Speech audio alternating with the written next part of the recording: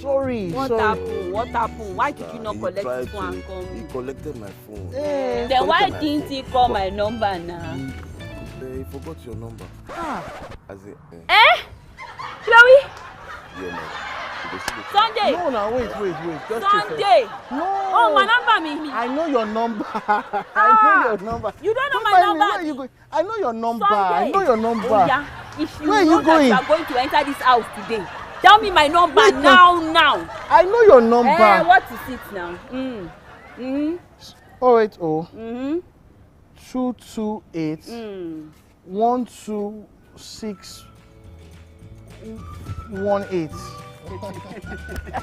You got it. You got it. You got my bank number. Wait now. Sunday, no. After all this year, Sunday, you don't know my number. I know your number. I know your number. You are going to sleep outside here today. No, you are going to enter this house today. No, I know your number. Sunday. I know your number. Is there call? Is there call? Yeah.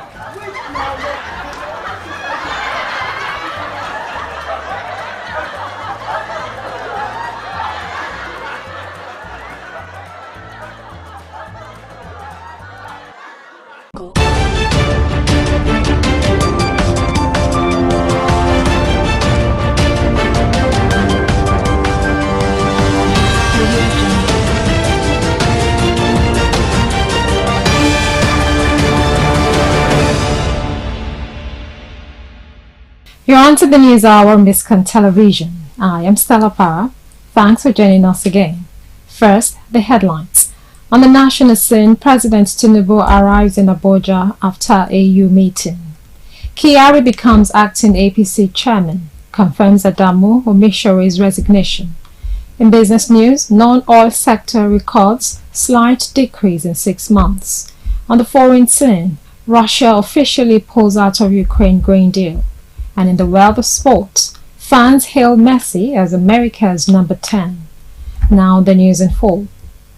President Bola Tinubu has arrived in Nigeria from Kenya after participating in the 5th Mid-Year Coordination Meeting of the African Union. President Tinubu on Monday departed from Nairobi, where he met with other leaders on the continent's last weekend. At the AU meeting, the president on Sunday said Africa could not attain integration and prosperity while Africans languished in pain and anguish. He reaffirmed Africa's unity and strength while strongly rejecting the notion of a new scramble for the continent. President Tinubu pledged to bear the responsibility of the office and run an inclusive administration of the regional organization. Now, the Deputy National Chairman North of the All Progressives Congress, Senator Boubacar Kyari, has emerged as the party's national chairman. Kyari succeeded Senator Abdullahi Adamu as the party's chairman after a National Working Committee meeting in Abuja Monday. Briefing reporters after the NWC meeting, Kyari formally announced the resignation of Adamu and Senator Yola Omishore as the party's national chairman and national secretary respectively.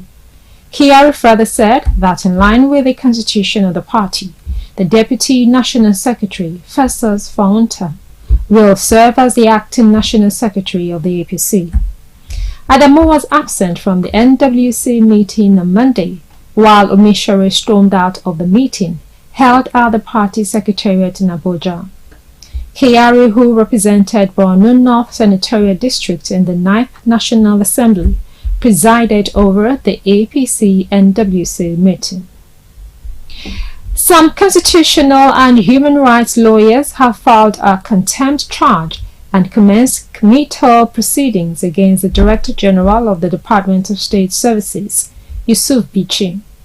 The move against Bichi, according to the lawyers, is as a result of a violation of multiple judgments and orders of courts directing the release of the suspended Central Bank of Nigeria Governor, Godwin Emefiele, from the custody of the agency. Led by Maxwell Opara and Ahmed Tijani, the lawyers are praying that the court commits Bichi to prison until he purges himself of the contempt. In the motion filed before the court for the issuing of Form 48 and Form 49, which are the forms to commence proceedings to commit a contemner to prison.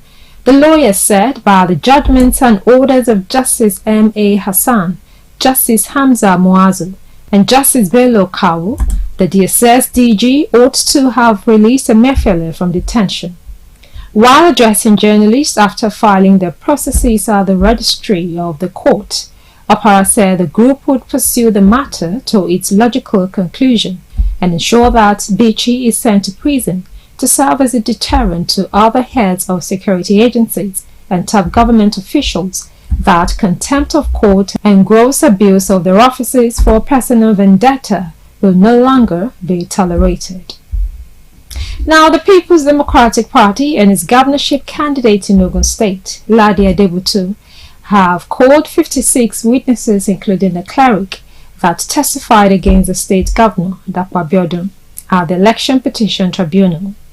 Adebutu and the PDP on Monday called additional 6 witnesses to prove his allegation of irregularities at the poll which Abiodun won. The lawyer to the petitioners, Godi Uche, informed the tribunal that he would call 65 more witnesses who were voters, party agents, and members of the opposition party. The witnesses were a 67-year-old pastor, Olorunwa Tunwase, a clothes seller, Kushimo Olamide, a trader, Ashimolowo Abike, Balogo Mohammed, Mulikat Akorede, and a photographer, Thomas Abiodun. The witnesses were from Ogun Waterside, Ado-Odo-Ota, and the Belkuta North local government areas of the state. The witnesses, while being cross-examined, told the tribunal that thugs invaded their polling units and disrupted voting and counting of votes on the day. The petitioners' counsel informed the tribunal that more witnesses will be called on Tuesday. The Hamidu Kunaza-led tribunal adjourned till July 18. We'll take a short break now, and when we come back, we'll bring you business news. Join us again.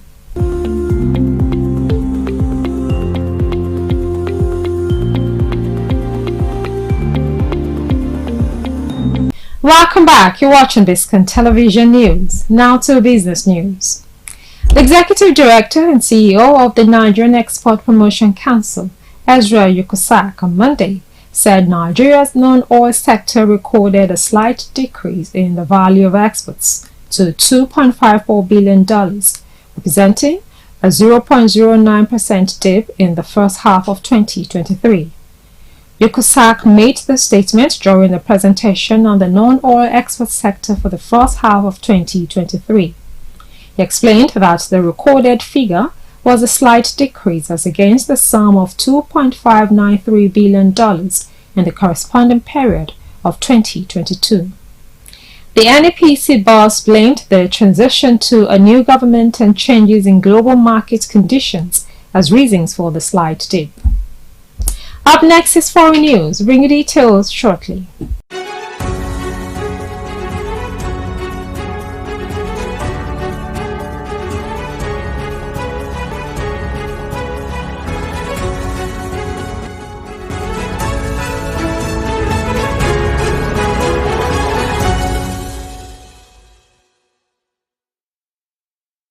Welcome back. You're watching Biscon Television News. Now to foreign news.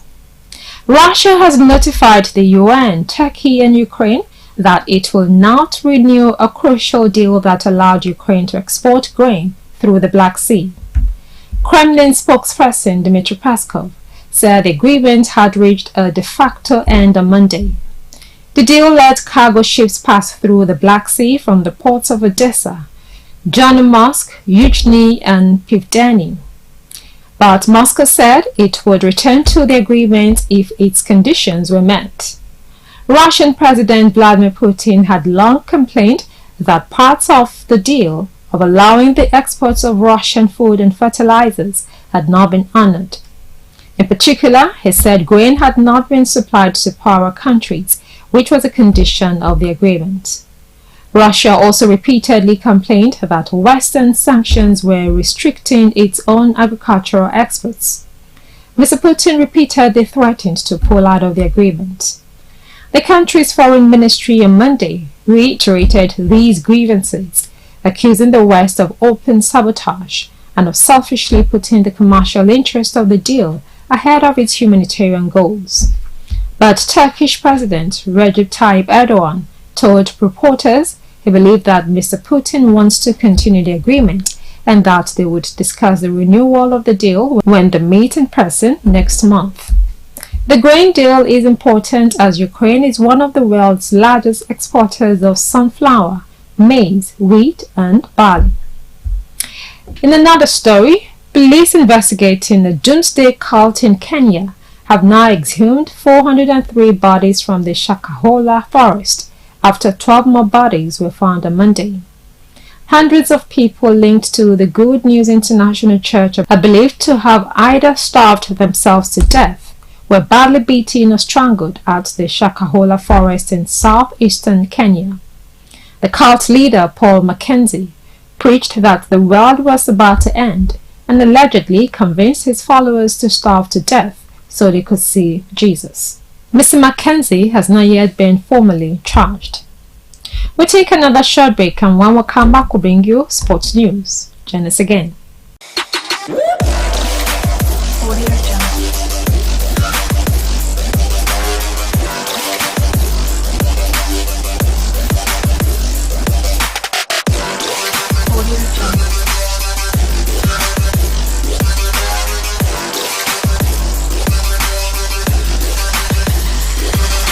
Welcome back. You're watching Biscon Television News. Now to the weather sports. At a damp but celebratory unveiling event on Sunday, Lionel Messi greeted his new Inter Miami fans as he was hailed by the club's owner as America's number 10. Miami's 20,000 capacity stadium was close to full, despite a huge thunderstorm just before the event to celebrate the arrival of the Argentine World Cup winner was due to begin. A massive tropical downpour forced organizers to delay the start of the unveiling, as fans took cover or waited out the rain in their cars. The event started around 2 hours later than originally scheduled, with wet but delighted fans chanting Messi's name as the lights dimmed on the venue. The club's co-owner David Beckham opened the ceremony by saying Messi's arrival was a dream come true. Miami's majority owner George Mas also noted that it is their moment to change the football landscape in the country, before introducing Messi as the new America's number 10. We take another short break, and when we come back, we'll bring you entertainment news. Stay tuned.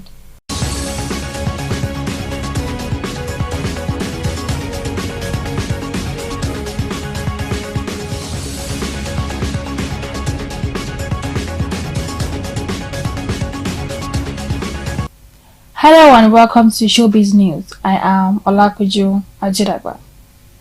The Public Relations Officer of the Police, SP Benjamin Hoyadin, has reacted to the murder of a young man by Trevboy. Former signee of Davido, Trevboy was declared wanted after allegedly killing a young man at a nightclub in Fadeyi, Lagos. Friend of the deceased with the Twitter handle took to his social media page to disclose that Trevboy shot and killed the man at the club. He further called on the police for the arrest of Trevboy. In a new development, SP Benjamin Hayden has reacted to the call for arrest as he disclosed that the police started investigating the issue after the incident. He disclosed that the suspect, Trevboy, abandoned his car and fled by foot. A well-known stand-up comedian, Chinebo Stanley, better known as Funny Bone, has trolled actor Yul Edochie over his drama with Judy Austin. Yul Edochie has become one of the most talked about celebrities on social media after he is married to his second wife, Judy Austin. A lot of social media users drag him and his second wife, Judy Austin, at the least opportunity. Funny Bone has also joined the train of trollers as he uses the marital scandal of Yul Edochie to mock him. A stand-up comedian, during one of his comedy stand-up, questioned veteran actor Pete Edochie if he is truly the father of the actor. According to him, Yul's attitude portrayed recently doesn't seem to match the attitude of his father, Pete Edochie.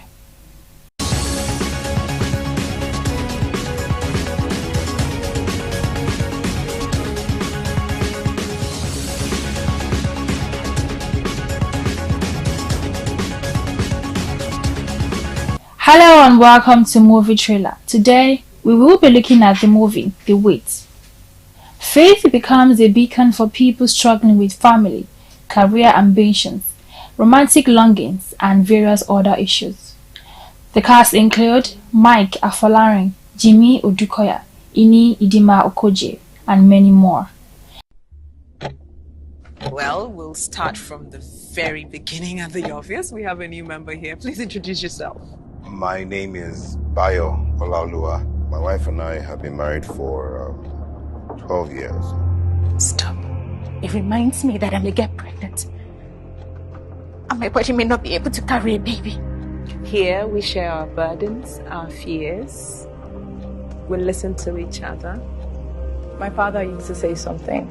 In his words, when you walk into your home, you don't just want to feel safe. You want to feel its welcoming warmth. Surprise! He's a great guy.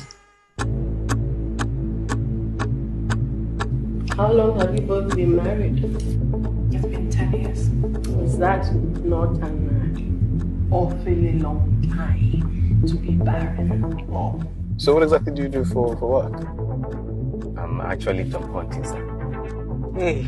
Take him out. Hey, okay, take me as your son. Oh, you think that makes you understand what it means to lose babies? 5 babies. Yes, it does! We need to find you a man. Time is ticking. Jackie, hey, you don't see they don't serve for papa. They see, you know they get you now. Have mercy on me. Today, it's husband. Tomorrow, it's a baby.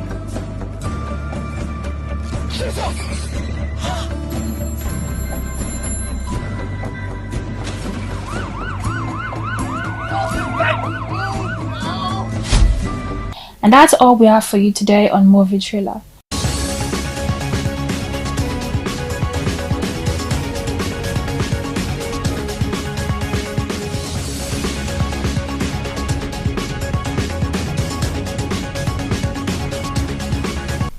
Welcome back. To end the news, here's a recap of the major points of the news.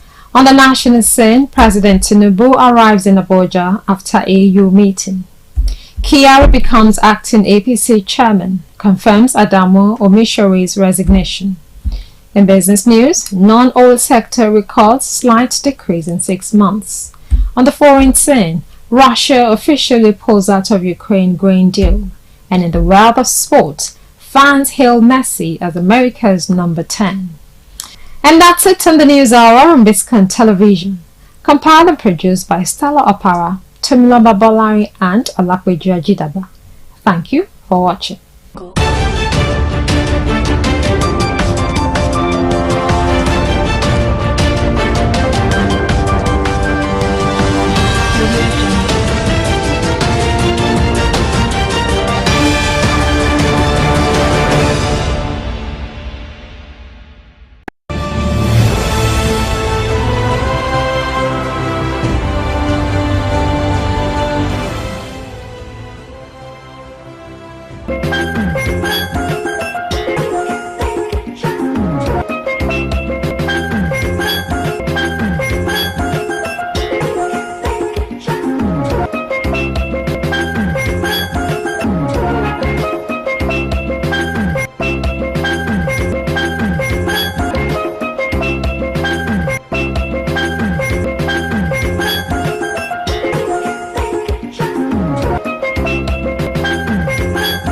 Is the breaking news of the moment. Biscon TV, the most exciting 24-hour general interest television station, parading cutting-edge programs in news, sports, politics, business, foreign news, fashion and style, entertainment and lifestyle programs, Biscon movies and more, has been moved to channel 144 on GoTV. Our programs begin daily with Biscon Breakfast Bubble (BBB), featuring newspaper review and interviews on trending issues. Biscon Roundtable is our daily discussion program on essential tips on life and living. Biscon TV broadcasts news 7 times daily from 7 a.m. to 11 p.m. Biscon TV can be watched in all parts of the country now on GoTV channel 144 and live streaming on Biscon TV on YouTube. Biscon TV live streaming on YouTube is the fastest growing, most watched 24-hour live streaming channel on YouTube. Remember, Biscon TV has been moved from channel 108 to channel 144 on Go TV. Biscon TV. Interactive, engaging, and unconventional.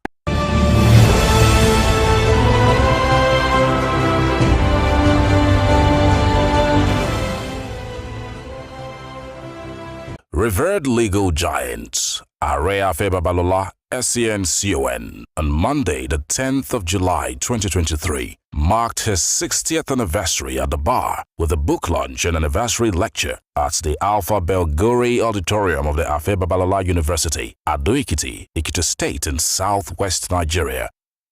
The nonagenarian and founder of Afe Babalola University, Ado-Ekiti, Abuad, was called to the Bar of England and Wales on the 9th of July 1963. The highly revered legal luminary has trained over 1,000 lawyers, produced 25 senior advocates of Nigeria, including several attorneys general at the federal and state levels, as well as judges up to the appellate courts. His law firm, Emmanuel Chambers, founded in 1965, is regarded as the largest in the country. An advocate par excellence, Are Afe Babalola has made outstanding contributions to Nigerian law and jurisprudence through his excellent advocacy in court and by authoring several law books. In attendance at the event, the celebrant and founder, Abuad, Are Afe Babalola, SCN, former President of the Federal Republic of Nigeria, Chief Olusegun Obasanjo, Governor Biodun Oyebanji of Ekiti State, His Imperial Majesty, Oni Adeyeye Enitogunsi, the Oni of Ife, the Ewi of Ado-Ekiti, Oba Rufus Adeyemo Adejugbe, Aladesomi III, the Alara of Ilara Kingdom, Oba Olufolarin Odukayode Ogusanwo, who is an in-law to Are Afe Babalola. The Emir of Ilorin, Ibrahim Sulu Gambari, was represented by Dr. Usman Abubakar Jos, former Governor of Ekiti State, Chief Segun Oni, former Commonwealth Secretary General, Chief Emeka Anyoko, the Vice Chancellor, Abuad, Professor Elizabetta Smaranda Olarinde, the Chairman and CEO, Biscon Communications, Prince Bisi Olatilo, Catholic Bishop of Ekiti Diocese, Bishop Felix Femi Ajakaye, Bishop Matthew Hassan Kuka, who was the keynote speaker, Mr. Femi Falano, SCN, Chief Solomon and Mrs. Victoria Awomolo, SCN, among many others. The program started with the national and Abuad anthems. The event featured a drama presentation on the life of the celebrant, Are Afe Babalola, by students of the Department of Performing Arts, Abuad, as well as a display of 11 memorable quotes of Are Afe Babalola and a special photo and video session with the celebrant, former President Chief Olusegun Obasanjo, and the quotes bearers. In his goodwill message, Chief Olusegun Obasanjo appreciated God for the special day, describing it as a day that God himself has chosen. He congratulated the celebrant for attaining such a significant milestone and described him as a brother, a friend, and a confidant. My dear senior brother, my dear friend, my dear confidant,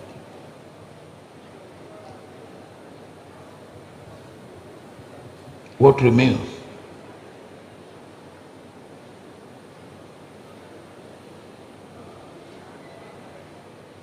What remains is more of what you have done. You have met this world at a point.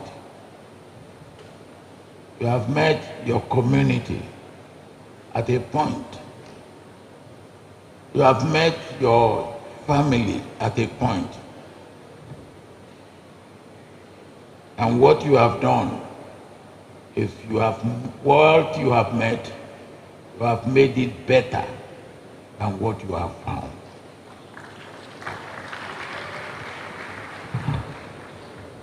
So your journey or your life is a journey. is not a destination. And the foundation, the edifices that we are putting on the ground will continue to be built out upon, even when,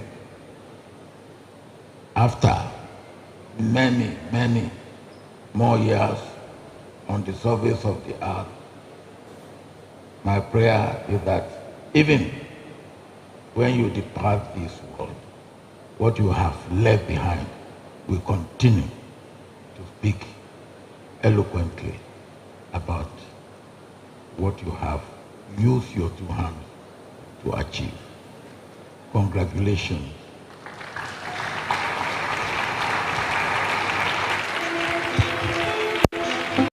In the remarks of Governor Abiodun Yebanji of Ekiti State, he congratulated and appreciated the celebrant for being a father to him, the state, and the entire nation, as well as creating hope for those who are hopeless. Daddy, I congratulate you. Thank you so much for what you are to humanity. Thank you so much for providing a platform for those that are hopeless to have hope. Thank you, Daddy, because I can stand here today as a governor of Ekiti State because of people like you. And one picture that always runs through my mind is the fact that the day we are going to Mbane for Pane in Akure to defend our request for state creation, a night before the presentation, Daddy drove him from Ibadan. We were in Kabiyesi Witch Palace. So I was one of the people that had the privilege and honor to go to his vehicles to pack the loads of books and everything, following him to a Witch Palace. And Daddy insisted that we are going to Akure tomorrow, but can we do a mock presentation? And I was asking myself, this man is an SAN, we are not knowledge, what do we know? He insisted that we just have to do a mock presentation, and he took comments from everybody. When we got to Akure the following day, Daddy's performance was unforgettable. And Daddy, that singular act of patriotism and commitment to your people gave us Ekiti State.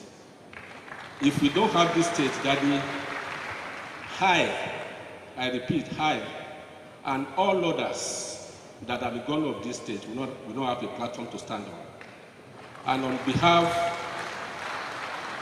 of those that have governed this state, that you provided the platform for, and those that will come after us, I say thank you.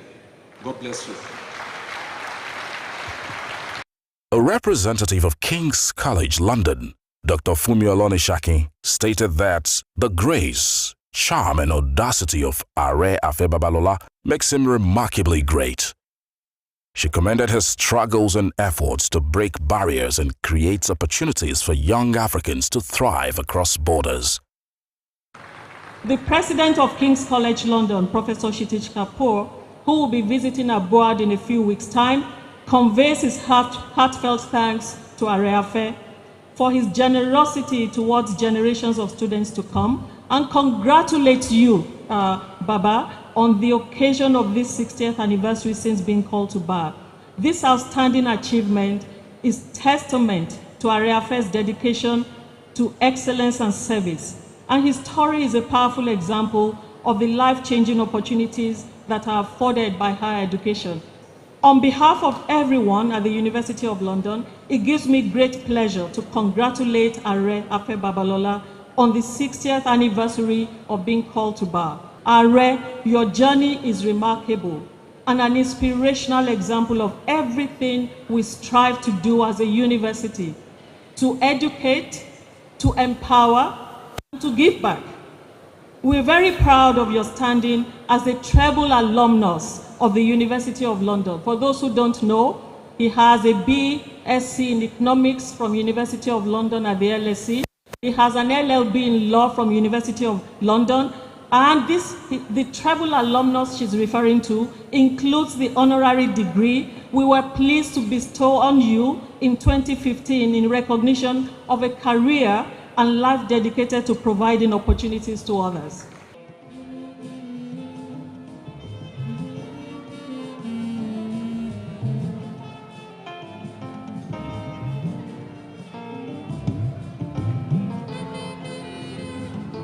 Head of Research, Durban University of Technology, South Africa, Professor Awana, spoke on the partnership between the institution and ABUAD. Professor Awana expressed admiration for the great leadership qualities of the celebrant and praised him for the willingness to always create opportunities for young people. We note as well that ABUAD is now ranked the best university in Nigeria, and that is something of great joy to us because we in DUT also, we are ranked #1 University of Technology in the whole of Southern Africa. We hope that your success will continue to serve as a beacon of hope for future generations. It is an honor to have you as a friend of DUT. We wish you all the best as you celebrate the 60th anniversary of your call to the Bar of England and Wales. We wish you all the best into the future. Thank you so very much.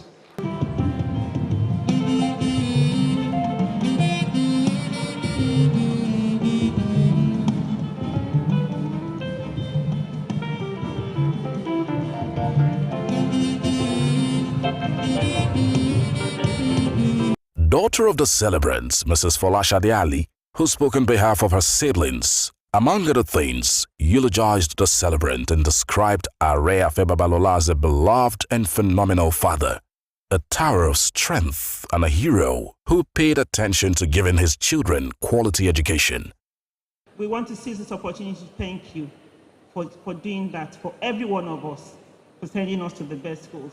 And this has given each and every one of us the opportunity for us to be who we are today. We have all created a niche and carved out the best so that we can give back to society in our own ways. And we thank you. You've taught us more than anything the virtues of hard work, of being humble, which I believe all of us are because of you. You're a humble man. You've given us more than anything, taught us how to respect others. Money doesn't mean anything to any one of us. You've taught us to be selfless and to be loving. Daddy, more than anything, what you've taught each and every one of us is to be independent and not to be dependent on anyone. And all of us are independent, despite the fact that you're a billionaire. Daddy, we admire you. We don't know how we can ever fill those shoes. I pray God will help us. You're an inspiration to so many. You are our role model, you're our father. I really, on behalf of all my siblings, want to say how much we appreciate what you've done for us.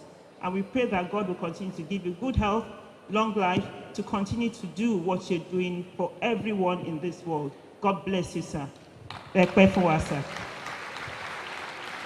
The Oni of Ife, His Imperial Majesty Oni Adeyeye Ogunwusi, described Are Afebabalola as a priceless elder statesman who is more than deserving of the honor and accolades. He said the celebrant is an example to the young and old by his selflessness and humility. We are all here to celebrate that I always say one man. If I have my way, I will hold this microphone for more than 5 hours to talk about Are Afebabalola. I know the students are murmuring. Are Afebabalola was very worthy of this celebration. A very priceless elder statesman. I'm very privileged to have a personal relationship with him. A personal relationship that I look forward to coming to ABUAD every time.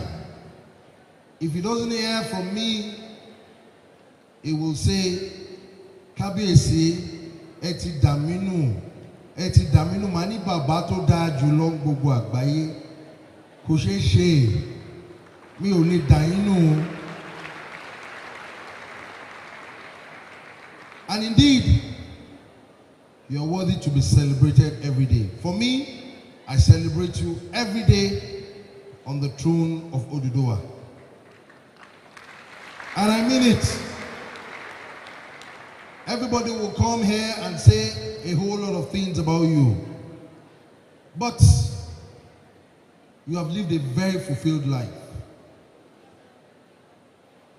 And you are an example to each and every one of us, young and old. The goodwill message of the Chief Justice of the Federation, Justice Olukayode Ariwola, was read by his representative, Chief Akinolujimi, SEN, who spoke on behalf of the proteges of Are Afe Babalola, who went through the portals of Emmanuel Chambers, established by the celebrant, described Are Afe Babalola as a philanthropist of note and a very intelligent legal practitioner. The high point of the occasion was the anniversary lecture, which was delivered by the keynote speaker, Bishop Matthew Hassan Kuka, on the theme, The Future of Constitutional Democracy in Nigeria, Imperative of a New Constitutional Order. We have come to a point in Nigeria where the federal government is spending money, consolidating prejudices, ethnicity, and deepening the cleavages of local classes. The result, of course, is that we cannot be a people. So when Nigerians talk about ethnicity and so on, it is because the government has not done enough to enforce that. Because if you insist that the vice chancellors because the impression that governments create is that we built this university for this community. So you go to many universities, as I said, the governors, even in state universities, the governors take pride in ensuring that only our son. And that is why the universities have become so convoluted in Nigeria. Every day strike, every day strike. Because people who are holding the reins of power, many of them are not eminently necessarily qualified. They are just qualified by virtue of religion, or they are qualified by ethnicity. So I close by saying Nigeria needs to grow, Nigeria needs to develop, Nigeria needs to democratize. But that it is important that to make Nigerians treasure democracy, to make Nigerians feel confident about democracy, we must appreciate that the democratization of development, that is that the federal government must make sure that it says it has a map that tells where citizens are. Because if you don't democratize development, you cannot develop democracy. So my conclusion is that the democratization of development leads to the development of democracy. Thank you very much. The panel discussion was chaired by Chief Olusegun Obasanjo and moderated by Chief Adeni Akintola, SEN. Members of the panel were Justice Munisola Abodunde, the President of the Customary Court of Appeal in Ekiti State, Chief Dr. Charles Owensuyi Edosuwan, SEN, Mr. Femi Falano, SEN, Mrs. Victoria Olufomilayo Awomolo, SEN, and Professor Damilola Olawi, DVC, Afe Babalola University. Chief Olusegun Obasanjo, in his submission, stated that most of the people and institutions that are supposed to ensure that constitutionalism and democracy thrive are the ones who undermine it. He said leadership requires character, knowledge, sacrifice, and fairness, stressing the need for better management of diversity through reforms in key institutions like the judiciary to foster true democracy. Leadership at all levels requires certain things. Character, understanding, knowledge, sacrifice.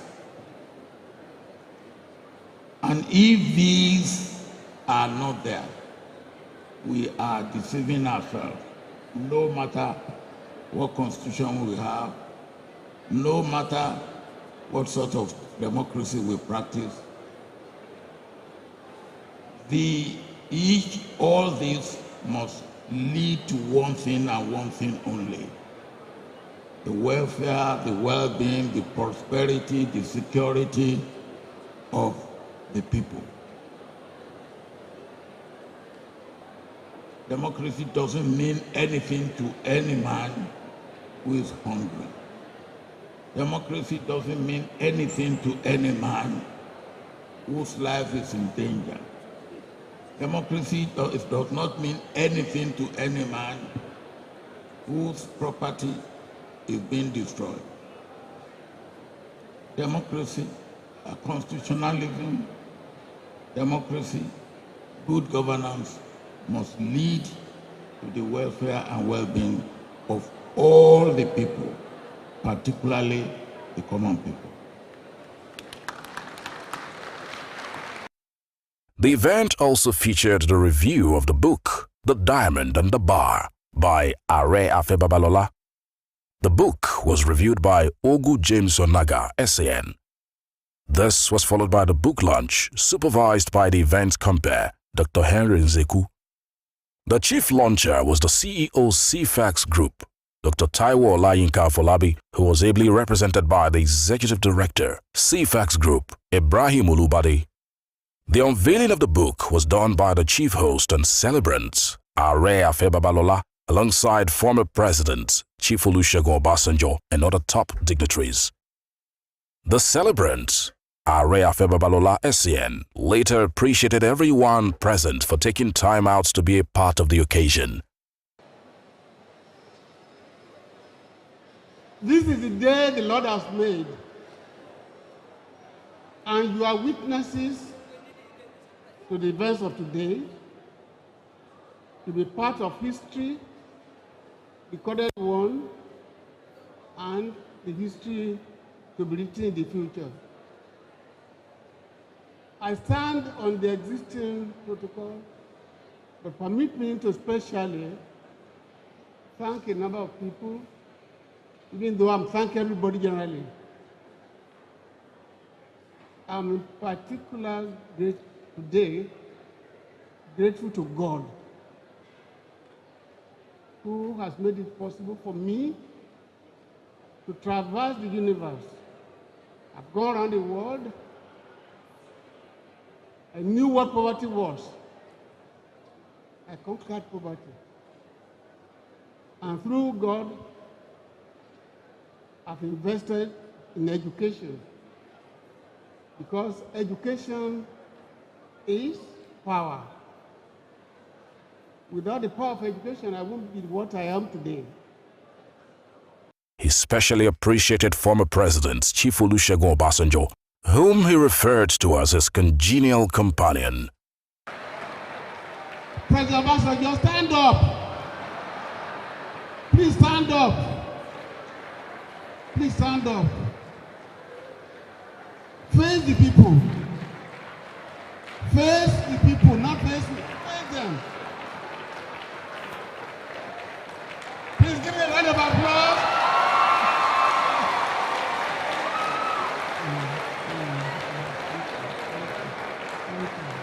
Thank you.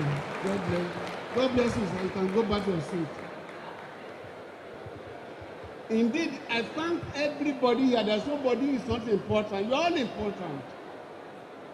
I knew what you went through to get to this place.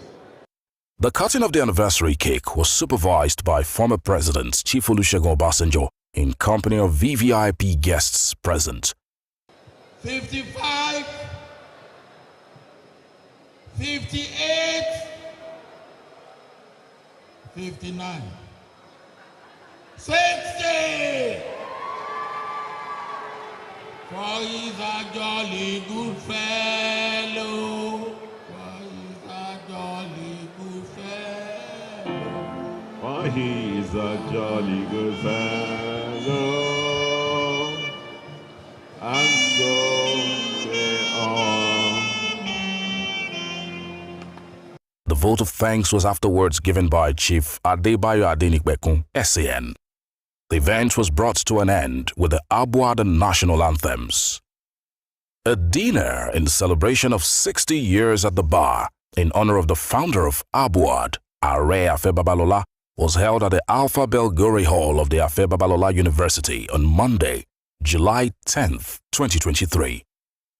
It was a gathering of family members, friends, and well-wishers from different walks of life who gathered to celebrate with a highly revered legal luminary and elder statesman, Are Afe Babalola. The dinner was attended by the celebrant and chief host, Are Afe Babalola and wife, Yeye Are Mudukbe Afe Babalola, former President Chief Olusegun Obasanjo GCFR, the Chairman and CEO Biscon Communications, Prince Bisi Olatilo, Vice Chancellor of Abuad, Dr. Elizabeth Smaranda Olarinde, Mr. Femi Falano, SCN, Chief Adegboyega and Chief Mrs. Olufunlayo Awomolo, SCN, among many others. In his remarks, former President Chief Olusegun Obasanjo appreciated everyone present for honoring the celebrant and enjoined all to eat, dance, and make merry. While we were doing the serious business, we were also relaxing. But this evening, it is relaxing with little or no serious business. Ẹni bá mọ jójó, á jó. Ẹni bá mọ oúnjẹ jẹ, á jẹ. Ẹni bá mọ àpárádá, á dá. But for all this, all that Ààrẹ has attained, has achieved,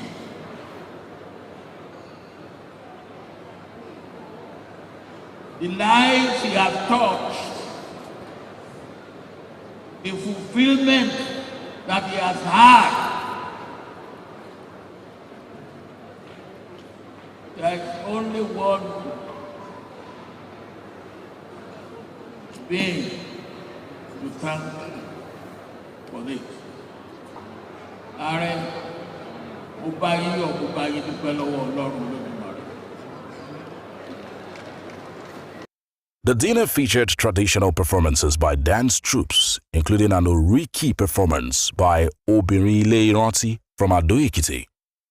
In the course of the dinner, testimonies were shared by products of Abuad. It also featured a special rendition in honor of Are Afe Babalola by Sharon Akomolafe and a dance session with all staff members of Emmanuel Chambers present at the dinner. The cutting of the cake was supervised by former President Chief Olusegun Obasanjo. 20.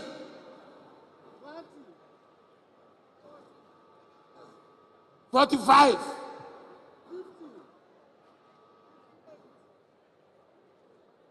$58.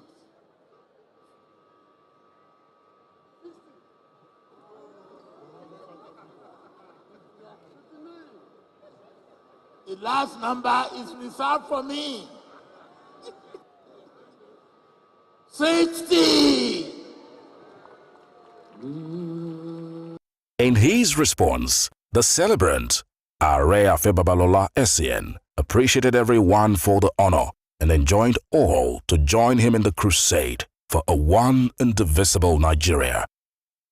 I wonder if Nigeria was like this when I was born, when I had to read in a classroom where there was neither a window or a door. In the night, I would have been kidnapped. Nigeria is going down, down, down, down. The principles. We need unity. And we cannot get unity unless we start with ourselves. We must love ourselves. And how do we do it? Nobody should think that it's worthy until he has invested in humanity. The largest amount of money you have in the bank, it belongs to the bank. It's not your money. Invest in others. Invest in humanity. I thank you for coming here to see what we are doing here. Let each and every one of us make it a point of duty today to join me and others on the crusade for one Nigeria. And you cannot get that unless you have an appropriate, and I repeat, an appropriate constitution. I'm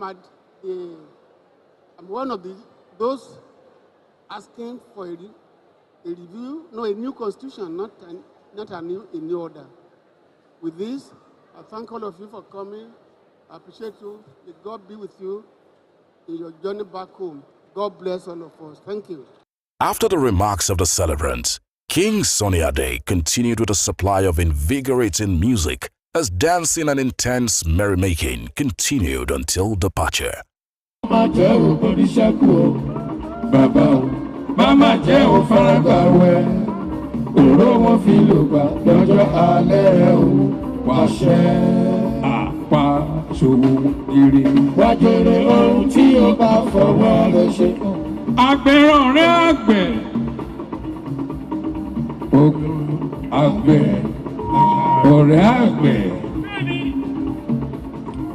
Ibẹ̀ bá ti rí lọ́ba sanjọ́ àgbẹ̀lẹ̀ rí ẹ̀.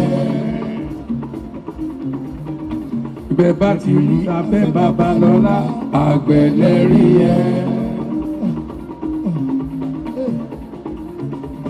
Bàbá máa pa mí máa gbá ta mi kò séwu lẹ́gbẹ̀rún rẹ̀ kọ́ra fàájú ọbẹ̀. Ẹni ròdò máa kó polisi àpáta. Gbogbo sí ṣáláńgá, òrẹ́ ní kọ́ndíṣẹ́. Ọbásanjọ́ kò wá iye ikú lóde. Ẹ̀wọ̀n ayé ọ̀yà. Kò wá iye ikú lóde. Ẹ̀wọ̀n ayé ọ̀yà. Ẹ wo tàkọ̀rí, ẹ wá wo tó kété lóko ìwájẹ. Àgbẹ̀ dáko ẹ̀. Ó dáko lóríṣiríṣi èrò oko ẹja burata. Biscon Communications congratulates Are Afe Babalola SCN on his 60th anniversary at the bar.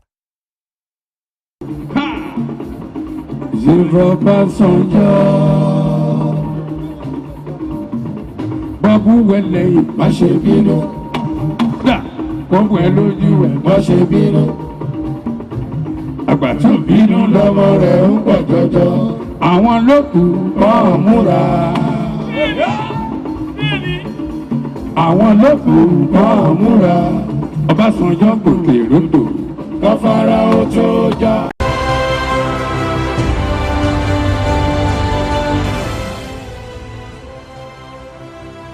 The service of songs for the late Otumba Michael Olashubumi Balogun, the Otumba Tuhashi of Ijebu land and Ashiwaju of Ijebu Christians was held on Wednesday, the 5th of July 2023 at the Harbour Point, Victoria Island, Lagos.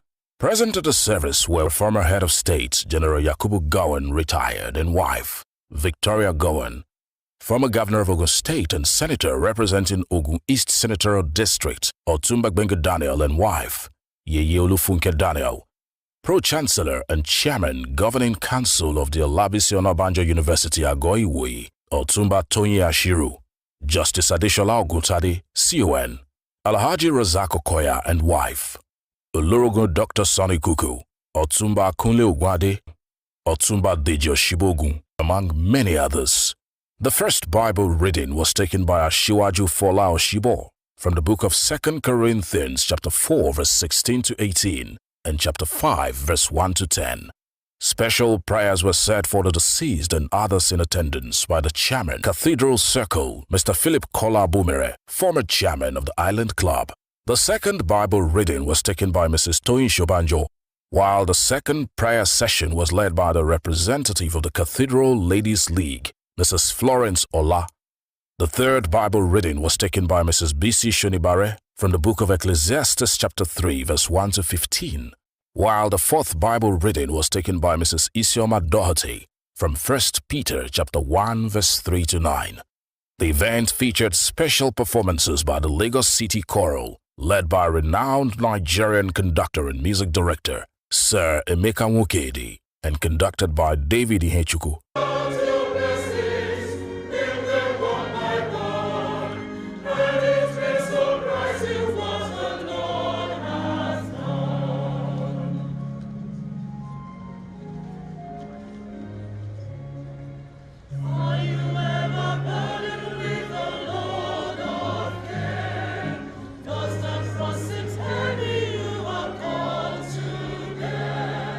Count your many blessings every day.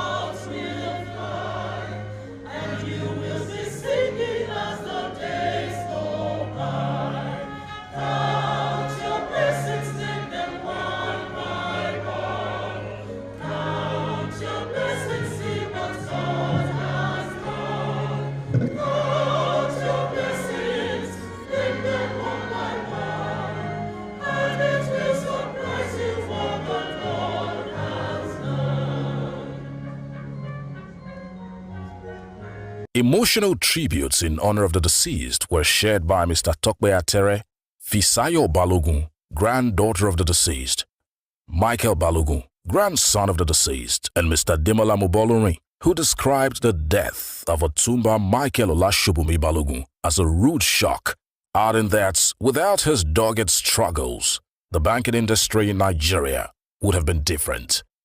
He represented many things to me in my life. Like many, I admired him. I was proud of our association. He was my role model.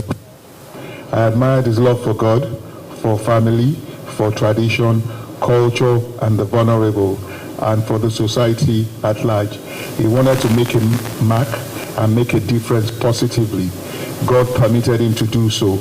He lived a good life. He showed genuine concern for family, paying visits, asking after my wife and children. Oftentimes, he extended invitations to my kids to come and see him and share words of wisdom. His love for my mother, his younger sister, was without doubt and indeed legendary. This was not the plan, but we can question God. A great man has gone to his maker. We mourn him, but remain thankful for his remarkable life and times of mother. Adieu, the great Otumba. My grandpa gave the love of many to us, and I'll forever love him for that. On this same day, the 18th of May 2023, exactly 26 years after he became a grandfather, my grandpa went to be with God. It's kind of special that Michael and I were the only grandchildren present for his last birthday in March, and he waited for our birthday to come before leaving us. I'm grateful for the 26 years I got of Grandpa's Sanusi. I pray for his soul and ask that God grant him eternal rest. I'm sad that there's still so much of life to live and he won't be here to experience it all with us. But I hold on to the time we had and my family members that are left behind, that we can continue to share in the joy he brought to this world and remember him for the good he did whilst on this earth. Thank you for the numerous memories I will forever cherish and never forget. I love you, and even though I used to pose, I wish I could give you one last peck. Faye Shayo, your accountant and royal twin one. Growing up, my grandfather always taught me one thing, that was to show love and respect to everyone, and that is one thing he did. My grandfather, before he passed on his birthday, always told me that you'll be blessed because you have so much respect for people, and that is what he taught me, to have respect for people. Grandpa, I love you and I miss you. I'm proud to have the same name as you, to share the same name as you, to be your grandson was an honor, and I have so much pride in being a Balogun because of you, sir. I love you so much. Everyone loves you. Everyone misses you. God bless you, sir. His death was a rude shock. I had met him a few days before his last birthday. And of course, we talked about the place where he danced. And they said it was his 100th birthday. It was fitting that that song was, I think it's what?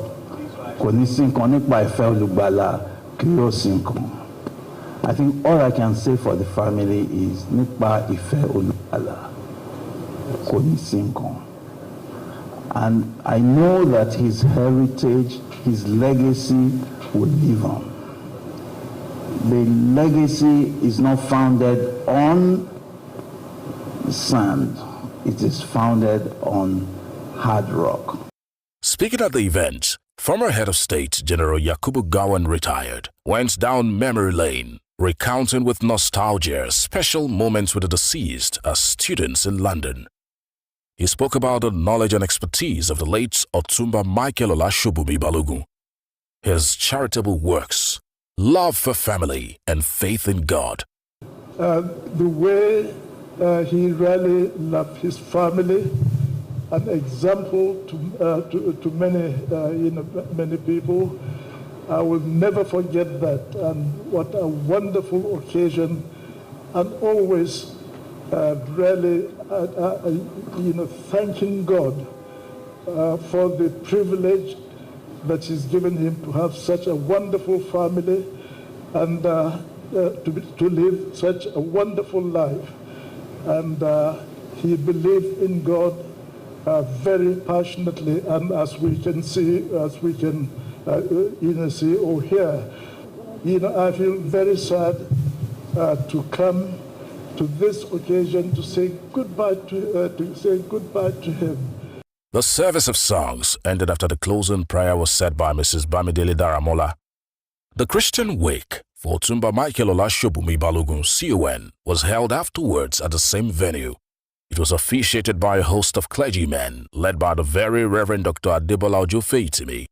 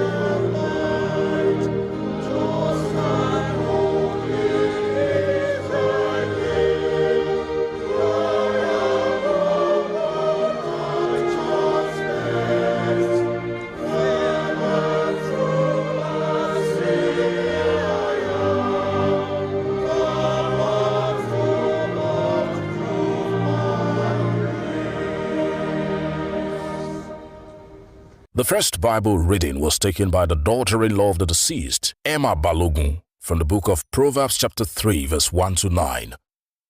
The second Bible reading was taken by Kemi Balogun, daughter-in-law of the deceased, from the book of Romans chapter 8 verse 31 to 39.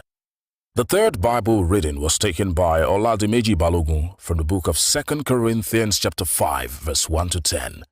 In his exhortation, the Very Reverend Dr. Adebola Ojofeitimi spoke extensively on the concepts of purpose, life, and death as three entities that define human existence. He described the late Otumba Michael Olashobumi Balogun as a man who lived a purposeful life, adding that he utilized his time effectively by spending it in service to God, as demonstrated by his acts of charity.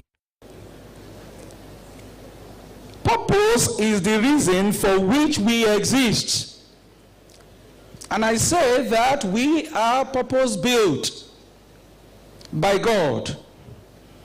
We were created by Him to fulfill something, to do something for Him. I want to thank God for the life and times of Papa. And I like the caption given to this celebration. If you look at the back of the pamphlet, is a life well lived. A life lived in the service of humanity and the service of God. A life lived on purpose and for purpose. Prayers for the family were led by Canon Fatikwe Emmanuel. The eulogy from the Senate President of the Federal Republic of Nigeria, Senator Godswill Akpabio, was read by former Governor of Ogun State and Senator representing Ogun East Senatorial District, Otumba Gbenga Daniel. Otumba Balogun was a true symbol of the Nigerian dream and deserves all the accolades. His life and legacy will be remembered for years to come, and he will be greatly missed by all who knew him. His contributions to the banking industry in Nigeria cannot be forgotten, establishing a banking culture of excellence. As a philanthropist, he carried out most of his activities through the Otumba Tunwaishe Foundation, OTF, especially in the healthcare sector. As a lover of children, he built healthcare institutions for children, including the Ijebu Digital Hospital, and of course, a fully equipped air-conditioned 40-bed children's center, which he donated to the University College Teaching Hospital. UCH, named Otumba Tunwashe National Pediatric Center. The Olori Omoba of Ijebuland lived a justified life with great respect and celebration of Ijebu culture and tradition. We must honor his legacy by continuing to work towards promoting his dream of the banking sector and supporting initiatives that promote economic growth and the development in Nigeria and across Africa. On behalf of the entire Senate and the National Assembly, please accept our heartfelt condolences. Yours sincerely, Senator Godswill Akpabio, CON, President of the Senate, Federal Republic of Nigeria. Thank you very much for the opportunity. The vote of thanks was given by son of the deceased, Jide Balogun. The Christian wake for the late Otumba Michael Olashobumi Balogun ended with prayers and benediction said by Venerable Adelagun. From Biscon Communications, it's farewell to Otumba Michael Olashobumi Balogun. 87. I remember the last time we had this with you was when you turned 80. Yes. And we took it to town.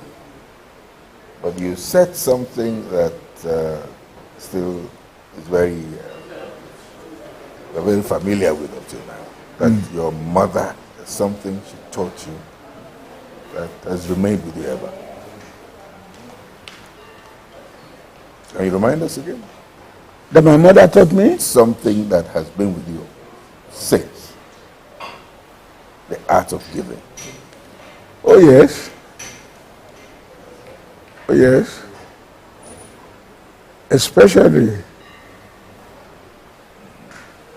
when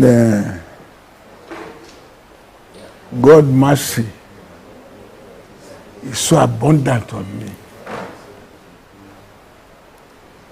I believe that the only way I can show appreciation to God is by giving at least a little bit of it back to the less privileged. This is why you're the messenger of God. Yes, yes. All right, sir. You just said something a while ago that some people are not even as old as you are, but they're not looking as fit as you are. Yes. What is that? What do you do to get fit? I do everything in moderation. Everything in the world in moderation. Everything. I don't know if I should ask, do you have any exercise regime at all? I do a little bit of it, not too much.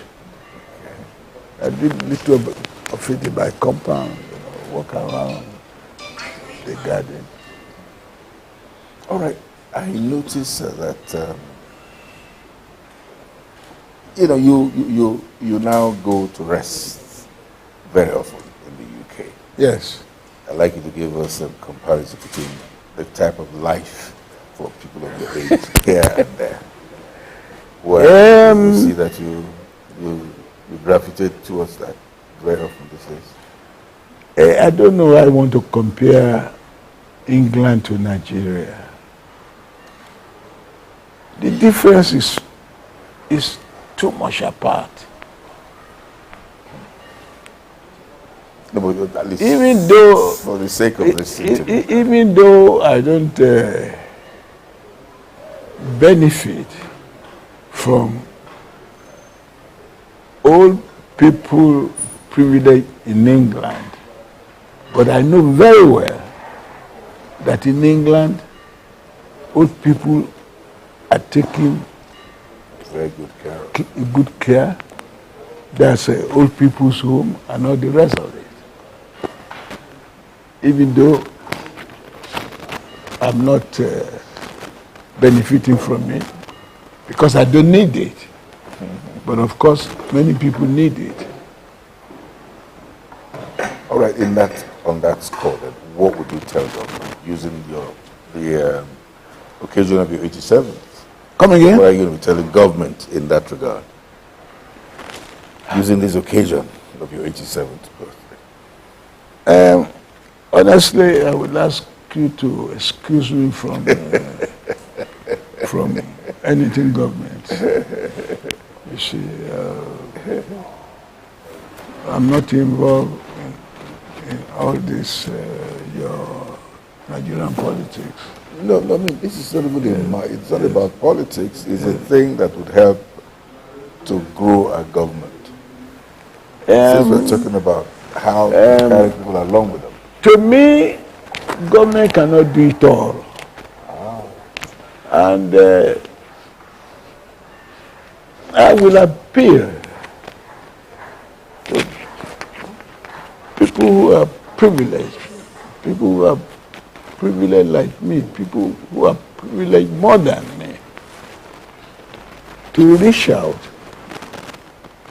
to let people like the less privileged, the old people, and all the rest of it.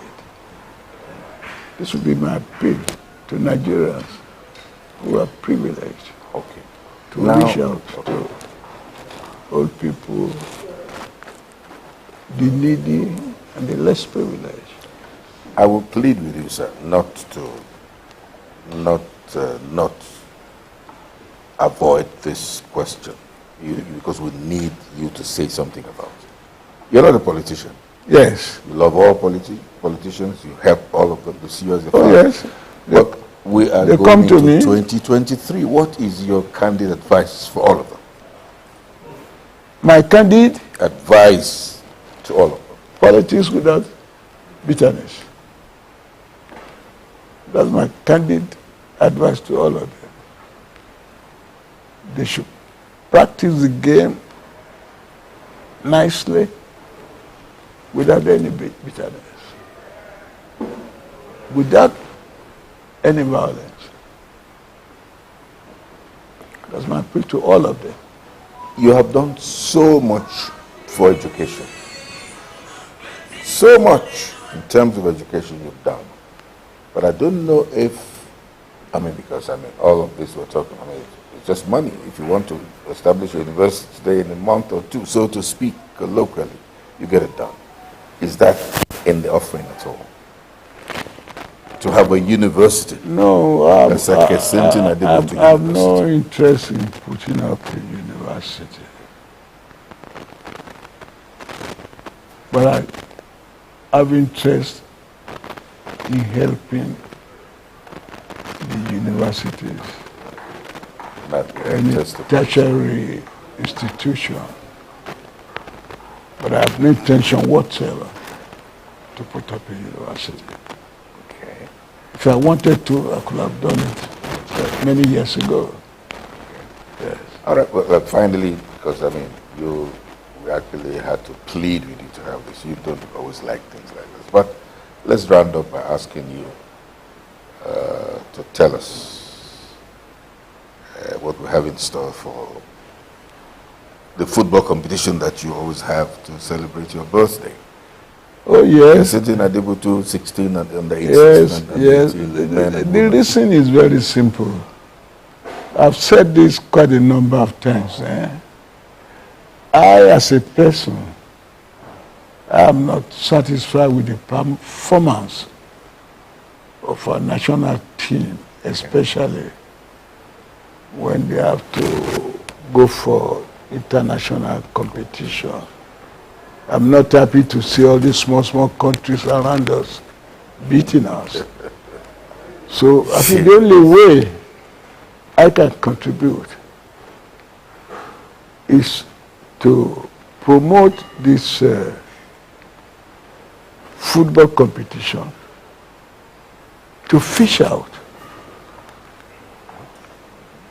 the best for the national team. And that's what I've been doing, to get them young. Okay, then the CAF that you established, that has touched the lives of so many people. Yes.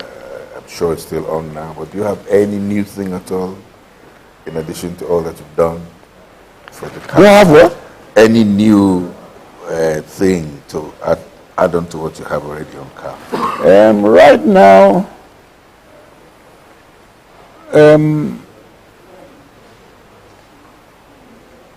in Lagos we serve everybody. But in particular, I have medical outreach 3 days in a month at Ikperu, which is my hometown. It is my wish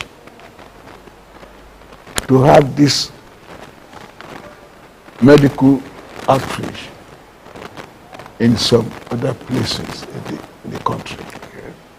And that's my wish, and I hope, God's willing, it will materialize. Let me, as we wind up now, congratulate you and thank you and pray for you that the Lord will continue to be with you, Amen. to extend your life, become very healthy. You took a very decisive decision to help when COVID came calling, you remember? Yes. And you gave so much in terms of, money and so on to state governments and so on. We'd like to thank you very much for that. Thank you. And that's the kind of thing I hear people say, and I just thought I should let you know that. Finally, your message to Nigerians. We're not talking politics now, or Nigerians generally. Let that be your birthday message. Well, my message to Nigerians that, especially the youth, they should learn to crawl before they walk. Nigerian youth that they're too much in a haste, which is not good for them. So they should learn to crawl before they walk. Thank you very much. Congratulations.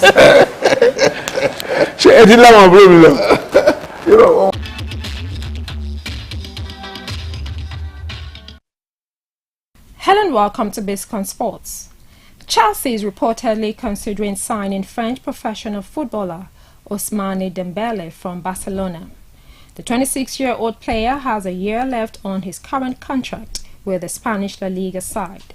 Football Transfers, however, reports that the Blues are making a shocking move to seal a deal with the Barcelona attacker, who has a €50 million release clause in his contract.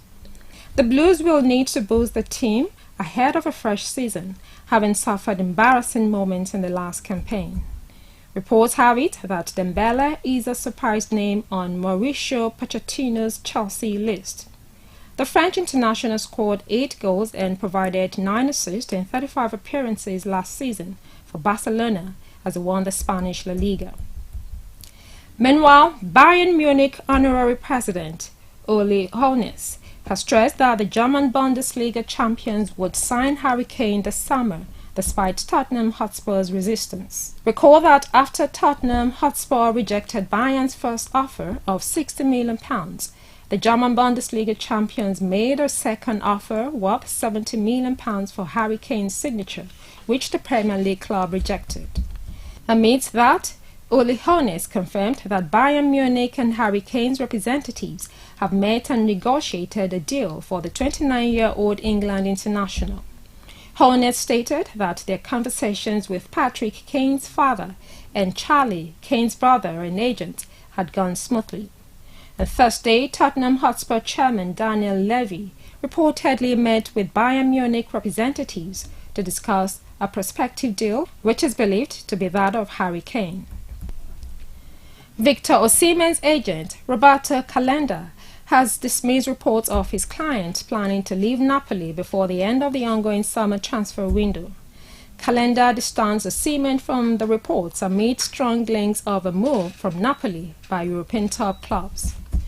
Osimhen, who led Serie A scorers chart last season with 31 goals in 39 games, is being pursued by a host of top European clubs, including Manchester United, Arsenal, Chelsea, Paris Saint-Germain, Real Madrid and Bayern Munich. He was instrumental to Napoli's first Scudetto in 33 years, and reports in Italy indicate that the Neapolitans are reluctant to let their prized asset leave this summer. To entice Osimhen to stay, Napoli has proposed to make him the highest paid player in the ranks. The offer has not stopped other clubs from trying to prize him away from Naples. Turkish Super League giants Fenerbahce have taken the lead in the pursuit of Leicester City and Nigerian midfielder Wilfred Ndidi. Ndidi is expected to leave the club following the relegation from the Premier League. While Celtic had shown interest in bringing Ndidi to Scotland, the financial aspect seems to be a stumbling block. Former Leicester City manager Brendan Rodgers, now in charge at Celtic, had sparked rumours of a potential reunion with Ndidi. However, reports indicate that Celtic would face difficulties financing a deal for the Nigerian midfielder during this transfer window. And according to Photosport, Celtic had withdrawn from the race. Now moving on to athletics. Irish record holder Rashida Adeleke has announced she is becoming a professional athlete. The Dublin runner said she is foregoing the rest of her collegiate career at the University of Texas, who she has represented for 3 years. Adeleke, 20, won the National Collegiate Athletics Association 400 meters title last month. That win, the first for an Irish athlete since 2006, moved her to 20th on the all-time women's 400 meters list. Adeleke is set to run her first race as a professional at the Diamond League in Monaco next Friday. Adeleke was a semi-finalist in the 400 meters at last year's World Championships in Oregon, and a month later went on to finish 5th over the distance at the European Champions in Munich. Olympic champion Jakob Ingebrigtsen broke his own European 1,500 meters record at the Silesia Diamond League in Poland. The Norwegian 22 won in 3 minutes 27.14 seconds, beating the record he set at Oslo's Diamond League meeting last month by 0.81 seconds. Kenya's Abel Kipsang was second in 3 minutes 29.11 seconds. European champion Ingebrigtsen is unbeaten this year as he prepares for next month's World Championships in Budapest. Ingebrigtsen is now the 4th fastest man in history over 1,500 meters. Now moving on to boxing, Alicia Baumgardner called out 3 other undisputed champions in Katie Taylor, Amanda Serrano and Chantal Cameron. After retaining her super featherweight titles on Saturday night. The American 29 beat Greece's Christina Linardatou 35 on points by unanimous decision in Detroit. She avenged her only defeat against Linardatou via split decision in 2018. Baumgardner took her record to 15 wins from 16 fights after scoring heavily in the opening rounds before hanging on her victory against Linardatou. She then hinted in her post-fight interview she will be willing to step up her weight division from super featherweight at 59 kilograms to lightweight at 61.4 kilograms to take on Ireland's Taylor. The Ohio-born boxer holds all the titles, WBA, WBC, IBF, WBO, and the ring at super featherweight, while Taylor, 37, holds all the belts at lightweight.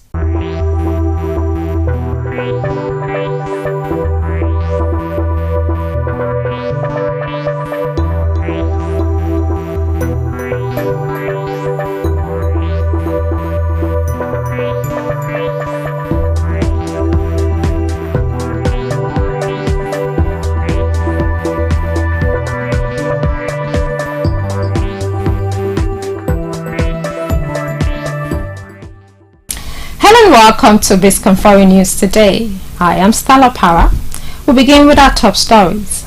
U.S. envoy Kerry calls for urgent action on climate at China talks. Dozens die in South Korea flooded tunnel and landslides. Canada wildfires. Second firefighter dies amid record blazes. And newlywed couple shot dead in Cameroon attack. We'll bring you details after the short break. Stay tuned.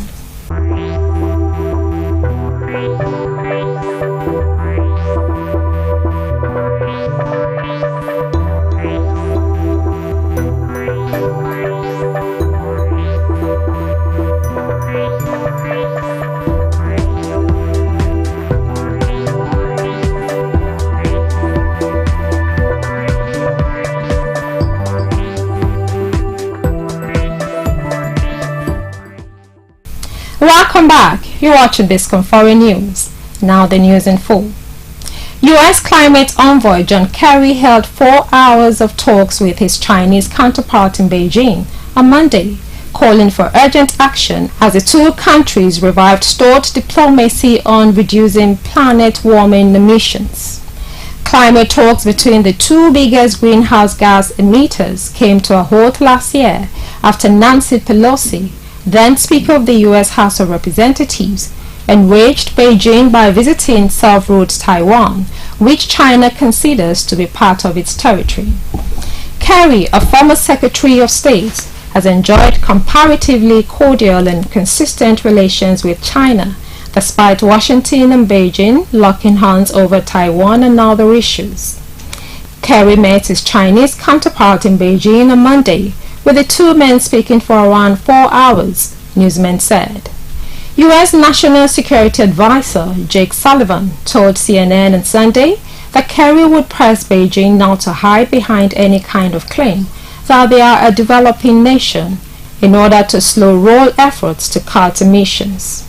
China has long used its official status as a developing nation to justify its high emissions, with Sullivan saying there is more work for them to do on that front. Now, at least 40 people in South Korea have died after a weekend of severe rains caused widespread flooding and landslides across the country.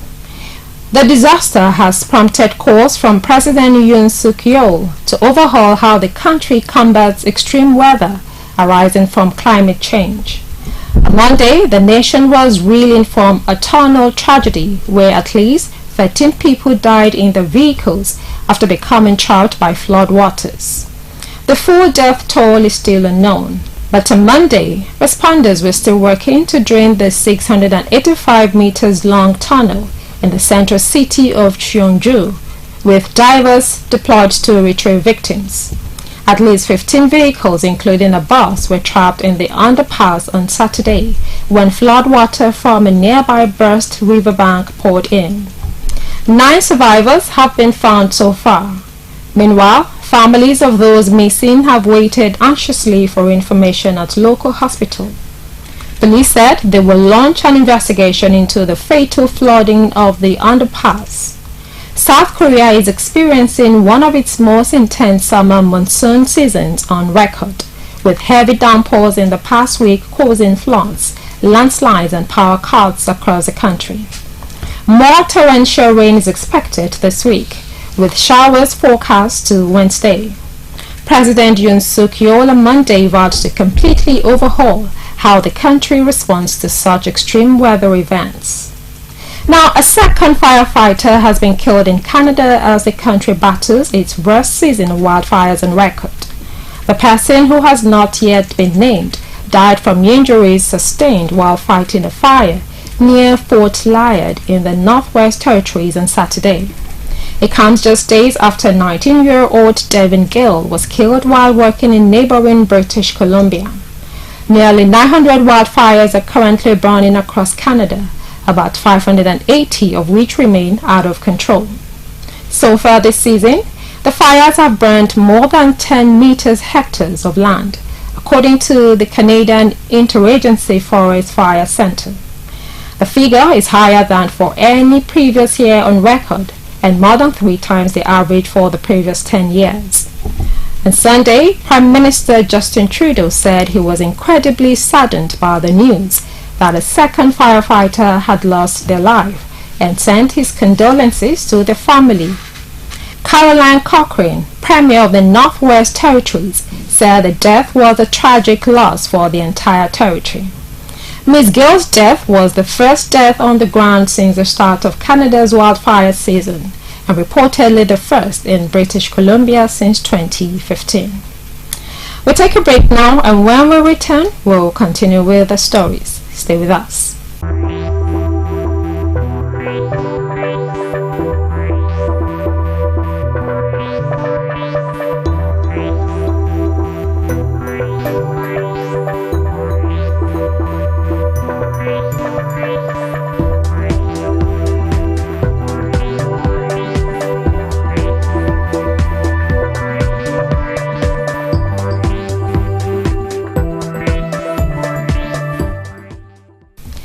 Welcome back.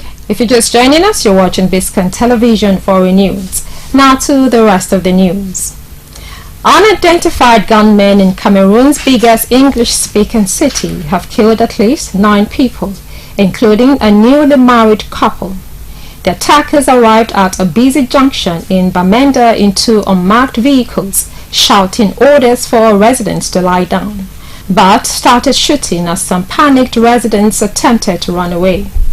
Eyewitnesses say gunmen accused the victims of being blacklegs, suggesting they were either collaborating with the government or not respecting the orders of the separatists. Rebels who want to create a new separate country called Ambazonia for Cameroon's English-speaking regions have been locked in conflict with the government since 2017, and Bamenda is one of their hotspots. A day before these latest shootings, troops attacked a residence in the same neighborhood of Nacho, killing 5 young men. The situation is rapidly deteriorating, with horrendous human rights abuses and atrocities being committed.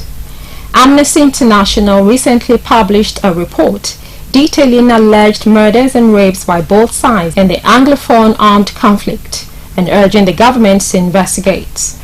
Although no group has claimed responsibility for the killings, some separatist Ambazonia leaders in the diaspora have been urging their fighters to go after those they brand as blacklegs without mercy. Now, away from that, the Russian security firm Wagner said on Sunday that hundreds of its fighters had arrived in the Central African Republic, CAR, according to a statement on the messaging app Telegram. At least 1,000 of the mercenaries have been based there since 2018. There's been uncertainty over the future of Wagner following its short-lived mutiny in June. Recent reports say about 600 mercenaries had left CAR. A company linked to the Wagner Group said the new arrivals would help provide security during a referendum in the CAR later this month, which will determine whether President Faustin Archange Touadéra can seek a 3rd term in office. In another story, a European Union has signed a partnership deal with Tunisia's President Kais Saied, partly aimed at combating people trafficking. Tunisia has become the main departure point for migrants trying to cross the Mediterranean to Europe. Announcing the deal in Tunis, European Commission President Ursula von der Leyen promised increased cooperation on border management and search and rescue operations. Italy's far-right Prime Minister Giorgia Meloni said it was an important step towards creating a true partnership in tackling what she called the migration crisis. Members of the European Parliament have called for the deal to be conditional on respect of democracy and the rule of law in Tunisia. President Saied dissolved Parliament in 2021 and has rewritten the constitution.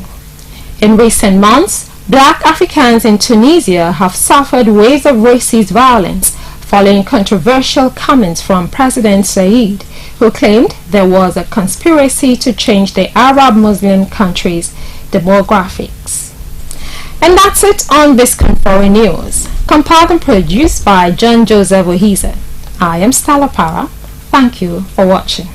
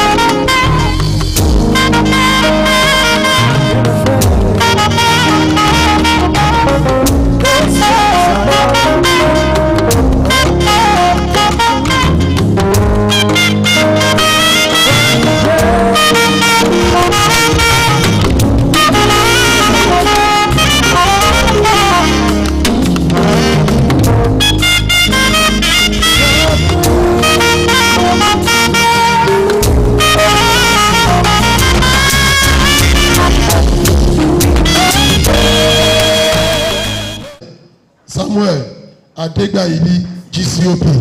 Please, let's appreciate Baba. He's always here. 12:31 p.m. is in the club. And you can trust him by 6 p.m. he's on his way out. Nothing stops him.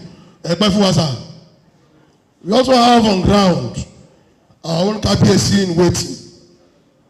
A past chairman in his own right, the man who moved, but our vice chairman also on ground here, starting from the man I called me Oniba Bode, barrister, S.O. Jegede, the past vice chairman in his own right. Me Oniba Bode, I greet you, sir. I also have the man who is in charge of the welfare program of the Island Club. But in talk in terms of charity homes and helping the needy and also the parents and children. We're talking of also a past vice chairman in his own right, Prince Kola Abumeri. And Adelano Adeshida, the Royal Social, and a past vice chairman. I'm sorry I jumped protocol. My guys on seats there. The vice chairman, the current vice chairman of Island Club, the Olotu Ologade of Lagos, Otumba Dichi Veracruz. That is the vice chairman of Island Club, the current vice chairman, and also the chairman of the planning committee of the 75th anniversary celebration. Quickly, we also have on the entourage of our minister, Mrs. Modupe Ogutuashe, the former commissioner for training and establishment. Please, let's appreciate her. I also have my own Egbon here too, Taufik Tijani, the former commissioner for energy. You're also welcome, sir. I have Dr. Yewande Adeshino, the former commissioner for health. He's also in our midst. Madam, you are welcome. And we have Mr. Toya Inde, the former commissioner for physical development. You're welcome, sir. I also have Mr. Cornelius Ojelabi, the former commissioner, rural. You're welcome, sir. Because that is our own chairman. Up here. Distinguished gentlemen of Island Club, you are all welcome. And I congratulate all of you, including the representative of the president, because he is a member of Island Club. All our guests, today is a special day to us. Our club is 75th today.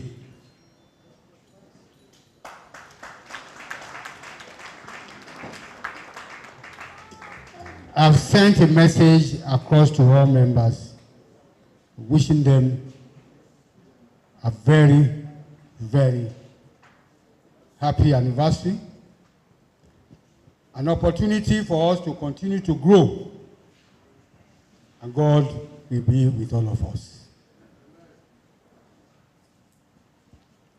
On behalf of the trustees, management committee, and entire members of the Island Club,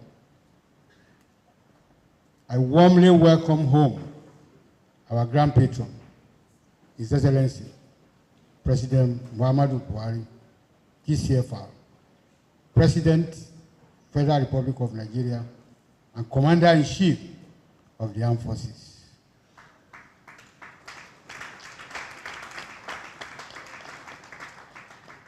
I remarkably welcome home to our brother, friend, respected patron, and three-star minister, His Excellency, Mr. Babatunde Raji Fashola, membership number 6492, SAN.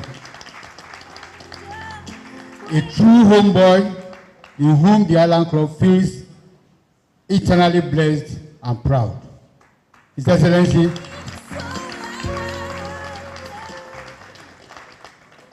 His Excellency, you are representing us very well, and we are proud of you. Can we give him a round of applause, standing ovation, please?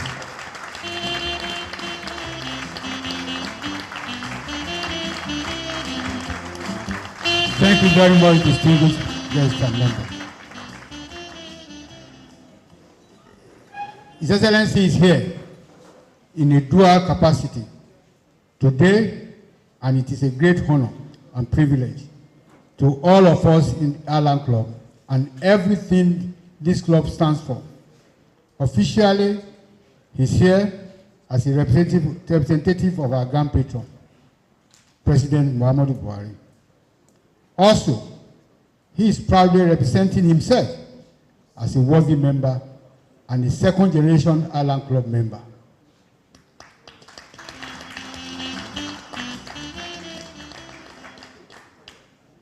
Distinguished guests, ladies and gentlemen, the purpose of this special lecture cannot be lost on any of us. It is simply in the Island Club's tradition of being the foremost social club in Nigeria and always seizing every critical and strategic moment to interrogate and cause public examination into key elements in our nationhood. We are indeed always proud to take and play this leading role, and I'm officially reassured that even today, Mr. President, through his well-appointed emissary, shall do justice to the subject, which is nation building and institutional development, lessons for Nigeria from the Island Club at 75. And that topic is a customized topic that we will all enjoy and has direct impact on this club, on its member, and on the environment. Distinguished guests, ladies and gentlemen, welcome once again, and do have a good time and enjoy the lecture. I wish you well. Thank you very much. Please. Distinguished Grand Patron and President, Commander-in-Chief of the Armed Forces, Federal Republic of Nigeria, His Excellency Muhammadu Buhari, GCFR, ably represented by the Honorable Minister of Power Works and Housing, His Excellency, former Governor of Lagos State, my own boss, former boss now, Mr. Babatunde Raji Fashola, SAN.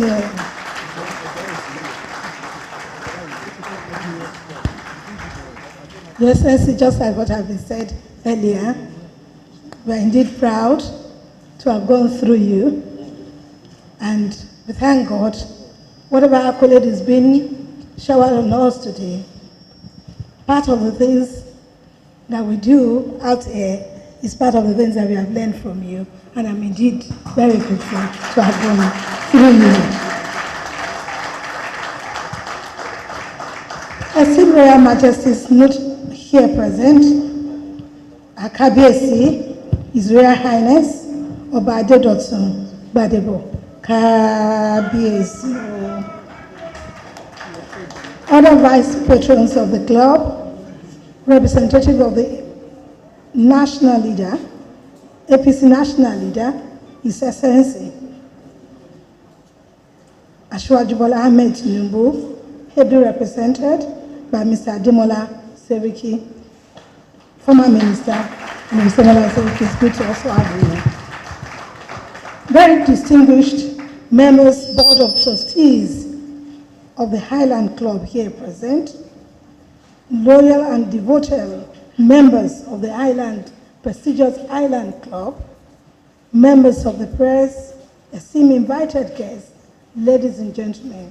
It's indeed my pleasure to be here this morning representing His Excellency, the Governor of Lagos State, Mr. Akinwumi Ambode, who could not be here because of other assignments to which he had earlier been committed to. But I've directed that I should be here to present, to felicitate with the Island Club. Distinguished ladies and gentlemen, I then go on to read the address of His Excellency the Governor to this distinguished audience. It is a pleasure for me to join you all, distinguished members of the Great Island Club, to celebrate the 75th anniversary of this great club. I felicitate with the President, Chief Olabanji Oladapo, the Grand Patron, Board of Trustees, the elders, and the entire members of the Island Club on this historic occasion. Today, we celebrate the enduring legacy and vision of the founding fathers, whose ideas for the founding of this club was anchored on the need to promote unity among people of diverse background and persuasions. This is aptly encapsulated in the club's vision, which is to promote good fellowship and interracial harmony. Over the years, this club has played and continued to play key roles as a major stakeholder in the social economic development of our dear state. This occasion, therefore, provides an avenue for us as a government to commend your contributions and selfless service in both public and private capacities towards moving Lagos State forward. On our part as a government, we will continue to accord pride of place to social clubs in the state because we believe they have very important roles to play in ensuring social stability, promoting understanding and cooperation, which are critical to economic growth, prosperity, and general development. Distinguished ladies and gentlemen, I especially want to appreciate the President, executives, and members of the Island Club for the immense support this administration has enjoyed since inception. I thank you for supporting our policies and programs and for using this club as a platform to key into our vision to build a state that will be a pride not only to our nation, but also the sub-region and the continent. You are assured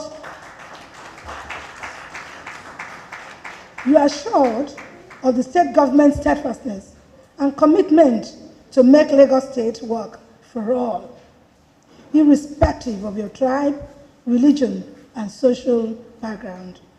Once again, I congratulate you all on this historic celebration. I wish you success in all your endeavors. Happy anniversary and God bless. Distinguished ladies and gentlemen, I will equally not leave this podium without acknowledging the presence of my co-compatriots, class 2011 to 2015, commissioners, special advisors, and of course board members who are seated. To all of you, I say good morning once again and wish all of you the best.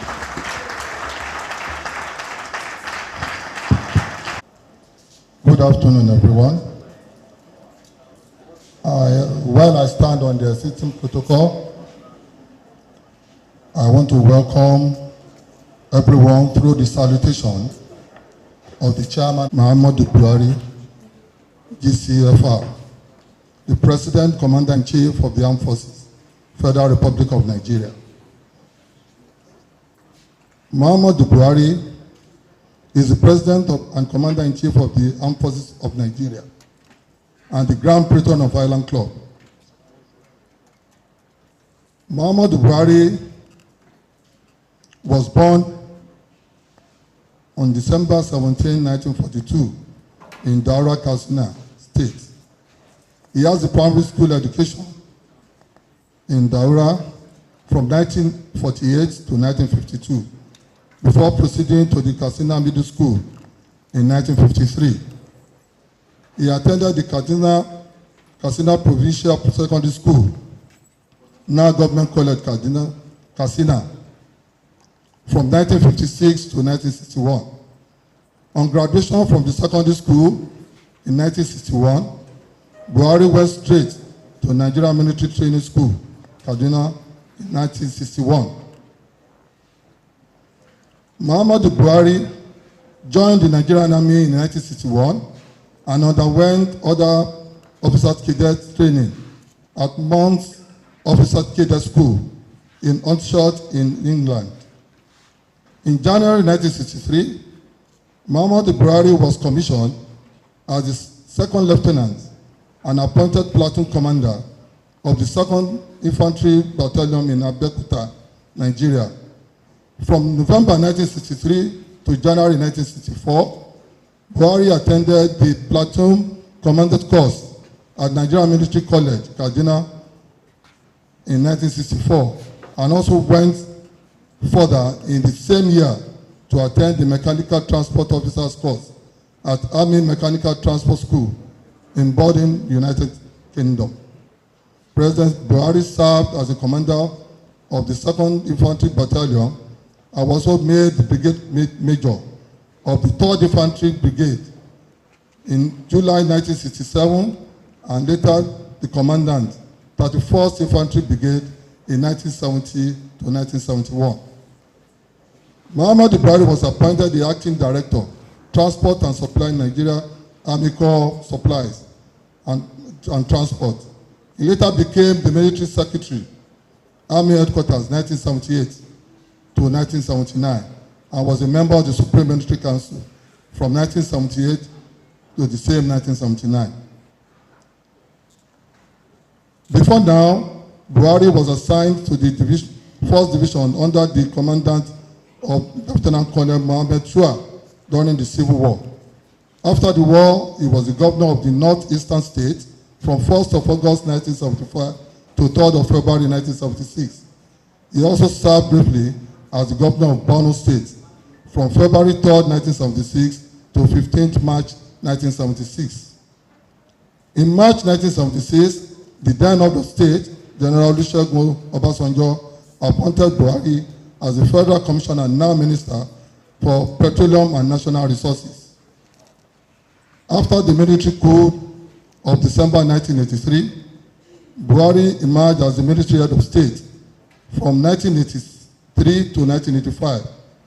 During this period, he mounted up the fight against corruption, particularly through the arrest of some politicians. He was also the one that gave the enduring legacy of war against indiscipline. Why? The then General Buhari was overthrown in a coup d'etat by General Ibrahim Babangida. On his retirement from the army, he went into farming. He was later appointed the chairman of Petroleum Trust, PTF, a body created by the government of General Sani Abacha and funded from the revenue generated to increase in the price of petroleum products. To pursue development projects around the country, he was adjudged to have managed the revenue resources very well. In 2003, Buhari ran for the office of the presidential election as a candidate of the All Nigerian Party, ANPP, but he was defeated by President Olusegun Obasanjo of the People's Democratic Party. In March 2010, Buhari left the ANPP for the Congress of Progressive Change, CPC, as a foundation member. He ran for the presidential election in April 2011, along with President Goodluck Jonathan of People's Democratic Party, PDP, Malam Nuhu Ribadu of Action Congress of Nigeria, ACN, and Ibrahim Shekarau of ANPP. He again lost, but he remained an hero of his vocal opposition to corruption. We all remember that in 2014, presidential election came up again. Buhari ran as a candidate of All Progressive Congress Party, APC. His platform was built around his image as staunch anti-corruption fighter, and his incorruptible and honest reputation. In March 31st, 2015, President Buhari emerged as the President of the Federal Republic of Nigeria, and the incumbent President, Goodluck Jonathan, called Buhari on to offer his concession and congratulations for his election as the President. Buhari was sworn in May 29, 2015, in a ceremony attended by at least 23 heads of state and government. His administration has vigorously fought against corruption. Excellency, in his own right, Mr. Babatunde Fashola, the Federal Minister of Power, Works and Housing. You are welcome, sir.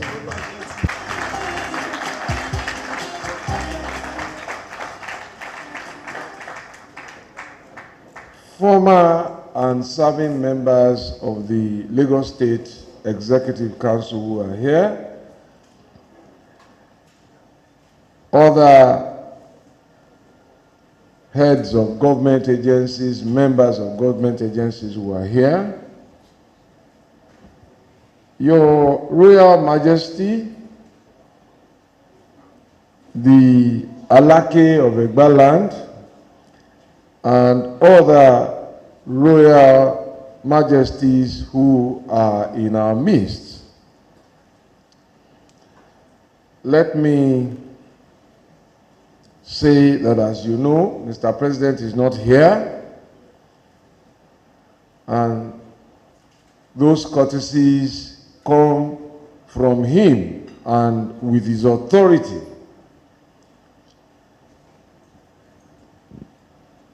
Let me say that I am happy to be back home and to be back in the club.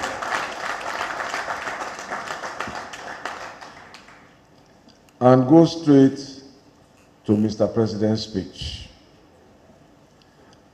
Permit me, Mr. Chairman, members of the Management Committee, worthy members of the Island Club, eminent Nigerians, to open my speech with words of congratulations and felicitations to the Island Club, to her leadership team, comprised of the Management Committee, a body of trustees, and her body of members on this occasion of the 75th anniversary of the club.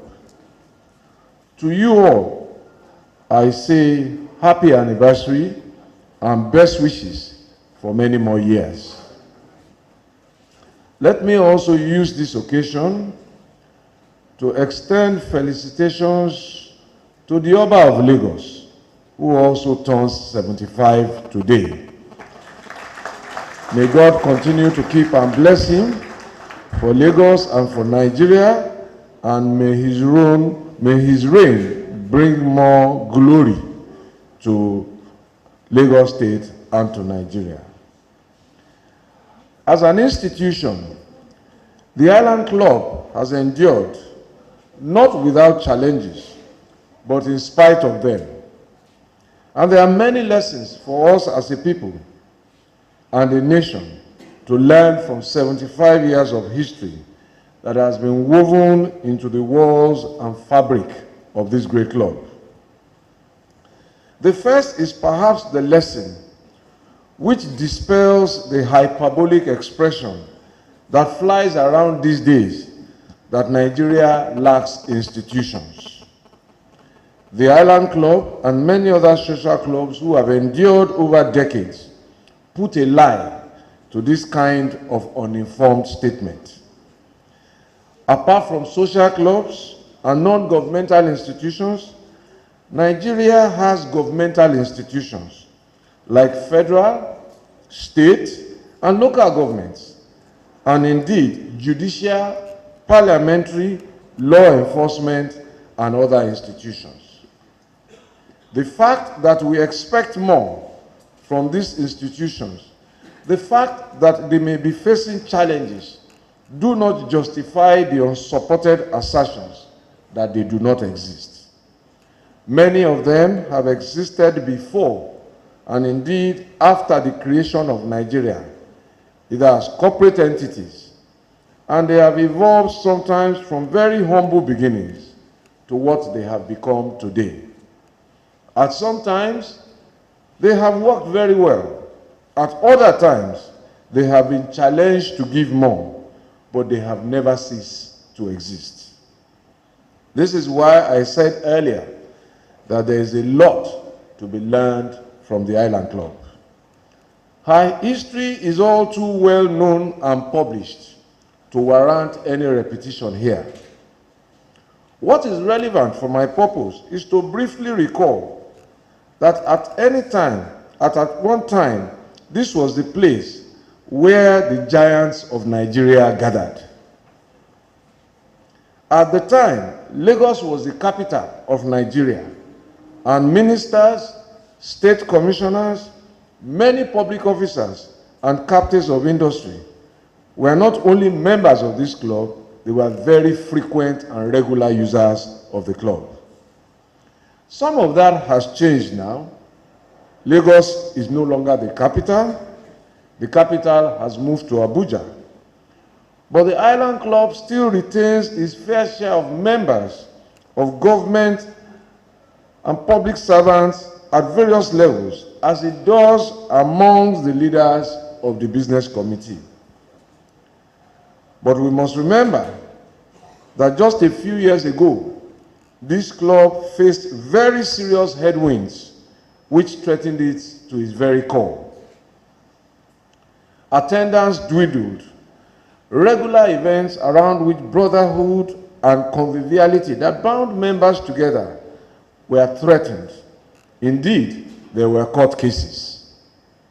In the end, the storm calmed. Island Club went through a very tedious and I dare say very painful process of change. And here we are at a glorious dawn, which now heralds many possibilities.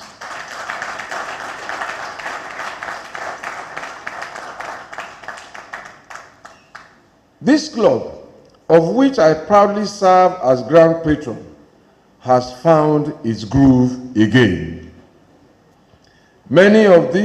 Because of this process of change, I can confidently now predict that the Island Club will be here for another 75 years and more.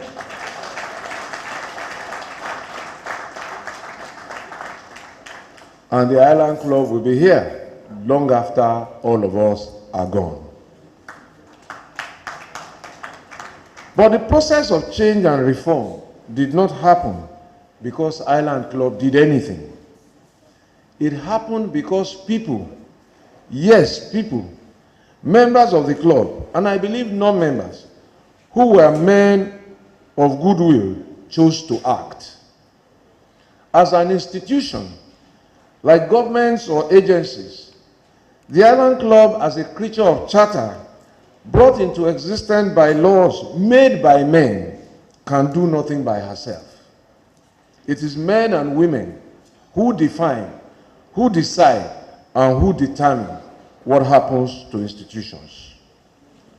When institutions do well, it is men and women who are entrusted with authority over that institution who have done well, and the same is true vice versa. This is one important lesson to learn from Island Club's history. At the time of perhaps the greatest crisis, the men entrusted with the fortunes of this club did not abdicate.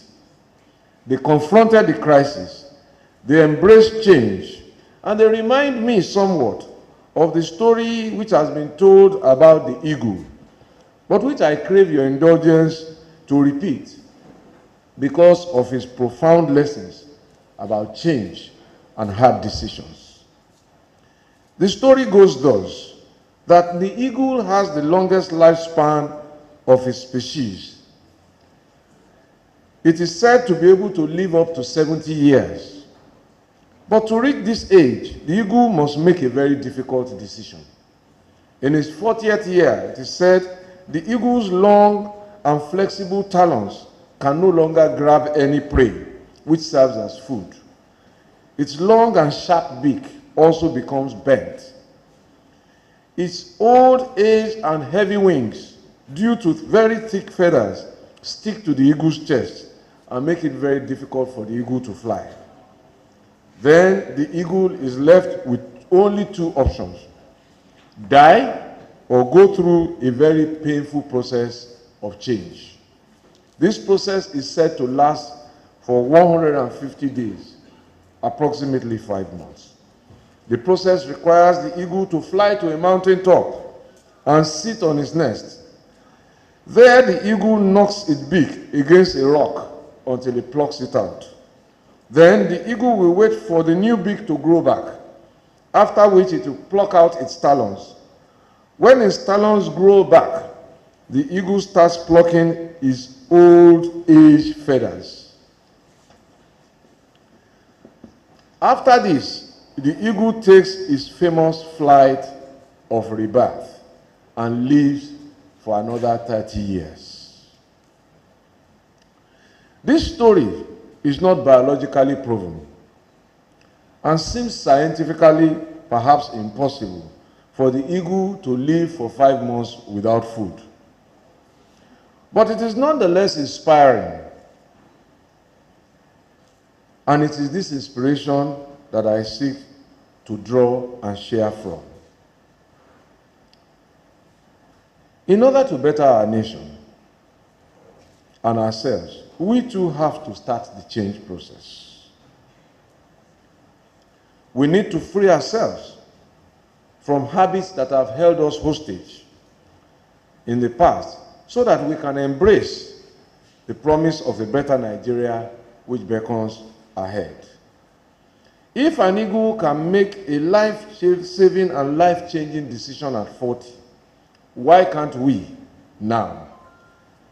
In order to take on a new journey ahead, we need to let go of our negative and limiting beliefs. When I took office on May 29, 2015, on the basis of the mandate that you generously gave me as your president, one of the challenges I had to deal with was Nigeria's food security risk. With so much arable land, we were entirely dependent on others to feed ourselves, especially for staples and grains. We were spending about $5 million daily to import rice that could be produced in Lagos, in Ogun, in Abia, in Kebbi, in Sokoto, in Jigawa, and many other parts of Nigeria. In the past, we had initiated laudable programs like the Operation Feed the Nation and the Green Revolution, which were aimed at securing our food supply and empowering our people.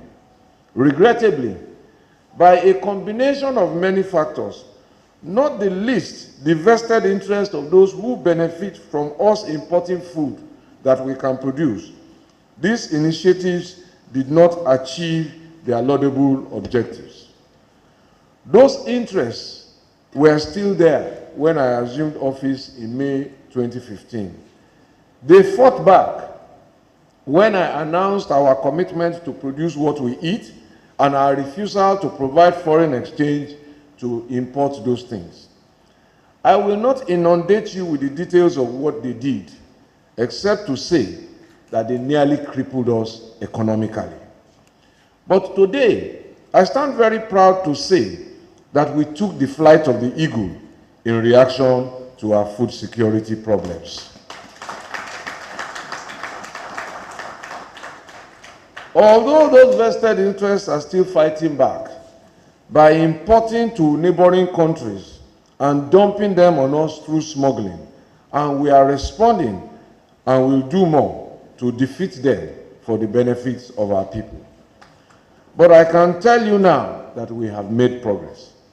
Not only have we created millions of new rice and wheat farmers who are not only self-employed, they themselves are now employers. We intend to move this forward and retain the full benefits of what we have created, not only by expanding the number of farmers, but by developing the value-added chain of processing and ultimately building the base that leads us to full industrialization. This is one of the reasons why I am offering myself to serve you for another term. Manufacturing is a key driver of employment, and wealth creation is largely dependent on agriculture, as it is on power supply, reliable transportation infrastructure, about which I will speak shortly. But before I leave the subject of manufacturing, let me say that our modest efforts are beginning to yield results, as shown by recent reports of the National Bureau of Statistics, which shows increased growth in the manufacturing sector. Let me say, therefore, that as far as our institutions are concerned, it will require us all, men and women of goodwill, right-thinking and well-meaning Nigerians, to get involved, to participate, to play our roles, and do our level best in the way that the members of the Island Club have done, in order to change what we do not like and create what we want.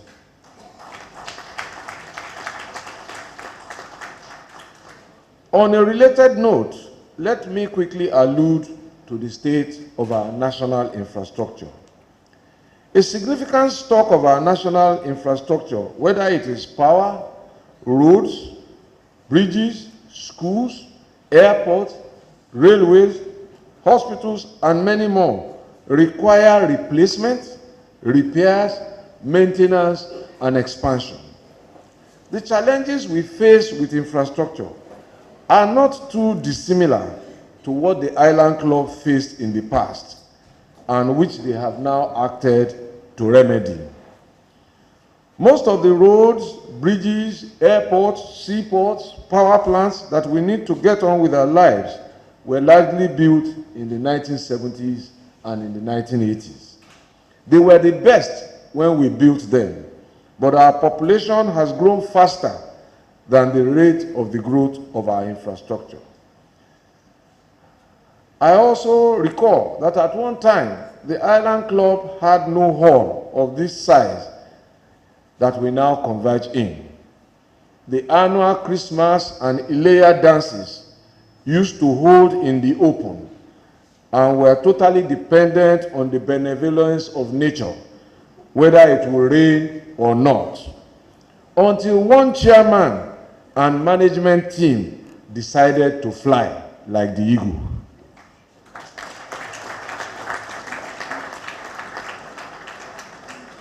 At the time they took the flight of change to bring down what remained of an old and clearly inadequate infrastructure, they did not have the resources to build this hall, but they had a lot of belief and a lot of resolve. And because of their commitment to change, we can now converge in this hall without fear, whether it rains or not.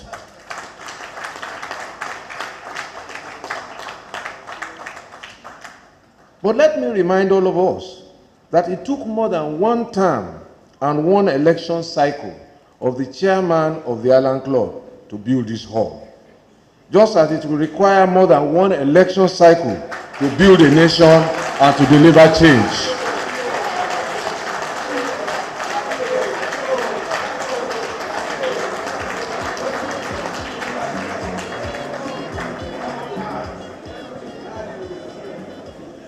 Indeed, just this morning, the chairman of the Island Club flagged off the model of the new car park at the back. But if my recollections serve me well, the foundations for that car park were laid long before his tenure. And if my recollection is accurate, his tenure ends sometimes in March next year. So it will take more than his election cycle to finish what he has started.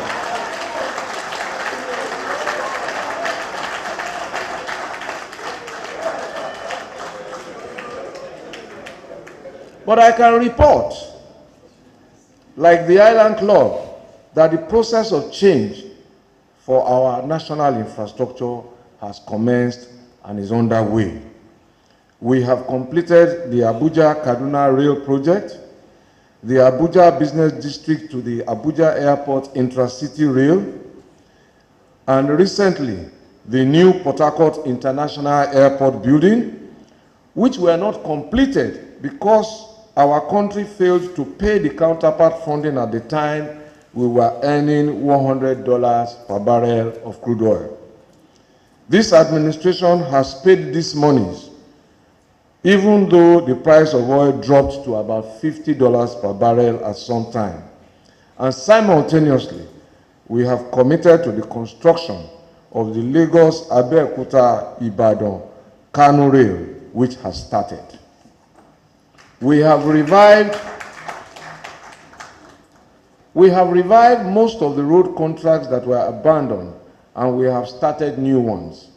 And I can say to you confidently that there is no state in Nigeria where our government is not constructing at least one road today.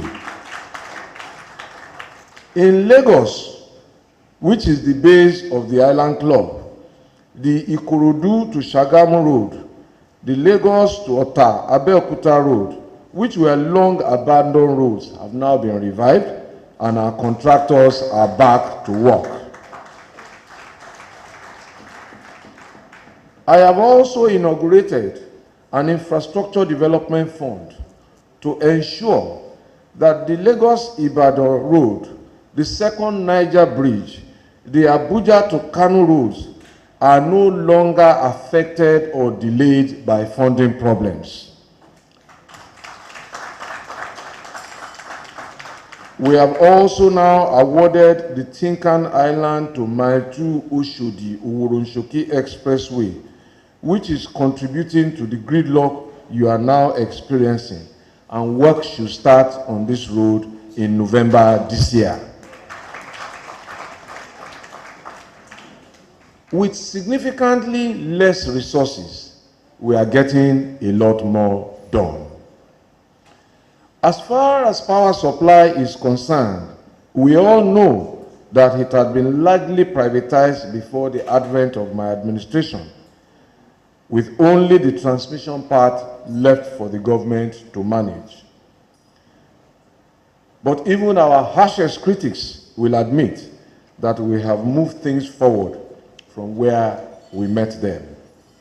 A significant number of Nigerians admit that the hours they run their generators, the amount they spend on diesel and petrol to power their generators is reducing.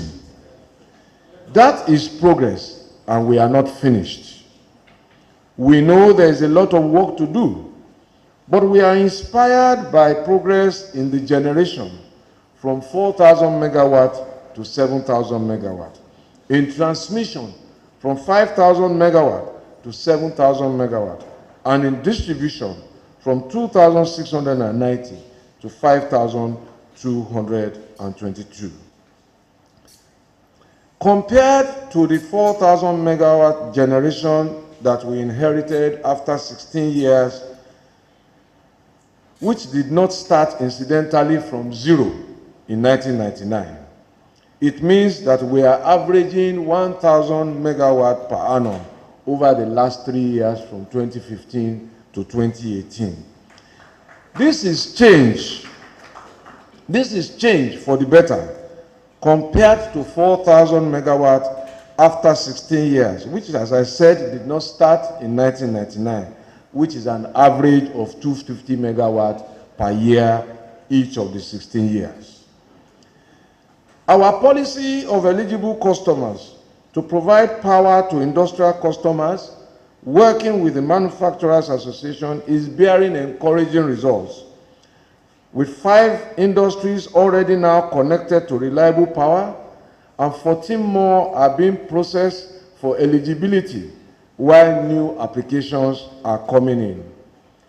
The policy of meter asset providers to facilitate increased supply of meters excited 103 applications, out of which 80 no objections have been issued to those businesses. And with this, we expect to see ultimately a decentralization of the supply and installation of meters. As you all know, the only thing that stands between policy, impact, and results is time. We can only now wait to see how the solutions we have designed trickle down and bear fruit.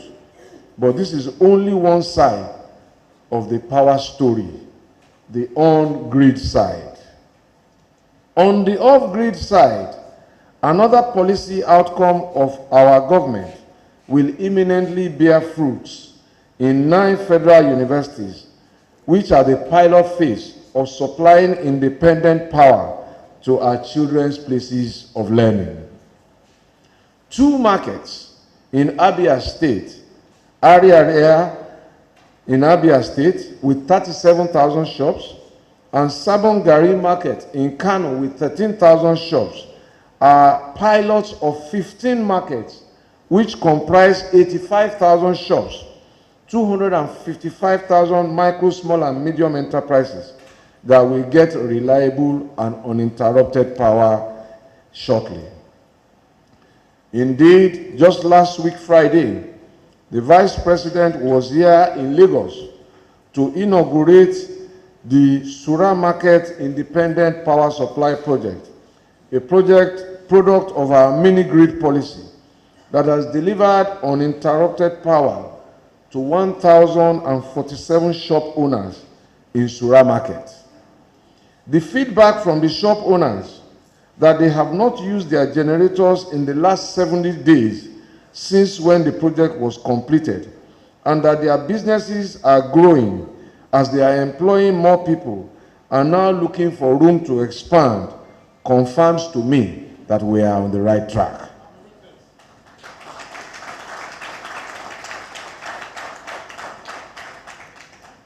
It is because of these small business owners, hard-working Nigerians, that I am offering myself to serve you for one more time.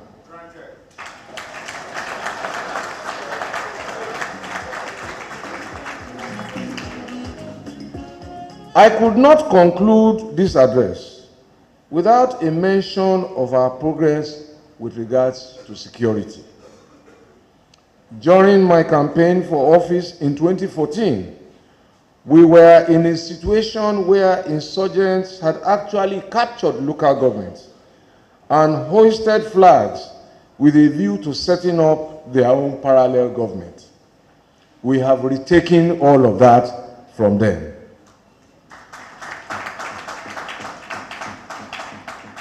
But because crime is rewarding to its perpetrators, they do not give up easily. They now attack soft targets, and we will not stop our pursuit of them until they give up their nefarious acts and are brought to justice. As we deal with new challenges and the dynamic nature of crime, and indeed life as a whole, I understand that it is sometimes easy to forget what we have overcome and what we have achieved when new challenges confront us. We overcame a situation where government activity, like National Day parades and celebrations, could not hold in the open. They were held inside the villa in Abuja. That has changed since my assumption of office.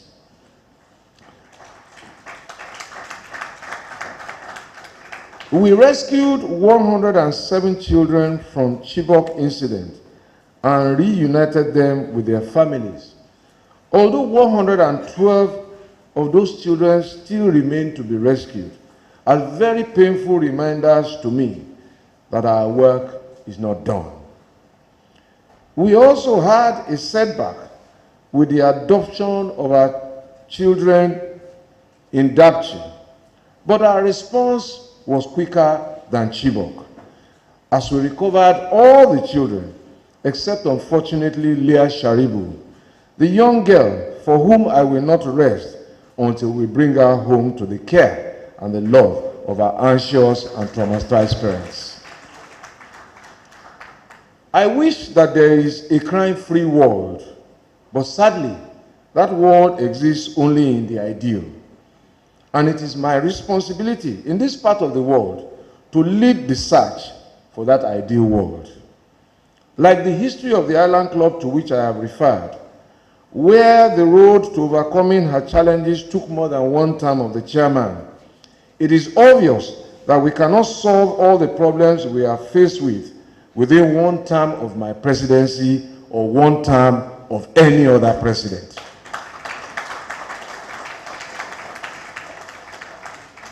Change is not an event. It is a process, and it requires time. This is another reason why I am offering to serve you again. I believe that these problems can be solved, and our choices are moving us in the right direction, which is forward. Mr. Chairman, members of the Management Committee, eminent body of members, invited guests, ladies and gentlemen, like the Island Club, I believe Nigeria must move forward. We must consolidate on progress and seek to achieve more. We cannot afford to go back. This is what I offer and promise, that we work together to build the Nigeria we desire. And I invite all of you to join me, because it is possible, as we consign our difficulties to history and embrace a future of prosperity. Let us consolidate and move forward together, because going back cannot be a choice. Thank you, and God bless the Island Club. Long live the Island Club, and long live the Federal Republic of Nigeria. I crave your indulgence in my capacity as a member and an immediate past correctly. About 25 years ago, it was your profound privilege to serve during the 50th anniversary celebrations of this club, if I recall, or if it was Prince Demola Dada.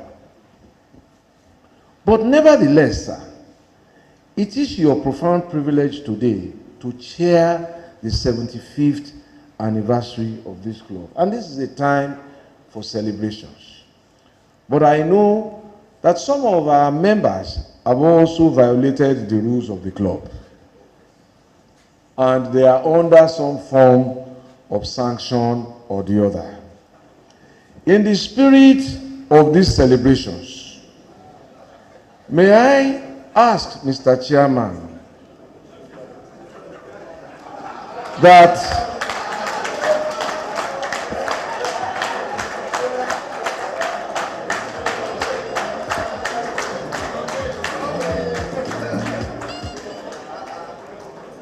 may I ask that you show mercy, because as they say, the quality of mercy is twice blessed.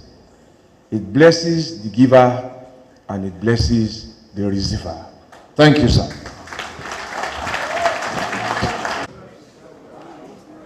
Audience, His Excellency, sir, His Excellency, ma, Kabiyesi, representative of Ashwaju, distinguished Kabiyesis, and the Vice Chancellor. Let me just say this for the public consumption. I've listened attentively to the speech of the President, meticulously delivered by the Minister of Works, Power and Housing. The last statement is well noted.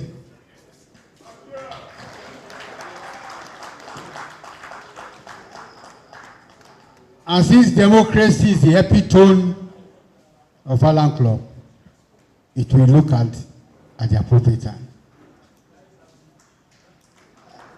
I don't have the authority to issue a unilateral statement, but it will be considered.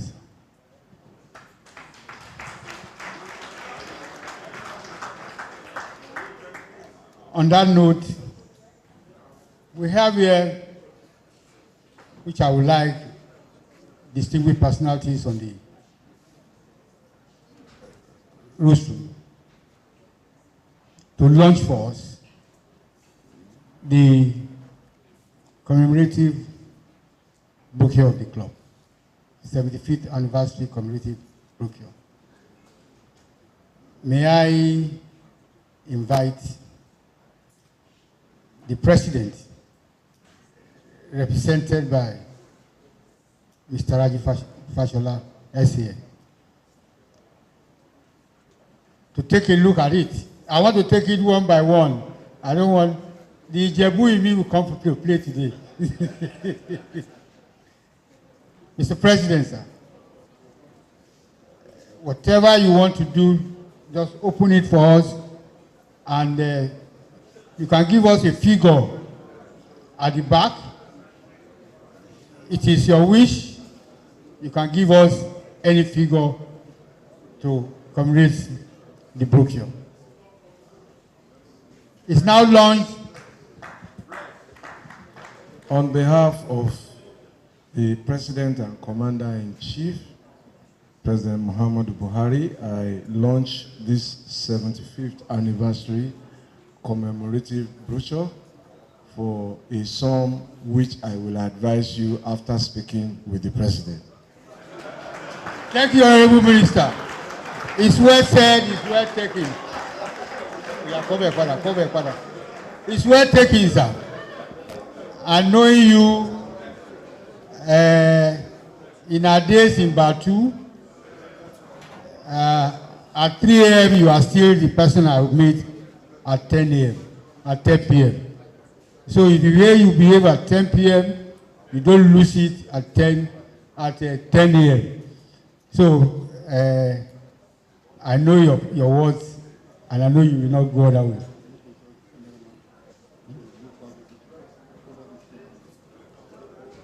Gentlemen, I have a complaint which I need to address to the representing His Excellency. I know that as a woman, as a mama, you will take of Lagos State, Mr. Akumi Ambode, unveil the brochure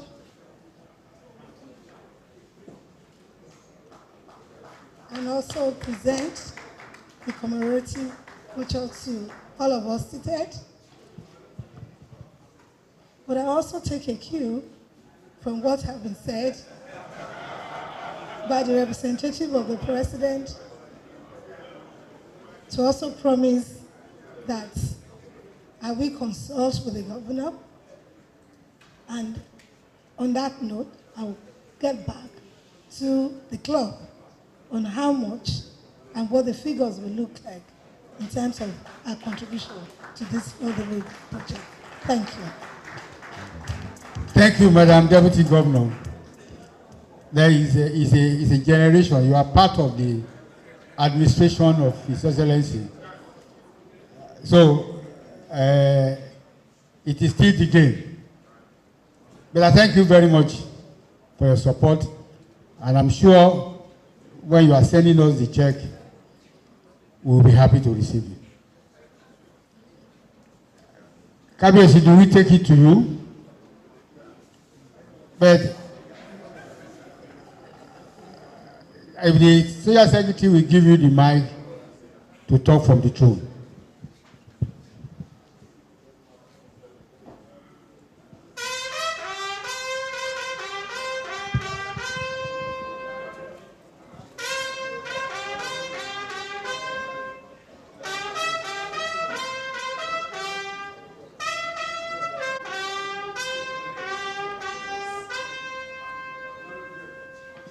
Your Excellencies,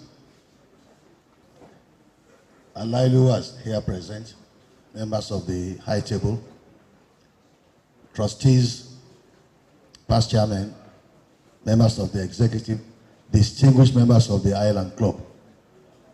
As an old member myself, I support what I am seeing around here, particularly the multi-story car park.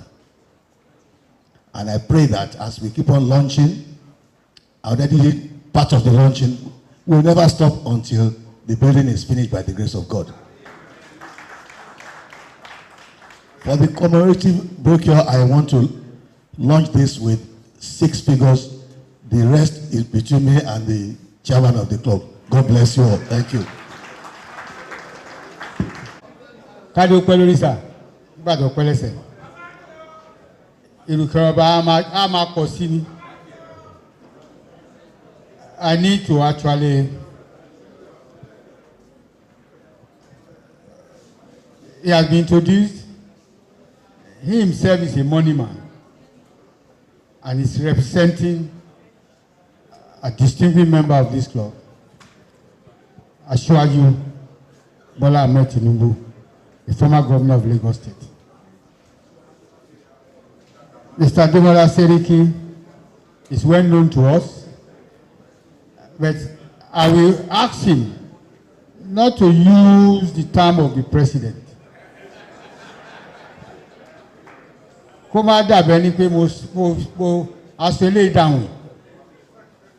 I will plead that I can use it both ways, because I'm still going to call the Honorable Minister as a personal member, as a member of this club, it's all right. So if you go forward, you go backward. Mr. Ademola Seriki, it's your turn to launch this.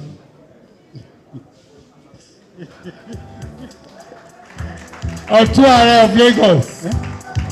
On behalf of Asiwaju, now, I will call you separately to launch in your own capacity as a member of Alan Club.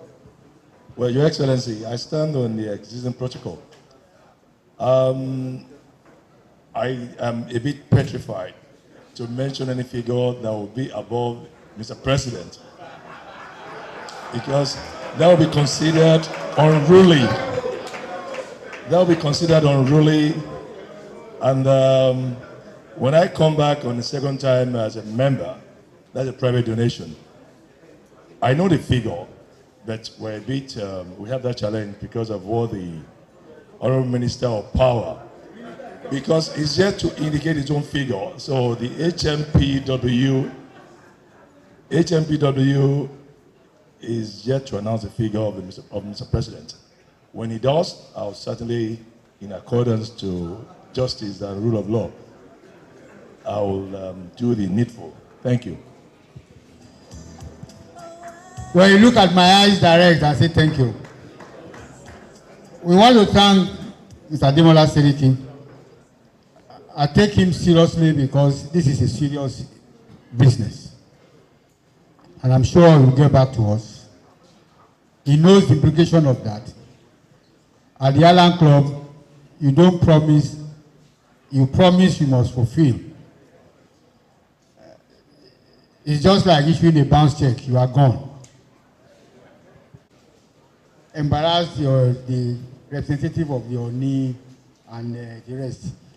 I know how to get in touch with Kabiyesi. We will solve that problem on our own. But I'm looking directly at the Vice Chancellor. Since they are also certified charity organization, like us, I'm tempted, but I want to, except he insists that he should launch this brochure, I will not mind to just let it go.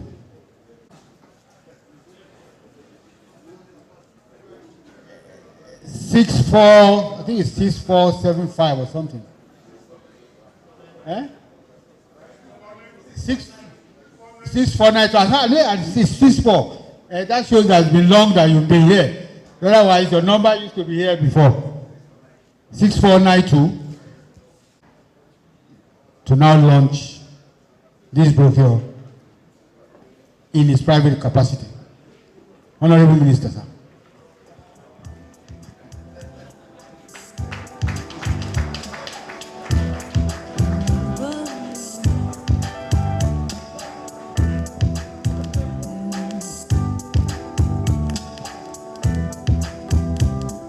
Mr. Chairman, has called and 6492 response. And in my capacity as a member, I assure the club, the members, that I will do the needful and I will send a very handsome purse. Thank you very much, Honorable Minister. We know you.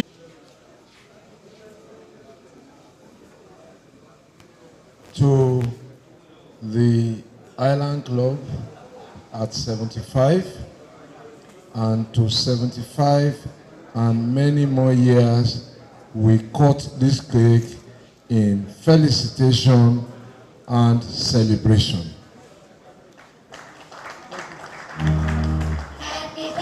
Can I invite the trustees?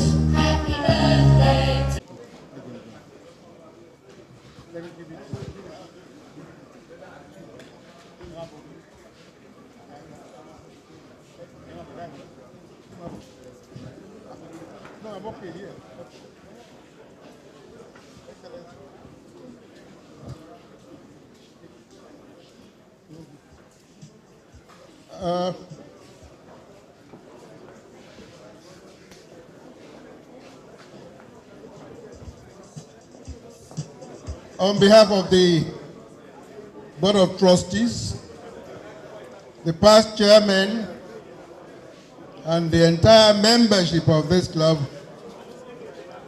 we very happily cut this anniversary cake and wish Island Club many, many happy returns of this day.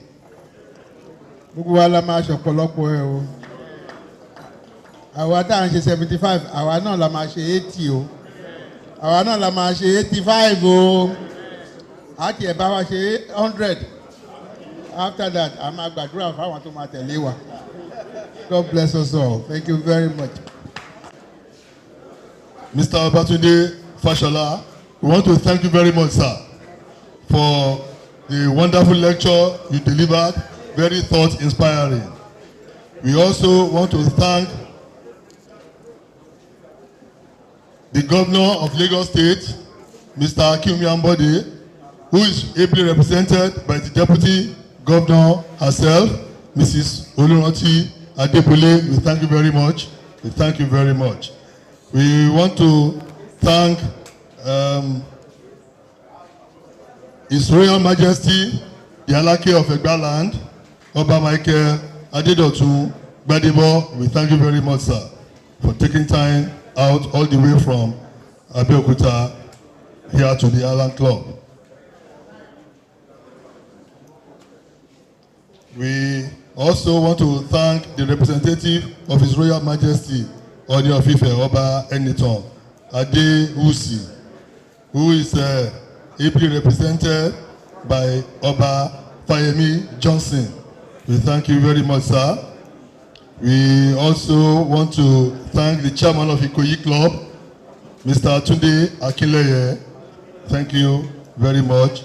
We must not forget to thank, I of course must not forget to thank the representative of the special guest of honor of today, the former governor of Lagos State, Asiwaju Bola Ahmed Tinubu, who is ably represented by my own Minister, Honorable Demola Seriki. We thank you very much for coming. Also, the representative of Ojora, of Ijora,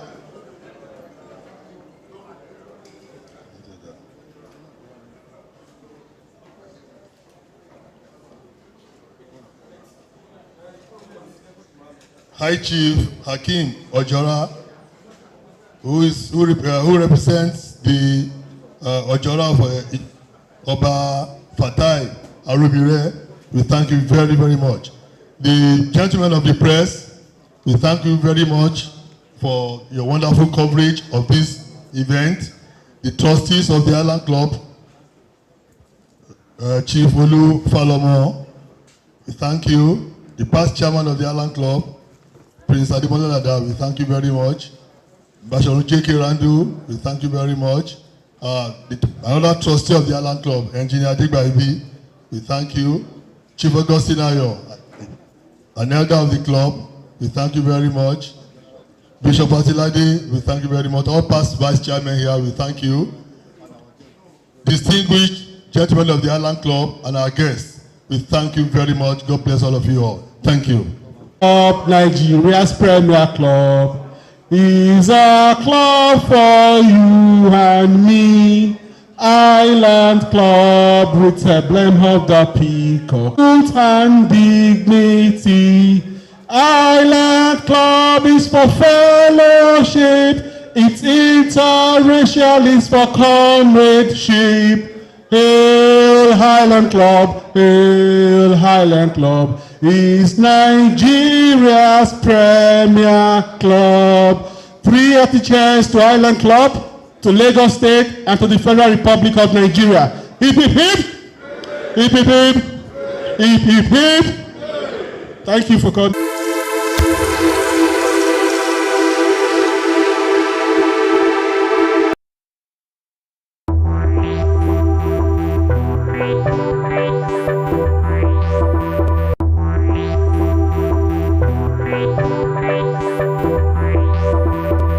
Hello and welcome to another exciting episode of Celebrity Crate Entertainment Update with Olakpeju Ajidagba. So you know how we do right here. You juicy gossip, celebrity gossips, what's going on in your lives. We bring to you the fashion world, what and what not to wear, all of those rules to follow. And well, it's a good thing because you get to know and see what you're supposed to wear, the fashion trends, latest fashion updates. The movie segment, finally, the movie segment, movie review, where we talk about movies, backstage dramas, and all of those interesting things. So, before we get on with the program, we'll go on a quick time out. So, when we come back, we'll get right into the program. Stay with us.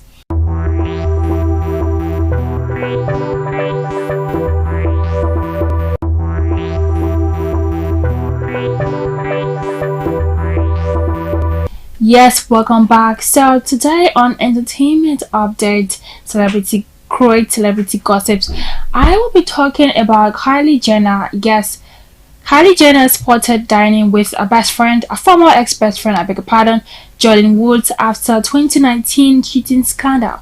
Ex-best friends Kylie Jenner and Jordyn Woods are trending after being spotted hanging out.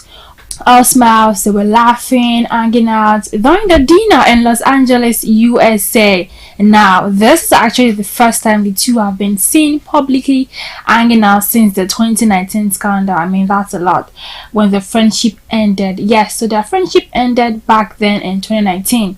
So back in 2019, the internet was, shook when Woods was accused of having an intimate relationship with the then boyfriend of Khloe Kardashian, Tristan Thompson. Now, according to TMZ, Tristan had flown into Los Angeles to spend Valentine's Day with Khloe and their daughter, True. And a few days later, he attended a party where he was spotted getting all cuddly with Woods.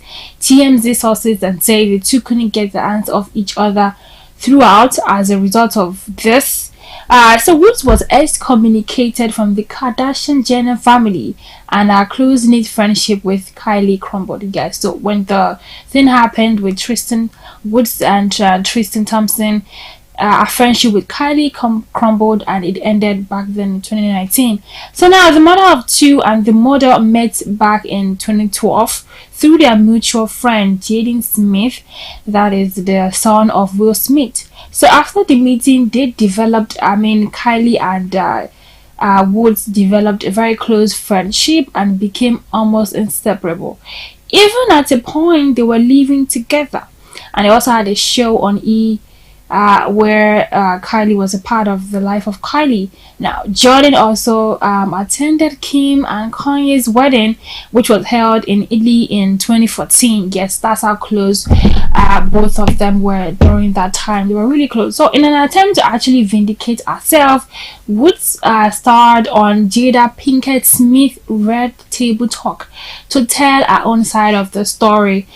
And now it was a big scandal then back in 2019. The internet was about talking about this particular incident. So it's a new surprising, shocking thing that was seeing the former best friends hanging out again together in 2023 in Los Angeles, USA. So having dinner and all of those things. So yeah, I mean, we're going to wait to see the outcome of this, to see what happens to their friendship, because I mean, Woods said during the Red Talk table with Jada Pinkett Smith, she said she would always love Kylie. Well, it's obvious now that she would always love Kylie. I mean, they both love each other. They will always love each other. That's no brainer, because I mean, them hanging out again together after how many years, that's to say a lot. Like, Kylie really misses her best friend. They both miss each other and they love each other. So whatever drama they got going on, I mean, they should just bury the ashes and just forgive, and everyone should move on, yeah. Now, moving on, yes, Osas Ighodaro joins SAG-AFTRA strike in Hollywood. Yes, so actors are joining writers on this picket line for the first time in over 60 years. Osas Ighodaro has shown her support for the SAG-AFTRA strike, and now the actress joined the ongoing actors and screenwriters strike in Hollywood and Manhattan. So Osas took to Instagram to share pictures and the fact that she has been a member of the union since 2006. She's been part of the union since then, and it's a no-brainer that she's going to be part of this strike. The SAG part stands for Screen Actors Guild, while AFTRA stands for American Federation of Television and Radio Artists. Now, these unions represent approximately 160,000 film and television actors, journalists, and radio personalities. Members of both unions have, joined the ongoing writers' strike for the first time. I said that earlier. For the first time in more than 60 years, they're all coming together. Writers, journalists, all of those people are coming together to say, hey, we need to be paid more. So this is Hollywood's first industry-wide shutdown since 1960. Yes, so imagine 60 years after, when writers and actors last went on strike at the same time. So actors and the writers are going on strike. The actors actually joined the strike. It's a good thing, and I feel that they are working on a common ground to see that their needs are being met and fulfilled. Yeah, so I get where Osas is coming from, also being a member of the union since 2006. So moving on from the word of Osas now. Yes, Israel DMW denies Davido's affiliation with Trevboy amidst the murder case. Yes, so Trevboy the news has been going on now about this former signee of DMW, that was Davido's record label. So the logistics manager for Afrobeat singer Davido, Israel DMW, clarifies his boss's affiliation with the wanted upcoming singer Trevboy, accused of murder. So Trevboy is being accused of murder. They're accusing him that he's a murderer. So this comes amidst allegations of Trevboy shooting and killing a man at a popular club in the Fadeyi area of Lagos State. Yes, so that happened in the nightclub Fadeyi, Lagos. So contrary to being a member of the 30BG, like the internet is saying, Israel made it clear that Trevboy was never officially signed to DMW. That's actually a very interesting turn around there. So taking to his Instagram story, Israel DMW explained that Trevboy was just simply someone who Davido once supported by collaborating on a song with. And Israel further explained that Davido has actually covered all expenses for Trevboy's music video before, but they have since parted ways. Quite interesting. So he expressed disappointment in the singer, stating that he had the audacity to put a stain on the video as a form of gratitude for his previous kindness. I mean, I wouldn't like that too if someone would do that to me. I wonder how Davido would feel amidst all this allegations flying left, right, being in the middle of one controversy or the other, and now Israel DMW, I beg your pardon, is coming out to say, hey, my boss just collaborated on a song with this Trev boy. He wasn't officially signed to the record label, but the thing is that he was associated with Davido, so it means that Davido's name will always come up when he is in the news for something bad, for bad news. So that's what it means. So I can understand where the MW is coming from. Well, let's just wait and see the whole as drama unfolds, the whole outcome of Trev boy being a suspect for a murder case. Now that is the end of Celebrity Crate. We'll move on to the fashion segment, the glitz and glamour of the fashion segment, the fashion world. But before we get on with that, we'll go on a quick timeout. So when we come back, we'll get right into it.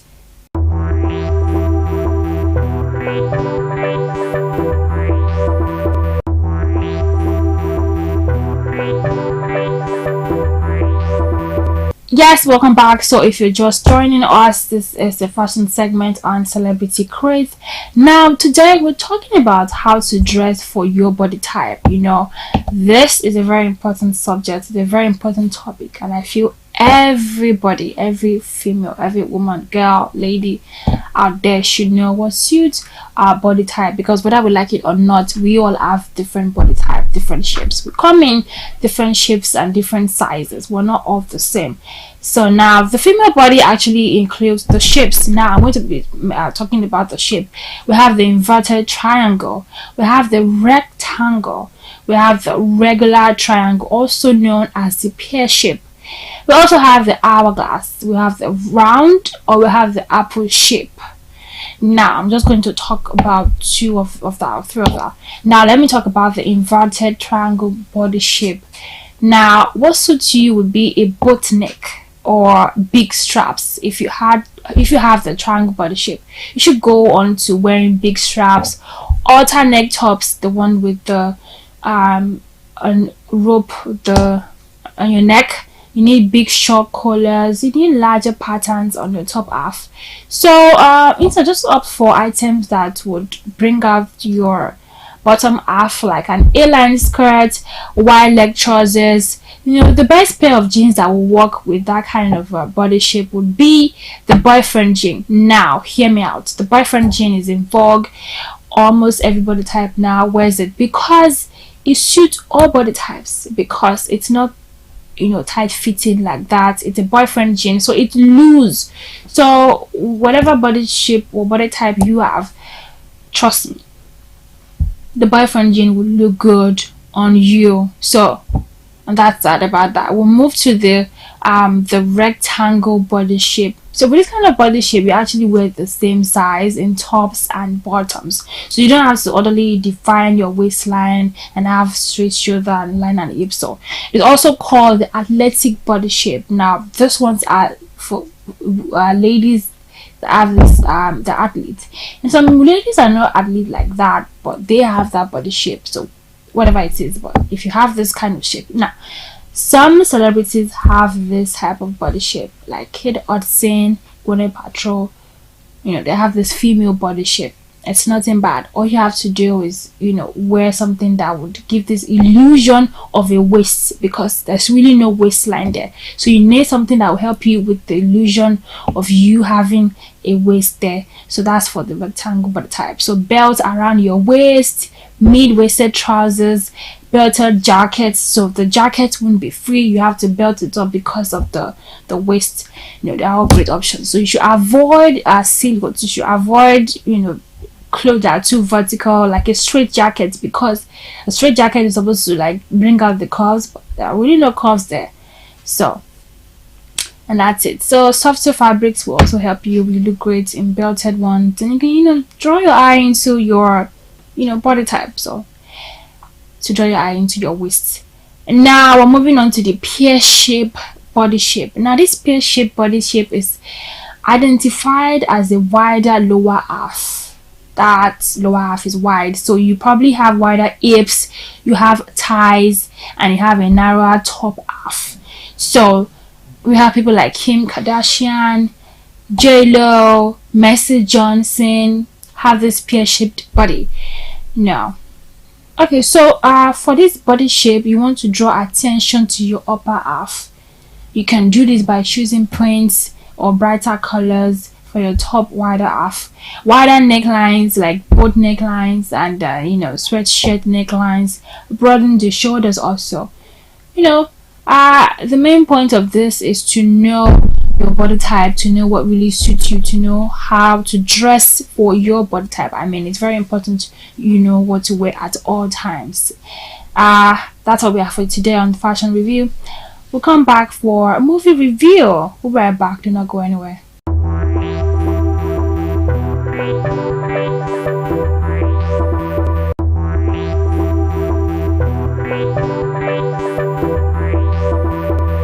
Yes, welcome back. So today on movie review, we're going to look at this movie titled Orishaje. Now, this film is set in an ancient Yoruba city, and the Orisha is played by Ademola. It's a powerful warrior who allies himself with a gang of highly skilled warriors. Now, the activity is posing a problem for the king and the other the gangs in the city. A mission goes wrong and a dark secret comes to light which threatens to spell doom for Orisha and his clique of warriors.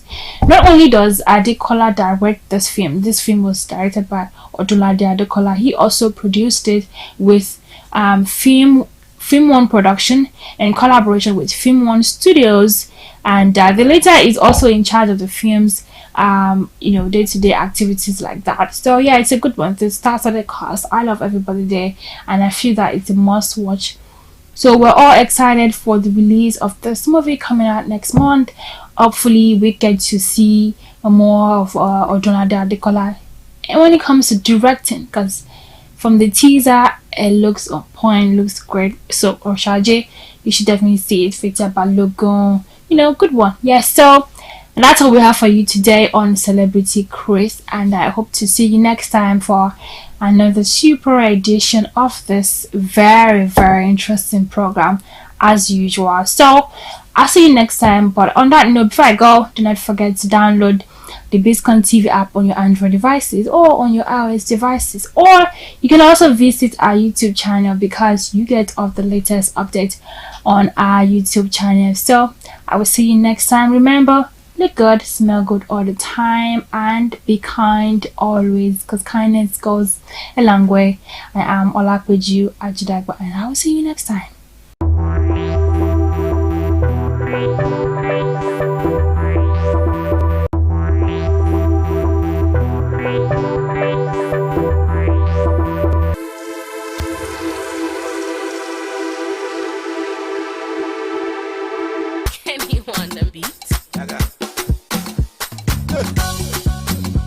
Sound boy.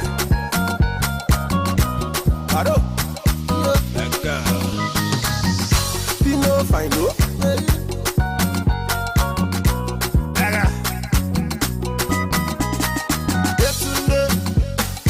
Every night and day you like to summon quick. Brother Nnamdi, all your friends they walk your own as summon quick. I tell you, you know, I advise you, you know, yeah. I tell you, you know, your friends they talk with you know. You say all the story. I tell you, you know, I beg you, you know, yeah. When the time is right, my brother, tell it person. He's made his mistakes, he's learned from them, and he has so much to share. Our country, Nigeria, is just 58 years old. And we all know how far we have struggled and trudged on, stumbled through. But here we are, we're still standing. There's a lot to be happy for. Having said that, there are a number of valuable lessons that we as individuals and as Nigerians and as a country can learn from Ikoyi Club. And I'm sure many of these will be shared and experienced this evening as we talk and discuss and listen to some wonderful speeches which shall be shared. The Ikoyi Club, a club of diverse membership, where all members are equal, where the values of friendship and respect for the rule of law, camaraderie of harmony through recreation is definitely guaranteed. Ladies and gentlemen, Your Excellencies, what a wonderful evening ahead. Now, let's begin with some introductions. I do not intend to take too much of your time, but do grant me the permission to first begin with the Board of Trustees and introduce you to, I don't know if all of them are here, but a few of them definitely are. Engineer Akin Laguda, a member of our Board of Trustees. Applause for him, either here or not. Thank you very much. Mr. Alaba Ogundipe, member of our Board of Trustees. Okupe, I beg you.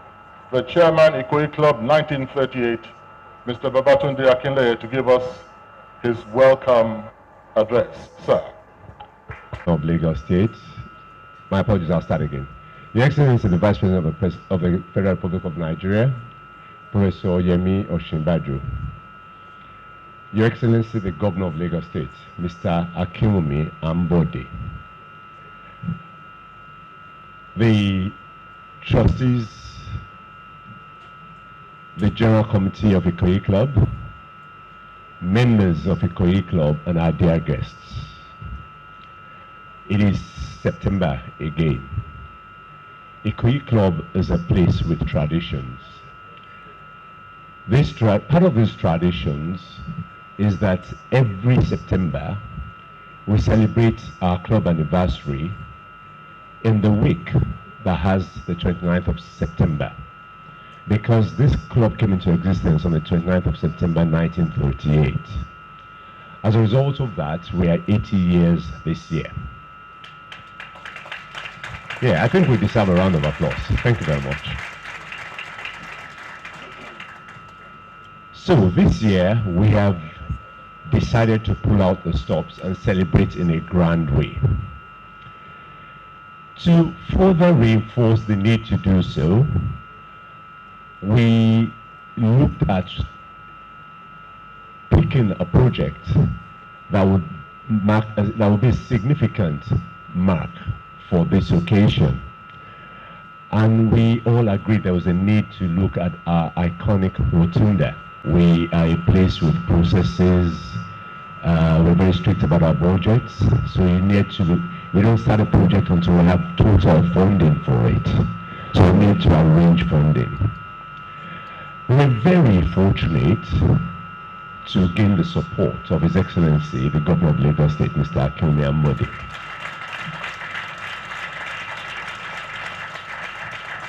And it had nothing to do with the fact that when Lagos turned 50 and they asked us to host a celebration for Lagos State and that they would actually fund it, they sent 500,000 naira, and I sent a message back to them that if it wasn't for the fact that I would be insulting, I would actually return the money, that we would be able to fund the celebrations ourselves. And his representative will confirm that it wasn't 500,000 naira we used to fund it. But this time around, he was generous. I'm not going to say he was very generous. He was generous enough for us to appreciate him, and we thank him for it. And it is not that I'm setting the truth to go back to him, but we must appreciate him. And in the Ikoyi Club, we'll say it as it is. And by the way, he's actually a financial member of the Ikoyi Club. So he's one of us. When we were walking in, the VP was reminding me, it was telling me, not reminding me because I didn't know how much, he was telling me how much the VP earns. And I explained to him that it is not the VP we're inviting to join Ikoyi Club. We're inviting Professor Yemi Osinbajo. And I will not go into the details of who Professor Yemi Osinbajo is. He and I go back a long way, so we understand each other. I will leave it at that. But we will be talking to him. I'm sure he will become a member as well, because it's a bit out of the way that he's here this evening and he's not a member of this club. I don't know how he escaped it, because he's been in Lagos a very long time. I'm not going to say exactly how much.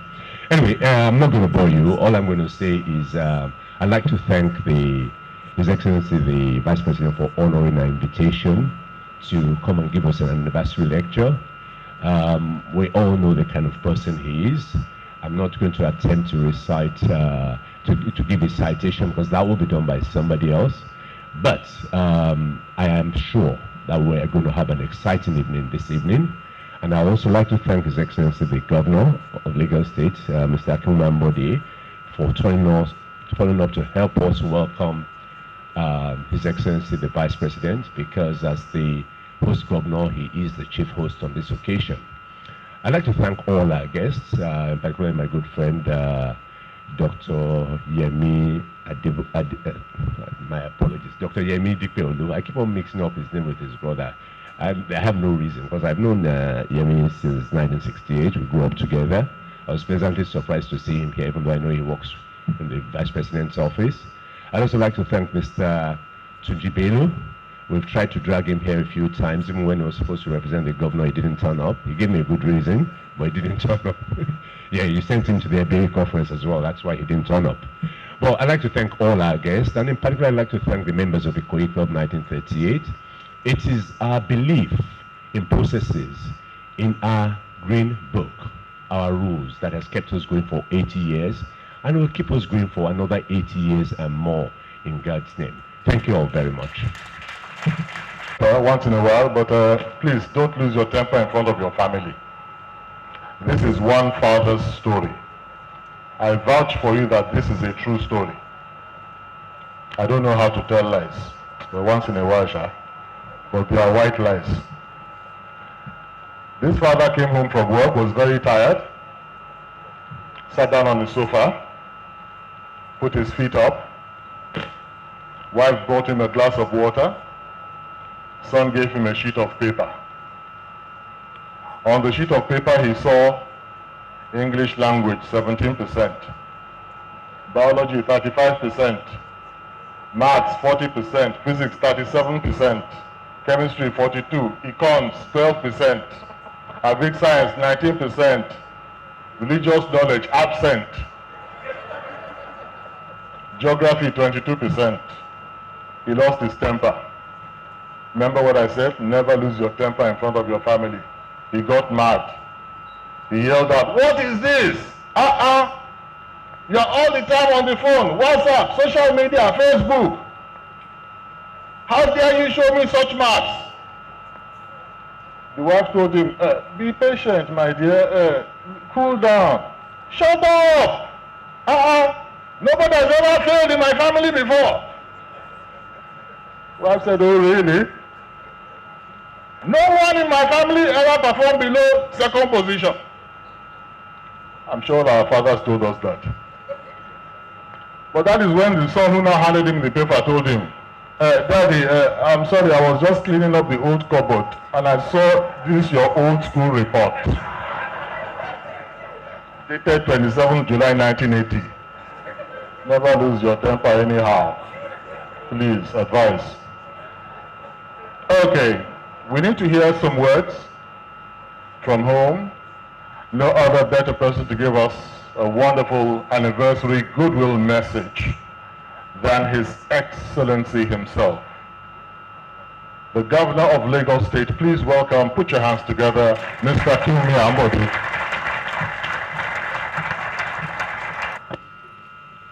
Members of the State Executive Council here present. And to quickly correct the MC, the Secretary to the State Government, not my secretary. My chairman, our chairman of the Ikoyi Club 1938, Mr. Babatunde Akinleye, our past presidents, members of the Board of Trustees, the executive committees and various chairmen of the different sections. I must say that I'm very happy to welcome you all to this auspicious occasion of the 80th anniversary lecture of the Ikoyi Club, termed the Ikoyi Club at 80, setting the tone for nation building. Just like the chairman said, I'm glad to say that I've been a member of the Ikoyi Club for over 10 years. When I was not actually designed to become a patron. But again, as we were walking down this way, You know, I had a little message from the vice president that, you know, the subscription is too expensive. And I remember, so I reminded the chairman that I remember my first payment. Step my bounds, I'm just a floor member and I'm just a financial member. I will say that maybe the chairman with other members and past presidents will give our vice president an automatic membership while I pay the dues.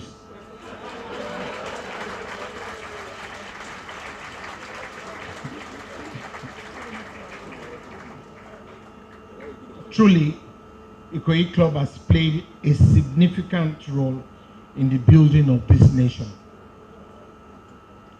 by promoting the values of family life and unity, using sports, using recreation, and also using social interaction to project what it is that we want our nation, Nigeria, to be.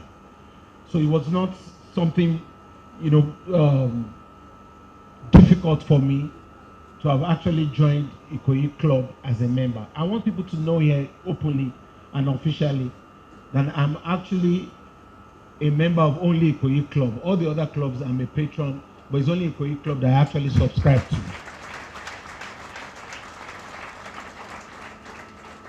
And like has been said, you know, Ikoyi Club is technically older than Nigeria. So the values that we have actually propagated in the last 80 years are things that we must continually project. And I want to also say that, you know, the reflections of the values that I gained from this particular club has actually also reflected in the kind of performance that I've laid my hands on in the last 3.5 years as the governor of Lagos State.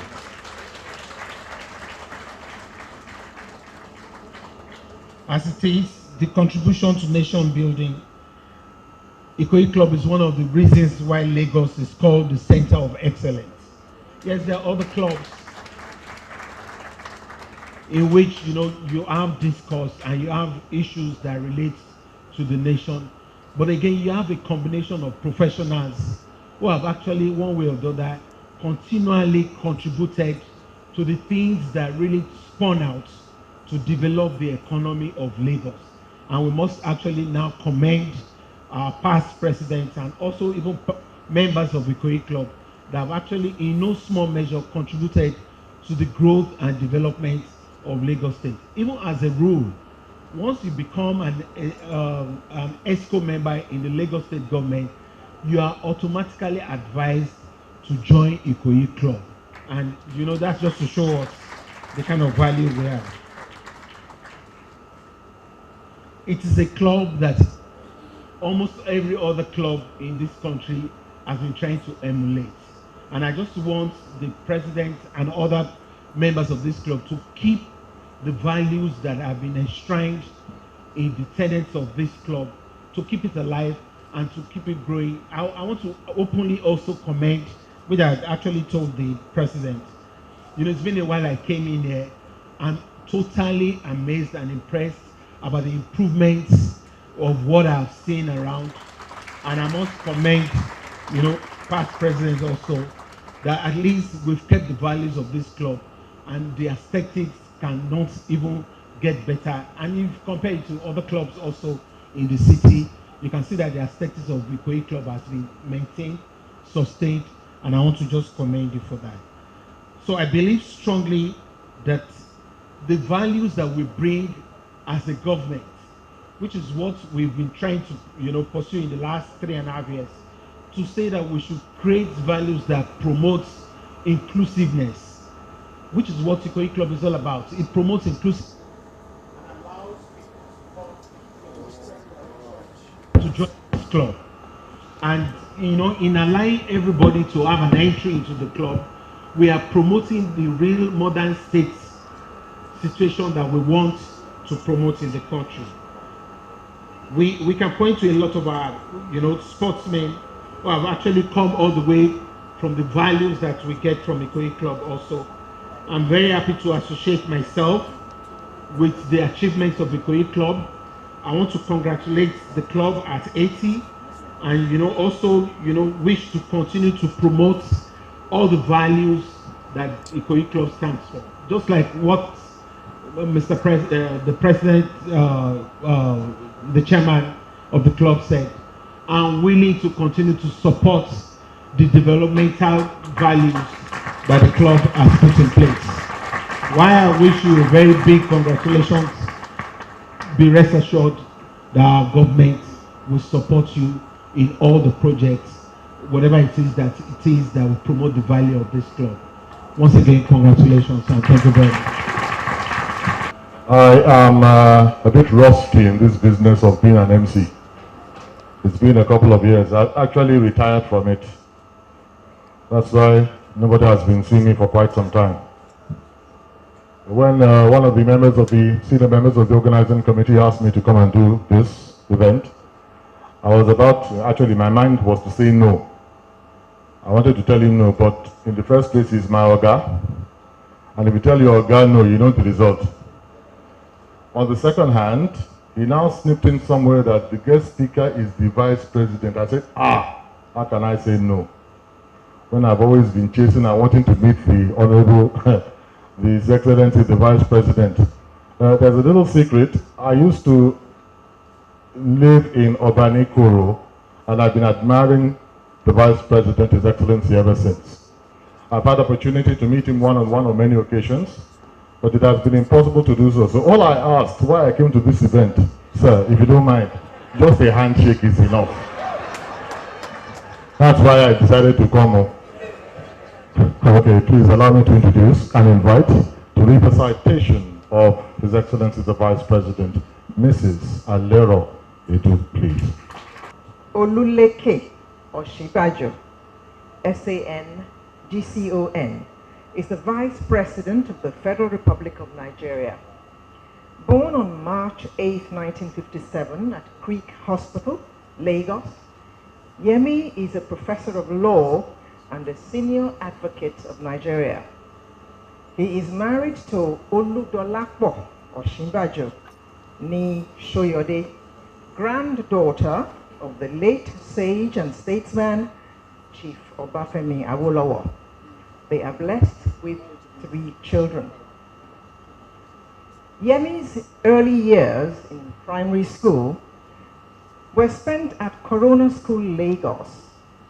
Between 1969 and 1975, he attended Igbobi College, Yaba, where he was the winner of the State Merit Award in 1971, the School Prize for English Oratory in 1972, Adeoba Prize for English Oratory 1972 to 1975, Elias Prize for Best Performance in History, School Certificate 1973, School Prize for Literature, HSC 1975, and African Statesman Intercollegiate Best Speakers Prize in 1974.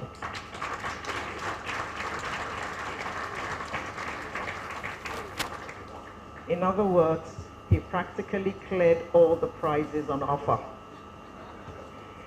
Thereafter, he studied for his undergraduate degree at the University of Lagos between 1975 and 1978, when he obtained a second-class upper division degree in law. In 1979, he completed the mandatory one-year professional training at the Nigerian Law School, after which he was admitted to practice as a barrister and solicitor at Nigeria's Supreme Court. In 1980, he attended the London School of Economics and Political Science, where he obtained a Master's of Law degree. An accomplished scholar, teacher, lawyer, and administrator, Yemi is one of the nation's leading experts in the law of evidence, national and regional corporate commercial laws, and public law. From 1979 to 1980, Professor Oshibajo participated in the one-year youth service program as a legal officer with Bendel Development and Planning Authority, BDPA, in the now defunct Bendel State of Nigeria. you all really appreciate the importance of the National Youth Service at this point in our national history. In 1981, the University of Lagos engaged Professor Oshibaju as a lecturer. From 1988 to 1992, he was appointed as an advisor, legal advice and litigation to the then Attorney General of the Federation and Minister of Justice, Prince Bola Ajibola, KBE. In 1994, he became a professor of law, following which he was appointed Head of Department of Public Law, University of Lagos. Between 1999 and 2007, Yemi Osinbajo was member of Cabinet of the Lagos State Government, where he served as Attorney General and Commissioner for Justice. From 2007 to 2013, he was once again employed as a professor of law in the Department of Public Law, Faculty of Law, University of Lagos. In 2007, he became senior partner at Simmons Cooper Partners, Nigeria, a commercial law practice. He is an ordained pastor of the Redeemed Christian Church of God and an emeritus ambassador for the environment in Lagos. Professor Yemi Oluleke Osinbajo.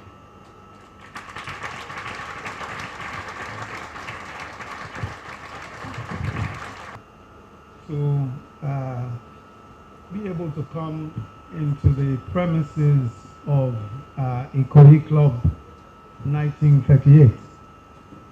I remember a day many years ago when a very dear friend of mine, who is seated somewhere in this room, and I really must not mention his name, because when you hear the rest of the story, you might not hold him in as high esteem as you used to.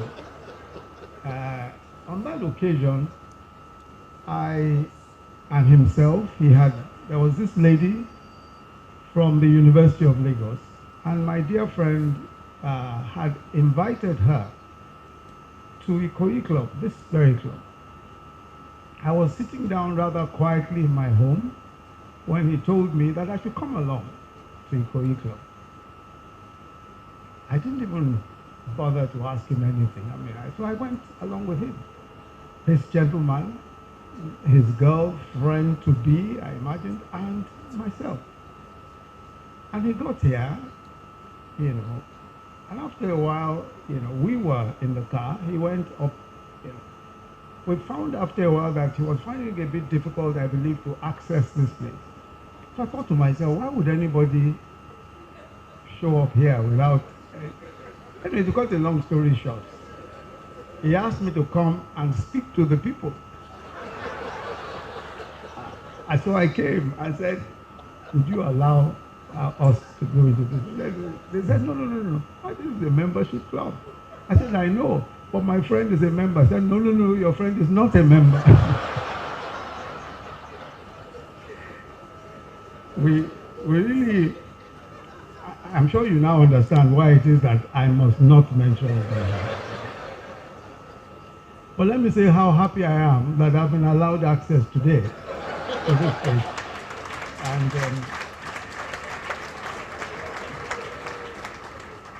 And that also my friend, my good friend, has been a member of this very august club for a very long time since then. Your Excellency, the Governor of Lagos State, Governor Akinwumi Ambode, the chairman of the Ikoyi Club 1938, my dear friend and brother, Mr. Babatunde Akinle, the trustees of the Ikoyi Club 1938, past office bearers of the Ikoyi Club 1938, members of the executive of the Ikoyi Club 1938.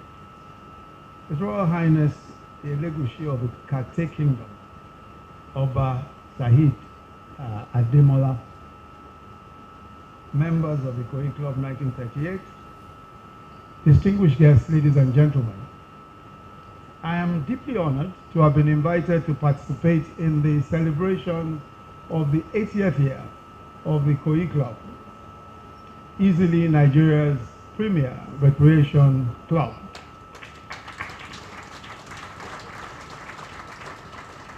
The club is without a doubt in a class of its own, standing out in the diversity of its membership, cutting across tribes, across tongues, across age, gender, religion, and importantly these days, political affiliation. I've in fact been told that your over 6,000 members come from more than 50 different countries of the world. In a world increasingly buffeted by the temptation to retreat into partition spaces and to define ourselves in terms of those who are like us and those who are not, this diversity is an important lesson and very refreshing indeed. At the time of its founding, the Ikoyi Club was a European-only club, closed, we are told, to black people and to Nigerians. The journey of the club from those segregated beginnings is today clearly an embodiment of the multiculturalism that is an important part of the story of this club and of our nation. And this story should be told again and again because it serves as a permanent reminder that divisions and prejudices are unworthy of us and can be conquered. There's also a sense in which this great club may be said to have experienced most of the years of Nigeria's history with its various twists and turns. Despite the deep political involvement of many of your members, at every phase of our history, Ikoyi Club has survived intact.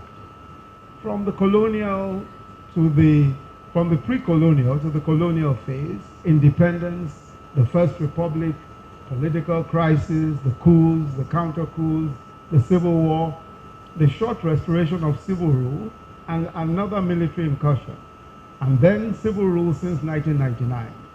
Each phase has tested our resolve, individually and collectively, to remain united and to live in peace. The Ikoyi Club 1938 survived it all, getting stronger, even as it became more diverse day by day. I congratulate you again.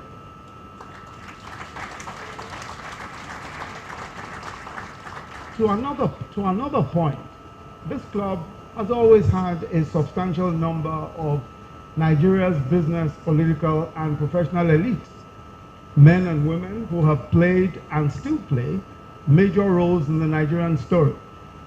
Here, in this very premises, many ideas, policies, and thoughts which have impacted and still impact our politics, our business, our professions, have been discussed and consummated.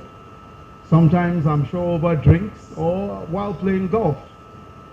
There is therefore a real sense in which we can say that this club is one of those where through the years, Nigeria's development has been formally and informally debated. Perhaps this is as it should be. This is an elite community, and I say this in the most positive sense, because a hallmark of elitism is exclusivity, which isn't necessarily a good word these days. But I raise this from the point of view that whether we like it or not, the elite in most societies are its pathfinders. In developing societies in particular, such as ours, this role of the pathfinder that the elite find themselves playing is a crucial one. It is my thesis that the privileged or the elite, both individually and collectively, have a responsibility, an obligation to society to plan it, to organize it, to order it, to reorder it when necessary, but above all to make sacrifices for it, for the maximum benefit of all. This is the burden of privilege. This is the burden of elitism. It is their obligation, and I'm referring now to the elite, to individually and collectively chart the course for millions. They define and house the ethos and the public sense of the people. It is the expected role to find common cause across professions, across vocations, across ethnicities and faiths, defining the minimum terms and conditions for the safety, security, the growth and prosperity of the community. It is their role to define clearly what is lofty, what is noble, what is deserving of honor, and how these values can be sustained, how they can be preserved and enforced. This is the burden of privilege. In French, they say, noblesse oblige. Nobility obligates, or perhaps more correctly, for our purpose, privilege obligates. The privileged position of the political, business, and religious elite in any society is not merely for status. It is for the sacrifice of the millions whose future depends on how responsible we are. This, in my respectful view, is the role that Ikoyi Club 1938 has had thrust upon it for decades now, and I believe that in the coming years it is going to even be a much more defining role. I'll be speaking in the next few minutes on some of the issues around building the Nigeria of our dreams. The next decade will be defining for Nigeria, and there are at least 4 issues to address. The first is the nature of our federation. The second is poverty. The third is governance, especially corruption. The fourth is some of the effects of climate change. I'm going to go as quickly as I can, but when you invite a professor to give a lecture, then you have really done yourselves in. So be prepared. I've had the privilege of speaking on several aspects of some of these issues, and you will permit me to reiterate some of my earlier views here. Regarding the matter of the nature of our federation, there is no doubt that the best structure for an ethnically diverse and religiously diverse population is a federation, one that recognizes those diversities, especially language diversities and other parochial diversities. But more importantly, the federation should have strong states or strong units. So for emphasis, there are 2 streams of thought that I intend to advance here. And these are, 1, that states, that is the states that constitute this federation, must do certain things for themselves. The second is the devolution of more power to the states, enabling the states to control more of their resources and make more of their own administrative decisions, such as the creation of local governments, the state and community police, or creation of state or community police, including state prisons, creation of special courts and tribunals of equivalent jurisdiction to the high courts. The point I'm making is that states must have more powers and perhaps more rights in order to have the kind of effective federation, not only that our constitution itself expects, but that our expectations as a people should demand.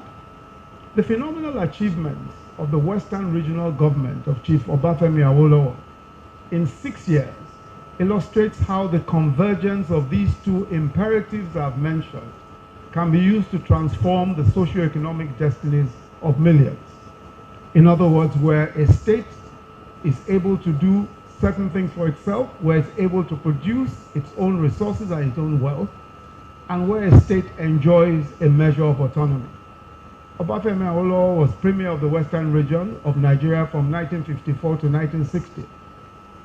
The Western region is what today constitutes Oyo, Ogun, Ondo, Ekiti, Osun, some parts of Kwara, Kogi, Edo, and Delta, Lagos as far as Jibo, Ikeja, and Agege. Now, the 6-year period of the Awolowo government is often cited as one of the most progressive of any government in the developing world.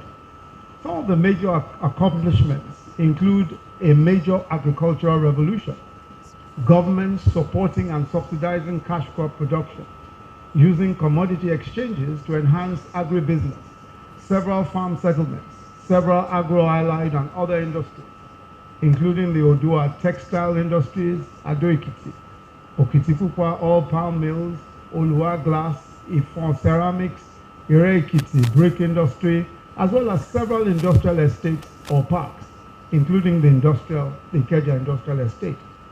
A network of roads across the region, the University of Ife, now Obafemi Awolowo University, the 26-story Cocoa House, Ibadan Airport, the Airport Hotel, the Lagos Airport Hotel, Ikeja, Western Nigeria Television Authority, the first in Africa, ahead of many European countries, including Belgium, and of course ahead of South Africa. But by far the most significant of these achievements is the free primary education, free universal primary education. In 1952, when the scheme was proposed, 381,000 children were enrolled in school. By 1955, when the scheme took off, 811,432 children were enrolled in school. The numbers continue to grow. The government devoted as much as 41.2% of the 1958-1959 recurrent budget to education. At that time, one of the highest in the world. At the same time, the region nurtured a vibrant civil service, a judicial system, widely acknowledged as a model even today. So how were AWO's phenomenal achievements possible? There was no oil revenue and there was no federal revenue.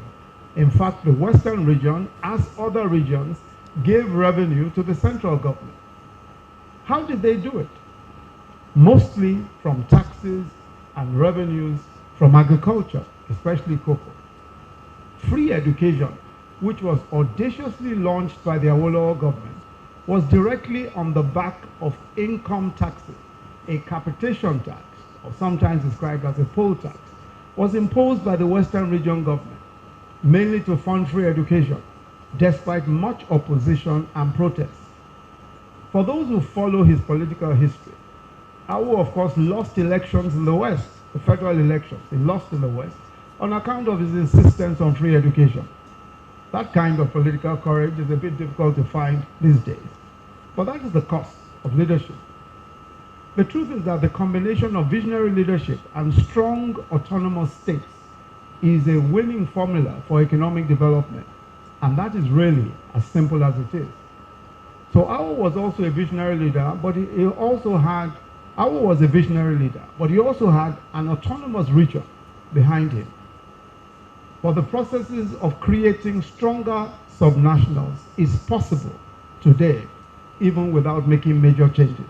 And I just want to re-emphasize the point that the Western region government, which covers more or less the same space as is covered by the Western region today, by states in the West today, was able to do everything that it did without any support whatsoever from the federal government. As a matter of fact, was required to pay 50% to the federal government. But it was able to generate its own revenues. And you will see that today the reverse is the case, and we'll come to that. But I want to make the point that in order to create stronger states today, or for states to be stronger today, we don't need constitutional amendments to do it all. There are several provisions existing today, including Supreme Court decisions, which have clearly established that we can indeed create more autonomous states if we're willing to do so. Our current constitutional and legal framework makes it possible. In the period of the civilian government beginning in 1999, I had the privilege of serving in the government of Lagos State under Asiwaju Bola Ahmed Tinubu. And during that period, the Lagos State government challenged the federal government and the National Assembly before the Supreme Court in at least 12 major cases. All of those cases were directed at deepening the independence and autonomy of states. In other words, they were directed at creating a stronger state or stronger states. In those cases, the Supreme Court established the following principles, and I'll go through them. The first is that states could, by the law of the State House of Assembly, create their own local governments. However, after creating the local governments by law of the state, they must go a step further by submitting returns to the National Assembly, which would in turn list the local government areas in the Constitution. It is because the states could create their own local governments that the Lagos state government at that time took the position that we could hold elections into LCDAs. In other words, we actually created what were called local government development, local council development areas, LCDAs, which were the equivalent of states. As a matter of fact, today, 37 of our 57 local governments are actually LCDAs created by law. But in consultation, with the state houses of assembly, we passed the LCDA law, and we were able to administratively show how it is possible to create more units while earning, of course, the same amount of money from the federal government. And these administrative units are able to render the sorts of services that local governments can render. The important point that is being made is that after the Supreme Court had given its judgment that we have the right to create local governments, we have not backtracked since then. And under the very able leadership of the current governor, Governor Akinwumi Ambode, we've seen the expansion of the work of the LCDAs. We've seen the expansion of the work of the local governments. The second point that the Supreme Court made, and which is also important for the whole idea of stronger states, is that in everything relating to local governments, must be within the province of the state. In other words, that the federal government really has no role to play with respect to local government. The National Assembly has no power whatsoever, under any provision of the Constitution, to increase or alter the tenure of elected officers of local governments. Only the houses of assembly of each state has such power. The third point that the Supreme Court made was that a state has exclusive legislative and executive authority over urban and regional planning functions. Even with respect to federal lands and states, the federal government must seek building or other development control permits from the state. It is to the effect that the state has exclusive authority to make laws on urban and regional planning. Even where federal land is concerned, the federal government has no choice. Now, this is a very important principle, because prior to our going to court, the federal government gave out permits for buildings in Lagos. And if you look at, as you come into Bodilon from the Falomo roundabout, a lot of the shops around there, and even down Kingsway Road, a lot of shops around there, a lot of those permits were granted by the federal government. And they could grant permits at the time. We had to challenge this because we believed that it was the business of the state to grant development control permits. The court agreed with us, the Supreme Court agreed with us by a slim majority of 4-3. 4 of the justices agreed, 3 of them disagreed, but we won anyway because we had just that one vote. But the most important point that the Supreme Court made was that even the federal government, if it wanted to build anything in the state, it must seek the permission of the state government, and it must also go through the process of getting a development permit. So the federal government cannot, on its own, simply appear in a state, even on its own land, on federal land. It cannot come on federal land and say that they want to build without the state's permission. The fourth is that the president, and this is the fourth point that the Supreme Court made, is that the president of the republic has no power, however good his reasons may be, to seize or withhold the statutory allocation of a state or local government. That no matter how good the reasons of the state, of the president may be, he cannot withhold the funds of a state. Just to recall the story very quickly, our own funds as a state were seized by then President Obasanjo. And his reason was that we had created local governments. He believed that they were illegal, and he didn't want us to spend the money on what he described as illegal local governments. So we went to court and challenged it and said that he had no right to determine how we spent our money. Again, the arguments back and forth in court, and one of the very interesting arguments was that what if a state governor, and this was on the side of the federal government, what if a state governor took all the money every month and threw it into the lagoon? And so the state governor had gone absolutely mad. I mean, let's forget about the state governor stealing the money. Let's just say that he was mad, so mad that he was throwing it into the lagoon. The federal government argued that there must be a time when the president of the republic can say, you cannot do that. The Supreme Court disagreed. The Supreme Court said that it is the House of Assembly of the state that has control over the governor if he were to go completely crazy. And the court maintained that position. And so today, all that the federal government can do, or the president can do, is simply to allocate the resources, send the resources that have been allocated. He has no right to seize them, has no right to withhold them. Of course, you know that the rest of the story. We didn't get our money back. The government held on to it until we actually left. It was the Fashola government that eventually was paid that money. But that does not in any way detract from the principle. Permit me to consider the next ruling of the Supreme Court in some detail, just to demonstrate the extensive powers of state legislatures, especially over the supervision of statutory allocations. Now, several other cases, and one other important case, is that the Supreme Court held with respect to monitoring of revenues collected by local governments from the Federation account.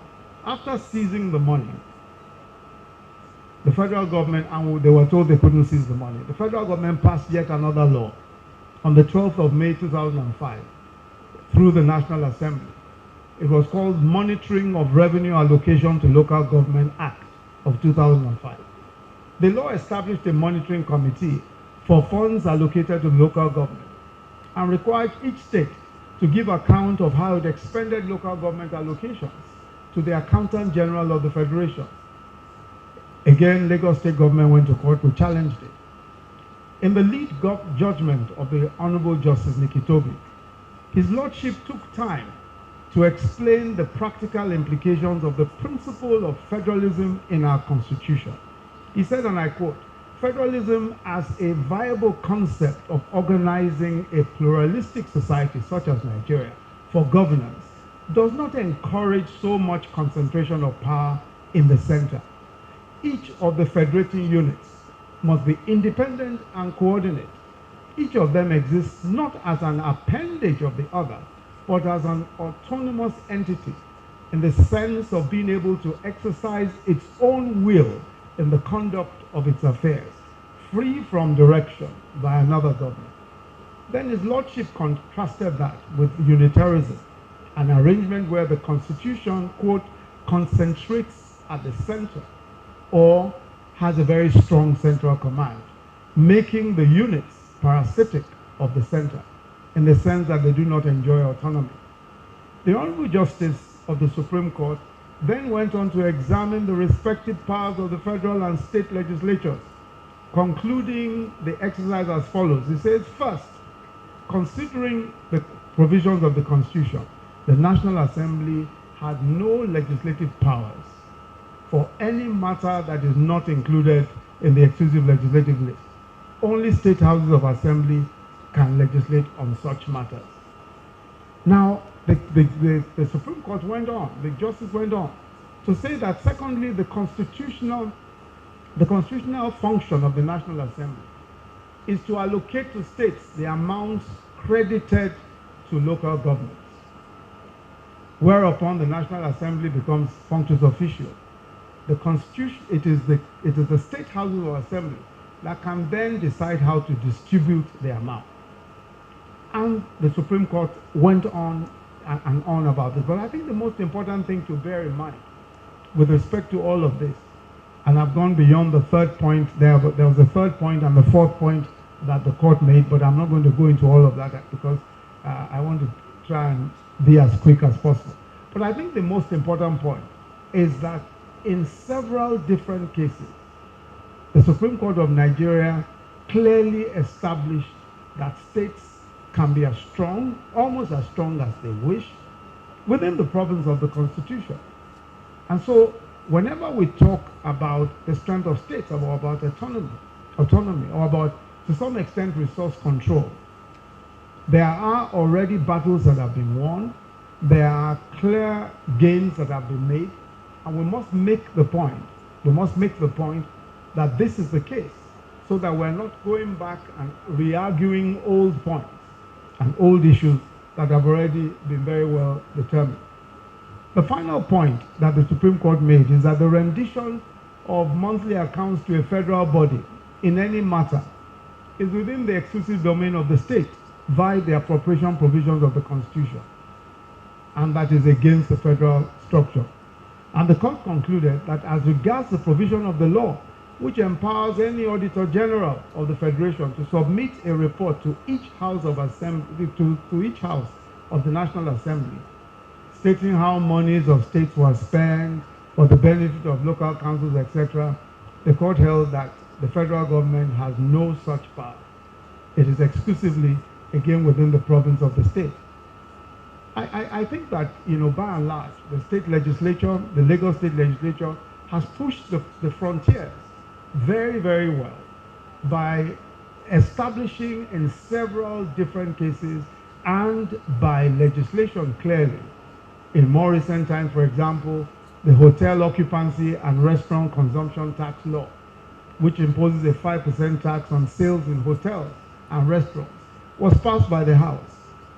The House of Assembly in Lagos State decided that they had a right to tax hotels. The federal government said no, they didn't have such a right. The Lagos State went to court. The Supreme Court said that the law was valid because hotels and consumption taxes are state affairs. Similarly, the Lagos State Internal Revenue Administration Law, 2006, it established the autonomy of the LRS.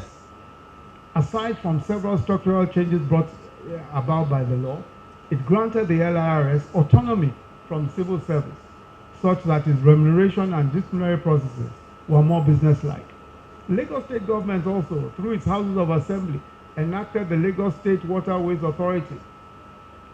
The federal government didn't like it because the federal government has the National Inland Waterways Authority Act of 2004. But by this new law, the Lagos State decided that it was going to free itself, as it were, from the federal government. And it did. So far, at least, the Lagos State government has won the case, I believe, at the Court of Appeal.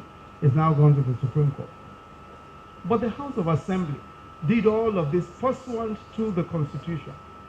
And I want to say that there is a great amount of imagination that state governments must deploy, not just to resource control issues, but also to generating revenues. And that's an important part of ensuring that the Federation is able to prosper, that the individual states and units of the Federation are able to prosper. Lagos State government, has always, in many senses, been the frontline state with respect to many of these issues. And I'm going to move again. Can you just move forward? Move forward very quickly on this. It's been the front line on many of these issues, and I think that by and large, it has proved the point that a state can truly be independent. And it's not surprising. It's not surprising at all that today, Lagos State government earns more internally generated revenue than 31 states of Nigeria put together. And that's the size of the state. Ogun State, which started after Lagos State in trying to generate its own revenue. Ogun State is number 4 now on the revenue generation list, way ahead of several states that even have the natural resources several of the natural resource-rich states don't earn as much as Ogun State in internally generated revenue.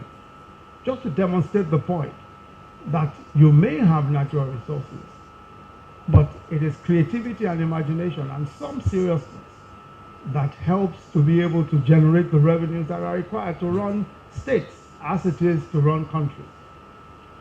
The next issue that I want to look at very quickly is the issue of poverty. Poverty is a big problem in our nation, without a doubt, and is measured today by the number of people who can afford only the basic essentials of shelter, food, and clothing. Absolute poverty has been, for Nigeria, perhaps the biggest economic challenge in the past 3 decades. The NBS, the National Bureau of Statistics, in its household poverty survey in 2012, and that was the last that was done, and there's a current one that's going on. I'm sure you've read in the papers recently that they are doing the next household survey. In 2012, their figures showed that despite rising oil prices and the rising growth figures in every study cycle, it was the case that poverty was actually increasing despite rising oil prices. In 1980, the poverty level was 17.1 million Nigerians. 1985, it became 34.7 million. 1992, 39.2 million. 1996, 67.1 million. 2004, 68.7 million. 2010, 112.47 million Nigerians living in poverty, under $1 a day. The figures in the next cycle, as I've said, are being compiled, and that's what the NBS is doing, the next set of household surveys, and we should be able to get them. But what is obvious, to quote the National Bureau of Statistics, it said that relative poverty was most apparent in the northern part of the country, with Sokoto State's poverty rate as high as 86.4%. In the northwest and the northeast of the country, rates were recorded at 77.7% and 76.3% respectively. To the southwest, 59.1%. The problem of poverty and the attendant deficits in human development indices become more significant because our population continues to grow at about 3% annually. And we are to become the world's 3rd most populous nation by 2050. Of this population, over 60% will be young people. How is it possible that despite economic growth figures improving over time, at some point we were earning $114 a barrel on oil, despite that, poverty continued to rise? The paradox, as they say, of jobless growth, or what Stephen Dowder in Nigerian economics described as non-pro-poor growth. The first reason for poverty, for this paradox of poverty while oil prices are rising, the first is that high oil revenues do not necessarily translate to jobs. The oil industry by itself is capital intensive, but it doesn't produce many jobs by itself. The high revenues can only translate to jobs and an appreciation in living standards if the revenues are invested in diversifying the economy, in infrastructure, in education and healthcare, and social protection for those who cannot work. The question, of course, is what happens to the revenues? When these revenues are made, when the substantial revenues are made, why is it that these revenues are not deployed the way they should? The most important drain on our resources is grand corruption, the stealing of large sums of public resources by public officials in collaboration with private individuals. In the Nigerian case, I use the expression grand corruption to describe only one aspect of that corruption, which is the direct looting of the treasury, not necessarily tied to government contracts. This is directly stealing from the treasury. It is this heinous phenomenon that the Buhari administration has been able to stop.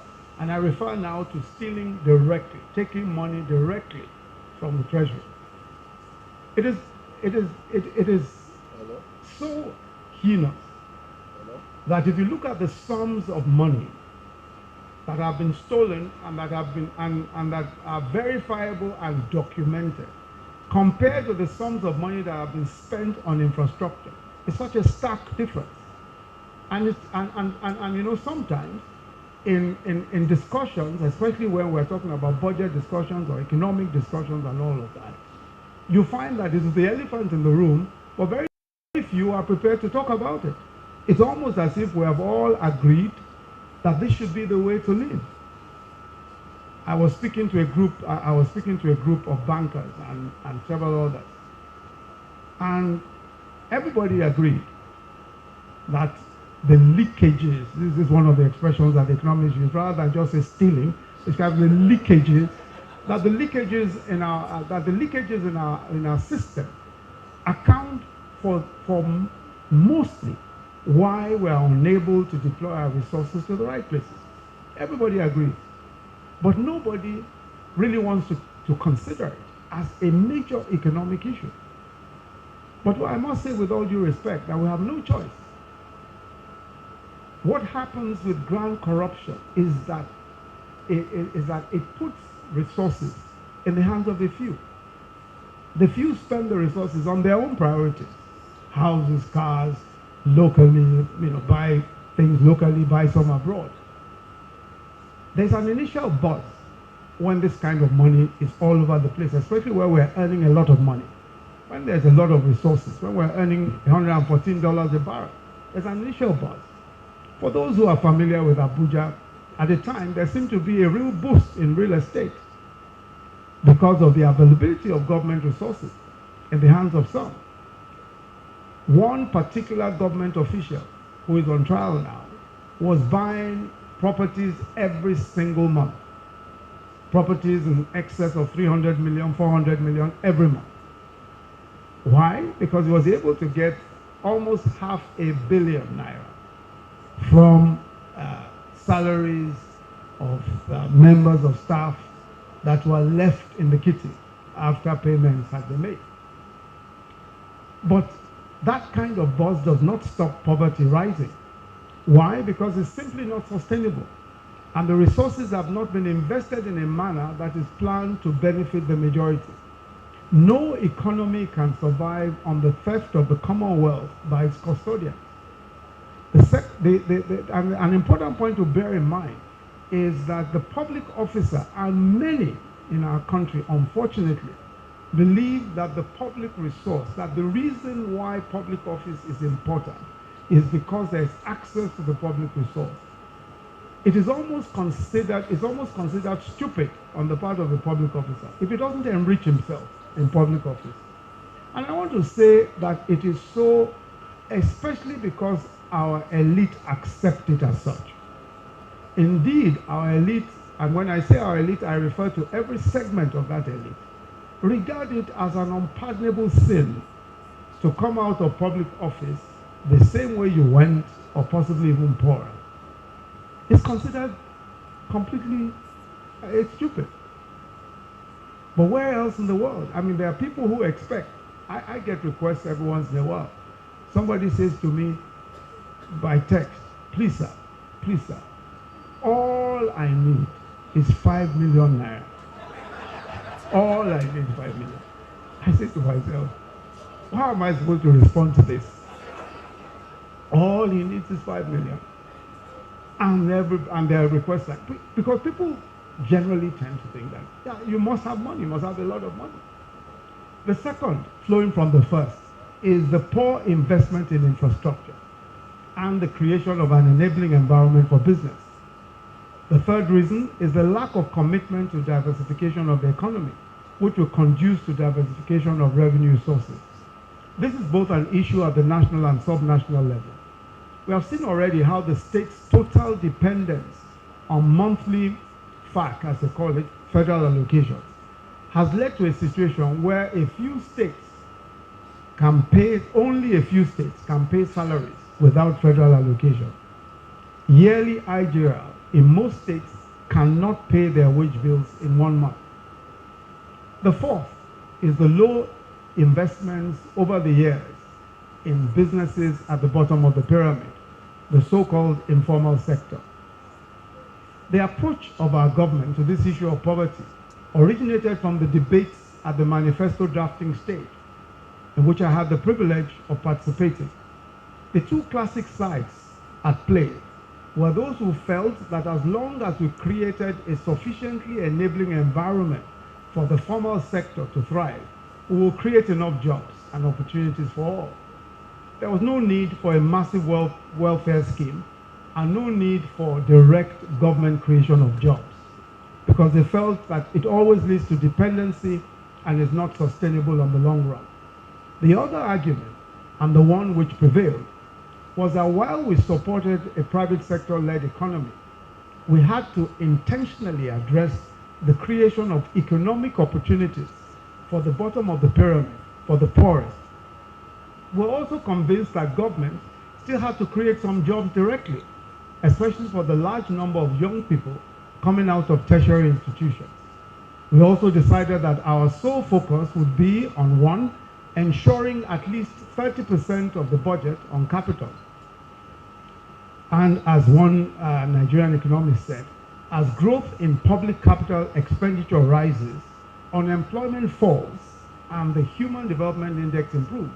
Therefore, infrastructure-based policies which initially reduce employment will also improve living conditions.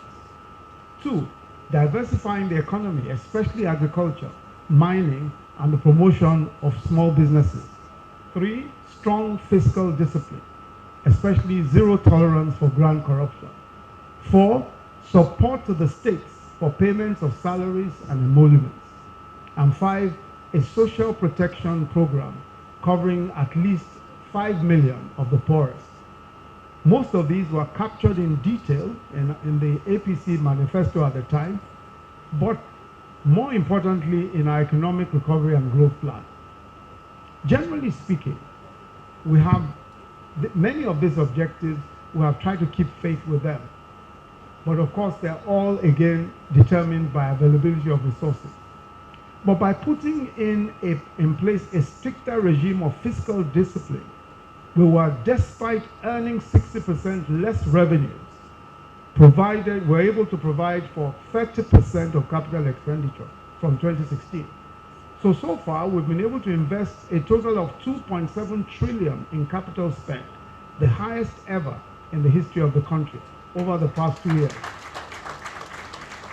Now, this covers investments in rail, in roads, in power, and in dams. Most of the rail projects are counterpart funded by China. But I think it's very important to bear in mind, and it's not to say that things have necessarily been done, have always been done right. But I think it's very important to bear in mind that it is possible with 60% less income, which is what we've earned over the time, to do several times more by simply putting the resources to what the resources should be put for. That's it, as simple as that.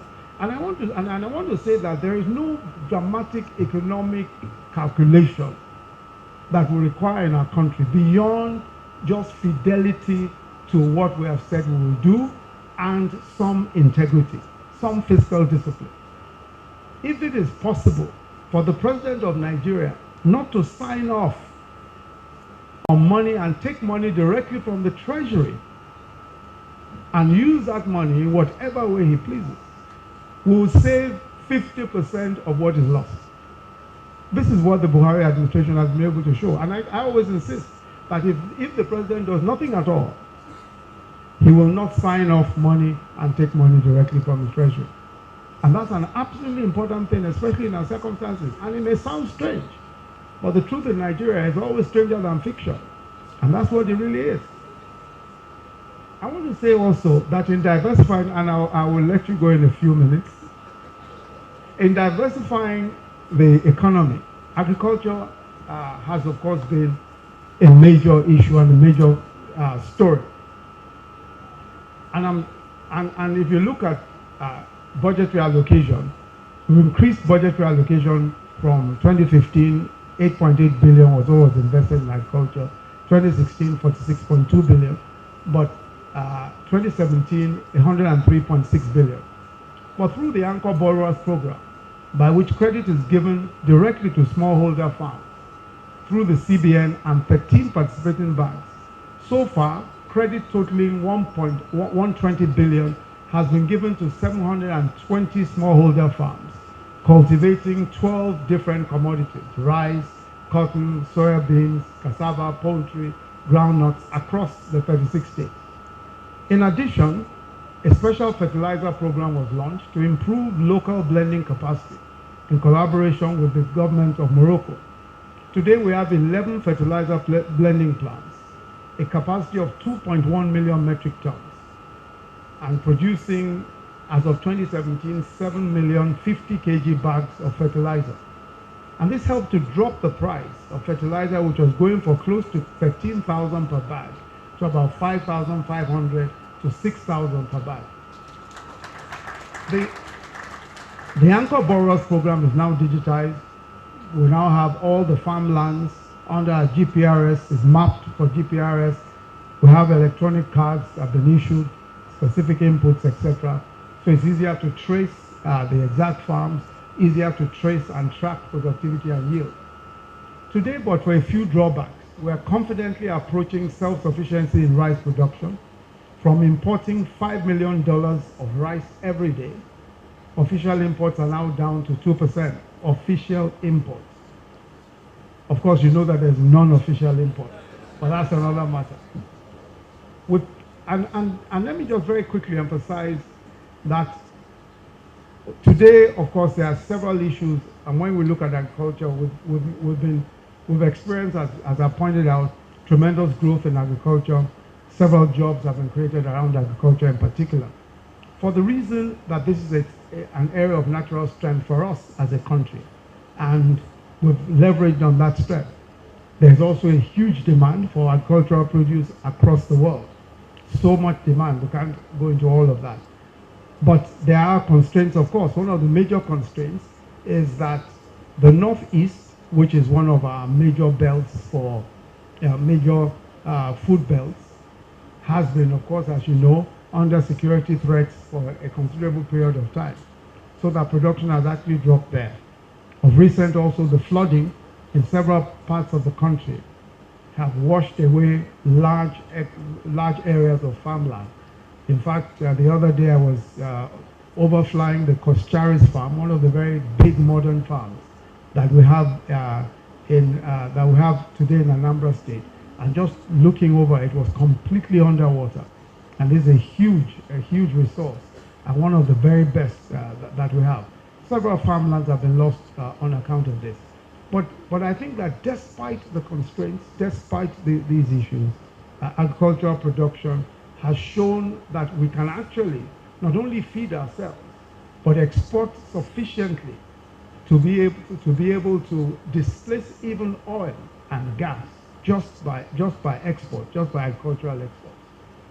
The other point I'd like to make is that we've paid attention to supporting the states through loans, Paris Club refunds, owed since 2005, budget support facilities, totaling 1.9 trillion so far. The simple reason being that to ensure consumer spending in the states does not suffer, we simply have to support the states. On assumption of office in 2015, over 20 states were owing salaries for periods ranging from 3 to 12 months. For most states, the regular income of civil servants is a critical part of the economy. If you don't pay salaries in many of our states, it has a direct effect, and I'm talking of civil service salaries, it has a direct effect on the economy. It has a direct effect on the markets, it has a direct effect on everything. So a major plank of the Buhari administration's plan was to ensure that we were able to support states that could not pay, and will continue to do so. When we offered the budget support facility to all of the states, every state took it except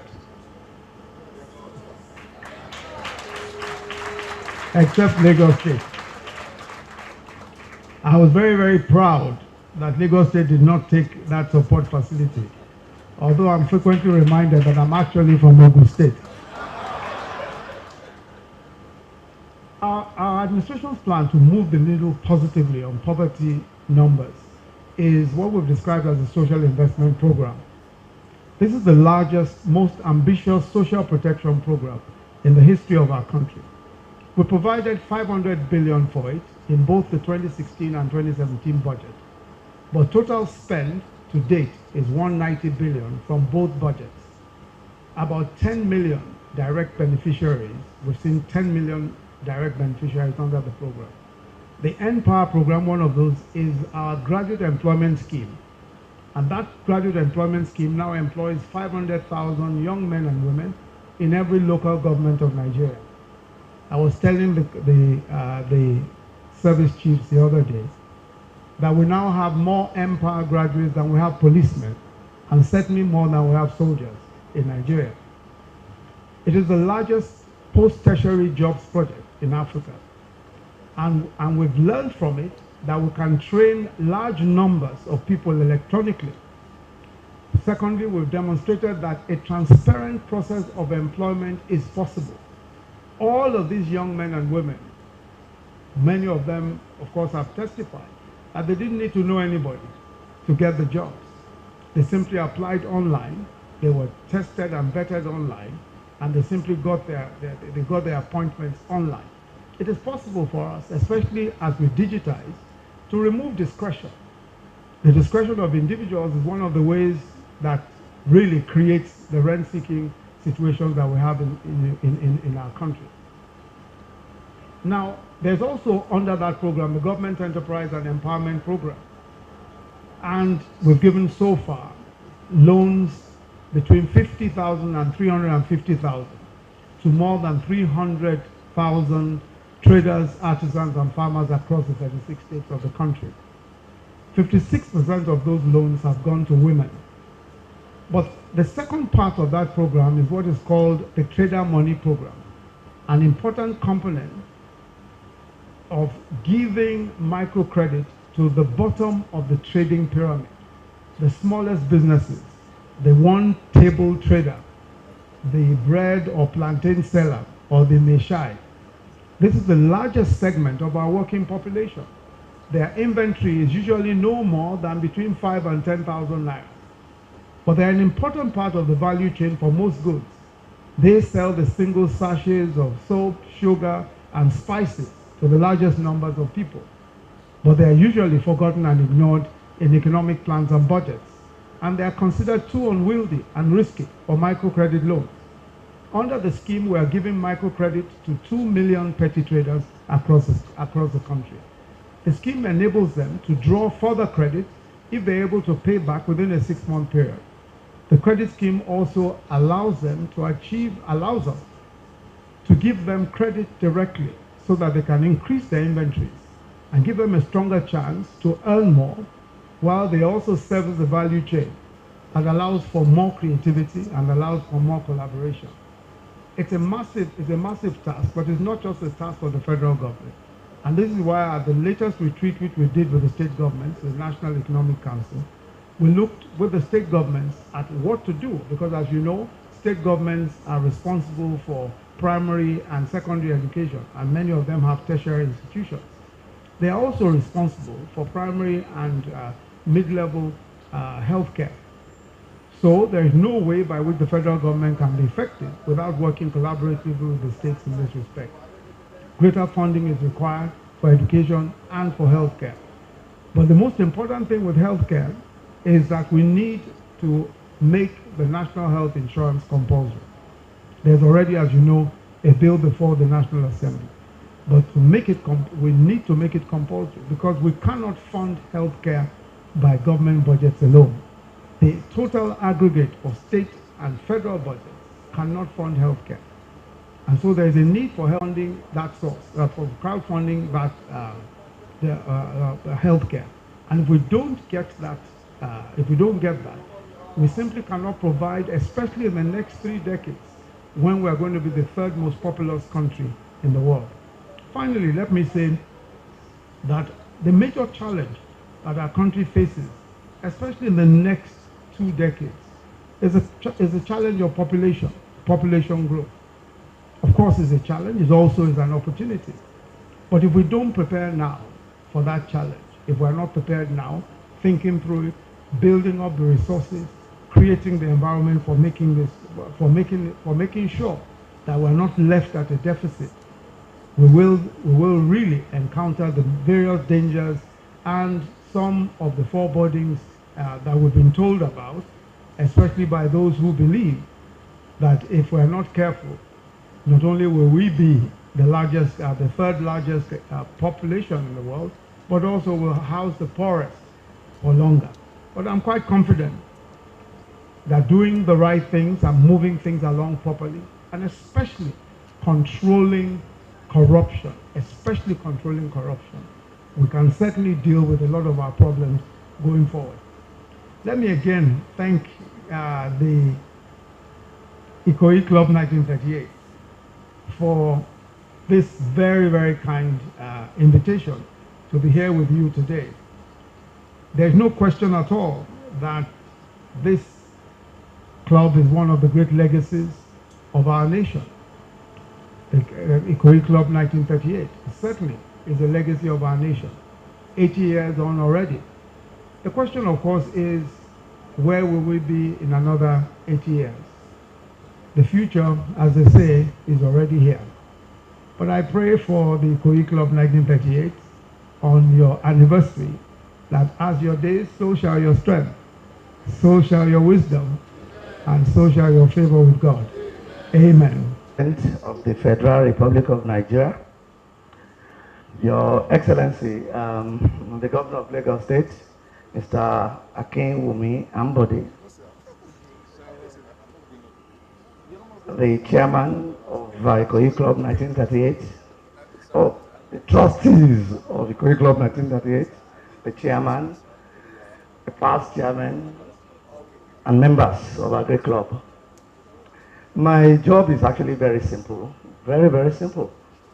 But I'm going to do it methodically. Before I bring the chairman of the club to for presentation of plaques, I'm going to let out a small story about how we got the vice president here, such that we all know why some of us call him leader, why some of us call him role model, why some of us call him the best is yet to come. Some of us are very proud. And that's the way it goes this. 4 months ago, when we decided who was going to present this lecture, I got across to him and I said, Pastor, please, Ikoyi Club is 80, and I have a role there. They have mandated me to talk to you, to please come to deliver the lecture. Oh, he said, Ikoyi Club. Oh, okay, I will come. 4 months ago, 4 months, it's a man that does what he says, and that's why he's still here. He's coming. He has not been representative. He's here. We are very grateful, sir, that you continue to do what you say. Thank you very much. Before I actually now give the vote of thanks, I would call my colleagues to bring the plaques and call the chairman of the Ikoyi Club 1938 to join in the presentation of. And the members of the Ikoyi Club, we say a very hearty thank you for taking the time to come and for that brilliant presentation. As I was saying to you, and I didn't know that that's what they called you, the best is yet to come. We look forward to more from you.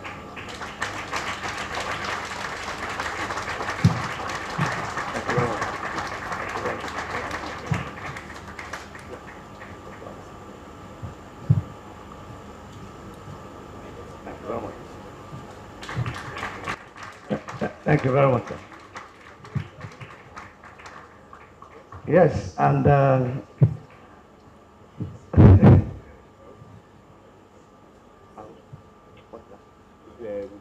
yes, the governor of Lagos State, Governor Akinwumi Ambode, is a member of this club, and my boss is my boss and my friend. You know, so when I see him, it's like seeing my person. You know, so I'm really, really happy, more happier than all of us here that is standing in front of me. So I do the same. Half of it. Thank you very much. Thank you very much. Thank you very much. Thank you very much. Yes. Now, is that all?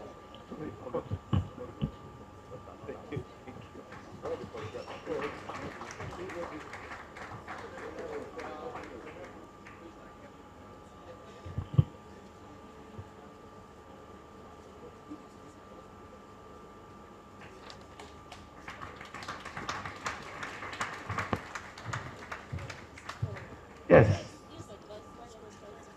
The work that I said was simple, but will be systematically carried out. You can see that I'm just bringing out those things now.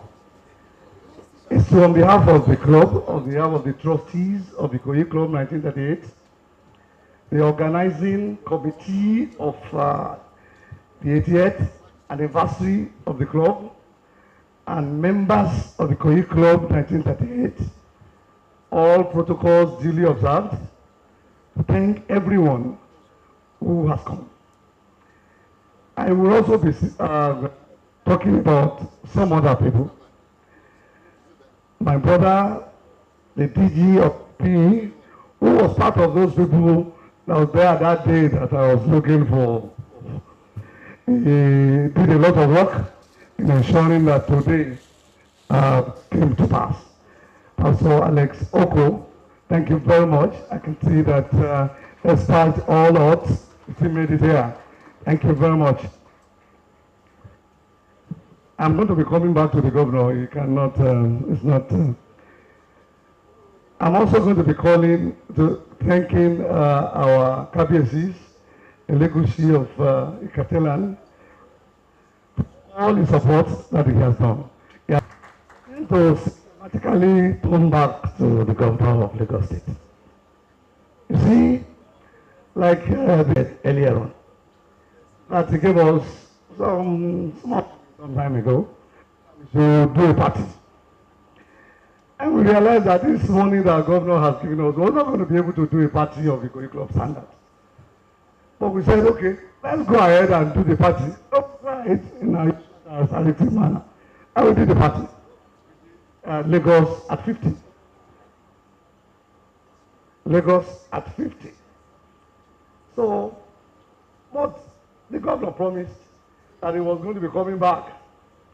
Now, if you look at coming back now, he has helped us so much to do the rotunda. Can we? Yes, that's what we should do. But while he was talking, he also promised, he said, if there were things that we wanted to do too, that I would do it. I mean, we all had when the governor said it. So that's why, like an Oliver twist now, this is no vote of thanks, but it's part of it. That the gate that we have of the Ikoyi Club 1938, we had wanted to redecorate or redesign. In fact, we have the BOQ, we have the drawings to that gate. For the gentleman who wanted to do it, saw the amount of money and quietly just declined. So we will be coming to you with my chairman. Amount is still in the realm of what you have done now. So I'm sure that you will help us. Can we clap for the governor of Lagos State, our friend, our member, who has always helped us, that I just mentioned, the guest house, the reconstruction of the guest house, is the anniversary present of Lagos State Government. So it's a club that is that way. And to see how lucky we are now. Thank you very much, the governor and my boss and my friend. We are very grateful to you. Thank you. And all we can promise is that for as long as you continue to support us, we on this other side, we will not let you down. We on this other side will continue to do what we are meant to do, what we are known for, integrity, respect for the rule of law, and respect for one another. Do I hear an agreement with what I've said? Thank you very much. Thank you very much. So on behalf of everyone here, I want to specifically thank the Excellency, the Vice President of the country, Professor Yemi Oshibajo, for this honor that he has done to us, for leaving all things. In fact, like today, I heard that a lot of strike has come up in Nigeria again, but notwithstanding the circumstances, he has come to honor his word. Thank you very much, Prof. We are so grateful. We are so grateful. Excellency, thank you very much for always caring for your club. But he told us, he also promised me that though he's a financial member, we need his finances. We also need him to come here. If you come here once in a while to play golf, like the Excellency has spoken when he, the Excellency said, a lot of things can be discussed while playing the game of golf. So we are appealing to Governor Akiwumi to please find time to join other members in playing anything. Thank you very much. Other sports. Other sports. Thank you very much. What do I do?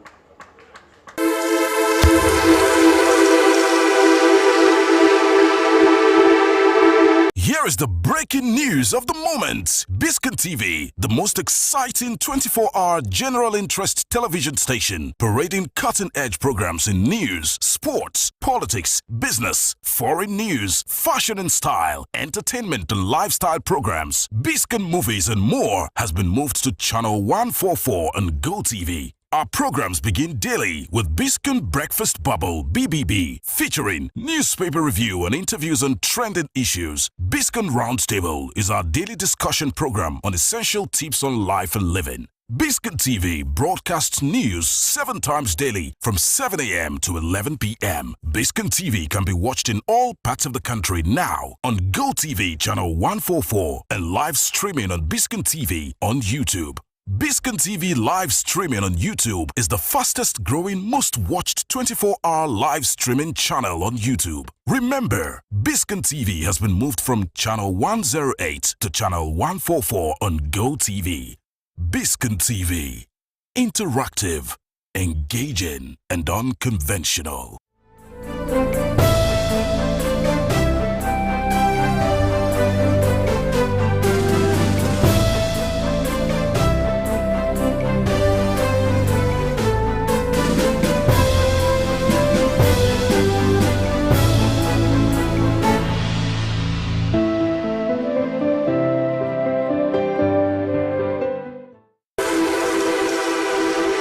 Still in the spirit of celebrating the 81st anniversary of Ikoyi Club 1938, on Thursday, the 26th of September 2019, an anniversary lecture was held at the club's premises. The lecture, which was themed The Youth and Leadership in Nation Building, had distinguished guests like the chairman Ikoyi Club 1938, Mr. Abayomi Orenuga, the Vice Chairman, Ikoyi Club 1938, Mr. Mustafa Zibri Aliyu, General Committee members of the club, members of the Board of Trustees of the club, members of Ikoyi Club 1938, the Minister of Works and Housing, Mr. Babatunde Fashola, who was the guest lecturer, Senator Gbenga Shafa, the Chairman, Island Club, Prince Philip Kola Bumere, the Chairman, Yoruba Tennis Club, Mr. Laomi Agbaji, the Chairman and CEO, Biscon Communications, Prince Besi Olatilo, among other distinguished guests. The event commenced with the recitation of the national anthem, after which the chairman, Ikoyi Club 1938, Mr. Abayomi Orenuga, delivered his welcome address. I'm here again to welcome each and every one of us to this very important part of the anniversary for the 81st celebration, the anniversary lecture. It is not by accident that we chose His Excellency to deliver this all-important topic, and I'm sure he will do just that. I want to thank you for being with us, for giving us support so far during this celebration, and I'm sure by the time we finish this event today, after the Honorable will have, the Excellency will have done justice to the topic, and we will have gone through the other aspects of this event, we will all be very satisfied and go home smiling. This was followed immediately by the opening remarks of the Vice Chairman, Ikoyi Club 1938, Mr. Mustafa Zibri Aliyu. At 81, Ikoyi Club has faced challenges. And those challenges, to me and to most of us, they are surmountable. And I believe that is what we are working towards. We've all said the Ikoyi Club will be a 5-star destination. I'm sure there's nothing you want to do in the Ikoyi Club that will satisfy anybody, because we always aim for the best and for the highest. So, on that note, I want to thank you for listening. I want to welcome you again for coming. And I know by the end of the day, for the youths that are here, I'm sure you will definitely take something back home. I want to thank you and thank members of my committee who has put all this together. In fact, if you look at me, you know that I'm kind of tired, but well, that is part of what the challenge is all about. I want to thank you. Please listen very well. My Honorable Minister, you're welcome again to Ikoyi Club, your club. Thank you very much, and God bless you. The guest lecturer, Minister of Works and Housing, Mr. Babatunde Fashola, in his lecture, pointed out ways in which youth have changed and defined the world. When you think back, without kids, we wouldn't even be sitting here. You know, at one time, black people couldn't enter this club. Remember that? It wasn't old men who fought. It was young Nigerians. Awo, Zik, N.S. Ikoli. Those were the people who were fighting. They were not old men. They were the ones who had the courage to dare the colonialists. Say, you must hand over our country back to us. So all of you who own houses in Ikoyi now, you couldn't come here. Maybe you entered the servants' quarters. But it was young people, kids, who fought and said, give us power back. This Oyinbo people is enough. It's not old men. Just remember that. They were young. So that's the reason why you can now be members here. Why Tafa can be vice chairman and can write me a letter. And that's the reason why I can come and claim that, oh, I've been a member for X number of years. It was young people who made that happen. They took leadership very, very early in their lives.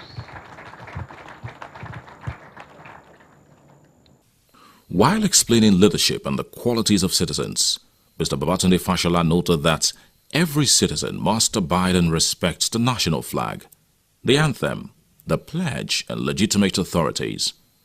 He also admonished all citizens to respect the dignity of other citizens and live in unity and harmony with one another. It shall be the duty of every citizen, every who? That's you and I. To A, abide by this constitution, respect its ideals, its institutions, the national flag, the national anthem, the national pledge, and legitimate authorities. What did I call it? Legitimate authorities. He concluded by explaining the responsibilities of citizens in nation building. I will close by saying that the mindset that places self above others is unhelpful towards nation building. That the hard work, the unending responsibility of nation building, which started in Nigeria since 1914, will fall on no other than on her citizens, those who are Nigerians. That's your responsibility, my responsibility, to help build Nigeria. But it will fall more squarely on the shoulders of the younger and the youthful population. This was followed immediately by the question and answer session, which was conducted by the Managing Director, CMC Connect, and the President, Public Relations Practitioners of Africa, Mr. Yomi Badejo Kunsoya. Next was a brief photo and video session, after which a plaque was presented to the guest lecturer, Mr. Babatunde Fashola, by the Chairman, Ikoyi Club 1938, Mr. Abayomi Orenuga. The event ended with the vote of thanks said by the Vice Chairman, Anniversary Planning Committee, Mr. Rufai Ladipo. In keeping with the long-standing tradition of the anniversary celebration of the Ikoyi Club 1938, a day is usually specially set aside for the young and the young at heart members of the club, where they all lay down their garbs and dance to old school and contemporary music, usually dished out by the DJ. The day was themed Anniversary Turn-Up and Pop Night.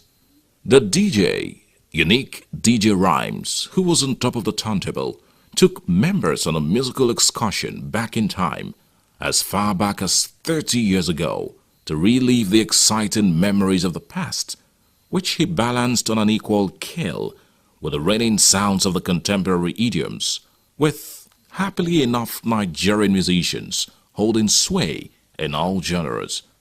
The young, the old, and everybody went down to have an exciting swell time.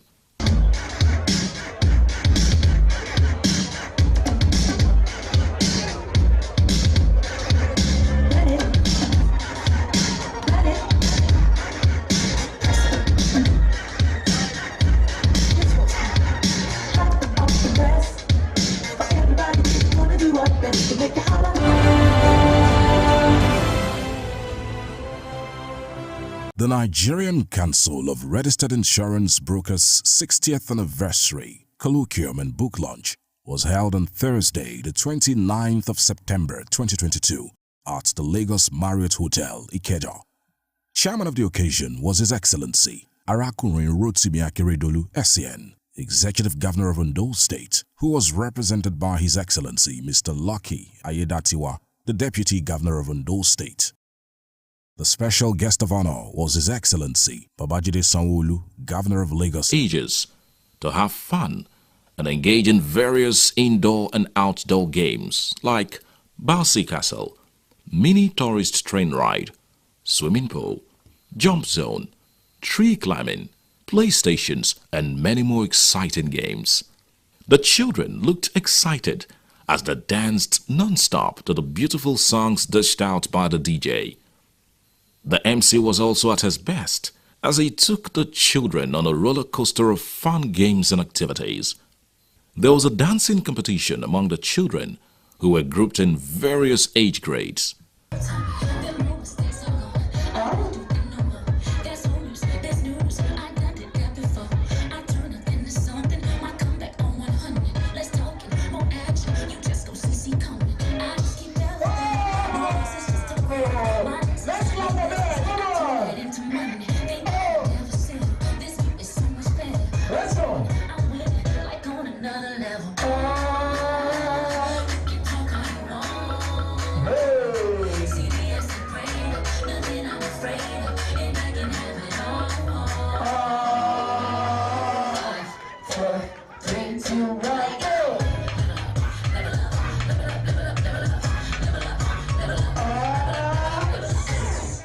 There was a parent and children's games, the Minutes to Win It games, which attracted lots of exciting gift items, sponsored by Maltina. The family fun day ended on a high note as some of the children went home with lots of exciting gift items, including food and drinks from Ribena, Lucozade Boost, and Maltina. The 7 days non-stop fun and excitement generated by the multi-legged activities to celebrate the 81st anniversary of Ikoyi Club 1938 was brought to a befitting crescendo with a grand finale on Sunday, the 28th of September 2019. The event, which was well attended by an impressive array of over 6,000 strong membership of the club, featured a variety of items like an award to all the sponsors of the event, a raffle draw in which valuable prizes were won by members and even friends of the club who came from far and near to celebrate the milestone anniversary of the Ikoyi Club 1938. The main attractions were the faith band that performed and some other exciting side attractions.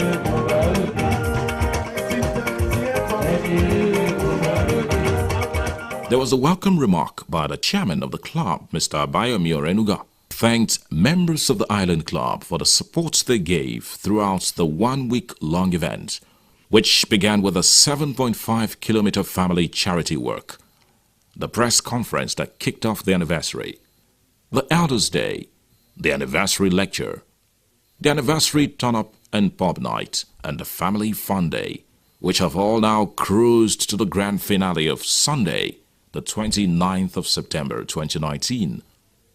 They prayed God spares us all to celebrate the 82nd anniversary of the club next year. On behalf of the trustees, the General Committee, and the entire membership of the Ikoyi Club 1938, I welcome you all to this occasion of our 21st anniversary celebration.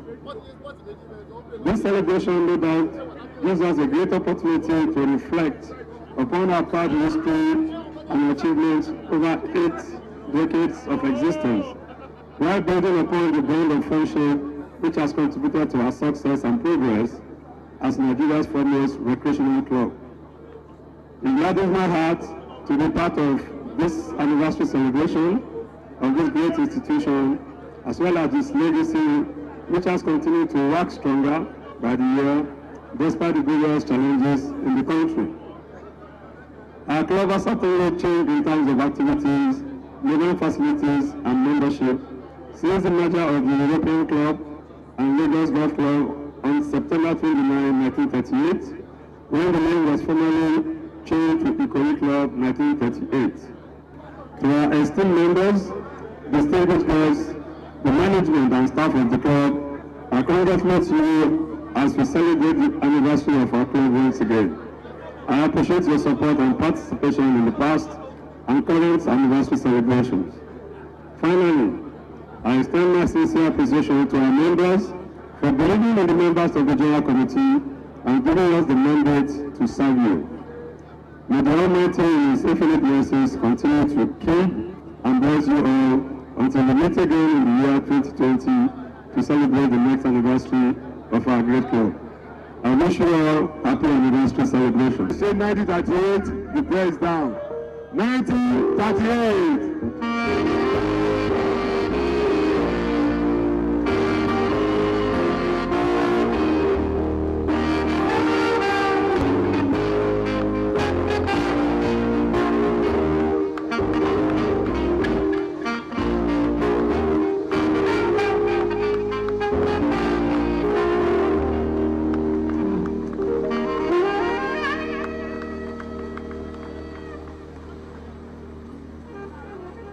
The grand finale was an occasion for everybody to loosen out and enjoy themselves. And the club couldn't have made a better choice than the Faith Band to entertain.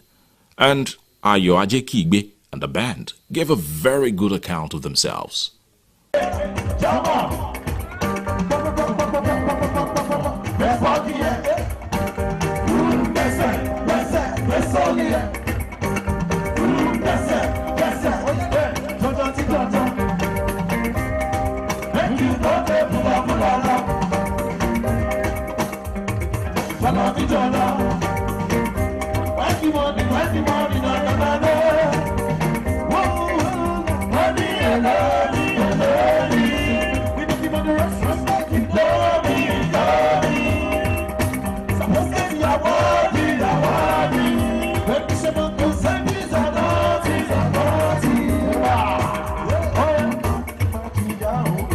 From Biscon Communications, we congratulate Ikoyi Club 1938 on a successful celebration of its 81st anniversary.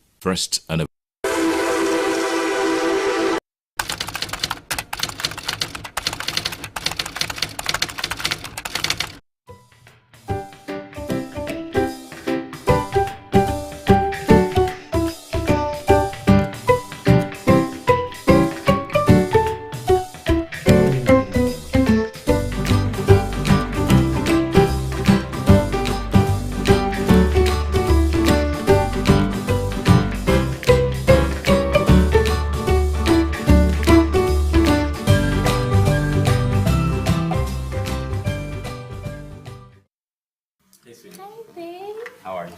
Oh. Wow. How are you? I'm fine. Come in. Wow. Wow. How are you? I'm good. So what have you been up to? Been alright. I got you something. Really? Mm-hmm. Is it a ring? No, I got you flowers. Fine.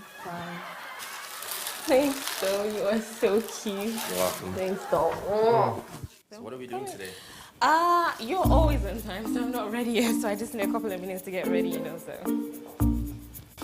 This is my place. You're welcome. Beautiful. Thank you. So what have you been up to? Just keeping busy. You look really good tonight, Thank you. Today is really special. Do you know why? Why? Because you're here. Okay, so what we're doing tonight? We're just gonna go out, get a couple of drinks, and then see how it goes from there. That sounds good. Cool, right? Okay, so let me just get my phone and, touch up and we'll get going. Okay, sweetie. Alright, then just a minute. Alright. Babe. Yeah? Sorry, could you please call my phone? I can't seem to find it. Oh, sure. Okay, I'll just check inside because I think I dropped it there. So. Okay. Thank you.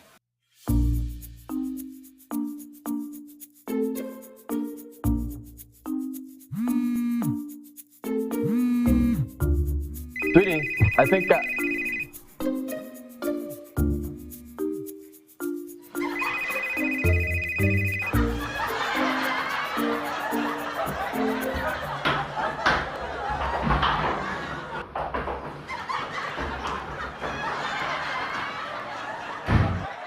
Don't wet your pants. Babe, I'm ready. I can't find the phone. Where'd you go? Babe?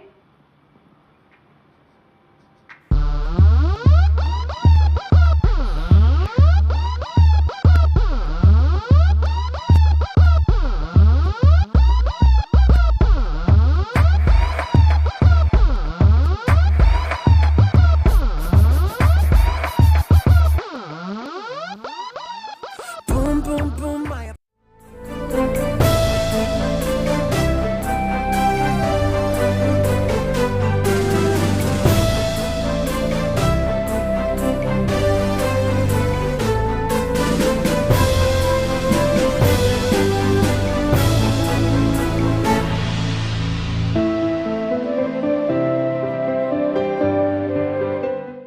Here is the break breaking news of the moment. Biscon TV, the most exciting 24-hour general interest television station, parading cutting-edge programs in news, sports, politics, business, foreign news, fashion and style, entertainment and lifestyle programs, Biscon movies and more has been moved to channel 144 on GoTV. Our programs begin daily with Biscon Breakfast Bubble (BBB), featuring newspaper review and interviews on trending issues. Biscon Roundtable is our daily discussion program on essential tips on life and living. Biscon TV broadcasts news 7 times daily from 7 a.m. to 11 p.m. Biscon TV can be watched in all parts of the country now on GoTV channel 144 and live streaming on Biscon TV on YouTube. Biscon TV live streaming on YouTube is the fastest growing, most watched 24-hour live streaming channel on YouTube. Remember, Biscon TV has been moved from channel 108 to channel 144 on GoTV. Biscon TV, interactive, engaging, and unconventional.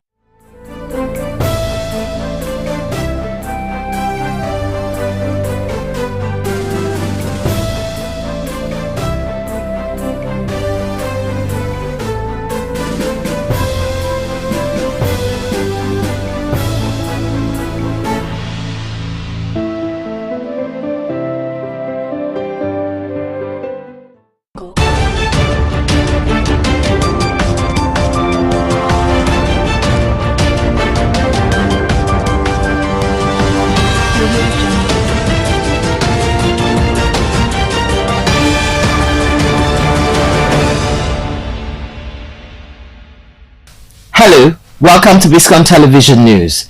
I am Gloria Anozie Young. First, the headlines. On the national scene, audit report nails Adamu Omisore as President Tinubu and governors shop for new chairman. Federal government plans nationwide animal vaccination. Experts urge vigilance.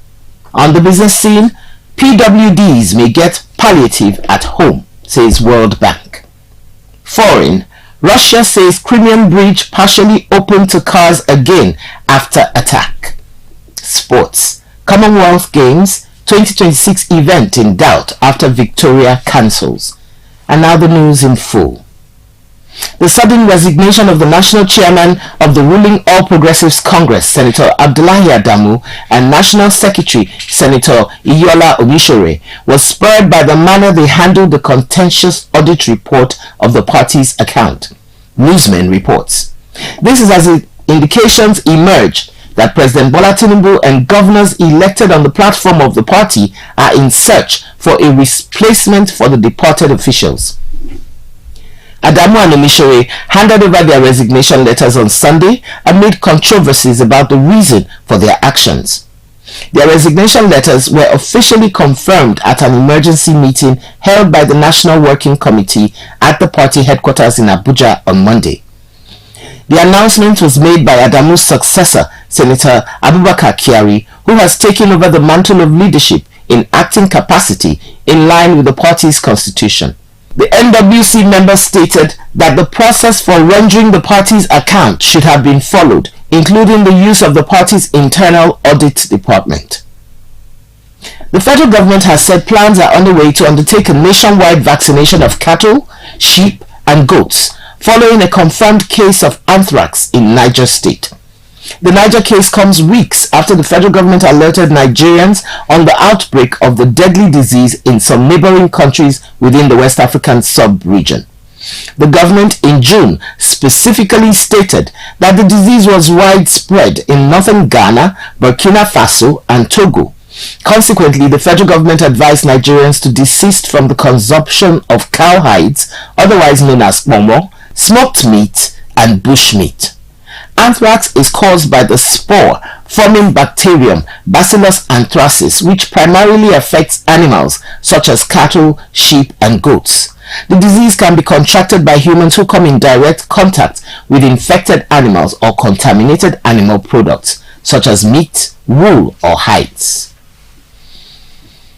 The suspended chairman of the Economic and Financial Crimes Commission, Abdul Rashid Bawa, has spent 33 days in the custody of the Department of State Services, DSS. The secret police arrested Bawa on June 14th, hours after his suspension by President Bola Tinubu. The Director of Information, Office of the Secretary to the Government of the Federation, Willie Bassi, in a statement announcing Bawa's suspension, cited weighty allegations of abuse of office leveled against him, quote unquote, as the reason for the president's decision. Since his arrest, the DSS has kept mum on the specific offences for which Bawa was arrested, the level of investigation, and whether charges would be filed against him in court also. A statement by the DSS spokesperson Peter Afunanya shortly after Bawa's suspension on June 14th said the embattled EFCC chair arrived at the facility of the DSS in response to an invitation. Several calls to Afunanya on Monday to get an update on the matter were not answered. However, an Abuja-based human rights lawyer, Belumi Olajengbesi, said it was illegal for the DSS to keep Bawa in detention without trial. Let's take a short break. We'll be back with business news. Please stay tuned.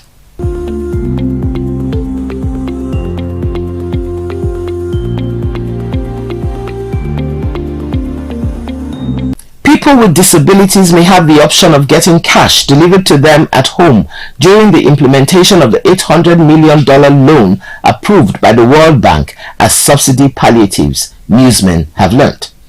This was contained in the payment delivery modalities for NASSP-SU document obtained by journalists from the website of the World Bank. According to the document, people with disabilities may ask someone else to open an account on their behalf for the monthly cash transfer or choose to get the cash delivered to them at home. The need for multiple delivery channels to disburse support grants was stated in the document, which noted that about half of the surveyed benefiting population did not have a bank account. It was, however, suggested that digital financial services should be deployed to drive financial inclusion, among other benefits. According to the document, beneficiary could use deposited funds for cash out, electronic payment purchases, electronic transfers, or bill payments, according to reports. Let's go on another break. We'll be back with foreign news. Please stay tuned.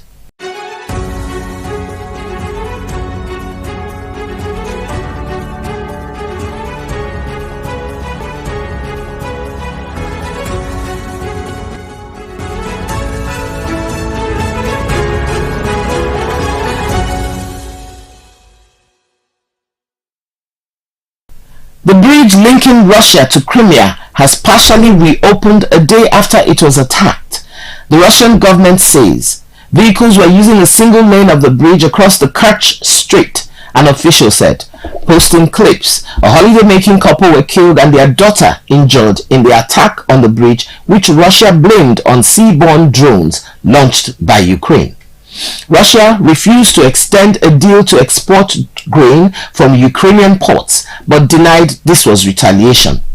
Condemning the attack on the bridge as an act of terrorism against a critically important transport link, Russian President Vladimir Putin did, however, vow that the Russian military would respond. Following that condemnation, Ukraine was attacked by a wave of Russian missiles overnight, including at the port of Odessa, with missile debris causing damage to the port and private homes, according to the state administration. Russia's transport ministry says the bridge's supports were not damaged in the attack, which ruptured the span. Up next is sports news. Don't go away.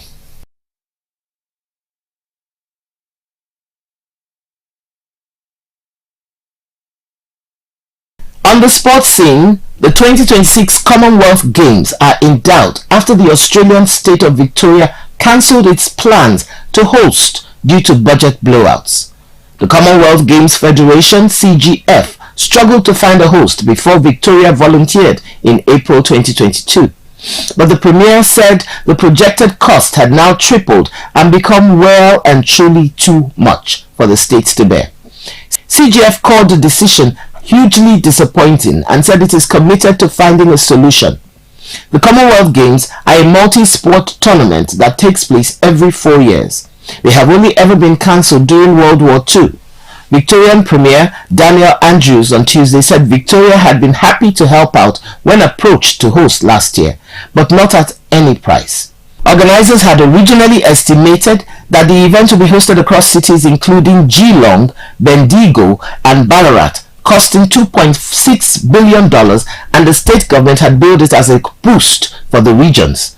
But now the 12-day tournament was expected to cost more than $6 billion. Mr. Andrew said the government had considered every option, including moving the games to Melbourne, before informing CGF of their decision. Up next is entertainment news. Please stay tuned.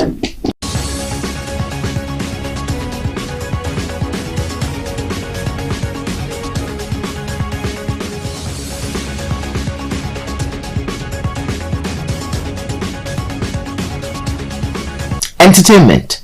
Jude Okoye, the older brother of the renowned duo P-Square, has taken to his social media page to celebrate 9 years of marital bliss with his wife Ify. The two took to their Instagram page to mark the occasion in a cute yet funny post.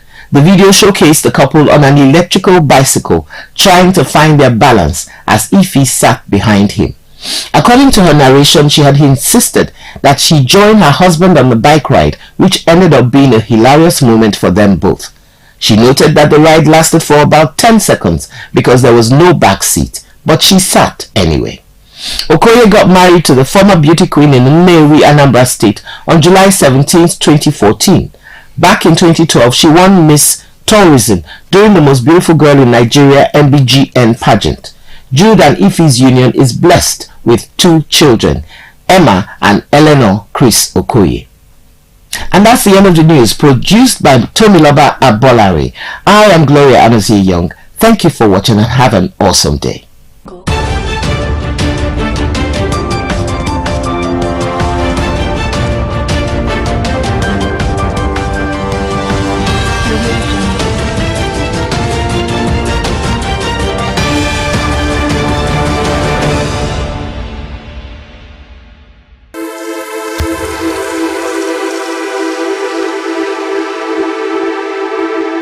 A wise man once said, "An investment in education is an investment in our future," while another said, "An investment in knowledge pays the best interest." This is a perfect explanation of the story of one of Nigeria's seasoned and astute bankers, with close to 4 decades exposure to the challenges in the banking industry, Mr. Aderemi Muyunideen Makonjola, the chairman of Caverton Offshore Support Group PLC. Mr. Aderemi Muyunideen Makonjola recently clocked 70, and in commemoration of his 70th birthday anniversary, he decided to give back to the society with the construction of a world-class ultra-modern lecture theatre at the Lagos State University, LASU, which was officially unveiled by His Excellency, the Executive Governor of Lagos State, Mr. Akinwumi Ambode. He also organized a special birthday lecture on Thursday, the 22nd of November 2018, at the Lagos State University, Ojo Campus, Lagos. The Aderemi Makonjola Ultra-Modern Lecture Theatre, which was constructed within 6 months, is a 500-seater edifice, fully air-conditioned, fitted with security cameras, fire extinguishers and projectors, to enhance learning and teaching. With an impressive record of philanthropy, it is necessary to note that the ultra-modern lecture theatre built by Mr. Aderemi Muyunideen Makonjola in LASU isn't the first of its kind to be constructed, as some other tertiary institutions in Nigeria have also benefited from the same gesture. The Federal University of Technology, Mina, and the Summit University in Ota, Ogun State. Mr. Aderemi Muyunideen Makonjola is a man of humility, a philanthropist, a devoted Muslim, and a great family man who was born on the 24th of November 1948 in Lagos State, Nigeria. He is a member of the prestigious Ikoyi Club 1938 and the Island Club. Mr. Aderemi Muyunideen Makonjola is a die-hard Arsenal fan who loves swimming, singing, and listening to good music.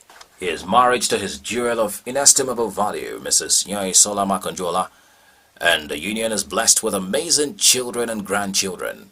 Leading the rich array of dignitaries at the event were the Governor of Lagos State and Chairman of the occasion, Mr. Akinwumi Ambode, the Pro-Chancellor and Chairman, Governing Council of LASU, Professor Adebayo M. Eninolowo, the Vice-Chancellor LASU, Professor Olaniwaju Fagbehu, SAN, Chairman of Honeywell Group, Oba Otudeko, the Oba of Lagos, His Royal Majesty, Oba Rilwan Akiolu, Lagos State APC governorship candidate in the 2019 election, Mr. Babajide Sanwo-Olu, Pioneer Vice-Chancellor, University of Ado-Ekiti, Professor Aki Oyebode, the Pro-Chancellor and Chairman of Council of the University of Lagos, UNILAG, Dr. Wale Babalaki, SAN, Lagos White-Cap Chiefs, academic and non-academic staff members of LASU, students, among other distinguished guests. The event was emceed by one of Nigeria's talented comedians, Bove, who ensured the smooth flow of events as he cracked guests up at intervals. The Chief Missioner of the Ansaruddin Society of Nigeria, Sheikh Abdurrahman Ahmad, led in the opening prayer. In the welcome address delivered by the Vice-Chancellor LASU, Professor Olaniwaju Fagbehu, he expressed gratitude to the celebrant for the philanthropic gestures shown to the school, as the name Aderemi Makonjola has become an important part of LASU's legacy and will remain indelible. The Vice-Chancellor LASU, Professor Olaniwaju Fagbehu, appealed to other statesmen, great men and women present, to partner with the school to move the institution to greater heights. The Lagos State University has had the honor of producing great and exceptional minds who have made their marks and who today occupy the commanding heights of economic, political, and social landscape within and outside Nigeria. The beautiful story of today's LASU cannot be complete without a mention of those who laid the solid foundation for its takeoff. Sir, it is with confidence and faith that I make bold to say that the name Aderemi Makonjola has become an important part of LASU's legacy and will remain indelibly ingrained for posterity in the annals of our university. Happy birthday, sir. All of us at the Lagos State University wish you all the best, not just for today, but for always in the service of humanity. To the amazing men and women of integrity on the Governing Council of the Lagos State University, ably led by the highly perceptive Professor Adebayo Eninolowo, we thank you for your passion. On behalf of all my colleagues, staff and students, we thank you all and we heartily welcome you to the Lagos State University. Next was the remark of the Pro-Chancellor and Chairman Governing Council of LASU, Professor Adebayo M. Eninolowo, who also expressed gratitude to the celebrant as he described him as a man of nobility. He added that the noble gesture of the celebrant will go a long way in helping the school. He assured the celebrant that the newly constructed Aderemi Makonjola ultra-modern lecture theatre will be put to proper use. The donation of an ultra-modern lecture theatre to Lagos State University by Mr. Aderemi Makonjola is a commendable step in the right direction. It will significantly complement the efforts of the Lagos State Government, University Governing Council, and management in providing an atmosphere conducive for learning and research, while also boosting the university's reputation globally. At this junction, my profound appreciation goes to our benefactor, Mr. Aderemi Makonjola, for his noble gesture and commitment towards improving the academic life and infrastructural development of the apex educational institution in the commercial capital of Nigeria. Merci beaucoup. Thank you very much. At this juncture, permit us to call on other distinguished individuals and corporate bodies to emulate the benevolence of Mr. Aderemi Makonjola by committing a part of their resources to assist Lagos State University in the area of infrastructural development towards enhancing teaching and learning. Investing in Lagos State University is, of course, a worthy venture. It goes without saying. The university is presently ranked as the best state university in the National University Commission ranking Also, the National University Commission, NUC, not too long ago, commissioned the university as the lead institution to develop the sectoral component of the blueprint for Nigeria's prosperity in health security by year 2050 and transportation from 2018 to 2050. Swiftly afterwards, a 20-minute video clip was shown to guests, which highlighted the construction process of the ultra-modern lecture theatre and the reason behind the project. In the birthday lecture delivered by Professor Aki Oyebode, titled Town and Gown, Given in the Age of Scarcity, he acknowledged that the idea by Mr. Aderemi Makonjola to mark his birthday with the construction of the lecture theatre was commendable, as it will add value to the university as well as improve the university's infrastructural landscape. Professor Aki Oyebode added that government has not been able to make adequate financial resources available for the maintenance of our institutions in the face of competing demands from other sectors of the national economy. He said this should compel management of institutions to explore alternative sources of revenue to stay alive and competitive. We are here to celebrate the union of town and gown as exemplified by the hand of fellowship extended by Mr. Remi Makonjola to academia through his benevolence and philanthropy by way of donation of a well-appointed 500-seater auditorium for the enhancement of pedagogy and assisting in rolling back the turf of ignorance within the portals of this institution. By this great act of ensuring that the world becomes a better place than he found it, our hero of the day is laying an enviable example to others who are richly blessed, abundantly so, to make a worthy contribution towards human capital development in this country. I attended a birthday sermon of a distinguished Nigerian architect, Mr. Fola Alade, and the Archbishop started his sermon by saying, "Welcome to the departure lounge." I said, what is this man talking about? He said, by the time you hit 70, say you already have your boarding pass, you are in the departure lounge, you paid for your flight ticket, you are just waiting for your flight to be called. So we don't know how long people like us who are over 70 have to stay in the departure lounge before our flight is called. So while there is still time available, those who are capable should leave something, a mark on the sand. Because there is no way you're going to write the history of this great citadel of learning that will omit the name of Remi Makonjola.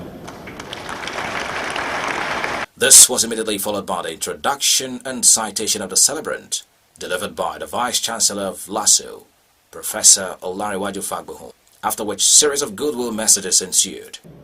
Remi, Ọlọ́run ní fi ẹ́ lẹ̀ o. Ọlọ́run dẹ̀ ní jẹ́ kó jọra ẹ lójú. I always tell my children every day, as the lecturer said, that when you are 70, it did not go down well with somebody. It is the truth too. The chief missioner said somebody, when one of our friends was celebrating 70th birthday at one event center in Lagos, that by now you should be thinking of what to do for the society. Anybody can die before 70, but I think the Bible says the lifespan is 70. Me, I always tell my children, ọmọ ọba lẹ́ni, ó ń bọ̀ àdì àbúrò ọba lọ́la. What you should not do, don't say because your father is the Oba, we are temporary holder of this office today. I succeed somebody, and somebody is going to succeed me, whether I like or not. That is the truth. Today, we are all gathered here to celebrate his 70th birthday and unveil a 500-seater lecture theatre donated to LASU to mark his 70th birthday. I know for sure that the same person we are talking about today donated quite a lot of money for research at the Lagos State Medical School. I know for sure that today we are going to unveil a 500-seater lecture theater. Ladies and gentlemen, it is very much in line with education. He believes that education is the greatest gift of life. And he has done this not just in Nigeria, but also abroad. I was here 2 weeks ago, and I was at the staff school for a function. Excellency, the staff school of LASU is totally unacceptable.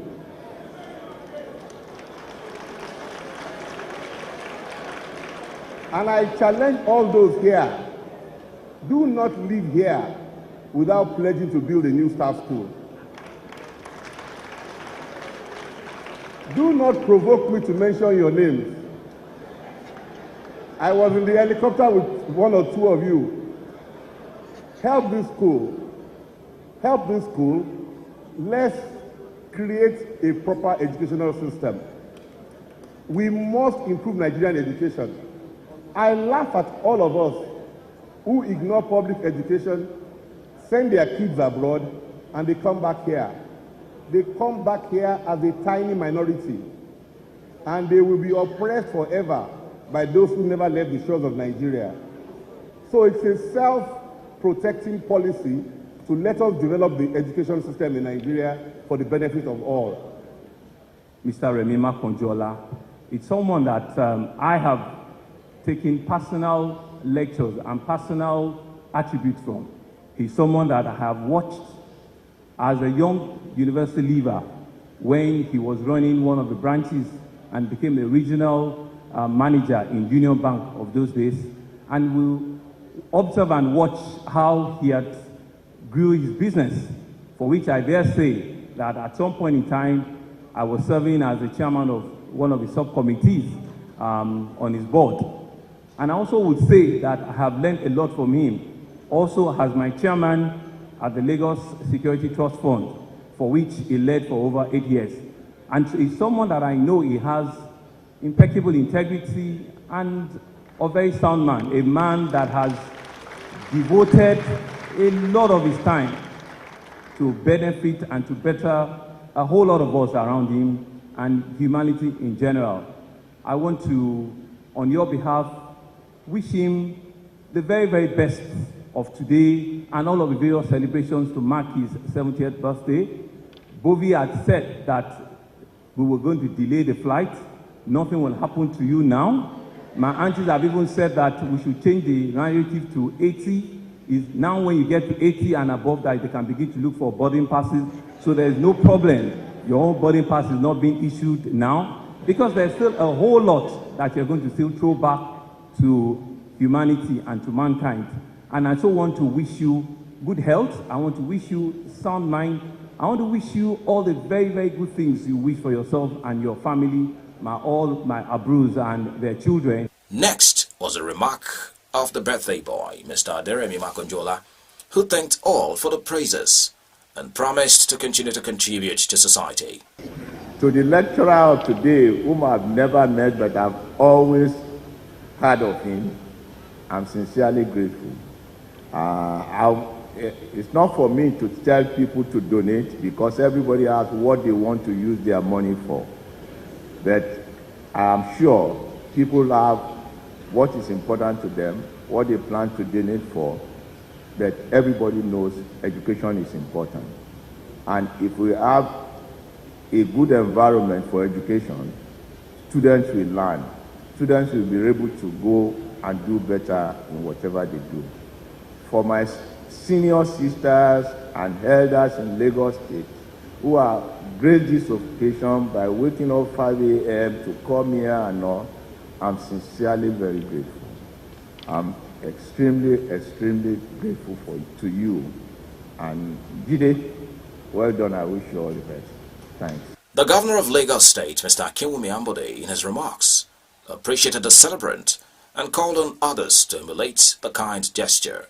He later proceeded to unveil a book titled Global AIDS and Tertiary Education in Nigeria, written in honor of the celebrant, Mr. Aderemi Muyunadin Makonjola. Guests later proceeded to the Aderemi Makonjola Lecture Theatre, where the unveiling was done by the Governor of Lagos State, Mr. Akinwumi Ambode, which brought the event to an end. A quotation from Chief Obafemi Awolowo: the more educated his mind, the greater will be his morale, and the more efficient he becomes.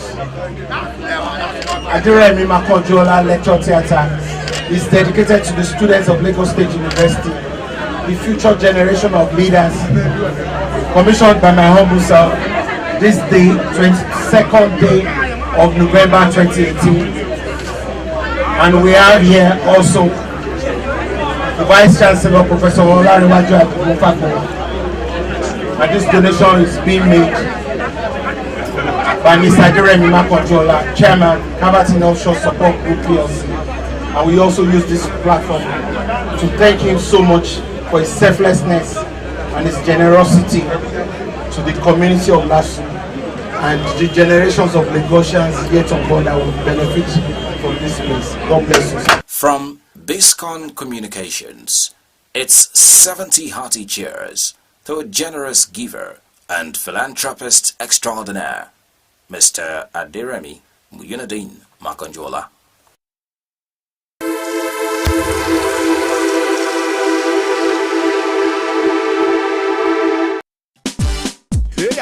African kitchen, cooking in the kitchen. African kitchen, Mama Africa.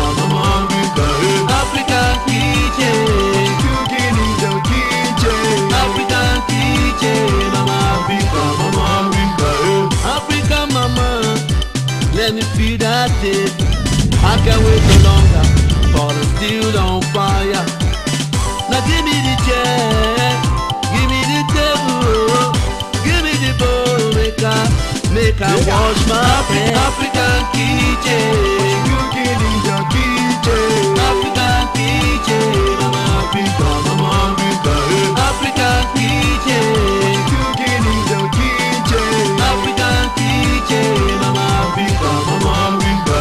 African mama, let me feed that day.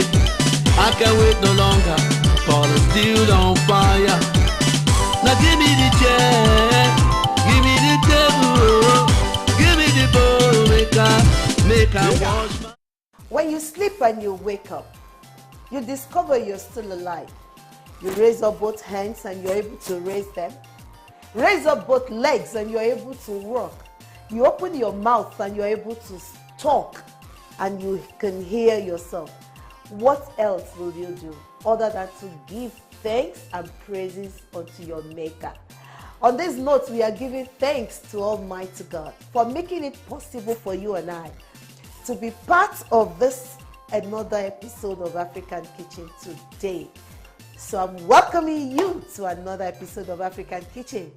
I am your host, Buki Ogunote, and today we are going to be doing the same business but in different way, bringing in how to prepare something different.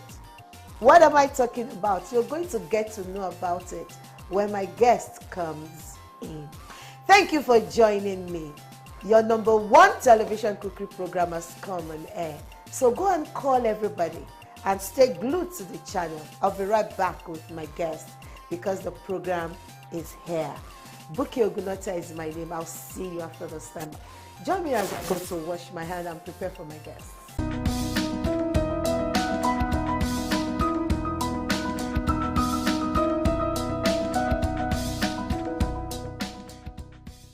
All right, you're welcome back, viewers. I am more than ready because my guest is here.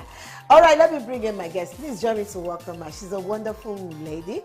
Please come in. Isn't she looking beautiful? All right, you are most welcome. It's nice to have you in our kitchen. Please, let's meet you. I know you, but the viewers at home do not know you. So please tell the viewers your name, where you come from, what you're doing for a living. Let's go there. My name is Mrs. Mojisola Agbaje. I'm okay. a caterer by profession. Oh, yo. Okay. So I'm from Yewa North, Ogun State. Yewa North. These people, they are too proud. You know, then they're proud in go. Yewa. You understand? Oh yeah, fire them in your language now. Ẹ káalẹ́, ẹ káàsán gbogbo ọmọ Yorùbá o. Ẹ káalẹ́, ẹ káàárọ̀, ẹ káàsán gbogbo. Is that what you speak? There is no particular dialect. Ẹ̀lẹ́ ọmọ Ẹ̀gbá wa o. Gbogbo ẹ̀yin ìyá mi àti bàbá mi. Ẹ kújọ́ mẹ́ta ò ṣe dáadáa mo bálé o. Ṣàlàáfíà ni o. So Yewa is part of Ẹ̀gbá. Yeah. Wow! Ẹ̀gbá méjì dẹ̀kẹ̀rẹ̀ wọ́n ní. Wọ́n kì í já wọn níyàn. Bí kan bá purọ́, ìkejì á máa ní. What? This woman cannot answer. No. Why did you go break it for it? Okay. When one is saying the truth, the other one somebody is looking at. Okay, it's nice to have you. You are a caterer by profession. Yes, how many years down the lane? Like 9 years now. 9 years. So far so good. How has it been? Very lovely. I love cooking. Wow. Very nice to cook. Wow. So that means money to okay now. To the glory of God. To the glory of God. I can see everything all over you. Hey, bling, bling, bling. Okay, what do you want to prepare for us today in African Kitchen? What I want to prepare today is yam and potato porridge.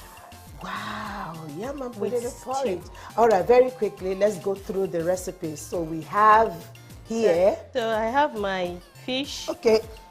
Potato, sweet potato, palm oil, pomo, my grounded pepper, my blended crayfish, my ugu,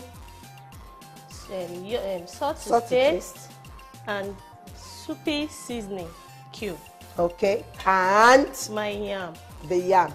Remember we said we're going to mix yam and sweet potato together. Most of you might be like, yam and sweet potato. Yes, the outcome will be wonderful. I tell you, the outcome will be wonderful. Potato and yam, sweet potato and yam porridge. That's what we are preparing. And the yam is done as it is. So now, what do we start with? Go ahead. I'll add my sweet potato. This sweet potato has been boiled, yes. And if you want to have a quicker result, you can boil the sweet potato with the peels behind it. You know, once you boil everything, the sweet potato doesn't take time before it gets softened. You now remove the back straight away once, and you go like that. That one. So she's going to add the sweet potato with the yam. Yeah. Wow. Why I turn? Okay. So that one too will go in. You're going to cover. Okay. So your own style, can you quickly run over it? How do you? Are you going to pour? Abi, you prepare the sauce. I'm going to fry the stew. Okay, so let's. I'm going to fry it separate. Okay. No, let's move to action. Let's do that. While this is boiling, I'll have to fry my sauce. That means my stew for the yam potato sauce. Is this pot not too small? It's okay. It's okay with the pepper. All right. Oh yeah. No, not all. You're not using all. Potato, wow. Okay, I understand you. Oh, you just want to do it separately, and you will pour another oil here. Pour another palm oil there and the pepper. Sorry, ma. I did not know. I won't be. So, but this one is okay. You can go on. Frying of the stew. Oh, all right. This. Let's go on. No wahala. Okay. I'm going to add my pepper. Is there? Viewers, remember that I said your style is different from my style. So definitely my style is different from her style. So she is here teaching us how to prepare her own style. So let's follow her. Okay. Okay. I'm going to add a little bit here. I'm going to add a little bit. Oh, okay.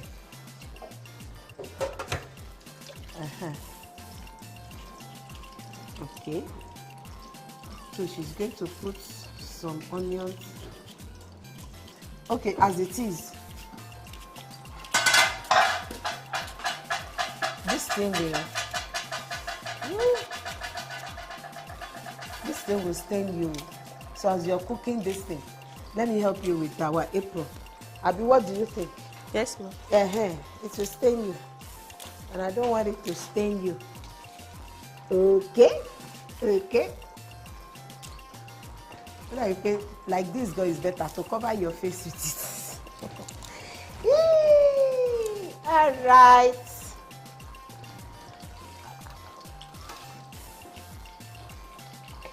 Okay.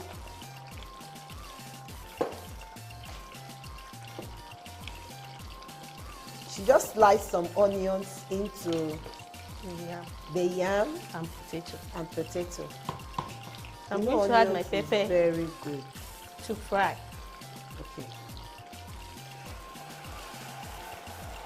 How are you doing? Yes, you're turning. Yeah, Oh, you're still going to add pepper. Okay. I want it to fry. Okay.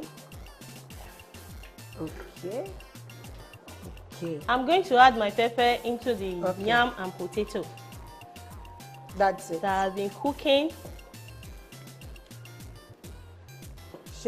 I'll have to add the palm oil. Palm oil.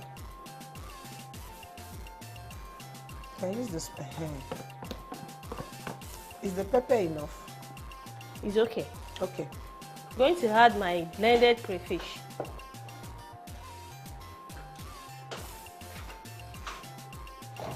While I cover a little bit to steam.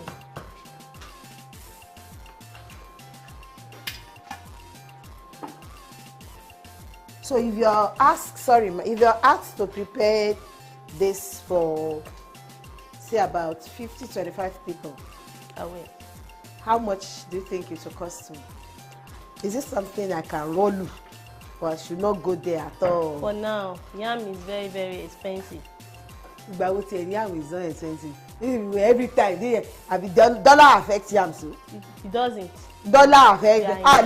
We are Nigerians. If dollar can affect yelewedu, why can't dollar affect yonishu? But we are Nigerians. We don't know why. Well, I wonder. But does dollar affect this one? No. Okay, so if I'm preparing this for about 50 people, I want you to prepare this for about 50 people, remember our potato there, it's not only yam. How much should I? Like 100,000.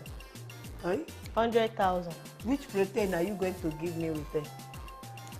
Like goat meat or chicken for 50 people. Yeah. Meji abi meri. Meji with 100,000.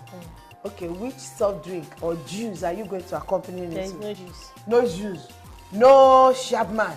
No continental drink. No cocktail drink. Nothing. 100,000. Yes.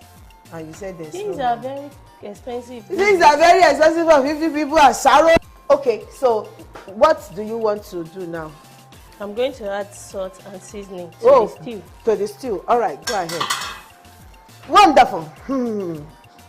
See now that you are done. You have even overtaken me. Okay. So you were saying 1,000 because things are very expensive. Wow, that's a whole lot. But really, if you know what you want, salt to taste.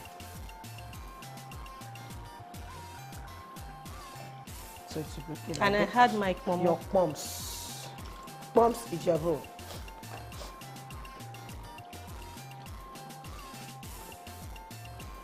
All right. I have to taste this to make sure the taste is on point. How's it?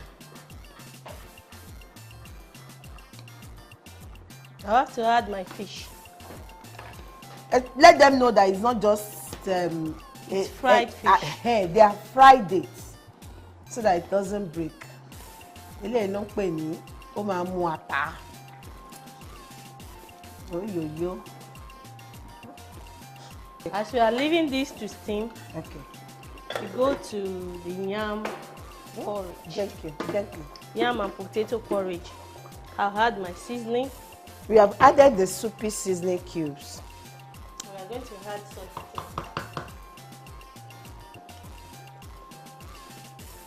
A little bit salt. With it, so that it will bring out the taste. You can put a little more. The soupy seasoning cubes, the beef flavor helps the taste to come out very well. More. Bóyá ṣu ni, bóyá potato ni, kankan jókòó sísàlẹ̀ yẹn pátápátá kò fẹ́ dìde. Wow, this is looking nice. Maybe you rinse your hand and have a taste. Mash it a little bit. Okay.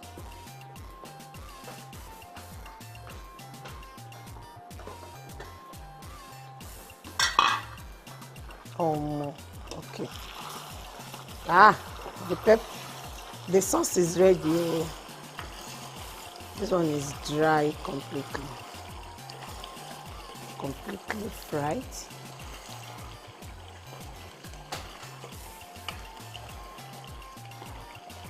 Can I switch off this one? Yes. This one is okay. The viewers, the sauce is ready.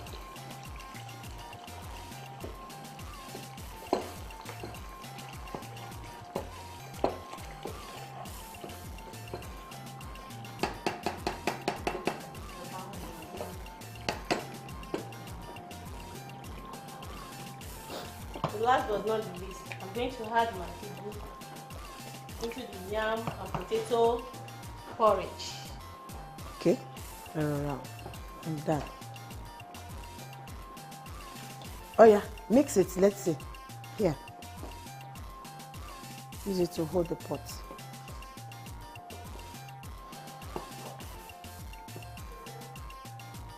Because of the presence of the vegetable in it, we are not going to overcook it anymore, because as it is, the porridge is done.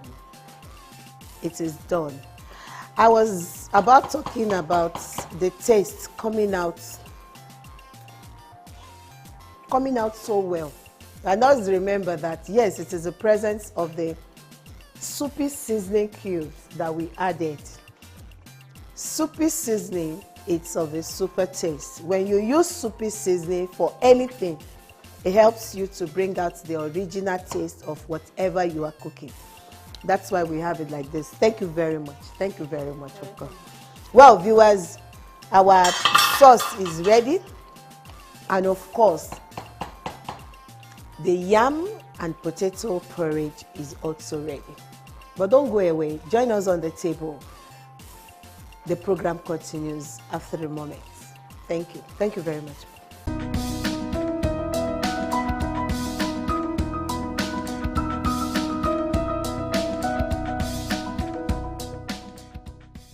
Thanks for still staying tuned, viewers.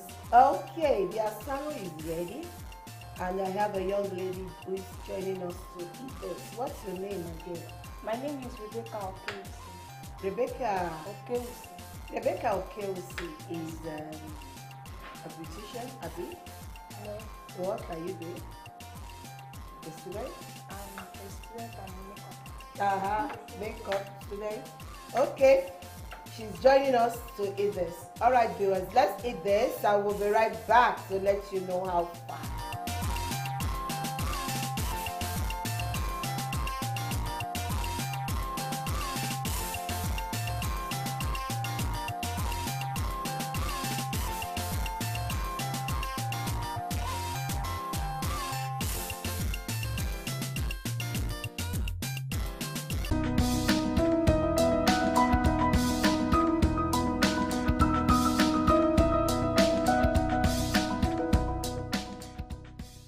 I cherish you for still staying tuned. Thank you so much. My darling, what's your perception about the combination of both yam and the potato for sweet potato.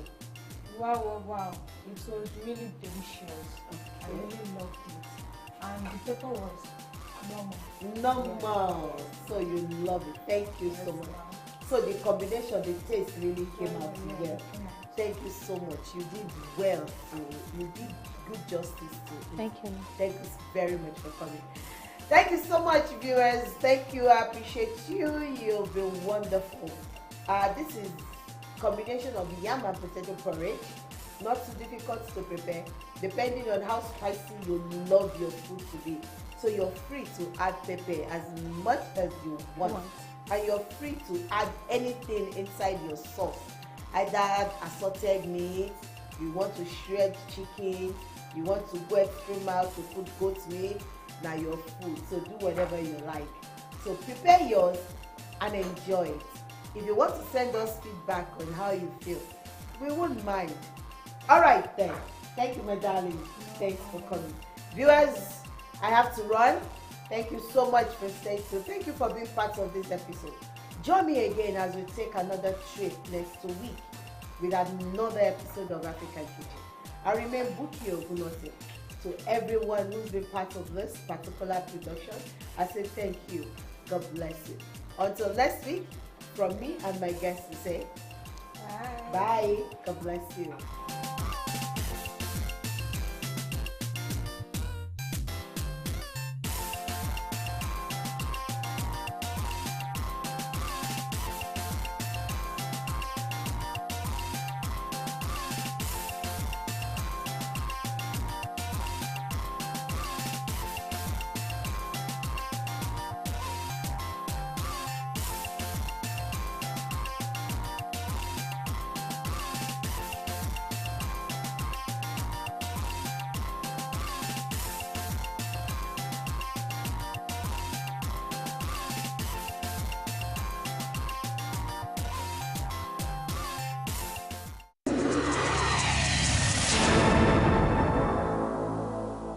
Here is the breaking news of the moment. Biscon TV, the most exciting 24-hour general interest television station, parading cutting-edge programs in news, sports, politics, business, foreign news, fashion and style, entertainment and lifestyle programs, Biscon movies and more, has been moved to channel 144 on GoTV. Our programs begin daily with Biscon Breakfast Bubble (BBB), featuring newspaper review and interviews on trending issues. Biscon Roundtable is our daily discussion program on essential tips on life and living. Biscon TV broadcasts news 7 times daily from 7 a.m. to 11 p.m. Biscon TV can be watched in all parts of the country now on GoTV channel 144 and live streaming on Biscon TV on YouTube. Biscon TV live streaming on YouTube is the fastest growing, most watched 24-hour live streaming channel on YouTube. Remember, Biscon TV has been moved from channel 108 to channel 144 on GoTV. Biscon TV. Interactive, engaging, and unconventional. Let's tell you, two of us, we are tied together. You don't know.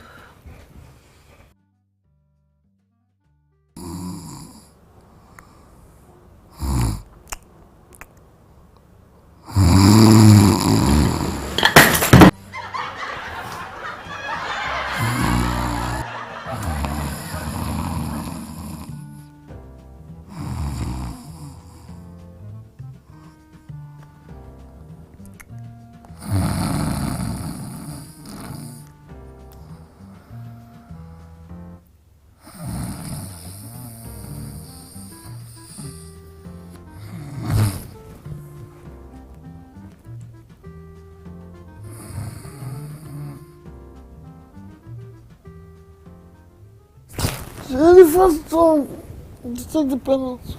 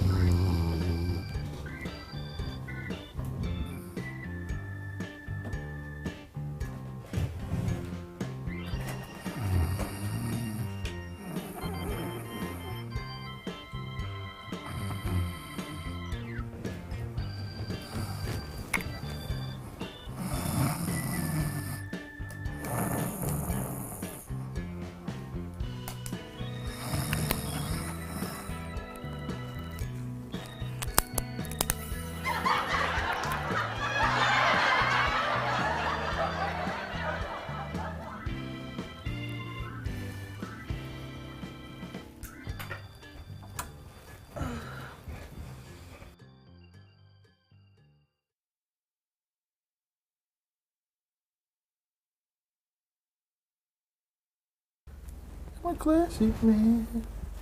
I'm a classic man. Hey, babe. What do you think? This one or this one? What do you think? This one make me look like Jidena. Classic man. I'm a classic man. What do you think? I'm a classic man. You're not saying anything.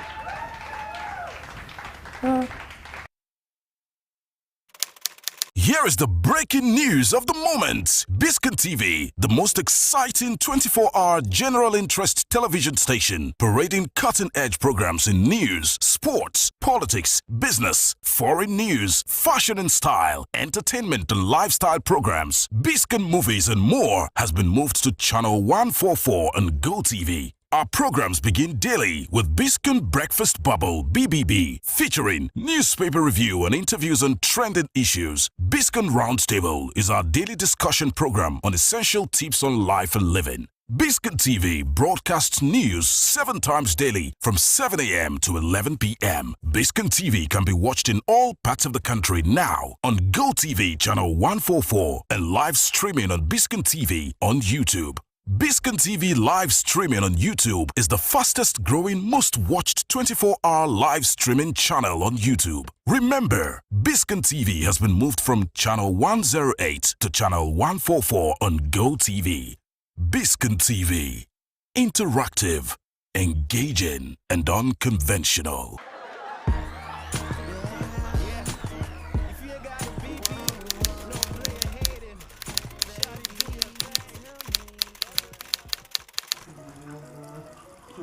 I'm tired.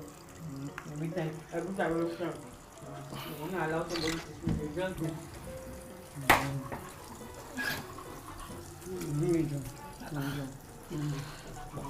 I'm tired. What's the problem? Every time you not allow somebody to sleep. Every time. Me, I'm tired. What's all this now? What is this about now? What is this about? You know how earlier I had to go to work after you not allow me sleep. See, this is wickedness, so it's from your family. Is this about my mom and that Chinese rice? That job. With Chinese rice. As if you don't know what I'm talking about.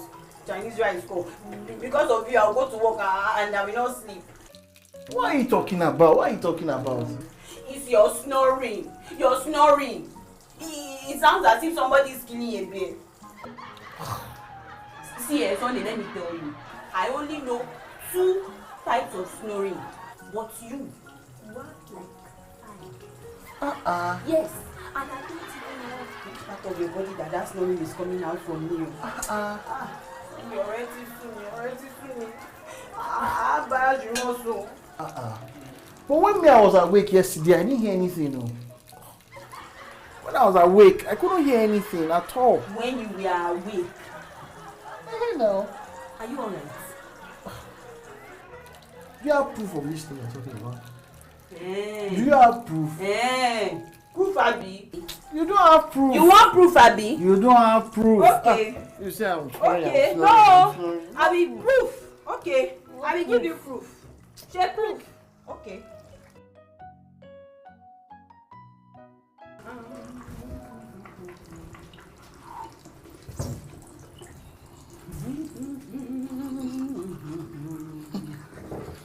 This one I are singing like this. You forget your proof. Forget, okay? I have evidence against you. Yes. You want to hear? Yes. You want to hear? Yes. Oh yeah. Can you hear it? Can you hear it? Who is that now? Sorry. Sorry. Wait. Who is that other person snoring? You can't hear? Can you hear? I can't hear anything. You can't hear this one. Can you imagine? Is that not you snoring? Is that not you? That's you. Who is that other person? I don't know. Maybe it's your spiritual wife. Look at you. It's you. It's you. It's your spiritual wife. It's you. Two of us have the same thing. I say it's your spiritual wife. Two of us have the same thing. Let me just go.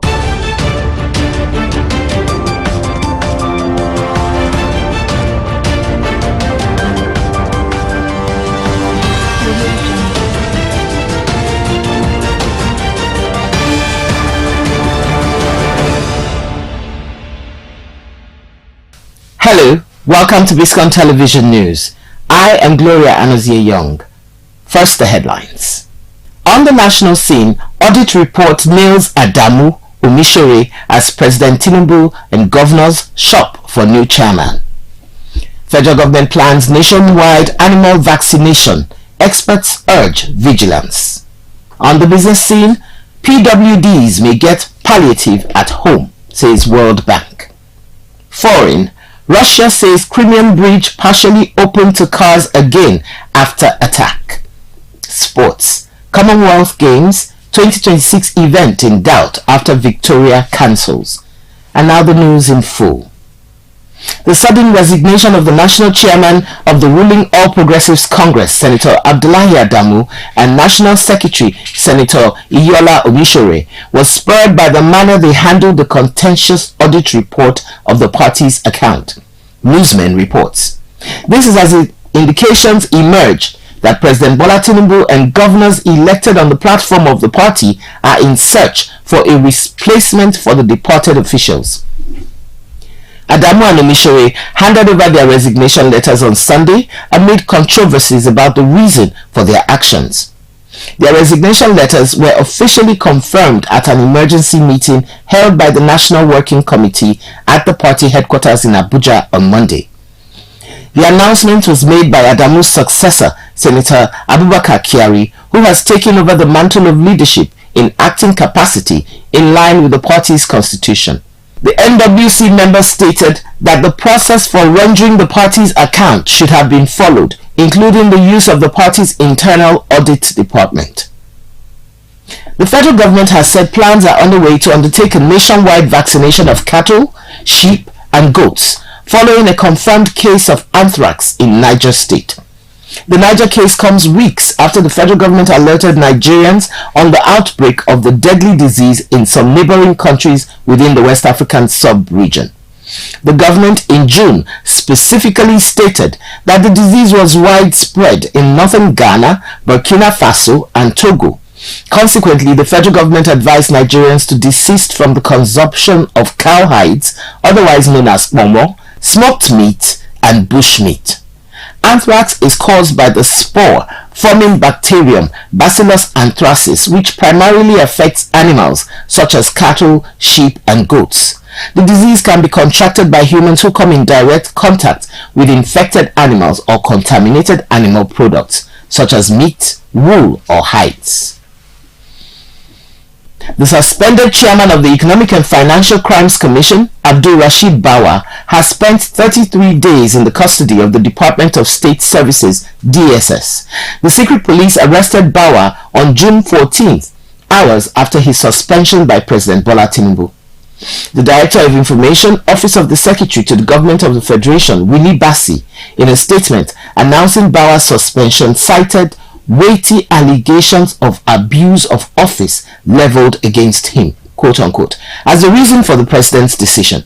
Since his arrest, the DSS has kept mum on the specific offences for which Bawa was arrested, the level of investigation, and whether charges would be filed against him in court also. A statement by the DSS spokesperson Peter Afunanya shortly after Bawa's suspension on June 14th said the embattled EFCC chair arrived at the facility of the DSS in response to an invitation. Several calls to Afunanya on Monday to get an update on the matter were not answered. However, an Abuja-based human rights lawyer, Pelumi Olajengbesi, said it was illegal for the DSS to keep Bawa in detention without trial.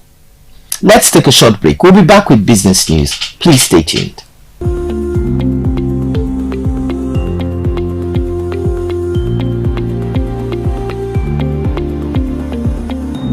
People with disabilities may have the option of getting cash delivered to them at home during the implementation of the $800 million loan approved by the World Bank as subsidy palliatives, newsmen have learnt. This was contained in the payment delivery modalities for NASSP-SU document obtained by journalists from the website of the World Bank. According to the document, people with disabilities may ask someone else to open an account on their behalf for the monthly cash transfer or choose to get the cash delivered to them at home.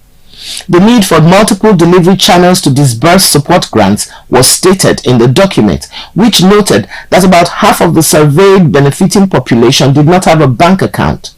It was, however, suggested that digital financial services should be deployed to drive financial inclusion, among other benefits. According to the documents, beneficiary could use deposited funds for cash out, electronic payment purchases, electronic transfers, or bill payments, according to reports. Let's go on another break. We'll be back with foreign news. Please stay tuned.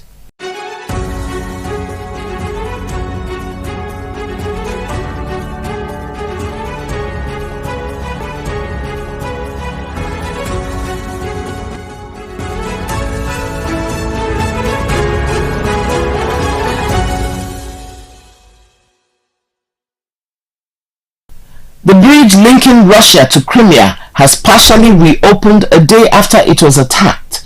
The Russian government says vehicles were using a single lane of the bridge across the Kerch Strait, an official said, posting clips. A holiday-making couple were killed and their daughter injured in the attack on the bridge, which Russia blamed on seaborne drones launched by Ukraine.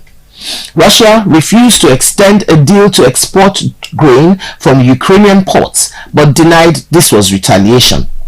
Condemning the attack on the bridge as an act of terrorism against a critically important transport link, Russian President Vladimir Putin did, however, vow that the Russian military would respond. Following that condemnation, Ukraine was attacked by a wave of Russian missiles overnight, including at the port of Odessa, with missile debris causing damage to the port and private homes, according to the state administration. Russia's transport ministry says the bridge's supports were not damaged in the attack, which ruptured the span. Up next is sports news. Don't go away.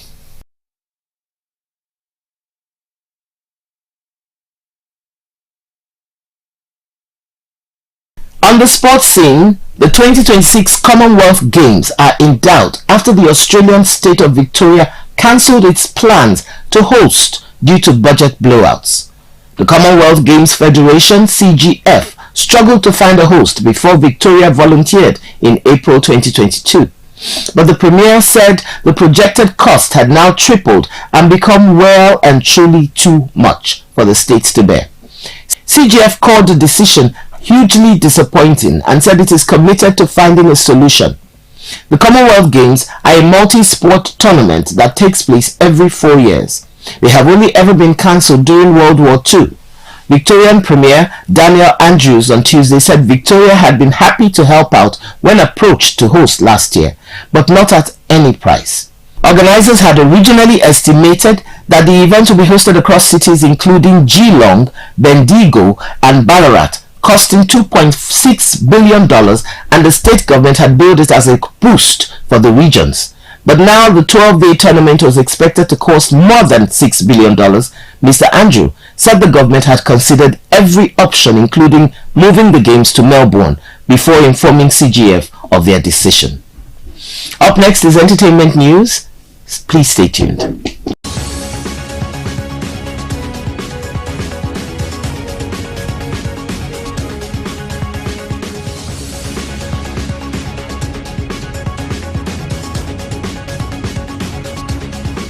Entertainment.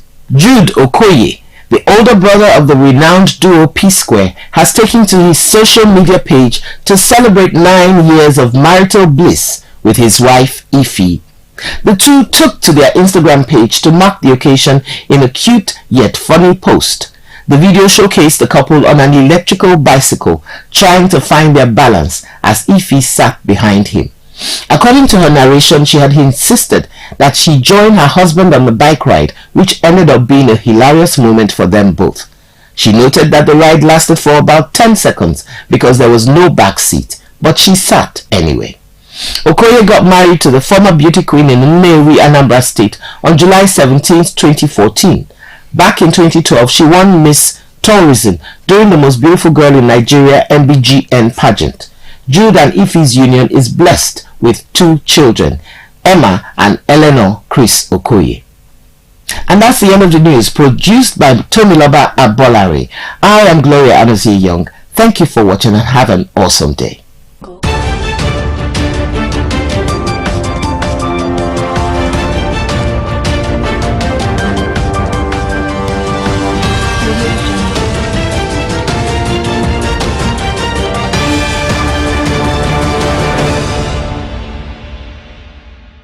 Here is the breaking news of the moment. Biscon TV, the most exciting 24-hour general interest television station, parading cutting-edge programs in news, sports, politics, business, foreign news, fashion and style, entertainment and lifestyle programs, Biscon movies and more, has been moved to channel 144 on GoTV. Our programs begin daily with Biscon Breakfast Bubble BBB, featuring newspaper review and interviews on trending issues. Biscon Roundtable is our daily discussion program on essential tips on life and living. Biscon TV broadcasts news 7 times daily from 7 a.m. to 11 p.m. Biscon TV can be watched in all parts of the country now on GoTV channel 144 and live streaming on Biscon TV on YouTube.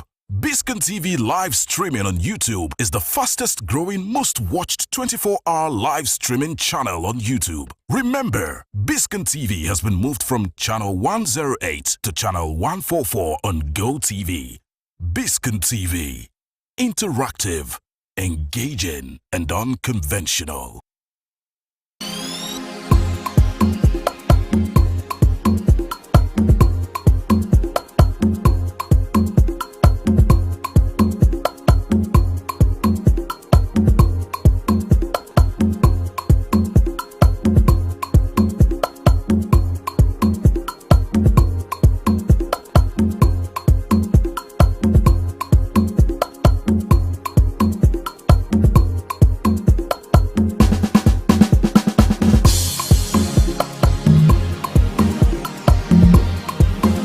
What a man can do, a woman can do it better. The reason for this is because I have a special guest who is a barber. Who does that? Well, my guest for today is a professional hairstylist. She has been doing this for so many years. Trust me when I say I can't just wait for you guys to meet her. Well, I have not introduced you to the show yet. Well, welcome to the Me and You on Campus with Kambi. You know how we do it on this show. This is where we have a one-on-one discussion with the exceptionals on campus and of course outside the campus environment. Stay with me, don't go anywhere. We'll be right after the short break. My name is Kambi.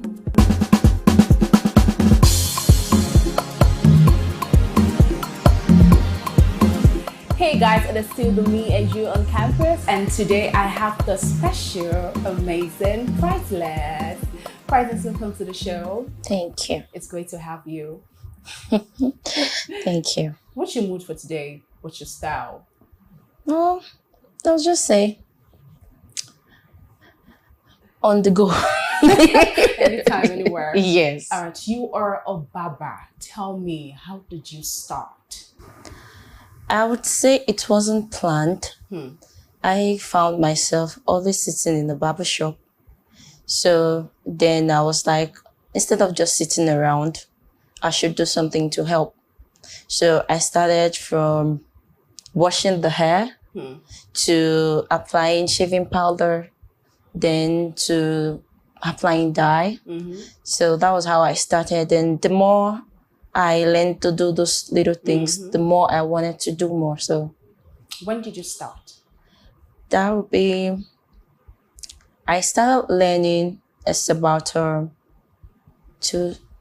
16 to 17, thereabout. 16 to 17. Yes, I think towards the ending of 2016 to, Okay. yeah. And how long did it take you to learn?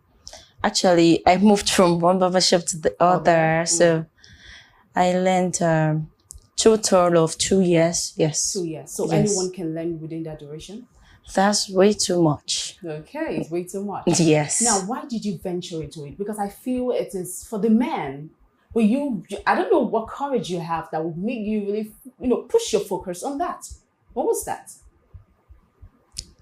To me, I found it interesting. Yes, that's the word.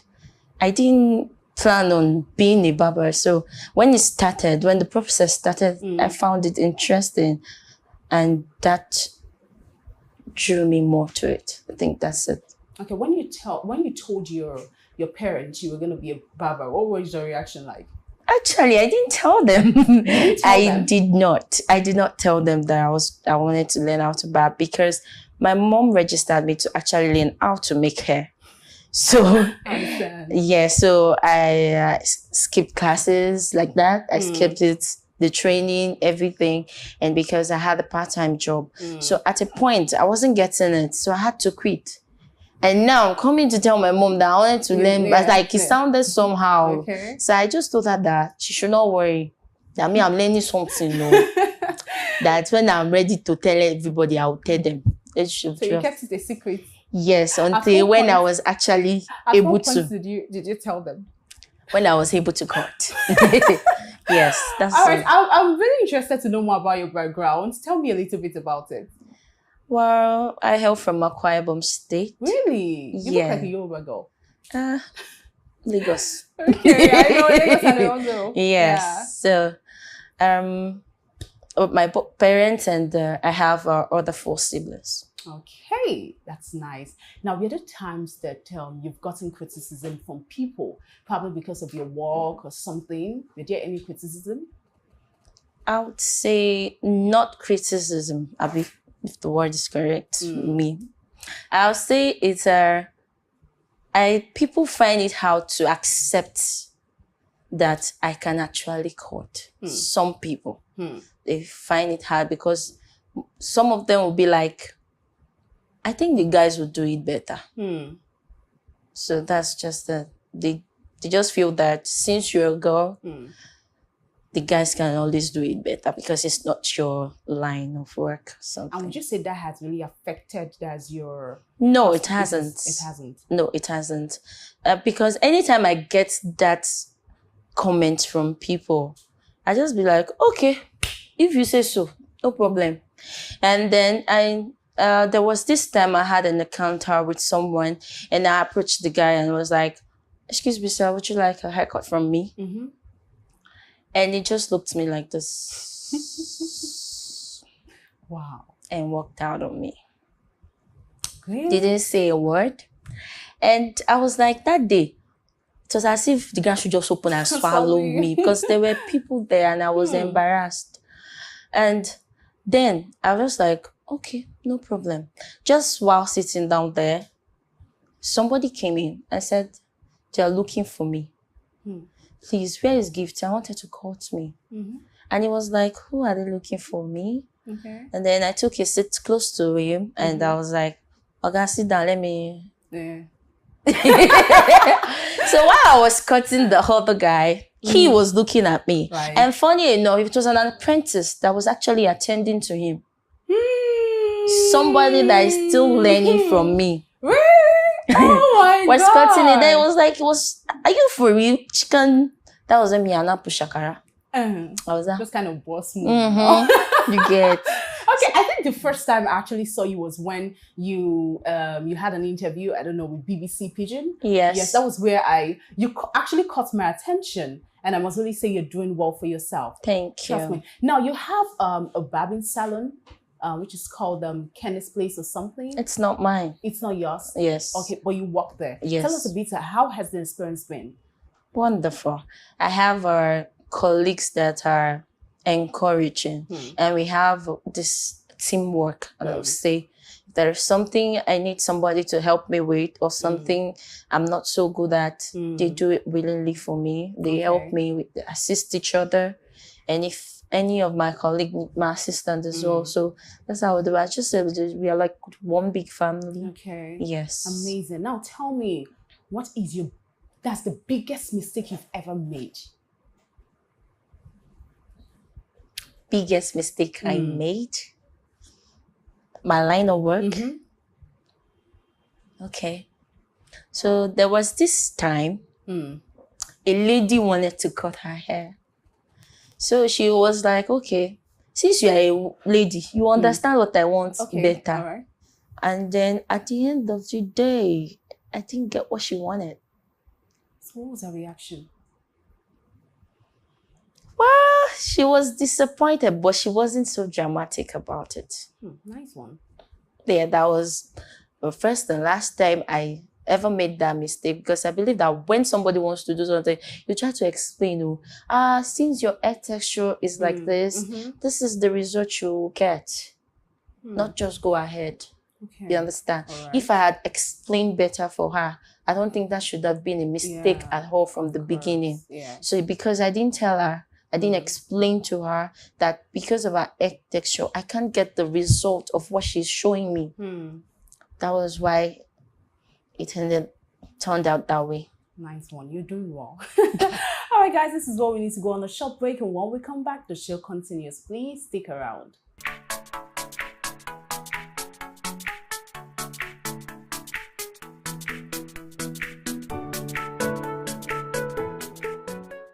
Hey guys, it is still the me and you on campus, and of course I have Priceless. Priceless, I love the names. Is it actually your name? Yeah, it's meant to be Priceless Gifts. Okay, Priceless Gifts. That's my name. All right. Now I want to ask you this question: is there a need for me to learn a skill? Because there are most youth out there, they will tell you, I don't think it's important. I don't think it is necessary. I think I'm okay with my 5 to 9 job, my 9 to 5 job. I think I'm okay with that. There's no need for me to learn a skill. But you're doing well. Tell us about it. Is there a need for me to learn a skill? I think it's determination. If you want to, of course, there is a need to at least acquire a little skill. What if I'm okay with what I studied in school and I'm okay with working under? Just like you said, some people are okay with their day-to-day job. They are okay with it. Okay. They like white-collar jobs. They are not in for business. Yeah, stuff like that. There are different people and what they want to do. But for those that want to learn or acquire a skill, I think it's good. Like for real, no matter how hard the economy turn out to be, if you're good at what you're doing, you will still see somebody that needs your service. Okay. Now, what would you say is your greatest achievement so far? Being on your show is one. Okay, At least you saw me and you like what I do and you want me on your show. I think that's something. And there are so many people out there, they are seeing me, they like what I'm doing, and they're appreciating me from their own little end. Okay. So amazing. Now I want to ask you this question. At what point did you start making money? By that time you had to Since I was learning. You were making money? Yes. But the money was a little bit small. It's money. It's not small. It's money. I think I was making more then, though. Wow, while you were learning? Yes. Compared to now? Yes. You would have been packing all the money. And I used to view you on Instagram with the kind of customers you have. I would be like, hey, Princess is really eating money. Because then, when the guys come to the salon and they say, what's she doing? She's learning. Take this for your stress. Tip. Very important. So who would you say supported you the most during your career? I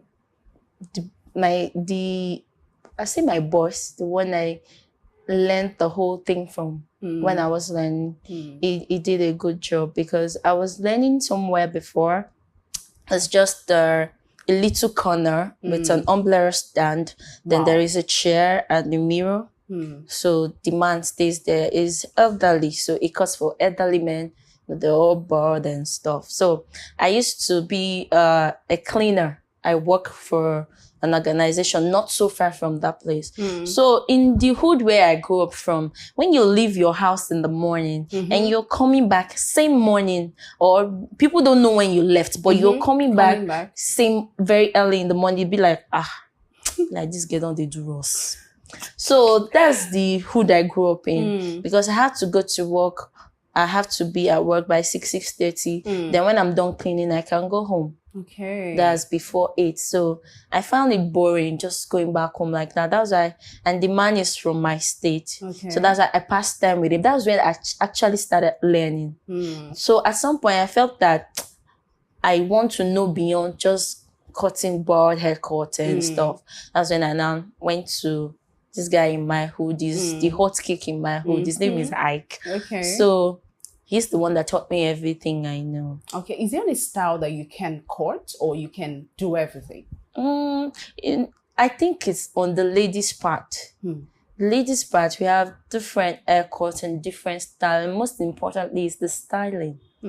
And I'm getting there. Okay. Would you say your environment really shaped the career path you've chosen? Yes. Tell me more. Yeah, because the environment where I grew up in is very, very, very, very rugged. Like the worst, among the worst rural area in Lagos. What's the area? Ijora. Ijora. Is it our worst? Really? It's that bad. So growing up, my brother is this kind of person that he wouldn't want, because of the things that are going on around us, it doesn't want us to be in situations like that. It was so overprotective, and he was always trying to watch us, like, you don't do this, you don't do that. And my mom too. So they wanted us to be the best we could be. We shouldn't do what the environment is. Everybody in the environment is doing. It should be different. It doesn't matter where you come from. All right. You studied at the Iyaba College of Technology. What did you study? Mass communication. Mass communication. And you went to becoming a hairstylist. I was one before I started schooling. Okay. Okay, really? Why did you? I was thinking you were going to go into probably. I'm not done yet. It was when I got employment with Case Place. That was when I said, okay, I should be running a part-time program on the low. So I talked to my boss about it and I allowed it. I'm done with my ND. I want to do the HND, just the strike and everything that's going on. Part-time. How do you have time for your studies? Well, it's midnight. Midnight? So you're not those kind of people that will sleep and go happy? Sometimes I used to sleep. So how do you cope with exams? Because it won't be Saturday and Sunday. You also, write your exams during weekdays. My exams are weekdays. Meanwhile, my lectures are also weekdays. Evening classes. Evening classes. Yes. During exam period, I take leave from work. Yes. Really? If it's going to last 2 weeks, I take 2 weeks leave. Yeah. And your boss is kind enough to do that for you? No, because we are all entitled to 2 weeks leave in a year. So I take mine during exam. During exams? Yeah. You take more than 2 weeks then? Because you won't, by the time you collect them for first semester, second semester? It's just understanding, I would say, yes. All right, really amazing. Now, I wanted to ask you this question. if we think of, when we hear priceless, what should we think of? Fimi Baba. Well, I think when you hear priceless, you should think about a young girl striving in a male-dominated, should I say, in a male-dominated environment, or I don't know if that's correct. Right. Yes. Now, what should we be expecting from you in the next 5 years? More of me. You should have opened your salon by then, right? Hopefully.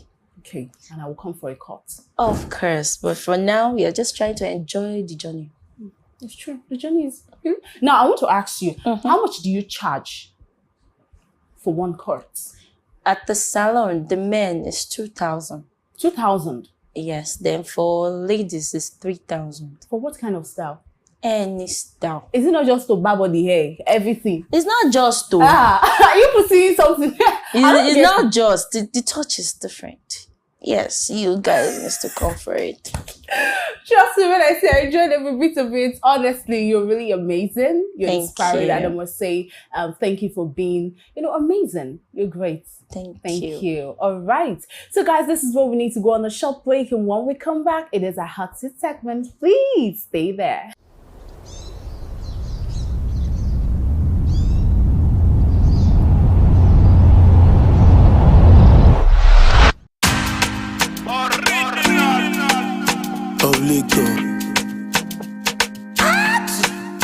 Who was represented by Mr. Hundogan Shewanu Temitokwe, Permanent Secretary, Lagos State Ministry of Finance. The keynote speaker was Mr. Tony Lumelu, the Chairman, Hares Holding and Tony Lumelu Foundation. The event had in attendance top government functionaries, chief executives, finance veterans, insurance experts, past NCRIB presidents, erudite scholars, seasoned professionals, among others. The event started with the recitation of the national anthem. While delivering the welcome speech, Barrister Rotimi Edu MNI, President of the Nigerian Council of Registered Insurance Brokers, gave a brief overview of how the council came about, as well as the role of insurance in the economy, including challenges and possible solutions. Regretfully, however, as against the trend in advanced economies, the insurance industry in Nigeria has not been able to play its required catalytic role due to multifarious reasons that time may not allow me to rehash here. But this morning, our discussion in the small room borders a lot on this, and a lot of solutions, I'm sure, were prepared, and you will hear about them very soon. It remains unacceptable that the industry contributes less than 1% of the nation's GDP. This development has been unnerving, and as such, all stakeholders in the industry, including our council, have been making concerted and stringent efforts to reverse the trend, which requires more adherence to professionalism, ethics, and then acceleration of public awareness initiatives about the industry.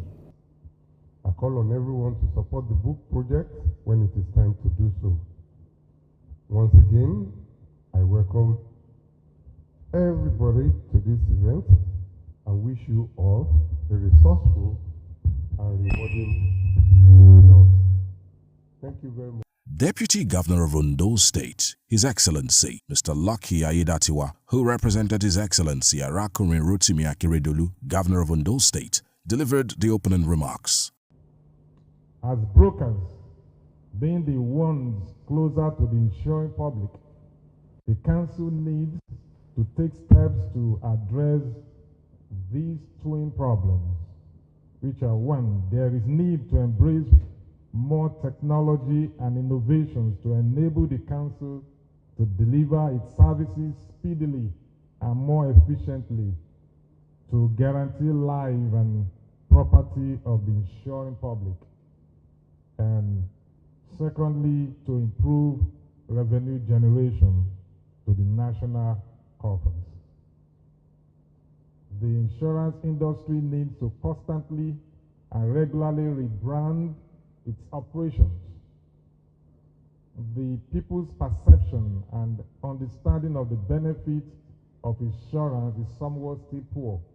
So more awareness has to be created for the public to actually know the value of insurance.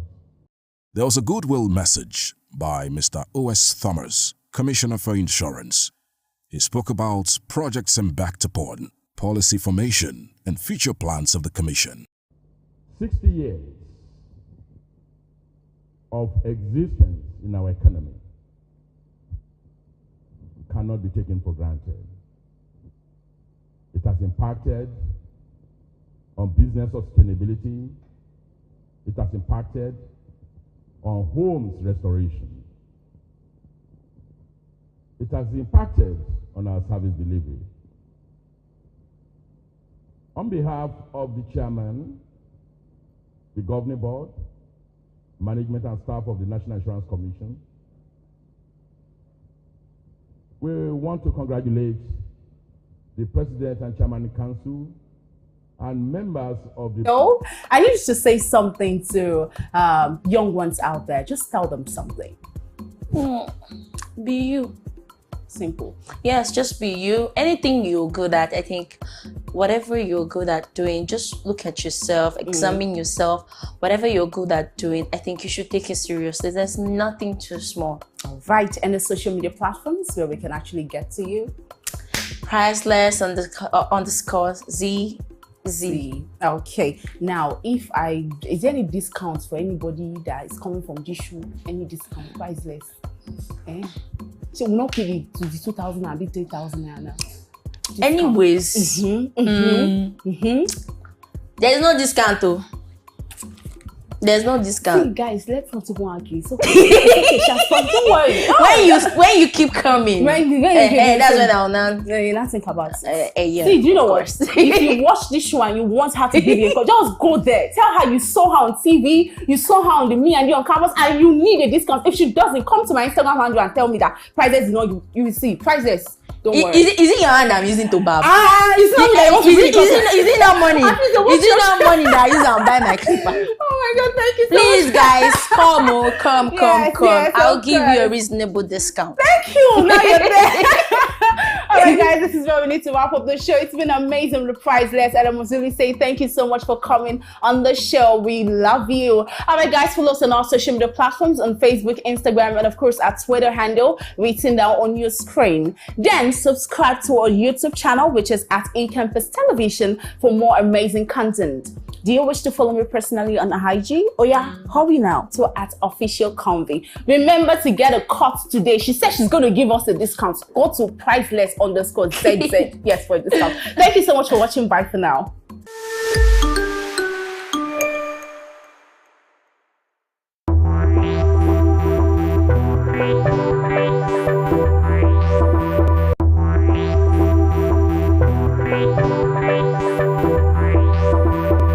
Hello and welcome to another exciting episode of Celebrity Crate Entertainment Update with Olakpeju Ajidagba. So we know how we do right here.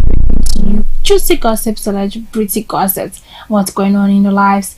We bring to you the fashion world, what and what not to wear, all of those rules to follow. And well, it's a good thing because you get to know and see what you're supposed to wear, the fashion trends, latest fashion updates. The movie segment, finally, movie review, where we talk about movies, backstage dramas, and all of those interesting things. So, before we get on with the program, we'll go on a quick time out. So when we come back, we'll get right into the program. Stay with us.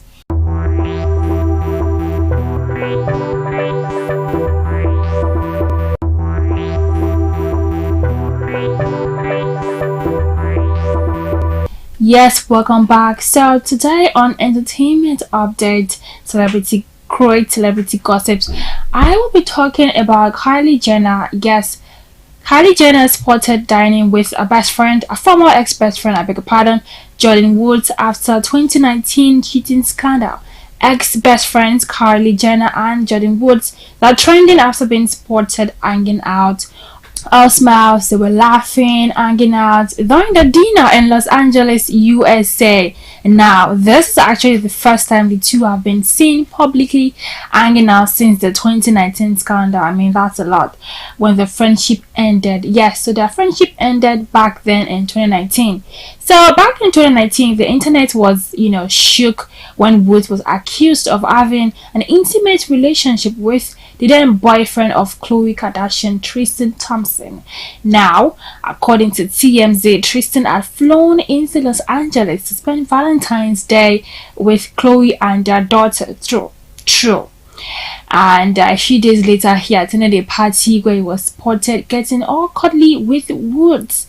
TMZ sources and say the two couldn't get the hands of each other throughout as a result of this.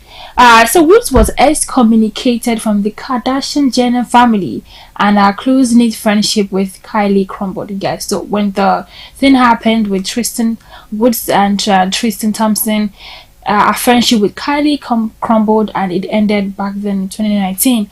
So now the mother of two and the mother met back in 2012 through their mutual friend Jaden Smith, that is the son of Will Smith. So after the meeting, they developed, Kylie and Woods developed a very close friendship and became almost inseparable. Even at a point, they were living together. And they also had a show on E! Where Kylie was a part of the life of Kylie. Now, Jordan also attended Kim and Kanye's wedding, which was held in Italy in 2014. Yes, that's how close both of them were during that time. They were really close. So, in an attempt to actually vindicate herself, Woods starred on Jada Pinkett Smith's Red Table Talk to tell her own side of the story. And now it was a big scandal then back in 2019. The internet was abuzz talking about this particular incident. So it's a new, surprising, shocking thing that was seeing the former best friends hanging out again together in 2023 in Los Angeles, USA. So having dinner and all of those things. So yeah, we're going to wait to see the outcome of this, to see what happens to their friendship, because Woods said during the Red Talk table with Jada Pinkett Smith, she said she would always love Kylie. Well, it's obvious now that she would always love Kylie. They both love each other. They will always love each other. That's no brainer, because them hanging out again together after how many years, that's to say a lot. Like, Kylie really misses her best friend. They both miss each other and they love each other. So whatever drama they got going on, they should just bury the ashes and just forgive, and everyone should move on. Yeah. Now, moving on, yes, Osas Ighodaro joins SAG after strike in Hollywood. Yes, so actors are joining writers on this picket line for the first time in over 60 years. Osas Ighodaro has shown her support for the SAG after strike, and now the actress joined the ongoing actors and screenwriters strike in Hollywood and Manhattan. So Osas took to Instagram to share pictures and the fact that she has been a member of the union since 2006. She's been part of the union since then, and it's a no-brainer that she's going to be part of this strike.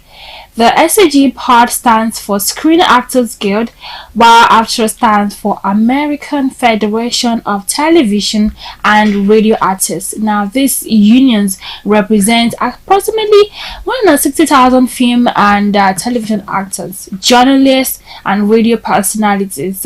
Members of both unions have, joined the ongoing writers' strike for the first time. I said that earlier. For the first time in more than 60 years, they're all coming together. Writers, journalists, all of those people are coming together to say, hey, we need to be paid more. So this is Hollywood's first industry-wide shutdown since 1960.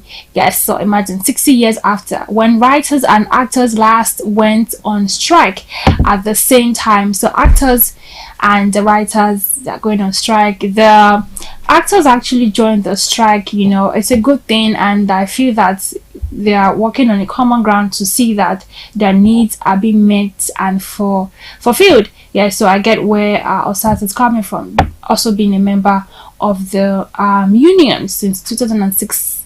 So moving on from the word of OSAS now. Yes, Israel DMW denies Davido's affiliation with Trev Boy amidst the murder case. Yes, so Trev Boy is the news has been going on now about this former signee of DMW, that was Davido's record label.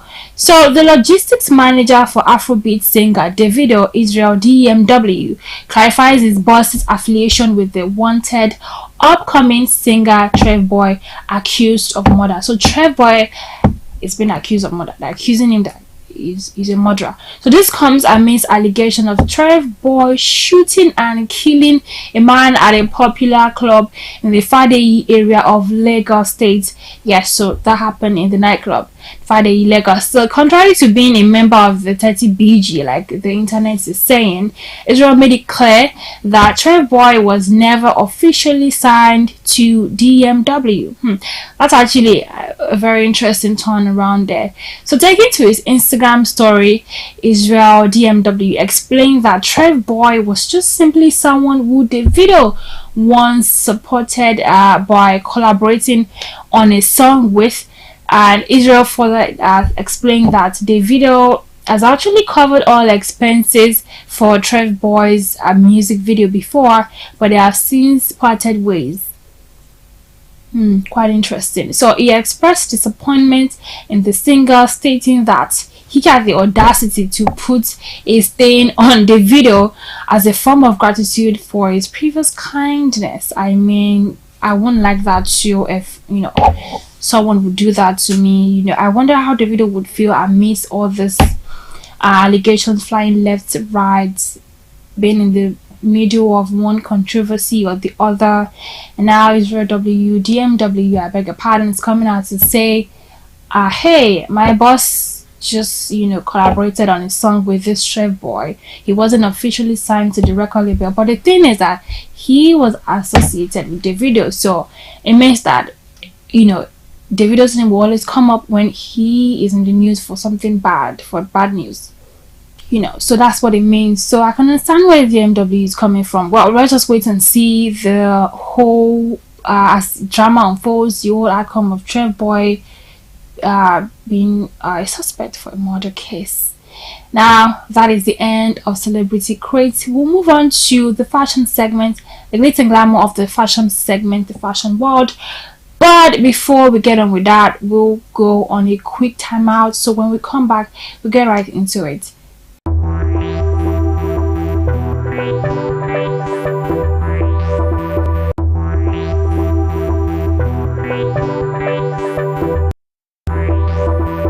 Yes, welcome back. So if you're just joining us, this is the fashion segment on Celebrity Crate. Now today we're talking about how to dress for your body type. This is a very important subject, it's a very important topic, and I feel everybody, every female, every woman, girl, lady out there should know what suits our body type, because whether we like it or not, we all have different body type, different shapes. We come in different shapes and different sizes. We're not all the same. So now the female body actually includes the shapes. Now I'm going to be talking about the shape. We have the inverted triangle, we have the rectangle, we have the regular triangle, also known as the pear shape. We also have the hourglass, we have the round, or we have the apple shape. Now I'm just going to talk about three of that. Now let me talk about the inverted triangle body shape. Now what suits you would be a boat neck or big straps. If you have the triangle body shape, you should go on to wearing big straps, halter neck tops, the one with the rope on your neck. You need big short collars, you need larger patterns on your top half. So instead, just opt for items that would bring out your bottom half, like an A-line skirt, wide leg trousers. The best pair of jeans that will work with that kind of body shape would be the boyfriend jean. Now hear me out, the boyfriend jean is in vogue. Almost every body type now wears it because it suits all body types because it's not, tight fitting like that. It's a boyfriend jean, so it's loose. So whatever body shape or body type you have, trust me, the boyfriend jean will look good on you. So, and that's that about that. We'll move to the rectangle body shape. So with this kind of body shape, you actually wear the same size in tops and bottoms, so you don't have to orderly define your waistline and have straight shoulder and line and hips. So it's also called the athletic body shape. Now this one's are for ladies that have this the athletes, and some ladies are not athlete like that, but they have that body shape. So whatever it is, but if you have this kind of shape, now some celebrities have this type of body shape, like Kid Hudson, Gwyneth Paltrow. They have this female body shape. It's nothing bad. All you have to do is, wear something that would give this illusion of a waist, because there's really no waistline there. So you need something that will help you with the illusion of you having a waist there. So that's for the rectangle body type. So belt around your waist, mid-waisted trousers, belted jackets. So the jacket won't be free, you have to belt it up because of the waist. They are all great options. So you should avoid silhouettes. You should avoid clothes that are too vertical, like a straight jacket, because a straight jacket is supposed to like bring out the curves, but there are really no curves there. So, and that's it. So softer fabrics will also help you. You look great in belted ones, and you can draw your eye into your body type. So to draw your eye into your waist. And now we're moving on to the pear shape body shape. Now this pear shape body shape is identified as a wider lower half. That lower half is wide, so you probably have wider hips, you have thighs, and you have a narrower top half. So we have people like Kim Kardashian, J-Lo, Messi Johnson have this pear-shaped body. Now, okay, so for this body shape, you want to draw attention to your upper half. You can do this by choosing prints or brighter colors for your top wider half. Wider necklines, like boat necklines and sweatshirt necklines, broaden the shoulders also. The main point of this is to know your body type, to know what really suits you, to know how to dress for your body type. I mean, it's very important you know what to wear at all times. That's all we have for today on the fashion review. We'll come back for a movie review. We'll be right back. Do not go anywhere.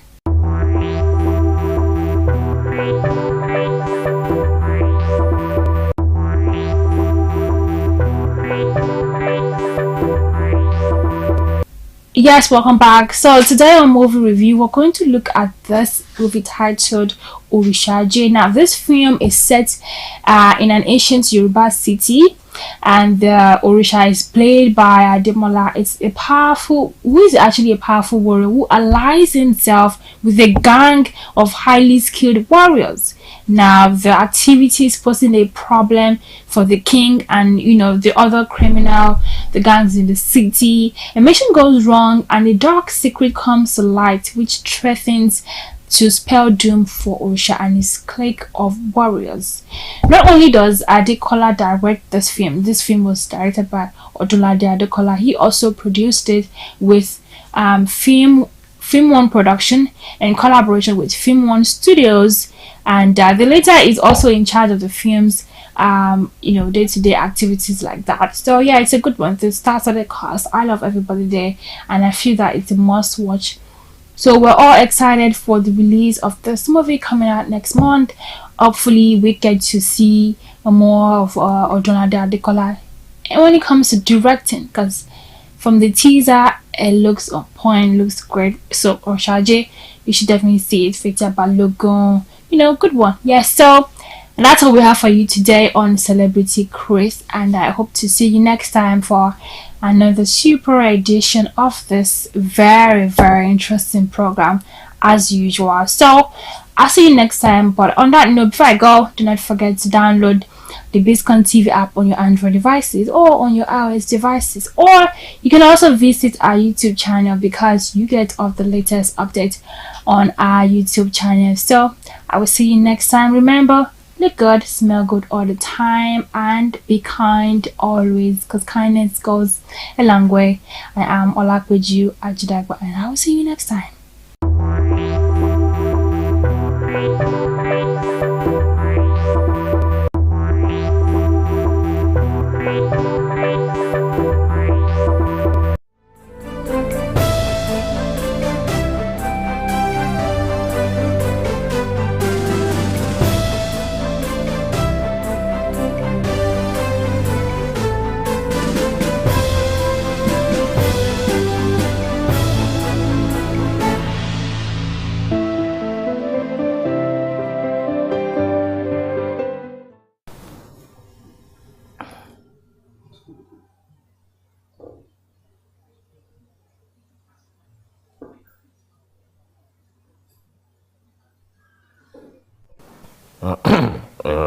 Gentlemen, what can I do for you? Sir, it's your daughter. She means the world to me. And I'll be very glad and happy if I can just make her my wife.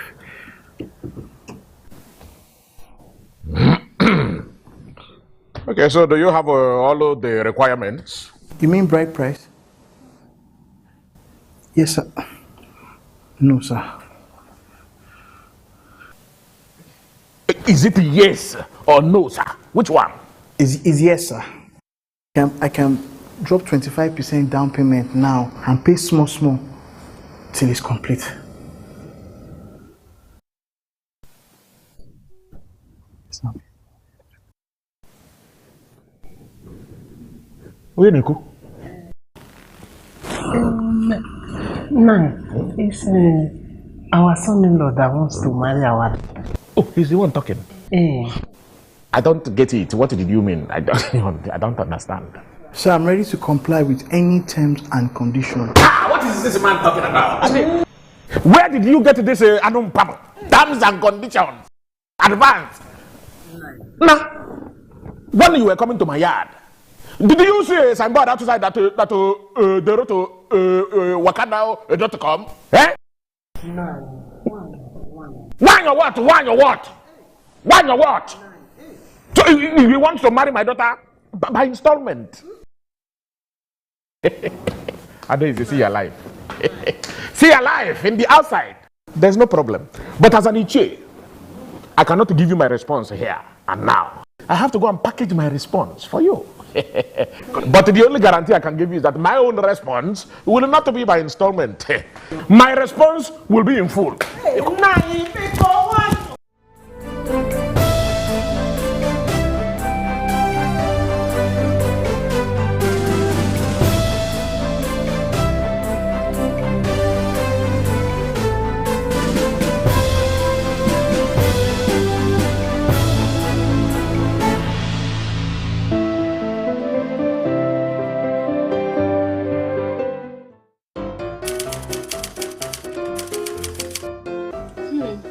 Babe, I've been thinking I need to do breast enlargement. I'm going to fit these into that wedding gown. It has to be perfect. And I've ordered for lubricating eye drops so that the tears will flow right after the vows. It has to be perfect. Yes. And all the bridesmaids are meant to be asleep by 6 p.m. so they can be fresh for my wedding the next day. And I've ordered for flowers. See, I just text the wedding planner. I want red roses with crimson lily, water lilies. What's that name she called it? I don't know, but I want them. Everything. All mine. Yes, text sent. Hey, what do you think?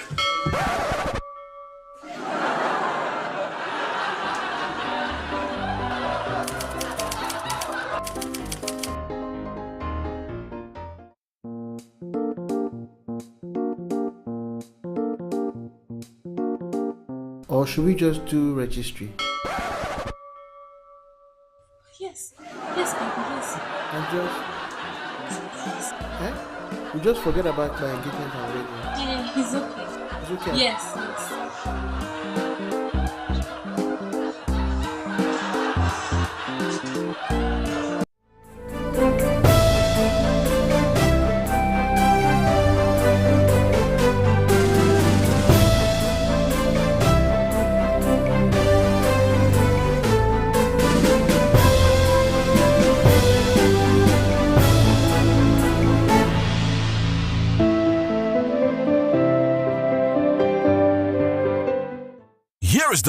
breaking news of the moment. Biscon TV, the most exciting 24-hour general interest television station, parading cutting-edge programs in news, sports, politics, business, foreign news, fashion and style, entertainment and lifestyle programs, Biscon movies and more has been moved to channel 144 on Go TV. Our programs begin daily with Biscon Breakfast Bubble (BBB), featuring newspaper review and interviews on trending issues. Biscon Roundtable is our daily discussion program on essential tips on life and living. Biscon TV broadcasts news 7 times daily from 7 a.m. to 11 p.m. Biscon TV can be watched in all parts of the country now on Go TV channel 144 and live streaming on Biscon TV on YouTube. Biscon TV live streaming on YouTube is the fastest growing, most watched 24-hour live streaming channel on YouTube. Remember, Biscon TV has been moved from channel 108 to channel 144 on Go TV.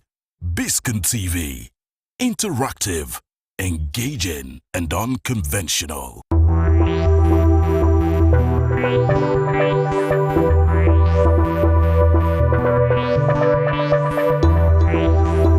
Hello there, this is Biscon Television broadcasting from Lagos. My name is Bisi Olatilo. Let's see the news items on the front pages of the newspapers for today, Tuesday, 18th of July, 2023.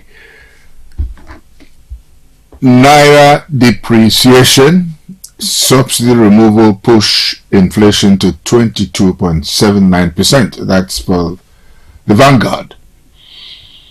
Emefiele, lawyers initiate contempt case against DSS DG Bichi. Deregulation, marketers begin fuel importation. NMDPRA. Customs seizes cache of arms at Lagos ports. While we faked abduction, demanded ransom from our parents. Wow, that's a report from some miners. Very disturbing. Shows how rotten the society has gotten into today. How do we sanitize it? We'll have a role to play in that. Our weapons against insecurity, service chiefs. CDS, I'll prioritize troops' welfare, deepen interagency collaboration, make armed forces people-centric. Nigeria Army most misunderstood, says COAS, Chief of Army Staff, recommends establishment of Defense Space Force to tackle cyber crime. All of this came through when they were being interrogated yesterday by members of the House of Representatives. GT Bank emerges best bank in Nigeria at Euro money. That's on page 20 for today. That's the Vanguard, by the way, leading the newspaper review for today. APC crisis. Tinubu shops for Adamu's successor. APC accounts frozen. NWC confirms ex-Nasarawa governor's exit. Omishore 2 bars Omishore from NWC meeting. Adamu absent, postpones National Caucus NEC meeting. All of that aftermath of the dramatic resignation of the chairman of national chairman of the APC, Alhaji Senator Ibrahim Adamu. And we end on the sporting note. Kano sacks Enyimba coaches, saves Finidi. Wow. Of course, you know, Kano has been given a very big job by the governor of Abia State, Alex Oti. And I wish him all the best. But he needs quite a lot of goodwill amongst his peers to be able to succeed in that job. Now the Punch. Federal government grants 56 import licenses as fuel consumption drops. Anthrax. Government plans nationwide animal vaccination. That's we shouldn't close our eyes to this. We must be very serious about this. Politicians flooding government house distracting me, Akwa Ibom governor. Wow. Audit report nails Adamu Omishore as Tinubu governor's shop for new chair. Aggrieved NYC members welcome Adamu's removal. NEC meeting postponed indefinitely. Kyari, Funta take temporary charge. New leaders to emerge at emergency convention. Army intercepts Anambra-bound truck with ammunition. Very troubling and very troubled. I mean, I don't know. What is happening to our borders? Is that our borders that porous? No. Sends a very wrong signal.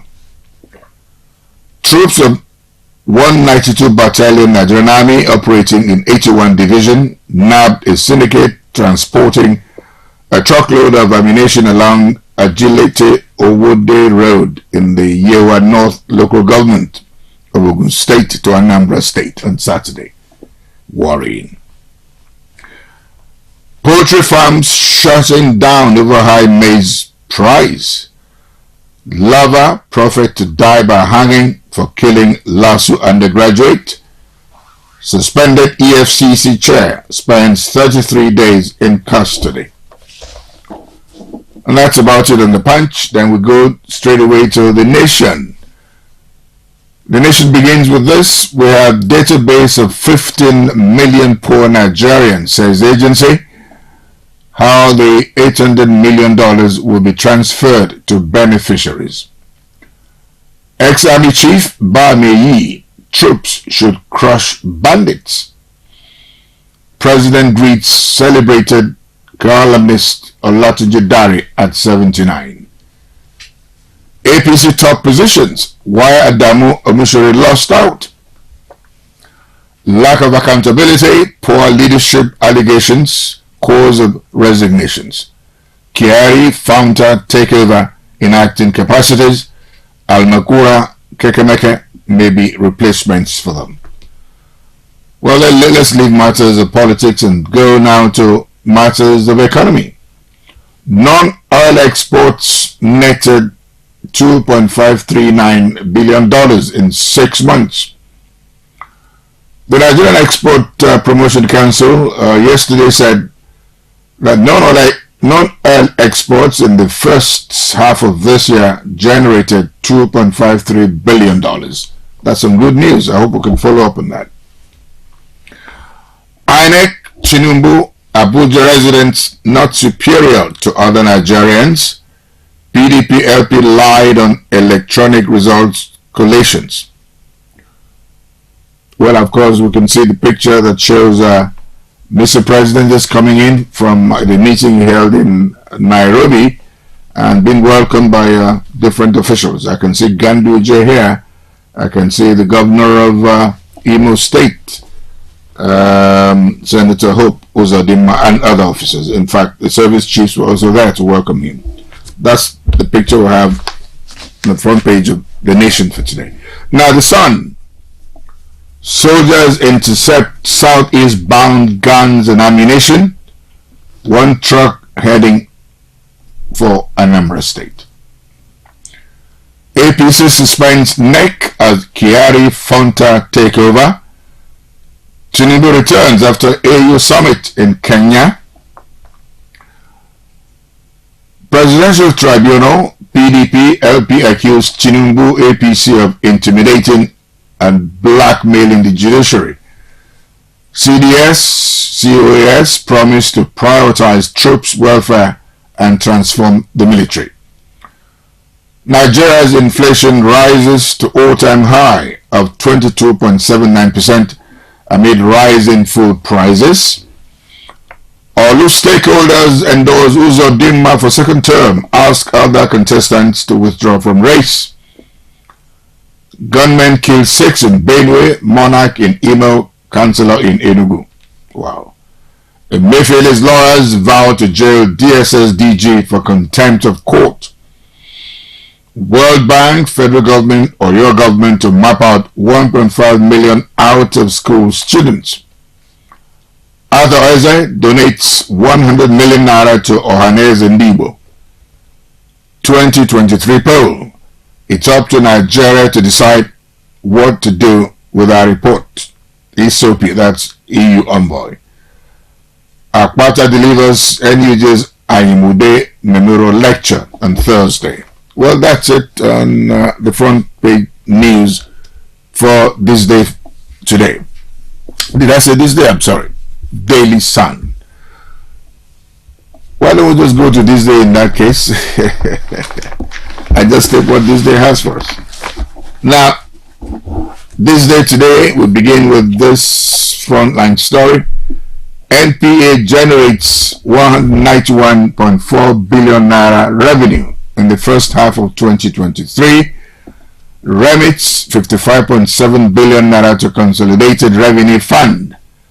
Bello Coco projects over 500 billion naira revenue by year end. That's some good work there. PDP replies APC, says threats to PEPC subversive move to intimidate the judiciary.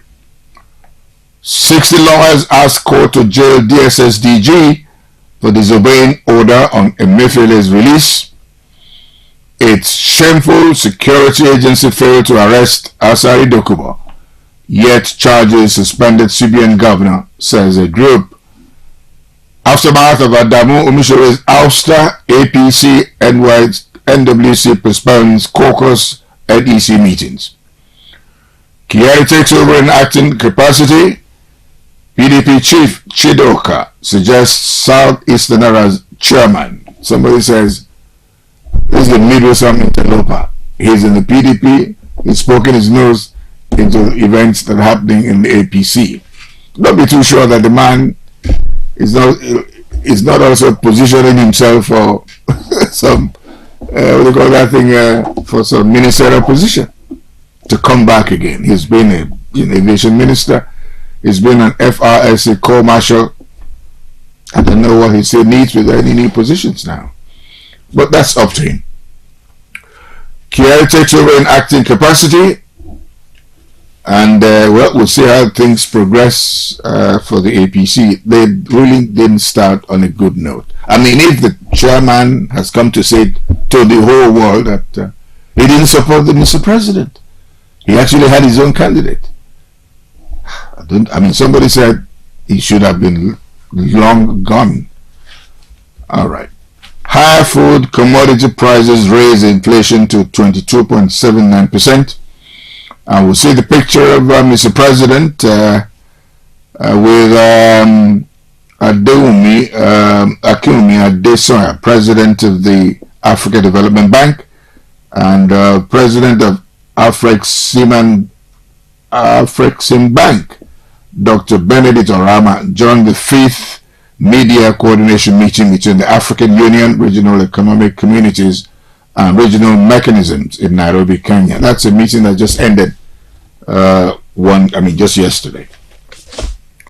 We're done with this day. We go straight away now to New Telegraph, and organized private sector foresees glimpse of economic recovery as June inflation rises to 0.38% to 22.79%. Disobedience to order, 60 lawyers file contempt charge against DSS DG over Emefiele. SANU demands payment of 50 billion naira earned allowances. Local government chair died days apart in Undo. Oh, that's very sad. The local government chairman and the deputy local government chairman died a day from each other. That's bad. FAN diverts 2 Canoban aircraft to Lagos over faulty runway lighting. NAS clerk tells court Bokachua can't be arrested or probed. Full stop. Leadership crisis. APC constitution doesn't support chair. National Secretary's resignation. Banire says Tinubu has no hand in Adamu Umishore's ordeal as party announces their departure, postpones caucus NEC meetings, and why Southwest Cabal eased them out. Kakamaka tipped as National Secretary of the APC. Nigeria records first case of anthrax, calls for precautionary measures, and that goes for all of us. Russia blocks 36.2 million tons of wheat shipment to Nigeria and others. Okonjo-Iweala, poor countries hardest hit.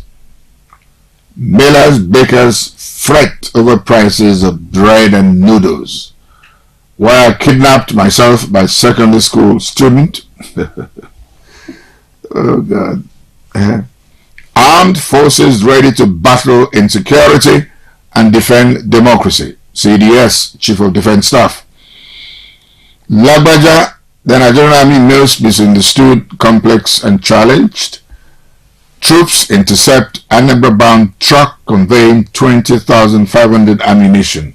Wow. We end on this note. Tinubu to tribunal. Atiku obeys petitions, unfamiliar with electoral laws.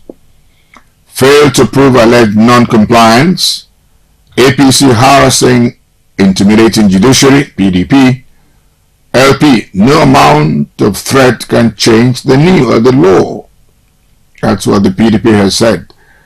And vitamin D supplements may boost heart health.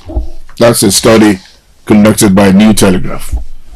We go now to Daily Trust, attending our session for the second time. And as I said much earlier, let's have them regularly. They've responded to this. Access Bank eyes more deals after buying Standard Chartered assets. Emefiele, Arewa leader in South, wife detained by DSS, relatives protest. Kyari takes over as acting APC chairman. Tough time for families as inflation soars to 7-year high. Food beyond rich citizens. Kwara, Lagos, Kogi, worst hit. Zamfara, Sokoto, Borno list. Women begin strike in Taraba.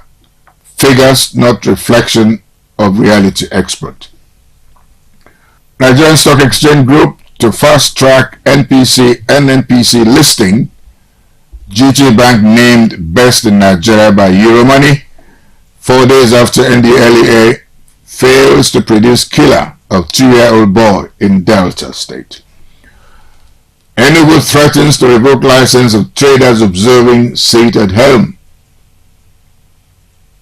That's a matter that should be taken very cautiously.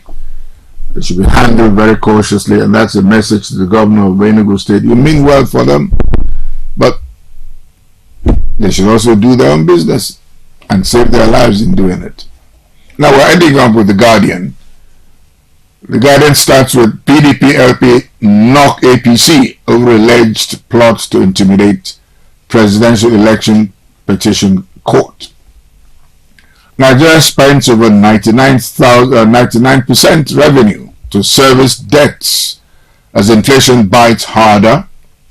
Page 6 has a special report of this. That's in The Guardian for today. Sit at helm. Businesses, schools open in Enugu as Mba vows to seal locked businesses. APC chieftains explain why Adamu was removed as progressives take over. Fresh concerns over cancerous sweetener in food and beverages. Amcom malls liquidation. Return to shareholders' options for embattled Arik Air. Nigeria confirms first anthrax case among animals in Suleja. We should open up, we should be very careful, all of us, because that's a disease that's akin to exactly the kind of problems that the whole world was battling with under COVID. I experienced this. I can tell you it was not a good experience at all to have. So we'll have to be very circumspect in the way we go about this anthrax case, both the government and we the people ourselves. On that note, we end what the papers are saying today in their front pages. My name is Bisi Olatilo. Thanks very much for watching.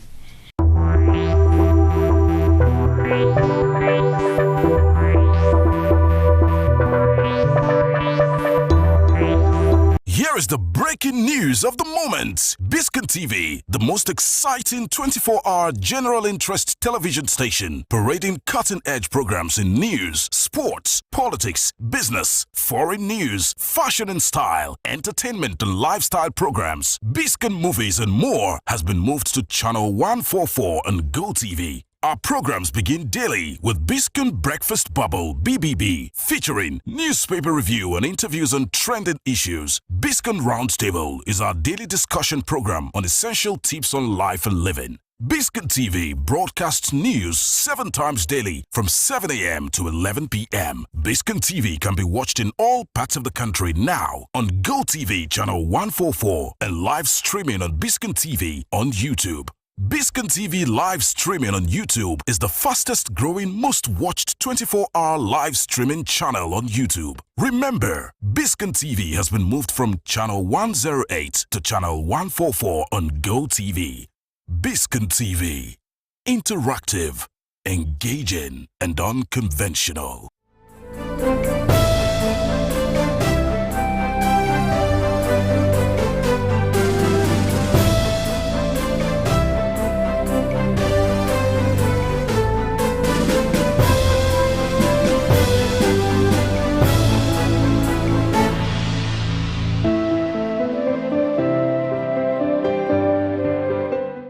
Here is the breaking news of the moment. Biscon TV, the most exciting 24-hour general interest television station, parading cutting-edge programs in news, sports, politics, business, foreign news, fashion and style, entertainment and lifestyle programs, Biscon movies and more, has been moved to channel 144 on Go TV. Our programs begin daily with Biscon Breakfast Bubble (BBB), featuring newspaper review and interviews on trending issues. Biscon Roundtable is our daily discussion program on essential tips on life and living. Biscon TV broadcasts news 7 times daily from 7 a.m. to 11 p.m. Biscon TV can be watched in all parts of the country now on Go TV channel 144 and live streaming on Biscon TV on YouTube.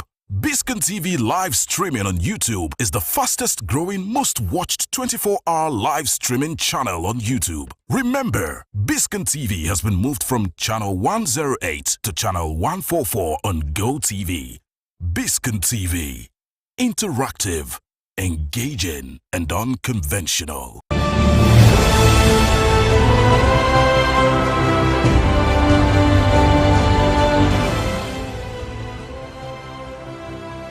The 9th edition of the Africa Magic Viewers' Choice Award, AMVCA, was held in Lagos.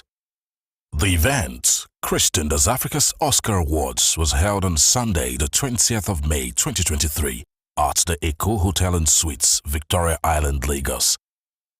Leading fame makers from different parts of Africa attended the event. These include Chidi Mokeme, Funke Akindele, Tolu Oniru, Sheya Wolowo, Nkemuwo, Kunle Remi, Kunle Afolayan, Osasi Godaro, White Money, among many others. The awards ceremony, which was hosted by Aiki Osaki Odua and former Miss Universe, Zozi Bini Tunzi, produced winners like Chidi Mokeme and more, with lots of fanfare, music, and the rest. Nigerian actress Osasi Godaro won the Best Actress in Drama. Toby Bakare won the award for Best Actor in a Drama. Elizanam won the award for Best Online Social Content category. Veteran actress Patience Ozoko also won the 2023 Industry Merit Award. Ex-BB Naija housemate Beauty Tukura won the AMVCA Best Dressed Award for the year in the female category, while influencer Enioluwa Adeoluwa won the award for Best Dressed for the male category. The movie, Anikolakbo, produced by Kunle Afolayan, won the award for Best Overall Movie of the Year. Also, actors, actresses, musicians, and members of the Nigerian entertainment fraternity who had passed on over the years were remembered solemnly. Funke Akindele, Nkemowo, Kunle Afolayan, and other top artists graced the AMVCA podium. BOS and Biscon TV entertainment crew, comprising Olakpeju Ajidagba, who conducted the interviews. Mayowa Oyeyinka and Ayola Animashawo on the camera were on the AMVCA red carpet to capture the dazzling appearances of the celebrities from the entertainment, music and fame industry of the African continent. Super excited. This is my second AMVCA, so I am very excited. I can't wait to join the show because I feel like my first one, it was mostly anxious, so I didn't really enjoy the show. So today I'm ready to enjoy the show. To be honest, it's a great honor. I feel super blessed and super grateful for the platform, and I'm happy that I get to show my dream with people and then people support it. So I'm saying thank you to everyone who voted for me. Thank you so much. Great expectation because I thought the nominations were very well worth it. So we are into excitement tonight. Nobody in particular, for the entire industry actually. Everybody is a winner, and I know they've put in their best at some point in time. So may the best person win. So I don't think there's a loser. Everybody deserves to win. So whoever wins, kudos to the person. Yeah. I have a lot of friends that are nominated tonight. You know, I have Bimbo Ademoye is nominated. I have so many people that are nominated. I'm rooting for my friends literally, but you know, I'm wishing them the best of luck. It's there to have you. I'm here. I'm chilled. We're having a good time. Let the best man win. My people are on the team, are on the nomination list, and I'm here to support them. My film is on the nomination list, and I'm here to support them. So yeah, we're here to do a few enjoyment things, strictly.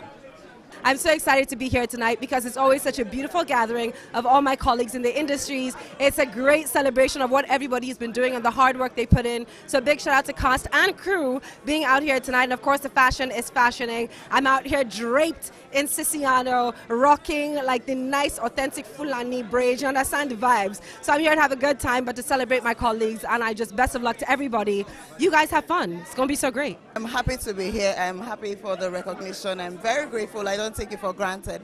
I mean, we're putting in a lot of effort to make a film, and it's amazing when you're recognized for the work you do. So I'm happy. AMVCA, wonderful, amazing, splendid. It's always fun. I mean, what can I say? It's beautiful.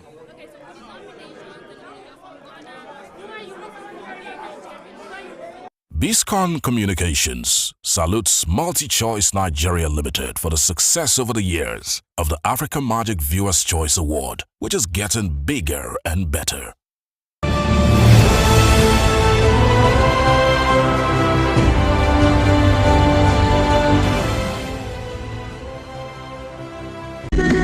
But you can never kill my vibe. Got there with no sacrifices. Everything was taken, you have to make it right, killer. Me and don't go take shit, right, killer. Let me somebody that don't take my energy from your mother. So my boss can stay at the mind, like everything I desire. I want it to my everything, so like anybody. You get that one.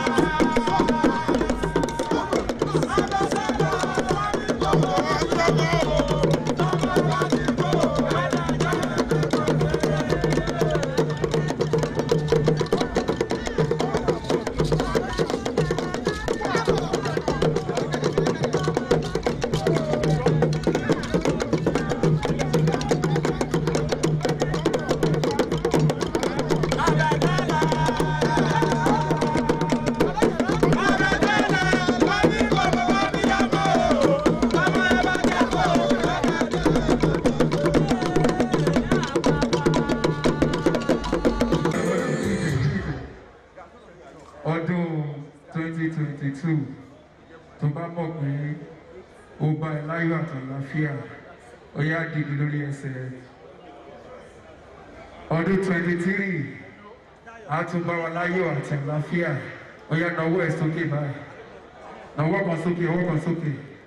Ladies and gentlemen, we welcome you officially to the 16th culturality. My name is Ogudano Ademola, and I'm putting on the Eyo attire. We celebrate tonight, we celebrate the culture. Tonight, we celebrate the beauty of Africa. Tonight, we celebrate what culture is all about. Ladies and gentlemen, if you represent the different cultures we have in our country.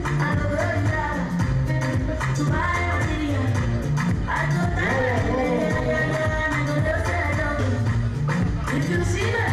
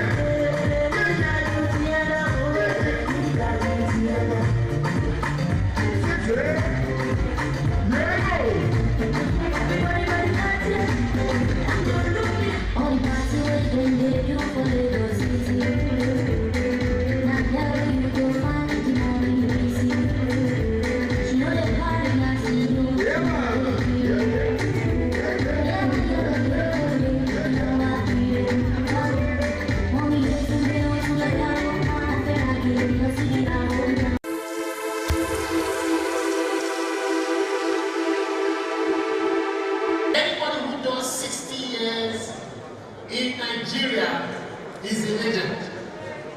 Anybody who attains 60 and is as successful as Uncle Greg is successful is a legend.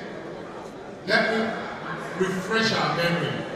In 1958, Nigeria had not gained independence. So he was alive when we gained independence. He was alive during the coup eras. He was alive during the Civil War.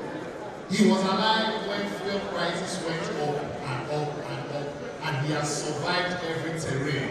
And he has a beautiful family and friends and well-wishers to celebrate with us tonight. That's why I say he's worth celebrating. Matter of fact, he wasn't born with a silver spoon. Everything he has today, he built from scratch. I went online. Yeah, you can clap if you want to.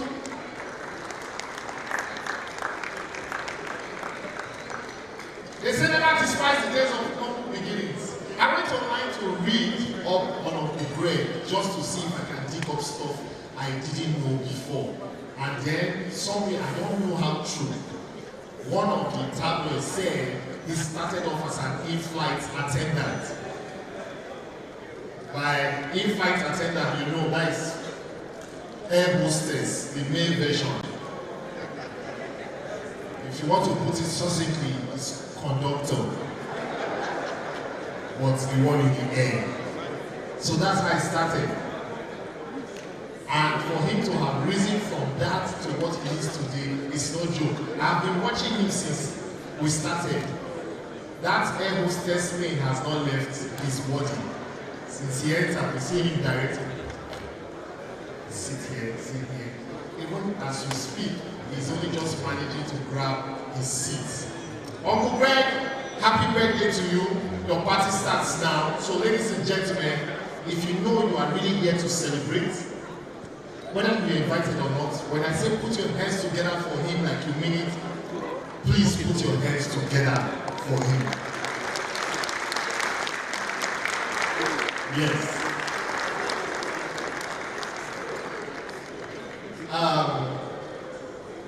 If a fly is blocking your view, feel free to, you can put the flower on the table.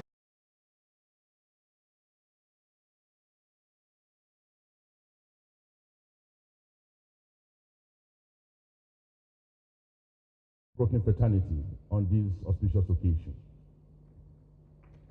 Mr. Edwin Igbiti, President and Chairman in Council.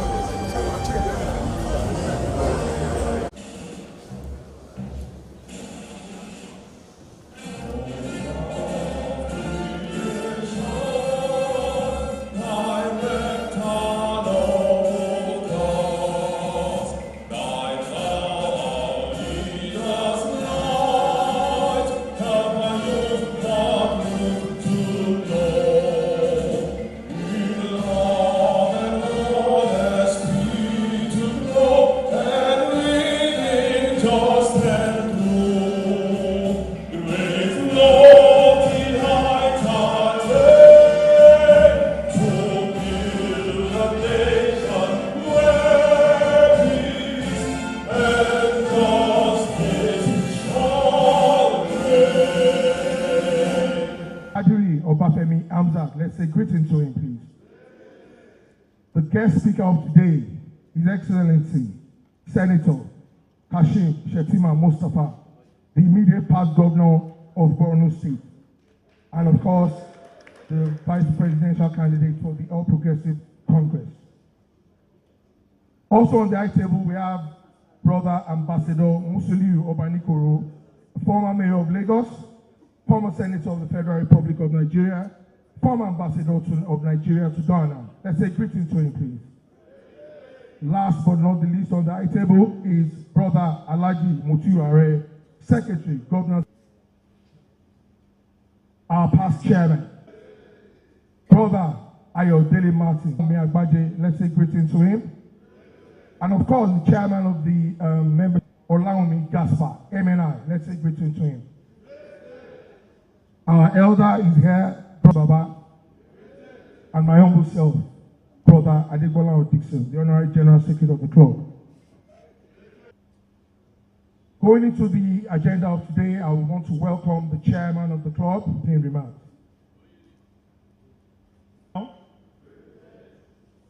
Long live the chairman of Yoruba Tennis Club. Long live the vice patrons, trustees, past chairman, elders of Yoruba Tennis Club. Long live the brethren of Yoruba Tennis Club. Sisters of Yoruba Tennis Club. Long live our guests. Brethren all, gives me immense joy.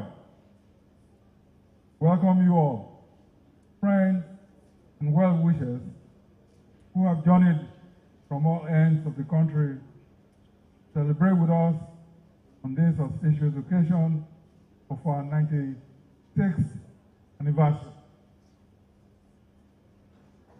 Since inception, Yoruba Tennis Club, the well-acclaimed first indigenous social club in Nigeria, house eminent members of the society who have played significant roles in nation building, societal development. Our founding fathers built this organization on the ethos of unity, brotherhood, communal heritage. Every single one of us have collectively nurtured and fostered this bond. That's one thing peculiar to Yoruba Tennis Club. Our wives are automatic members of this club. Call them sisters. We join, celebrate the essence of our humanity. Your Excellencies, distinguished guests, the gentlemen you see donning beautiful white agbada, the signature cap, have collectively preserved this great organization's culture of societal excellence and moral.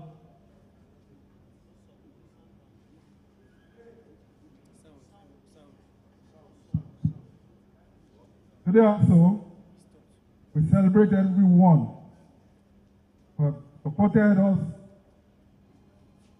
since the journey began in 1926. We have witnessed many seasons of bloom and gloom. Still, we stand with our heads held high, upholding and sustaining the avowed ethos, values, cultures, and traditions of this great organization. To all of you, on behalf of the Vice Patrons, trustees, and members, thank you. Beloved friends, the Yoruba has continuously nurtured a platform through lectures and interaction with distinguished personalities who have remarkably impacted on the lives of the people and provided a compass of this society. Club had the privilege playing host many prominent Nigerians and non-Nigerians who have made their mark both locally and internationally. These eminent personalities, among others, were late Chief Anthony Enahoro, late Honorable Justice Dr. Akinola Aguda,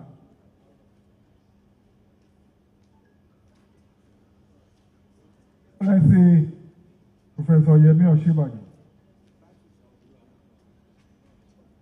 Excellency Mr. Babajide Rajifashola, SAN, a past Executive Governor of Lagos State, His Royal Majesty Igwe Alfred Nameka Achebe, the Obi of Onitsha. Our guest speakers are, Your Excellency, I want you to note that also this club hosted His Excellency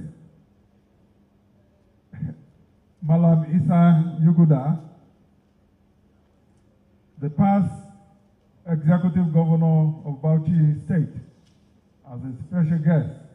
In fact, I can tell you, Your Excellency, that Brother Isa Yuguda is a member of this club. He was duly initiated into the membership of this club.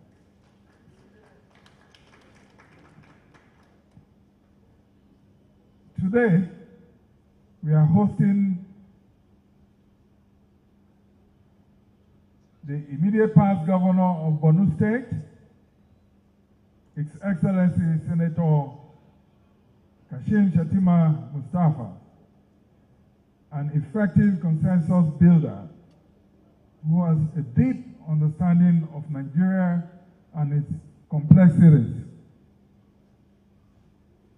A man who drove remarkable development despite the insurgency witnessed during his second term in office. As the governor, Your Excellency, we thank you for honoring our invitation as a guest speaker at this 96th anniversary of the Yoruba Tennis Club. We thank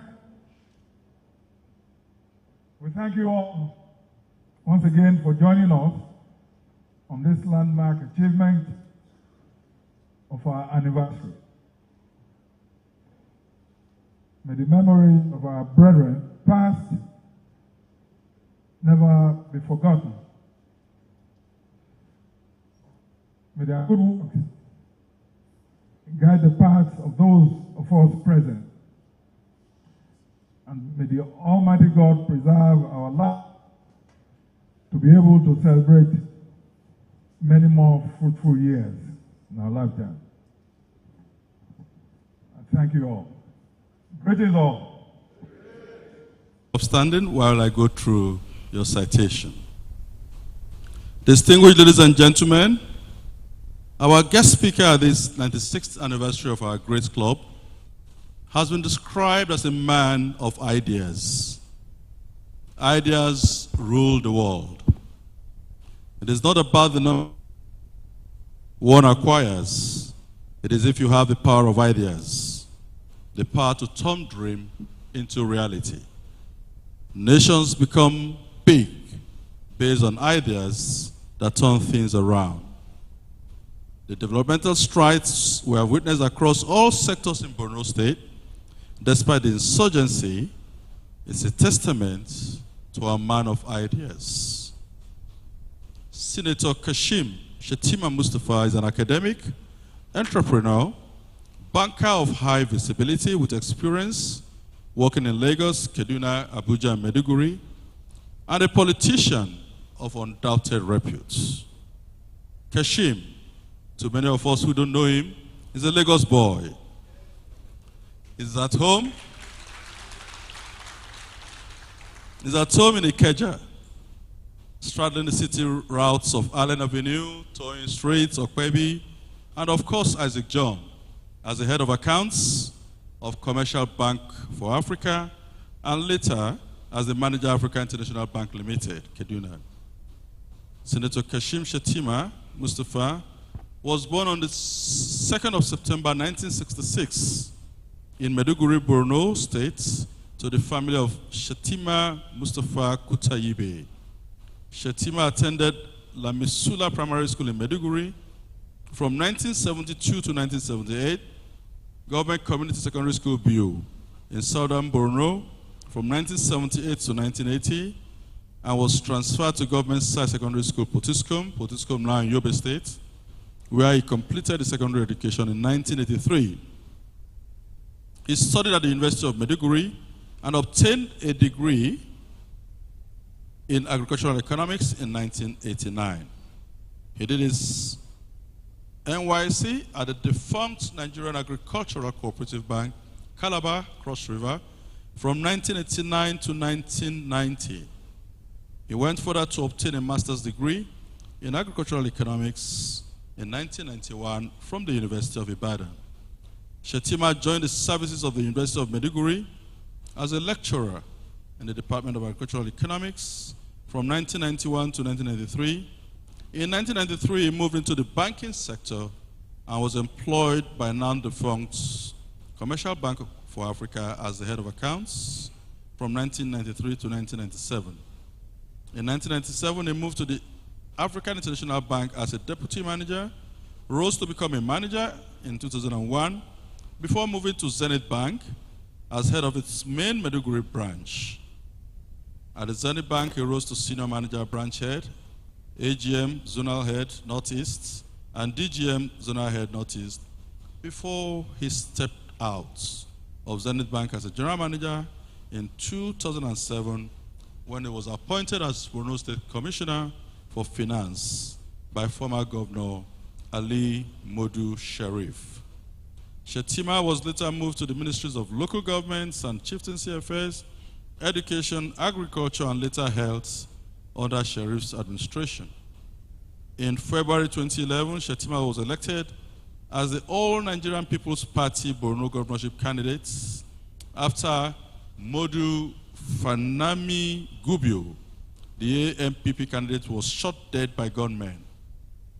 On April 26, 2011, Shettima won the governorship election with 531,147 votes, while the PDP candidate, Mohammed Goni, placed second with 450,140 votes. He served 2 terms as governor of Borno State. Shettima's 2 term in office as governor was dominated by the deadly Boko Haram insurgency. He didn't let this dissuade him. In fact, he solely funded 20,000 civilian joint task force fighters for 6 years in the fight against the insurgents. His contributions have been acknowledged by the military, security stakeholders, past and incumbent federal administrations, as well as residents of Borno State. His funding of the civilian GTF was crucial in the fight against Boko Haram, as the group played and still plays crucial roles in intelligence gathering, easy identification, and arrest of suspected insurgents, and supporting the military in war fronts. In February 2019, Shettima was elected as a senator representing Borno Central at the National Assembly. And on the 10th of July 2022, the presidential candidates of All Progressive Congress, Asiwaju Bola Tinubu, confirmed Shettima as his running mate for the 2023 presidential poll on the APC platform. His Excellency, Senator Kashim Shettima Mustafa, an effective consensus builder and an honest political strategist, enjoyed the trust and confidence of his colleagues and mentees, amongst whom is the current governor of Borno State, Engineer Professor Babagana Umara Zulum, MNI, my very good friend and colleague as rector of the Ramat Polytechnic Maiduguri, who was appointed Pioneer Commissioner for Reconstruction, Rehabilitation, and Resettlement by Governor Shettima. Our guest speaker was proud of his mentees and spoke so glowingly of Zulum as follows, quote, "One of my attractions to Zulum was the fact that despite being in control of billions of naira for reconstruction of thousands of homes, schools, and hospitals, Zulum neither bought a personal house nor a personal car for himself. He also came under attack from Boko Haram twice, but that didn't stop him in his efforts to rebuild substantial parts of Borno," unquote. Our guest speaker, distinguished ladies and gentlemen, His Excellency Senator Kashim Mustafa, has a very deep understanding of Nigeria and her complexities. There is hardly any tribe in Nigeria that Kashim Shettima cannot knowledgeably speak about. He knows the social, cultural, religious, economic, and political structure of virtually all the 36 states and the Federal Capital Territory. He has proven to be extremely patriotic, and he believes passionately in the unity of Nigeria, proving it on a number of occasions. A former banker, agricultural economist, businessman, governor, and parliamentarian, is a highly cerebral, eloquent, competent, courageous, and cosmopolitan leader who has succeeded in building bridges, reputation, and friendships across the country. You can testify to that from his headgear, the headgear that is building bridges across. There is no doubt that his selection as the vice presidential candidate of APC was not made to please one community or the other. Our guest speaker would have been chosen as the man who can help bring the best governance to all Nigerians, regardless of their religious affiliation or considerations of ethnicity or region. Distinguished ladies and gentlemen, please join me as I invite our guest speaker, husband to Nana, with a union of 3 children, a man of capacity, acumen, political sagacity, a progressive politician of distinction, pious and excellent in his ways, His Excellency Senator Kashim Shettima Mustafa, immediate past governor, Borno State, and APC vice presidential candidate, to present the 96th anniversary lecture of the Yoruba Tennis Club. Your Excellency, sir.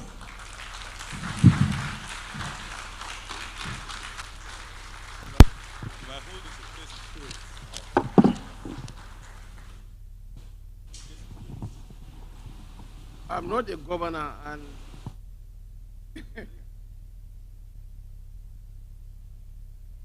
greetings, Chairman of the Yoruba Tennis Club. Greetings, Vice Chairman of the Yoruba Tennis Club. Greetings, the Vice Patron and Trustees of Yoruba Tennis Club. Greetings, the trustees and elders and members of Yoruba Tennis Club. Greetings, my brother, Mr. Governor, Brother Babajide Sanwo-Olu. Greetings, the Deputy Governor, Brother Dr. Pemi Hamzat, although he's not wearing the... Are you a member?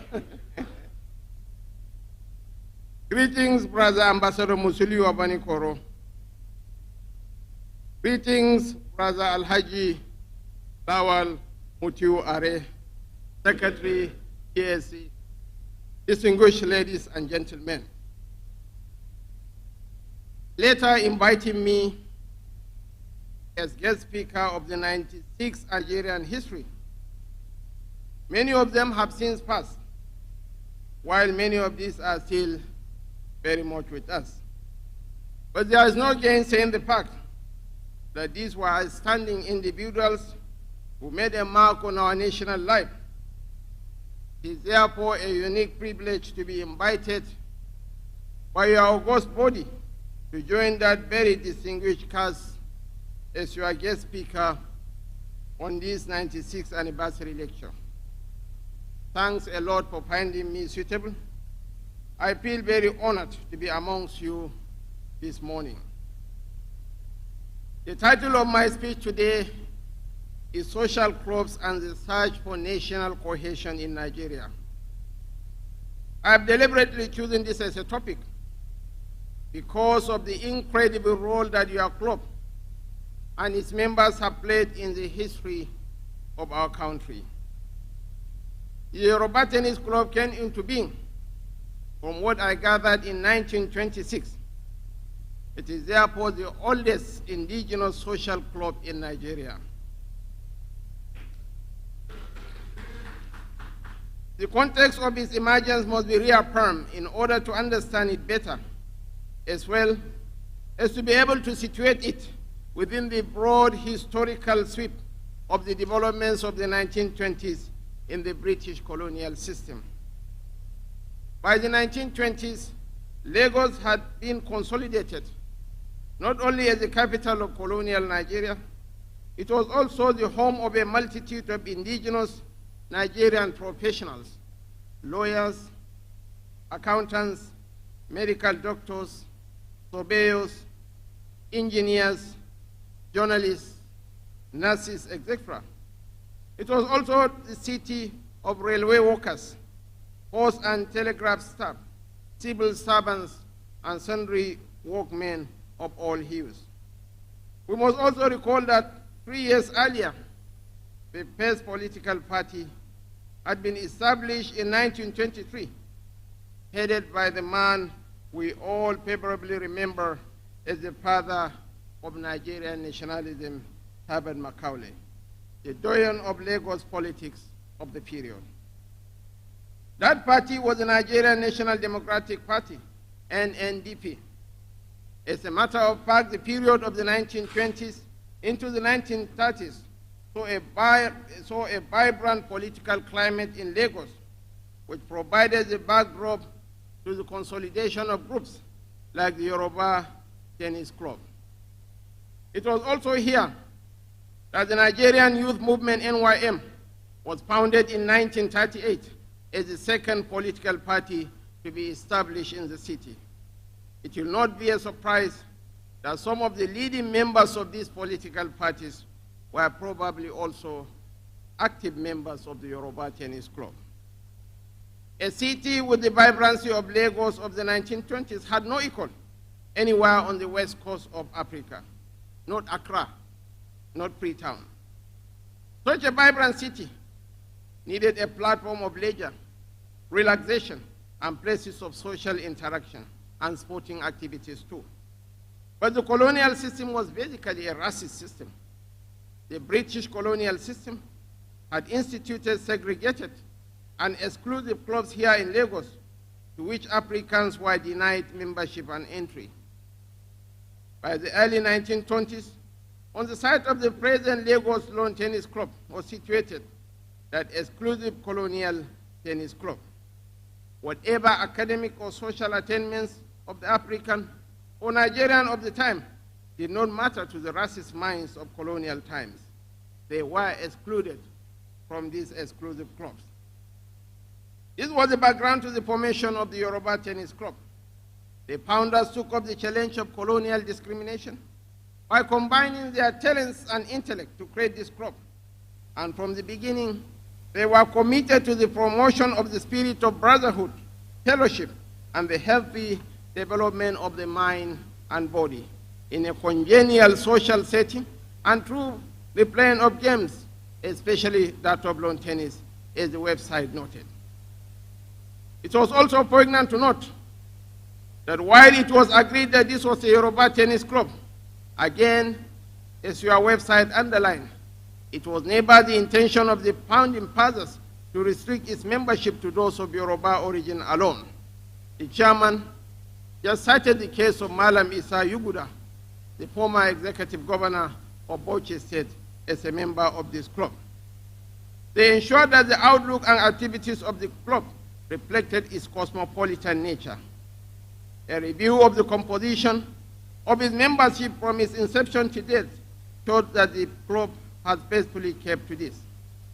I was quite delighted that the first officers of the club, elected at a meeting on September 15, 1926, truly reflected the cosmopolitan culture that has distinguished Lagos from the moment that it began to receive returnees from the slave trade, from Brazil, Cuba, United States, Liberia, and Sierra Leone from about the middle of the 19th century. What is clear to my mind is that the act of setting up an indigenous club by the pioneers of the Yoruba Tennis Club was in fact an act of defiance of colonial arrogance and racism. And in a very fundamental sense, it was also a reflection of the new spirit of African and Nigerian assertiveness, which was to become the very basis for the emergence of the anti-colonial movement. And as we all know, this city of Lagos is where all the remarkable individuals that became the champions of the movement for independence and Nigerian nationalism honed their skills, as well as build the powerful movements that opened up the access for our national independence in 1960. So a direct line can be drawn from the effort to build this club and the talents mustered to achieve our independence. Having established this background, it is clear to me that the title that I have selected for my speech is very relevant: Social Clubs and the Search for National Cohesion in Nigeria. A club like the Yoruba Tennis Club aggregates the most important sections of the elite. Historically, this hallowed precinct has brought together the very best and most distinguished members of the professions and the leading lights of the community in Lagos. And because you are the pioneers, several other bodies emerged all over Nigeria that took inspiration from your endeavor. You showed Nigerians in other cities that it was possible to come together as members of a modern and modernizing elite in associations and in clubs to promote healthy existence that work well for the human mind and for societal progress. Similarly, you have also taught the lesson of enduring legacy. Your distinguished club has survived all the challenges of the past 96 years. When the founding fathers began the determined effort to build a tennis club, they were also making a statement for the competence of Africans under a colonial project which treated Nigerians with a fair amount of contempt. They successfully initiated their project and kept it alive, while a successor has kept this remarkable club alive and vibrant till today. That statement of success and continuity is a lesson which we must take on board if we are to build a great country. All of us are aware of the incredible potentials that we possess as a country. A huge population of very vibrant and hardworking people, a resource-rich and diverse country, generally claiming weather and huge tracts of arable land, as well as remarkable bodies of water that traverse the whole country. These are potential riches that can be harnessed to build a great country. But we all know that over the past 6 decades, we have had cycles of good and very bad in the pursuit of our destiny. As a country with the largest concentration of Black and African peoples on earth, Nigeria's problems are many. They range from the legacies associated with colonialism, the suspicions that dog our efforts at nationhood, and the choices that a succession of leaders has pursued since our independence. Suffice it to say that one of the greatest challenges that we have dealt with is the regular inability to build the elite consensus about the best ways to organize our country, as well as the concomitant path of development appropriate to its diversity. For too long, the Nigerian elites have not sufficiently given a thought to how their actions and inactions impact upon the construction of the national development. The bickerings over access to the levers of power has historically stoked the basest instincts amongst our different elite groups. This is especially true when the political elite comes together in the pursuit of political power. So divided has the pursuit of power been in our history that the conduct of politics has been made more like warfare, where every form of weapons of mass destruction has often been deployed. And because the pursuit of political power has resembled warfare much more than a civic engagement, the actions and wars of members of the political elite have done more to hurt the ideas of national cohesion more than they have enhanced them. Of course, the pursuit of political power has never been a tea party in any clime. The difference in our setting is that we have seen politics without leash, without responsibility, as the default mode. Our political elites, therefore, behave with a zero-sum game mentality, which in the short and long run has been based on the manipulation and exploitation of the fault lines of Nigerian society to enhance political access. This is one of the many reasons that we have continued to experience the harms inflicted upon the cohesion of our country. In a lecture delivered earlier this week at the Arewa House in Kaduna, Professor Al-Qasim Abba of the Department of History, Ahmadu Bello University Zaria, surveyed the Nigerian political landscape and stated that contemporary Nigeria is facing a political challenge.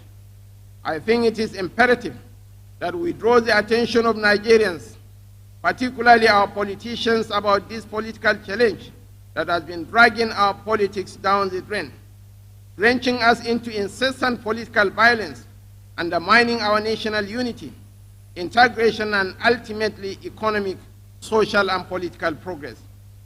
The predicament that this problem has refused to go away, it is rocking around since the period of our struggle for independence. It has become something like a malignant cancer that keeps on eating deeper and deeper into the fabric of our society, year in, year out, inflicting pain and division on us, generation after generation, and government after government, in spite of whoever is occupying the mantle of leadership. Abba, a contemporary Nigerian politics and the ghost of politics of the independence struggle, Ali Hawa House Lecture Series, September 10, 2022. The quotation above from Professor Abba cuts to the heart of the reality of Nigerian politics. Members of the political elites, and this includes myself, must begin the process of a rethink of the content, values, and modus operandi of politicking in our country. This is in order to imbue politics with ever more patriotic content which speaks to the advancement of the welfare of the Nigerian people, as well as working for national unity and national cohesion. We must accept the fact that leadership recruitment, especially in the realm of politics and the public space in general, has become increasingly devalued in our country. Several reasons have often been adduced for this problem, but what is imperative is that we have to make a collective resolve to improve the qualifications that earn individuals the right to play important roles in the processes of national development. If a country chooses to go for the lowest common denominator in its process of leadership recruitment, then it cannot expect to get sterling qualities in the inputs and outputs of such individuals. They will drag the country down to their own levels, and they will certainly endanger national cohesion.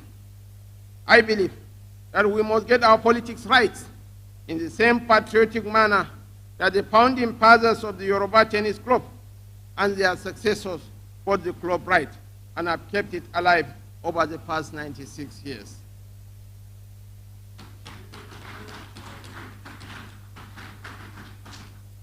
In my view, social clubs like the Yoruba Tennis Club have a major role to play in the process of national cohesion in our country. The reason is very simple. In every corner of Nigeria, there are several social groups that bring together realms. The environment of the social club is one of consensus building that is built upon the aggregation of the experiences, knowledge, and the abilities of their membership. Consensus building amongst our political elite is very deficient. It is therefore not a coincidence that social clubs have long-lasting staying power, while the political process has faltered at several points in our history. In almost every instance, social clubs have operated as law-governed entities, and the membership do not only subscribe freely to these rules, they also work collectively to uphold them faithfully. They are an example of appreciable governance systems, often with periodic elections of their leaderships, and in generally open and untransparent, like our host, the Yoruba Tennis Club, that they have been more than committed to national cohesion in practice than in empty political plight, rhetorical plights. That is a hallmark of political speak in our country. In recent years, we have witnessed increasingly alarming tendencies towards the loss of belief in the idea of national cohesion among some elite groups in our country. The truth is that nation building is continuously a work in progress, and there should always be an atmosphere of optimism, such as is at the heart of the longevity of social clubs like the Yoruba Tennis Club. When the founding fathers launched this prestigious club, they probably could not have envisaged all the problems of the past 96 years, but they were filled with the optimism that their club will not only come to be, it will also survive every form of turbulence and endure. That is a lesson that must be carried into the spaces of politics as well as in the endeavor of strengthening national cohesion in Nigeria. This is the general context which has provided an ambience for the emergence of Asiwaju Bola Ahmed Tinubu as the presidential candidate of the APC. We are convinced that the general political situation in Nigeria needs the competencies of a leader like Asiwaju Bola Ahmed Tinubu to trigger the requisite values that can help us to rededicate ourselves and all our compatriots to the challenges of national cohesion in Nigeria. Your Excellencies, ladies and gentlemen, the roads that took us to Asiwaju did not happen by chance. This is a man who had shown a ferocious commitment to national cohesion and well-being of this nation. We are at a very critical conjuncture in the history of our dear nation. And times like this requires us to coalesce into a single post and face the challenges of national cohesion and national development. Time like this requires specific administrative skill sets and economic acumen and track records for any leader to excel. In 2023, we need a Nigerian leader that has the humility and generosity of spirit of a Yakubu Gowon. We need a leader that has the self-abnegating commitment of a Muhammadu Buhari. We need a leader that has the work ethics and broad-mindedness of an Olusegun Obasanjo. We need a leader that has the adroitness, the situational pragmatism, and understanding of the Nigerian sociology, the Maradonic skills of an Ibrahim Babangida.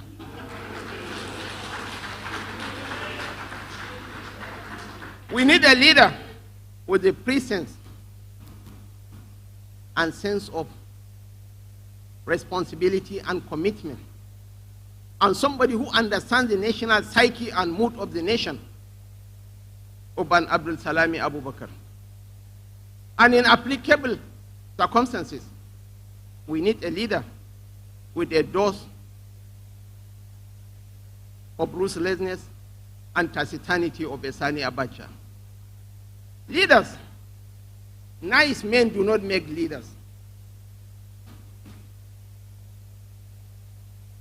Ladies and gentlemen, we need a leader with the intellectual acumen, with the track set to catapult this nation to a higher pedestal. We need a leader who is not bound by toxic regional or religious sentiments. We need a leader that has established track records of excellence and commitment to good governance. There is no one, with all due respect, that fits this bill better than Asiwaju Bola Ahmed Tinubu.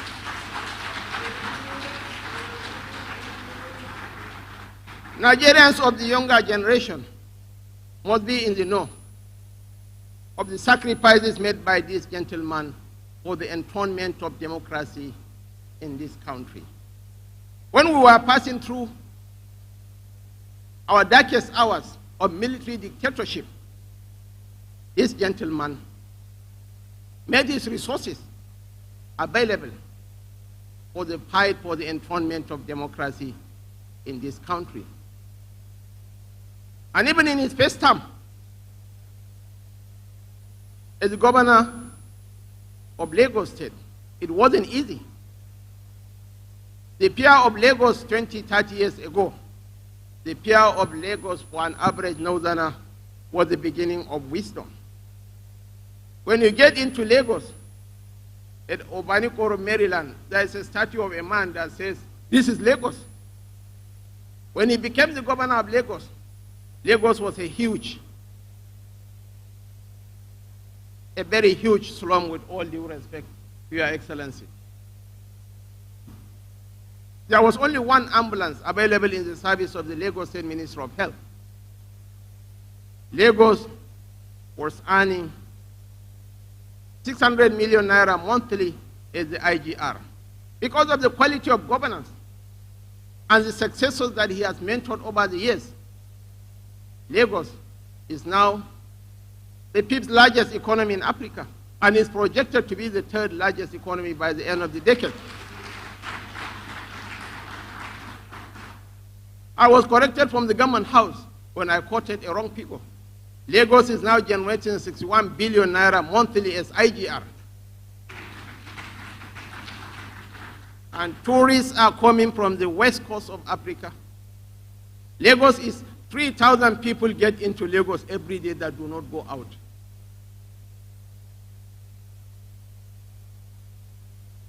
The likes of Peter Obi, they do not call Ekulobia home. Peter Obi calls Lagos home, due to the magnanimity and generosity of spirit of the Lagos people. Do you have any better leader to elect that understands the economy? The world is careering towards a recession in 2023. The British economy is on the brink of getting into recession. Things will not be easy. A lot needs to be done to reposition the Nigerian economy. And who is better placed than Ashwaji Bola Ahmed Tinubu to do that? And for me, as someone from the north, we have a moral obligation to support this gentleman. People say anything goes in politics. There is honor even among thieves. There is honor even amongst politicians. In 4 electoral cycles, this man supported the emergence of northern Nigerian candidates for the presidency of this country. He has been and has ever remained a sanctuary for victims of political witch hunt. When his AD colleagues were blood-drawn and roasted and forced into political extinction by the wily old general from O, he had the wit, he had the guts, he had the wisdom, he had the strength. He stood his ground, checkmated the excesses of the PDP, and at the end of the day, in 2003, he was the lone man standing. Viciously harassed and intimidated. His local government funds were denied. And that was the time he laid the foundations for a modern Lagos. From his lonely but active Lagos redoubt, he began the process of demystification and deconstruction and demythologization of the PDP regime machine in the Southwest. By 2021, he had largely purified, disinfected the Southwest from the putrid smell of the PDP. And that led eventually, that culminated eventually in the formation of the APC in 2013-2014. Your Excellencies, distinguished ladies and gentlemen, in 2014, we were here in Lagos for the presidential primaries of the APC. Without the block votes generated by Ashwaji from the Southwest, President Buhari couldn't have emerged as the presidential candidate of the APC. And in the 2015 elections, President Buhari defeated former President Goodluck Ebele Jonathan by a mere 2 million votes. And the 2.5 million votes that we defeated Jonathan came from the Southwest. So we owe a debt of gratitude to the Southwest. While others were manipulating ethno-regional sentiments, the fault lines that divide this country for their political ends, Ashwaju was rather investing his minds and resources on building bridges where others manipulate our differences. He was trying to build bridges across the Niger. That was how all of us owe that debt of gratitude to him. When Atiku Abubakar was harassed and chased out of the PDP, it was to Bodilon he ran to. It was here in Lagos that Ashwaju provided him with the sanctuary and the platform to contest for the presidency of this country. 4 years later, that same platform was offered to another northern Nigerian, Malam Nuhu Ribadu, to contest for the presidency of this country. In 2015 and 2019, he supported President Muhammadu Buhari to win election to the presidency of this country. Ashwaju is a force of nature. As Victor Hugo, the French philosopher, said, nothing else in the world, not all the army, is possible of stopping for an idea whose time has come. Ashwaju is an idea whose time has come. Emilokong is for real. By God's grace, we are going to support him to succeed in the next upcoming election. I'm proud of the Yorubas. Incidentally, I'm a Kanuri man that traces the same ancestry with the Yorubas. You have never allowed religion to divide you. They have been talking so much about the Muslim ticket. Yes, Ashwaju's running mate is a Muslim, but his life mate of 40 years is not only a Christian, but a senior pastor of the Redeemed Christian Church of God. Ashwaju's children, half of them are Christians. So how can you convince someone that Ashwaju is going to Islamize Nigeria when he did not Islamize his own family? For what's sake? This is cheap politicking.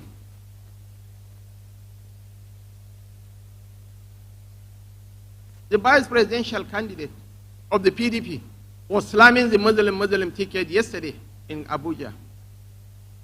But he conveniently forgot the fact that the senatorial candidate of his own senatorial zone in Delta North senatorial zone is 99% Christian. But the person that he has fielded, Nate Nwoko, is a Muslim. He has not seen anything wrong with doing that. We need to build a new Nigeria where we should judge someone by the content of his character, irrespective of differences in political affiliations, religious persuasion, sectional or tribal background. The problem that confront us doesn't discriminate. Insecurity, poverty, knows no Ibibio man or Hausa man. We need to move this nation forward. The country is at a crossroad. Let us elect a man who knows the road. That is the fundamental argument. This is a great nation in chains, chained by ineptitude, chained by corruption. And we need to get things right. It's no longer a lottery, no. I assure you, by God's grace, we'll hit the ground running from day one because we don't have the luxury of time. I urge you, Your Excellencies, ladies and gentlemen, let us come on board. Let us fuse into one. Rome was not destroyed by outside invaders. Rome was destroyed by the complacency of the Romans. Lagos, with proper coordination and planning, is capable of generating 4 million votes for Ashwaju. The registered voters in Lagos is well over 7 million, if I am right. So, Your Excellencies, ladies and gentlemen, the 2023 elections, as I said, are just a few months ago. Nigeria has a choice to make in the determination of our destiny. Our ticket, the Tinubu-Shetima APC presidential ticket, is dedicated to the building of that progressive ambience that will allow us to harness the very best and most creative, most talented Nigerians from all corners of our country. Currently, the Lagos State Commissioner for Portuary Infrastructure is a Hausa man from Katsina State. One of the commissioners is an Urobo man from Delta. Joy Ibokwe is an Igbo man from Anambra as a special advisor. Ben Akabweze was once the commissioner for budget and planning in Lagos. Lagos is a mini Nigeria. We have to applaud you. We have to commend you. We have to celebrate you for having the largeness of heart to embrace all tendencies. Ashuaju's chief of staff at the time was Lai Mohammed from Kwara State. My friend James Abiodun Paleke is from Kogi State. He is a member representing Ikeja Federal constituency. Wale Edun, the Commissioner of Finance, was from Ogun State. So also was Professor Yemi Osinbajo, the Attorney General and Commissioner of Justice for 8 years. Raub Aregbeshola was a very powerful commissioner for works and transport. He's from Osun State. Bamidele Opidele, my friend, Senator Michael Opeyemi Bamidele, is from Ekiti State. I can roll out names of people from different parts of the Federation that had occupied positions of relevance and importance in Lagos.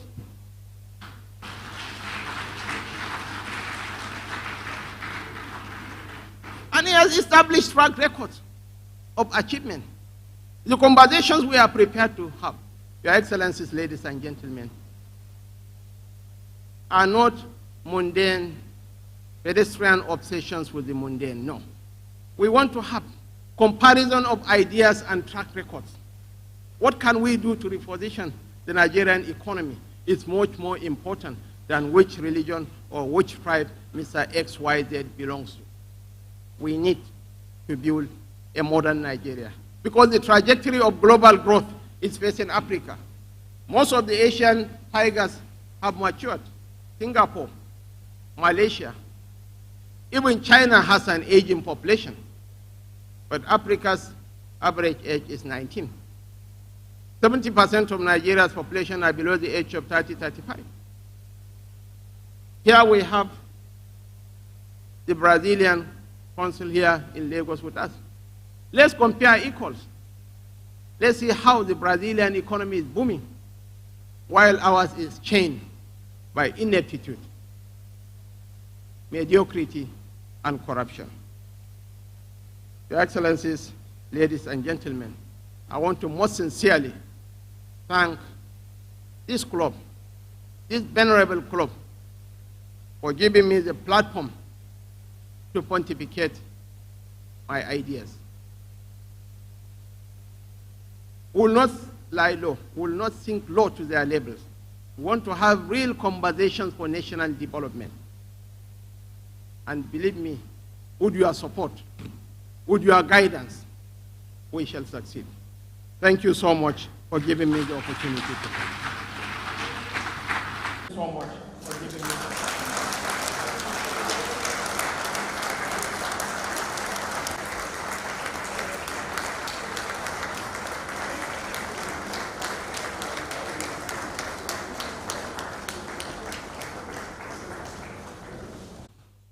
For some little stipend, a consummate banker, articulate, intelligent, less than that from a teacher, for some brief remarks. Mr. Governor.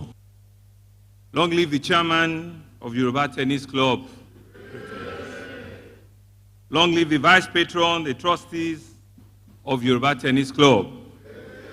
Long live the past chairman of Yoruba Tennis Club.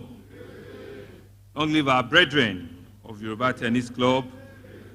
And greetings all. Let me, on your behalf, welcome a Lagos welcome to a thoroughbred Nigerian, a Lagosian at some point of time in his life. By the grace of God our incoming Vice President of the Federal Republic of Nigeria, my very good friend, my brother, my former colleague in the banking industry, and a man that I've come to respect tremendously, distinguished Senator Kashim Shettima Mustafa. Thank you very, very much, sir. Let me, on behalf of the people, the government, and of course, Yoruba Tennis Club, welcome you once again to the Center of Excellence. Welcome you to the state of aquatic splendor. Welcome you to the melting point of our country, to the economic and commercial nerve center of our country, and welcome you to a place by Almighty God will also become home to you by this time next year. As you can see, we have made a right choice in Yoruba Tennis Club. In today's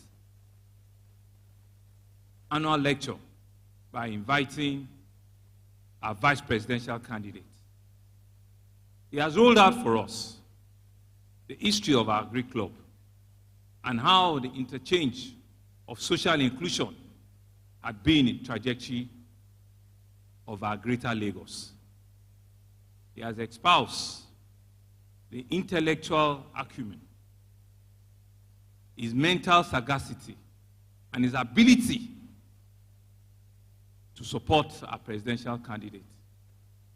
He has demonstrated to us this morning there is a round hole in a round peg. And he's a man of tremendous, tremendous capacity.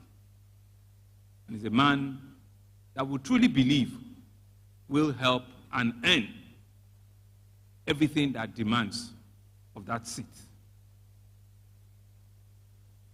It's not just sheer politics, but sheer capacity that the two of them are bringing to bear. He's a financial wizard himself, and he's a man that understands the real issues regarding the economy. And so, Mr. Chairman and other committee members, I want to congratulate you and thank you for inviting Senator Kashim Ibrahim here into today's lecture. And I want to say that indeed it's been an eye-opener, not to me alone, but to all of us. And if we talk about history, Borno State and Lagos State comes way back. For people that do not know, during the governorship time of our father, late Alhaji Lateef Jakonde, and his own father then, late Alhaji Goni, there was a lot of synergy between Lagos State and Borno State. In fact, the record shows that Lagos State borrowed Borno State money at some point, which they paid back, way back in the early 80s. And they were able to do comparison and share and peer review by our forefathers over 40 years ago. History is also being beckoned here today. At the same son from Borno and the son here in Lagos are being joined together on this trajectory to bring about a bigger Nigeria. Our prayer is that as both of you have started on this journey, it will lead to the success of this country. And I had mentioned it, and it's important for us to put it in perspective and in context. The issue and the talk about a Muslim ticket, we've seen it, that there is nothing there. I'm a Christian, my wife is a Christian, but we know too well here that it is not about religion. And we have forgotten, like he mentioned, in 2011, when ACN, or AC at that time, also gave a platform to Mama Nuru Ribadu. His deputy vice presidential candidate then was Mr. Fola Adiola. It was a joint Muslim ticket. We did not see any problem at that time. But suddenly, because there's a likelihood of this ticket emerging as the winner, now people now want to divide us. People want to split us. We will say no, because that is not who we are. It's about leadership. It's about character. It's about audacity to think. It's about the ability to be able to think big and solve problems. And he had said so. He's not contesting for an Olympic race. He's not contesting to be the strongest sprinter. He's contesting to have idea discussion, to have the courage to lead, to have the tenacity to give instruction, and he has the ability to make difficult decisions and difficult conversations. That's what leadership is. That's what true leadership is. And I believe in this team will indeed bring about the birth of a stronger and a bigger nation. We do not want to despise other candidates. We all know too well what their antecedents are. We all know too well what their credentials are. But we know that as a nation, we need a strong launch pad. We need to think out of the box and be able to put our best foot forward. I want to thank the leadership of Yoruba Tennis Club again for making the right choice of inviting Senator Kashim Shettima. My prayer and my wish, we're celebrating 96 years now. By 2026, let it be on record that during your centenary, our centenary celebration, we will have, by the grace of God, Asiwaju Bola Ahmed Tinubu come in here to the greetings hall to celebrate as the president on our centenary. And of course, by your grace and your support, I will still remain as your 15th governor to come in here and celebrate in 4 years' time in good spirit, and all of you will be here during that celebration with sound mind. And we'll all look back and say that indeed it's been a journey that is worth it. The history of the Yoruba Tennis Club is a long and a rich history. This is a club that has birthed men that have shaped nations, that have shaped territories. It's a call that we're making on you again. You have all it takes. You have the capacity, you have the reach, you have the influence at your various sphere of endeavor to make this happen.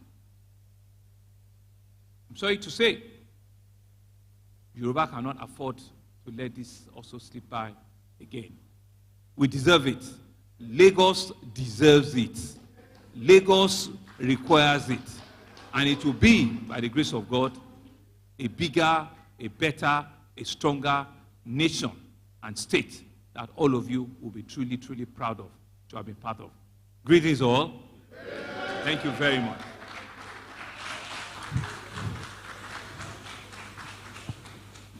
Thank you very much.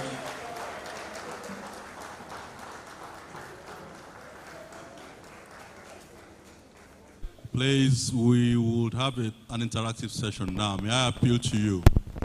I hope you understand. Please go straight. Go from the right-hand side here and one from this other. We're informed at Yoruba Tennis Club of this lecture and the topic, which speaks of social clubs and search for national cohesion. It occurred to some of us that a sine qua non for national cohesion necessarily must be a very strong structure. Many students of the Constitution I've noted for over 20 years that the 1999 Constitution, which we operate, is defective in two ways. One, because it was imposed on the people, and secondly, because if you study the distribution of the legislative powers, it is in absolute violence to what the distribution is in every federal nation, including the US, that we know. I took the liberty before this lecture as well to go way back to 2015 to take a look at the manifesto of the APC in 2015. And the very first promise in that manifesto was a promise that the government, if an APC government is elected, will amend the Constitution in order to make it more reflective of a federal structure in terms of revenue, in terms of security, in terms of the police, and what have you. So my respective question to Your Excellency, and let me say in passing that having come here today, you have the blessings and prayers of you and Ashiwaju, and pray in terms of what the governor has stated, that when we celebrate 100 years, that we will be welcoming you in the capacities that you seek now. But the question is, regrettably, the APC did not fulfill that promise in 6-7 years of its governance.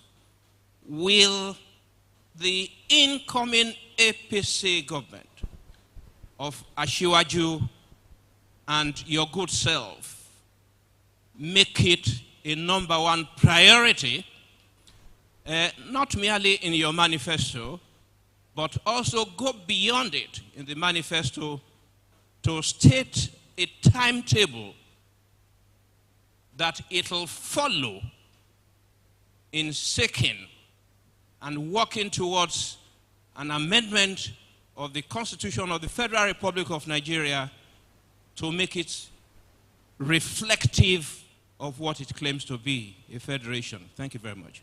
Lecturer, I want to call you Senator KSM.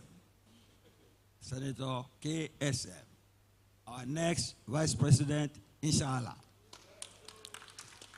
I served in the Northeast during National Service 74-75.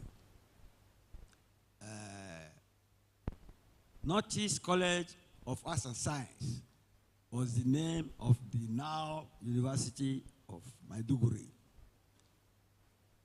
When I heard of the nomination of the lecturer as the vice president, excited because I served in the Northeast. Until now, how Lagos is the commercial capital of Nigeria. And you have esteemed us by praising our question and the quest and the struggle of our forefathers who set up this club for us to get liberated from British colonialism. But now we are under Nigerian colonialism from politicians. Please explain to us, our Vice President, how when you get into office, you will liberate us from the yoke of politicians who are expected to guide the nation, but who are exploiting it, which is another brand of restructuring of the nation. One profound mistake we make when it comes to this polarizing issue of restructuring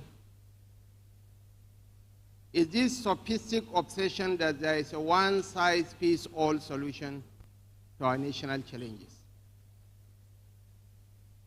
Federalism differs from one nation to the other, and there is no any static template to adopt. The Canadian federalism differs from the Swiss model. The Swiss model differs from the German version.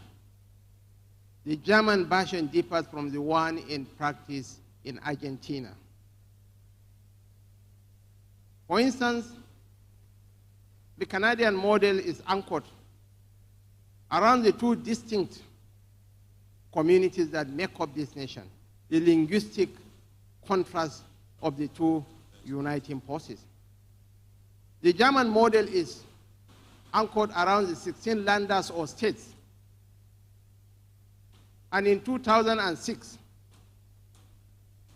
all the political parties agreed, because hitherto decisions by the Chancellor have to be approved by all the 16 landers or states. They made it possible. They devolved powers, not to the state, but to the center. And even now, that was 57 years later, they are still talking about the dysfunctions in their federal system, especially with the devastation wrought by the COVID-19 pandemic. Ours is no different from other climes. The APC had set up the Committee on Constitutional Review, headed by Governor Nasir Ahmed El-Rufai, and right now through the Senate. You know, it's a convoluted process, it's a work in progress. Right now, about 49 or 48 amendments have passed through the Senate, through the National Assembly, the 9th Senate. It's now going through the convoluted processes of the houses of assembly before they can be passed into law. I can assure you that the APC is not against devolving powers to the states, if needs be. We are not against the state police, certainly on issues pertaining to railways. But there are charlatans in this country who are using the issue of restructuring as a platform to advance their secessionist bids. That is the brutal truth. But we have elected representatives of the people at all levels who are alive to their responsibilities, and no one has been denied from airing his or her views. But this nation, I told some Western diplomats some few months ago, I would rather be a small fish in a big pond than a big fish in a small pond. Just 2 million Iraqis knocking on the doors of Europe, and they caused Brexit. They brought about the emergence of Donald Trump in America. 2 million non-English speaking Arabs. I said, if Nigeria is to implode, God forbid, we will find 25 million cocky Nigerians not going through Libya, no, will cross through Spain and invade Europe. So it's in the best interest of all of us, in spite of all our imperfections, to keep this country alive. We have to tinker with the makeup of the nation. It's almost an inevitable fate. We have tremendous challenges, certainly. And we have to address those challenges frontally without eroding the very basis of our nationhood. So on the issue of politicians imposing internal colonialism and holding us to ransom, it all boils down to the quality of leadership you bought in. If you bought in a criminal, do not expect much from him.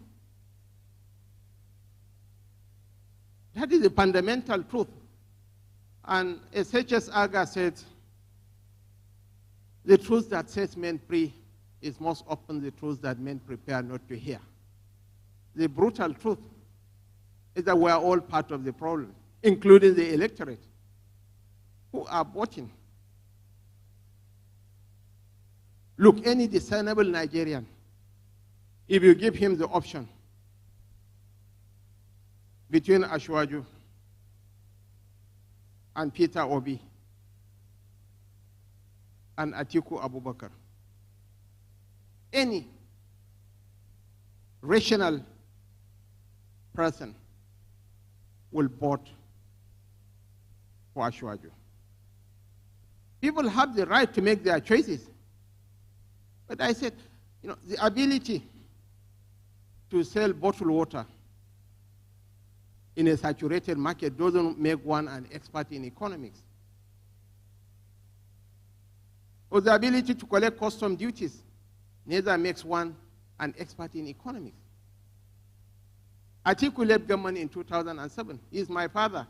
I will never pass disparaging remarks on him. I will never question his identity. No, he's a Nigerian, true and true. Even his Hausa has that Yola variant to it. So I will not question his nationality nor his person, but I will question his capabilities.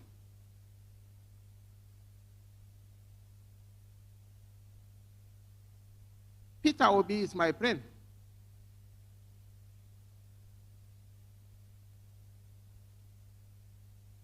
Poverty is romantic only in books. In real life, it's cockroaches, mosquitoes, low self-esteem, and unpaid school bills. We don't glamorize poverty. We fight poverty. I will not tell you I have one pair of watch. No, I have so many pairs. I prepare smart watches. I will not tell you I have 2 pairs of shoes. No, my shoe is very good. You know, we don't glamorize poverty or frugality.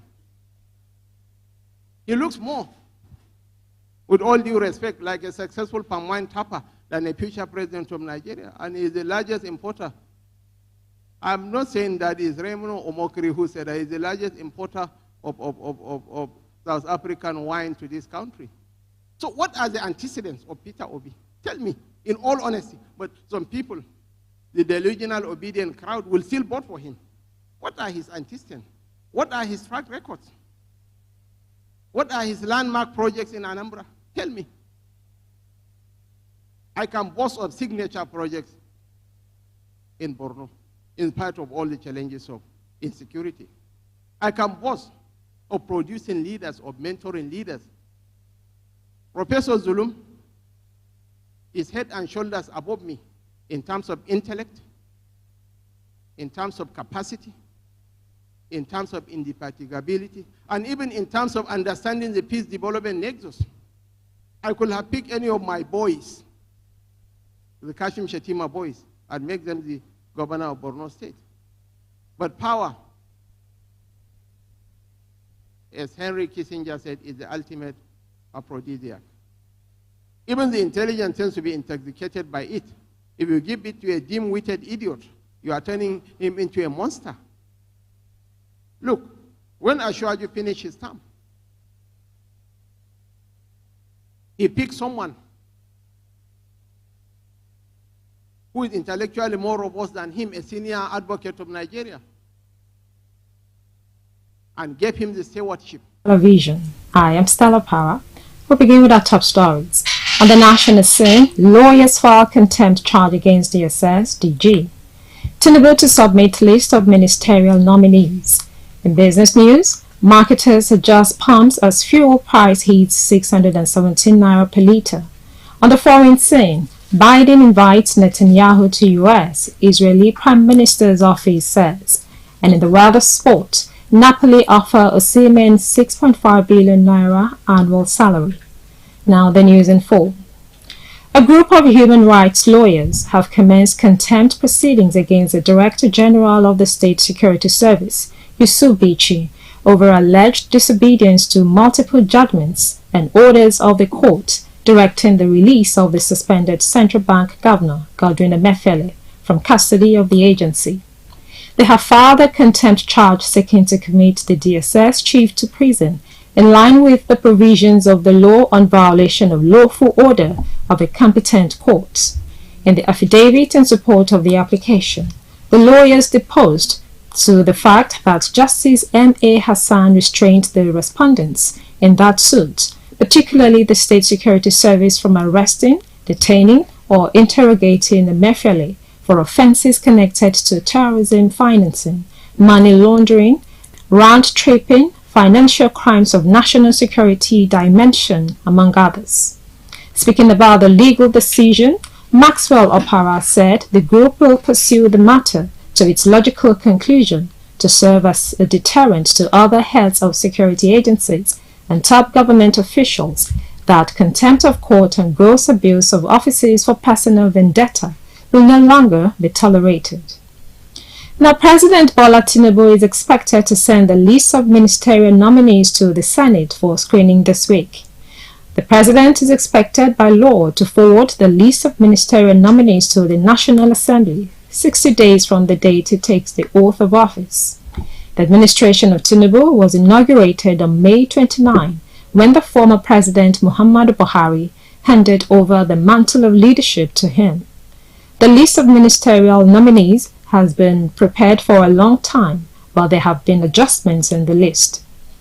The presidential spokesman, Mr. Dele Alake, recently said that it is only President Tinubu that could decide when to submit the list of the nominees to the National Assembly, as well as those to make the list. Alake assured that the list will be made public before the expiration of the 60 days. Away from that, the Chief of Defense Staff General Christopher Musa has pledged to involve Nigerians in the fight against insecurity in the country. This is just as he said the armed forces will drive the onslaught against insecurity in line with the laws of the land. General Musa also identified the thematic focus of his leadership to include people-centric, troops welfare, and interagency collaboration. The CDS disclosed this when he appeared for screening before the House of Representatives Ad Hoc Committee on Screening of Service Chiefs. According to him, servicemen and women of the armed forces of Nigeria should be reassured of his commitment to their welfare, provision of relevant operational equipment, as well as infrastructural development within available resources to enable them to succeed in assigned constitutional roles. This measure is required to consolidate on the armed forces' welfare priorities in order to effectively deploy, fight, and win the nation's wars by providing ready, prompt, and sustained land, sea, and air dominance by the armed forces across traditional as well as asymmetric conflict settings as part of a joint force. We'll take a short break now, and when we return, we'll bring you business news. Stay tuned.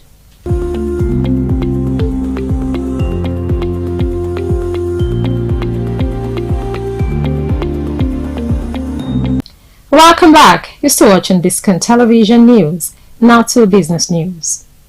Premium motor spirit, popularly called petrol, was raised from 537 naira per litre to 617 naira per litre.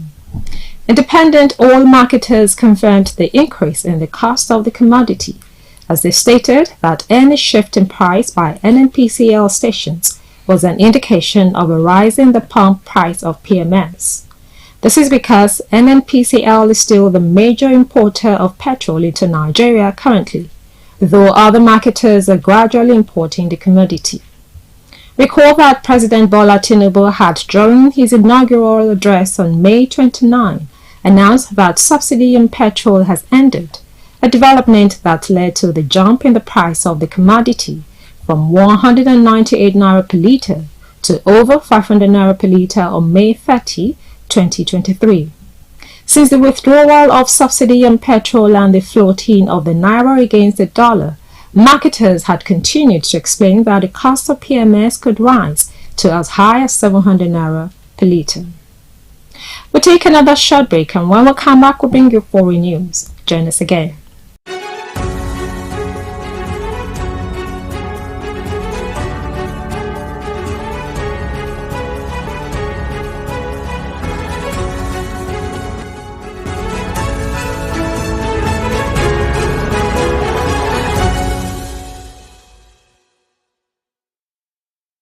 Welcome back. You're watching Biscon Television News.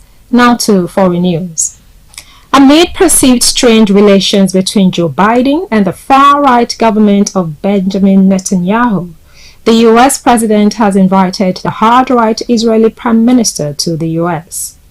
President Joe Biden invited Israel's Prime Minister Benjamin Netanyahu to the United States for a meeting, the first since the latter returned to office late last year, Netanyahu's office said on Monday. The invitation comes at a time when Washington continues to express disapproval over the Israeli government's controversial legal reforms and aggressive settlement expansions. It also comes the same day Israeli President Isaac Herzog is set to travel to the United States for a visit, where he is expected to meet Biden at the White House. The Prime Minister accepted the invitation, and it was agreed that Israeli and U.S. teams will coordinate the details of the meeting. Up next is sports news. Stay tuned.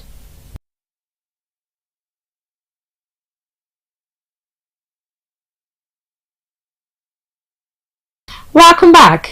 If you're just joining us, you're watching Biscon Television News. Now to the world of sports. Italian champions Napoli have offered Victor Osimhen a new 2-year contract extension with a salary worth €6.5 million plus €1 million in bonuses. Osimhen, who has 2 years left on his contract at Napoli, had demanded a salary of €7 million annually to extend his current deal with the Italian champions, who are keen to tie him down to a new deal amidst interest from some of Europe's top clubs. The new proposed deal, it was gathered, will include a release clause worth €170 million for the Nigerian striker. The 24-year-old steered the Partenope to their first title in 33 years, scoring 26 goals in 32 games.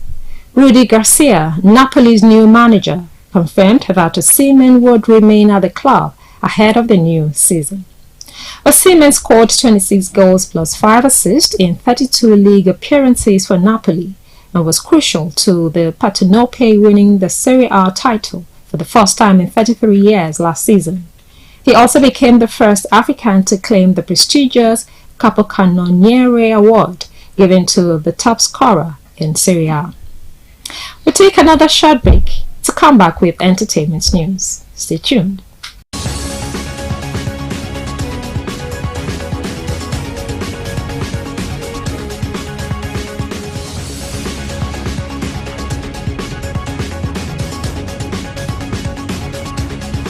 Welcome back. You're still watching Biscon Television News. Now to entertainment news. Prince Abdulmalik Uthman, also known as Man Like Abdul, graduated with honors from the university, and he shared his joy on social media. The proud graduate celebrated getting down with his university education with an appreciation post on his social media page. In his post, he reiterated that although it wasn't an easy journey for him, but he was grateful he was able to make it. Prince Uthman, the only biological child of the late Obama of DMW, was adopted by ace singer Davido following his father's unfortunate demise. Until his death, Obama was Davido's manager and member of the DMW crew, while doubling as a very close friend. And that's it for now on the News Hour on Biscon Television. Compiled and produced by Olakbeju Ajidaba. I am Stella Para. Thank you for watching.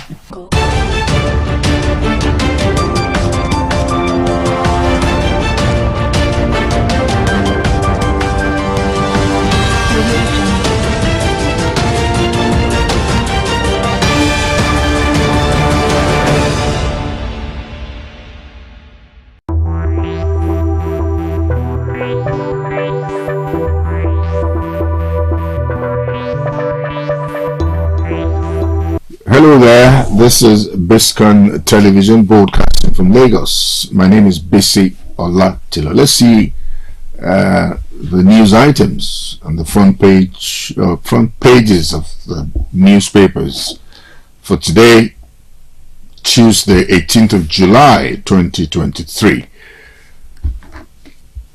Naira depreciation. Subsidy removal push inflation to 22.79%. That's for the Vanguard.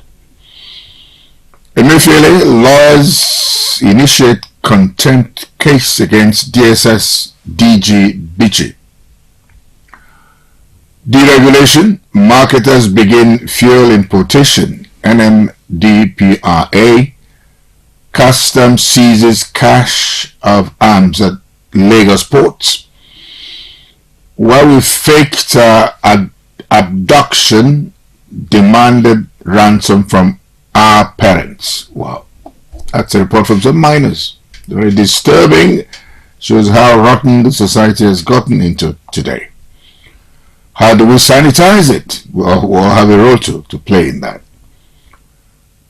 Our weapons against insecurity, service chiefs, CDS, our prioritize troops' welfare, deepen interagency collaboration, make armed forces people-centric. Nigeria Army most misunderstood, says COAS, Chief of Army Staff, recommends establishment of Defense Space Force to tackle cyber crime.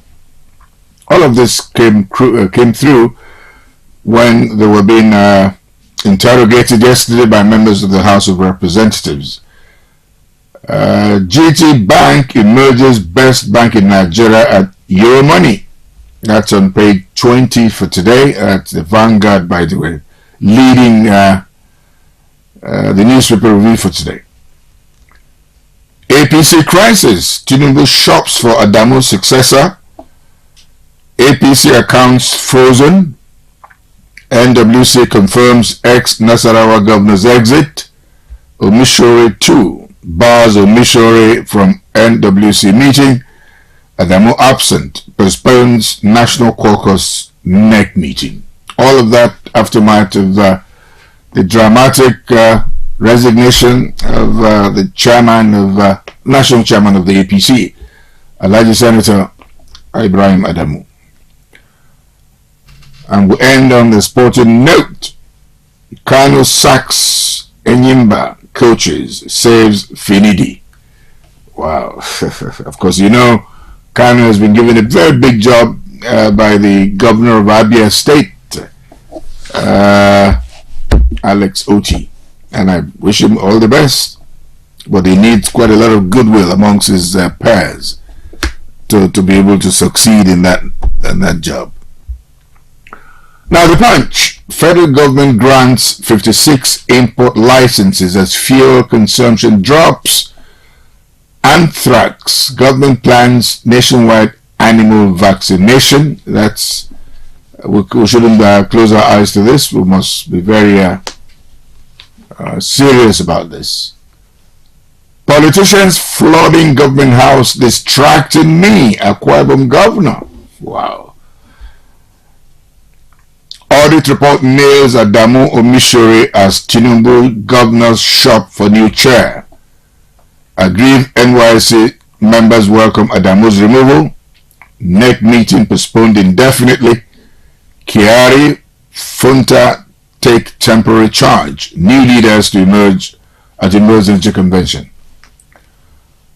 Army intercepts Anambra-bound truck with ammunition. Very troubling and very troubles. I mean, I don't know. What is happening to our borders? Is that our borders that porous? No. Sends a very wrong signal.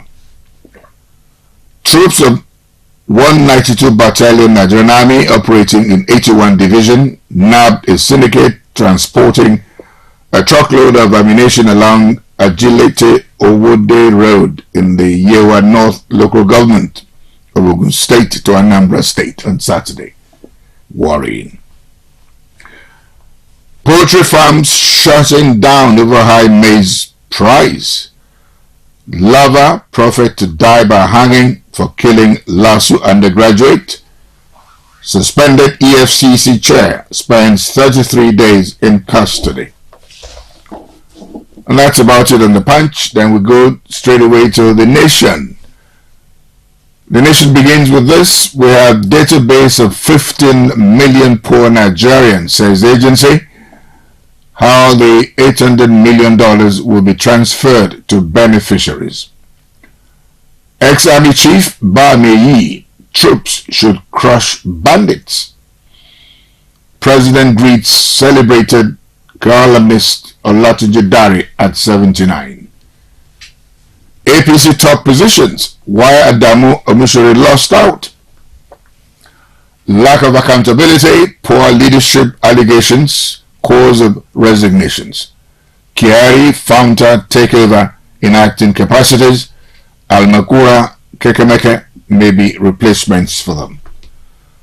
Well, let's leave matters of politics and go now to matters of economy. Non-oil exports netted $2.539 billion in 6 months. The Nigerian Export Promotion Council yesterday said that non-oil exports in the first half of this year generated $2.53 billion. That's some good news. I hope we can follow up on that.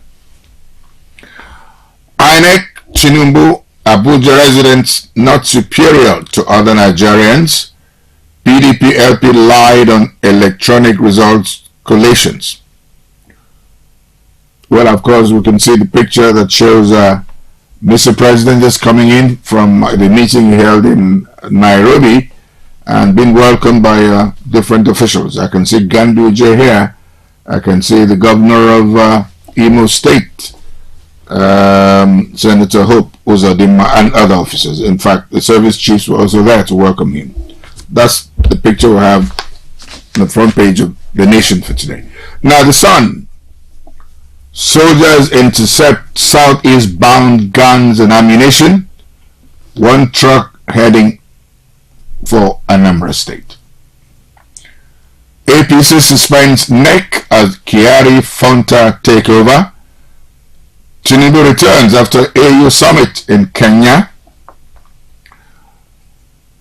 Presidential Tribunal, PDP, LP accused Tinubu APC of intimidating and blackmailing the judiciary. COAS promised to prioritize troops' welfare and transform the military. Nigeria's inflation rises to all-time high of 22.79% amid rising food prices. Olu stakeholders endorse Uzodinma for second term, ask other contestants to withdraw from race. Gunmen kill 6 in Benue, monarch in Imo, councillor in Enugu. Wow. Emefiele's lawyers vow to jail DSS DG for contempt of court. World Bank, federal government or your government to map out 1.5 million out of school students. Arthur Eze donates 100 million naira to Ohaneze Ndibo. 2023 poll. It's up to Nigeria to decide what to do with our report. Ethiopia, that's EU envoy. Akpata delivers NUJ's Ayimude Memorial Lecture on Thursday. Well, that's it on the front page news for this day today. Did I say this day? I'm sorry. Daily Sun. Why don't we just go to this day in that case? I just take what this day has for us. Now, this day today, we begin with this frontline story. NPA generates 191.4 billion naira revenue in the first half of 2023, remits 55.7 billion naira to Consolidated Revenue Fund. Bello Coco projects over 500 billion naira revenue by year end. That's some good work there. PDP replies APC, says threats to PEPC subversive move to intimidate the judiciary. 60 lawyers ask court to jail DSS DG for disobeying order on Emefiele's release. It's shameful security agency failed to arrest Asari Dokubo, yet charges suspended CBN governor, says a group. Aftermath of Adamu Omishore's ouster, APC NWC postpones caucus NEC meetings. Kiari takes over in acting capacity. PDP chief Chidoka suggests Southeastern as chairman. Somebody says, this is the Midwestern interloper. He's in the PDP. He's poking his nose into events that are happening in the APC. Don't be too sure that the man is not is not also positioning himself for some, what do you call that thing, for some ministerial position to come back again. He's been an aviation minister. He's been an FRSA Corps Marshal.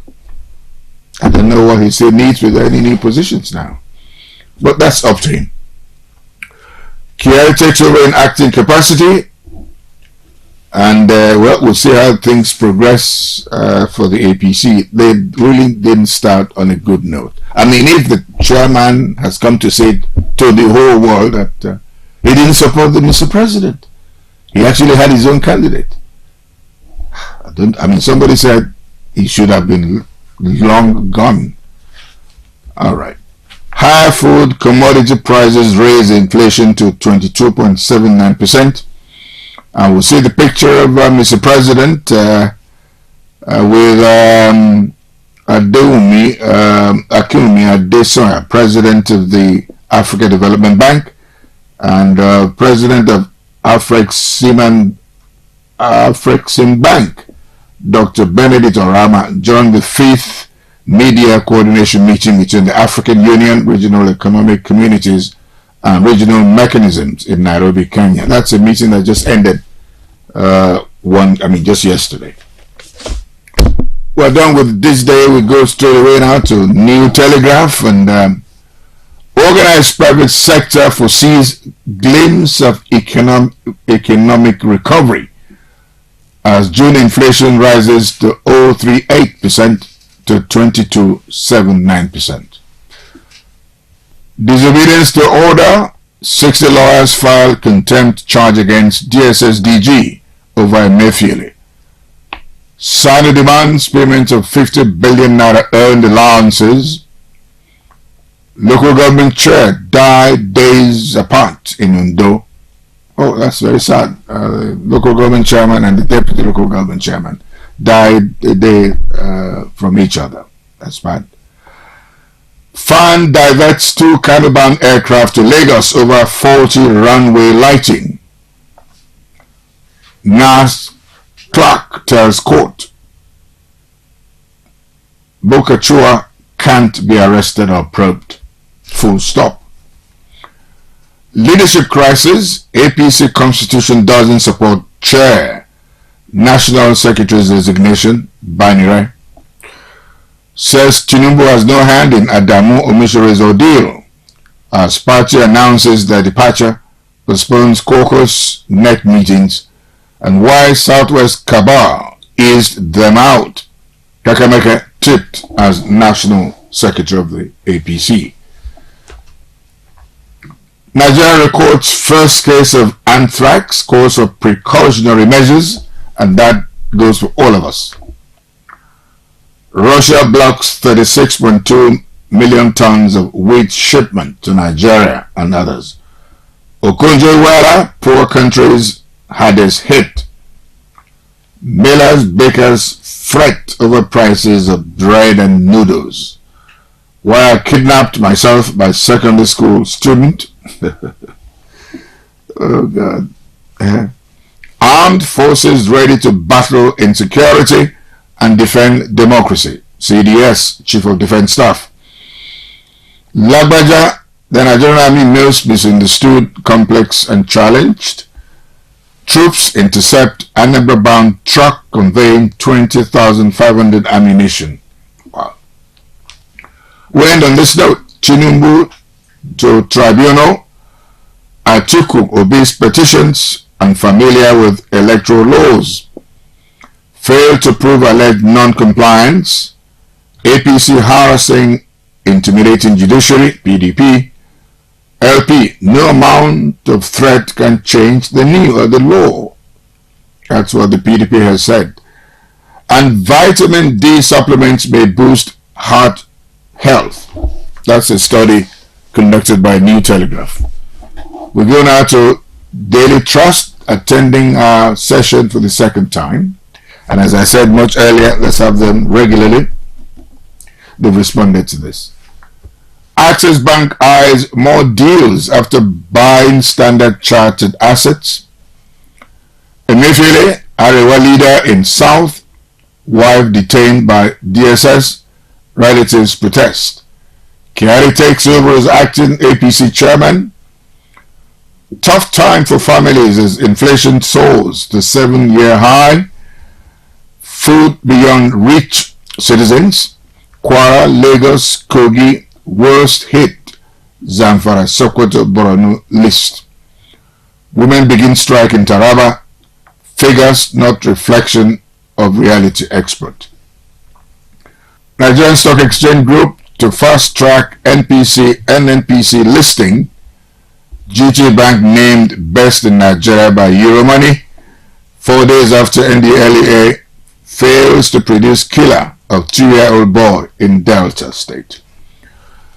Enugu threatens to revoke license of traders observing seat at helm.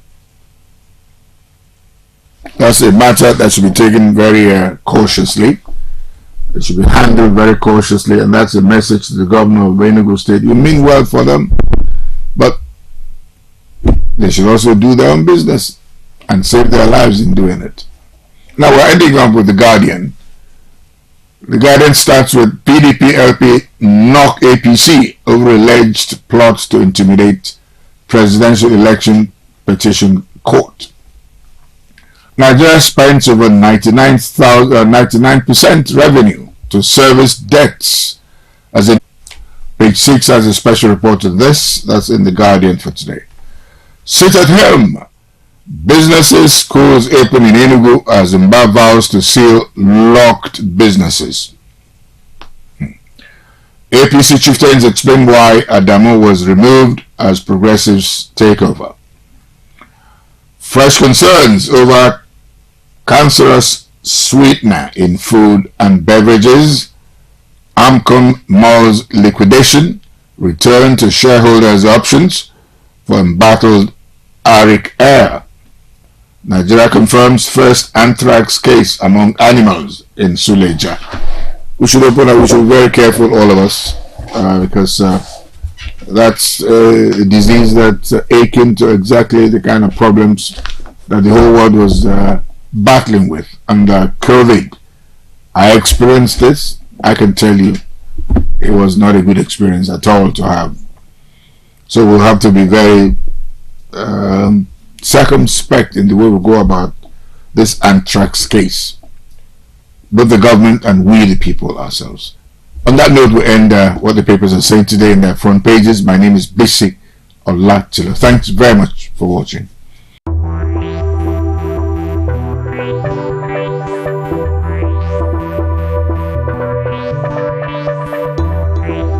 Here is the breaking news of the moment. Biscon TV, the most exciting 24-hour general interest television station, parading cutting-edge programs in news, sports, politics, business, foreign news, fashion and style, entertainment and lifestyle programs, Biscon movies and more, has been moved to channel 144 on GoTV. Our programs begin daily with Biscon Breakfast Bubble (BBB), featuring newspaper review and interviews on trending issues. Biscon Roundtable is our daily discussion program on essential tips on life and living. Biscon TV broadcasts news 7 times daily from 7 a.m. to 11 p.m. Biscon TV can be watched in all parts of the country now on GoTV channel 144 and live streaming on Biscon TV on YouTube.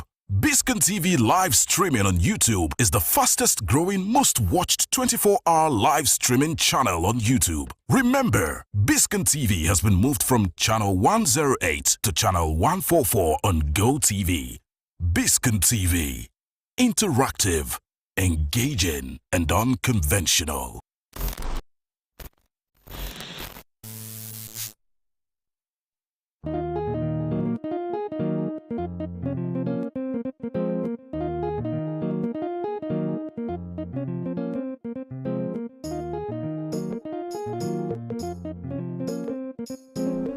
You deserve it, baby. Thank you. You know, I'm just happy that the campaign effort did not go to waste. I'm happy for you. I'm happy for us. Bukola, you know that you really have to be careful now. Of course I know. Too many enemies in the Senate. This is my first to run as Senate President. I I will come out like shh. Wagba. That's not what I was talking about. What I mean is, you need to keep your dick in your pants because you know that's your weakness, Kola. I see, so that is my weakness. Uh-huh. I thought my weakness is fried plantain. Okay, I'm serious. Look, you know that we have where we're going and we cannot afford a scandal. So you can't keep carrying all these little girls around. It's hard enough for people to take us seriously because I'm so much younger than you. We? What do you mean by we? Eh? If I remember, the ticket says Kola Dia. Not Mr. and Mrs. Dia. That wasn't funny. I didn't find it funny.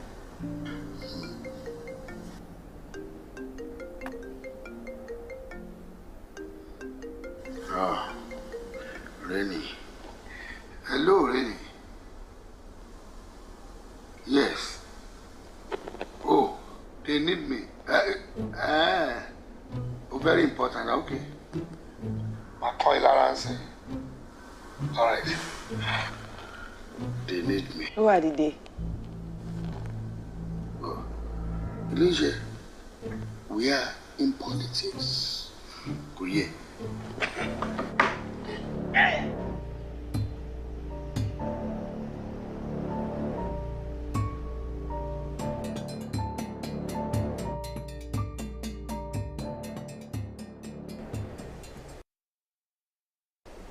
You don't have to look so sad.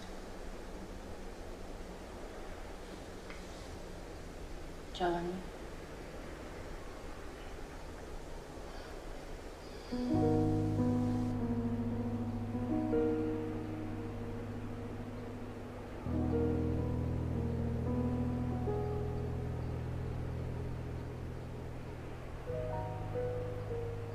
Charlie, this is a once-in-a-lifetime opportunity. I don't think I can say no.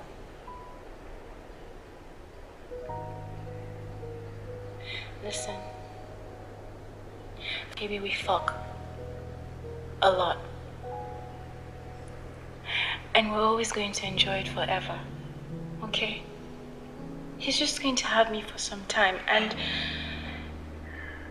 it's going to change things for us. Why can't you just live with that?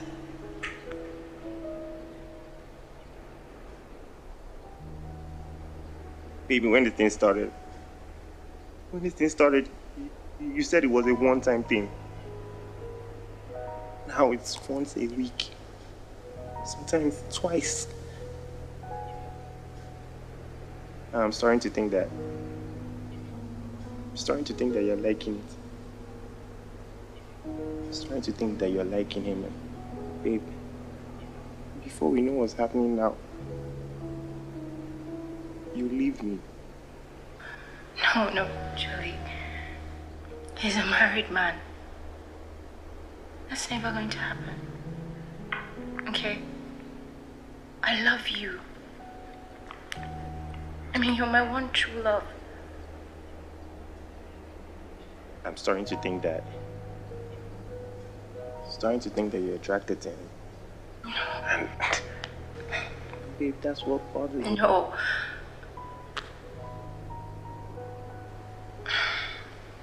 Not like I'm attracted to you. I mean,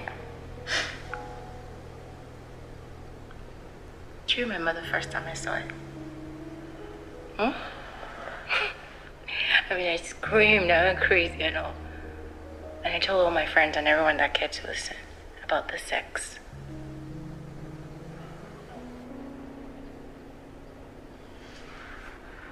Is he bigger?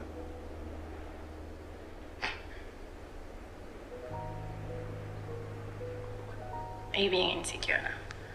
Listen, baby. I will never leave you.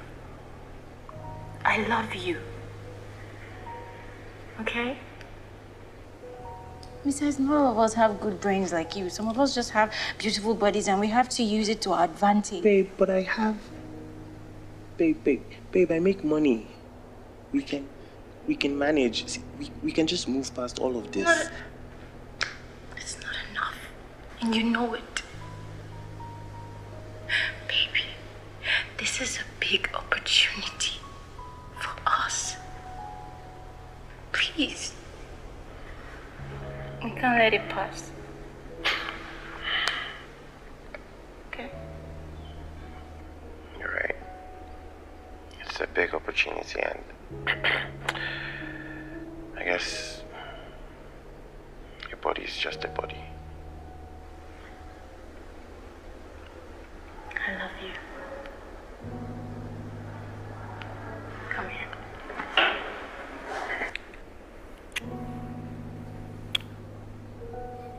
Babe, my taxi is outside, okay? I have to go.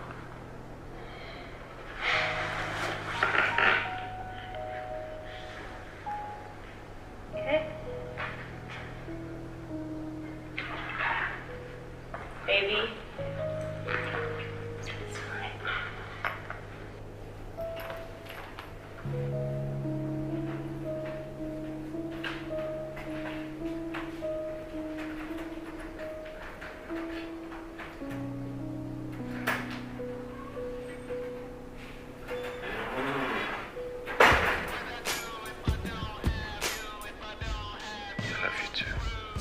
A lot of good times, seen a lot of pain, got a little sunshine, got my share of rain. Cannot hotel. There's nothing in this world compared to the joy I have whenever I'm with you.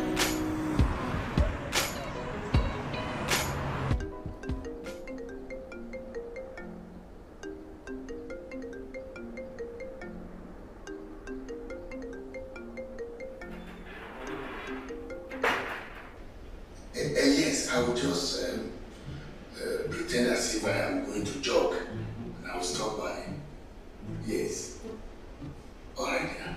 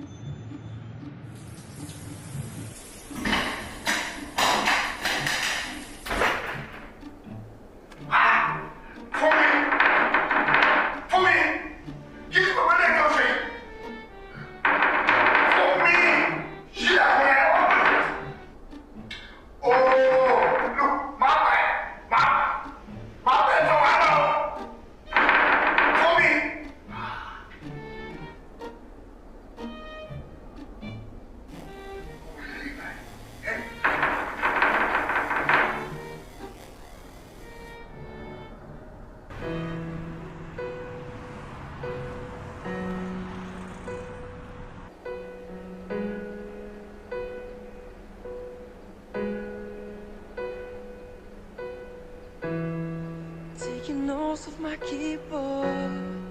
What you bothering me for? There's a room full of us.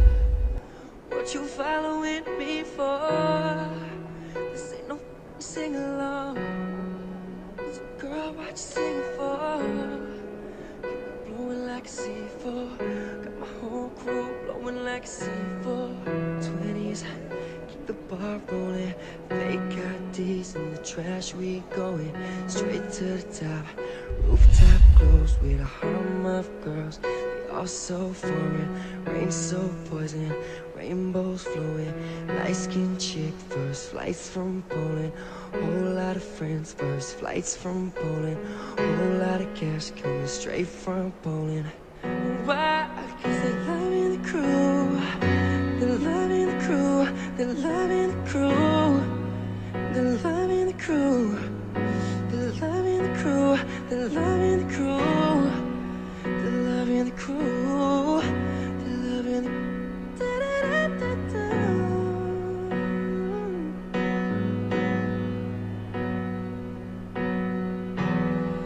taking notes of my keyboard. What you bothering me for? There's a room full of us. What you following me for?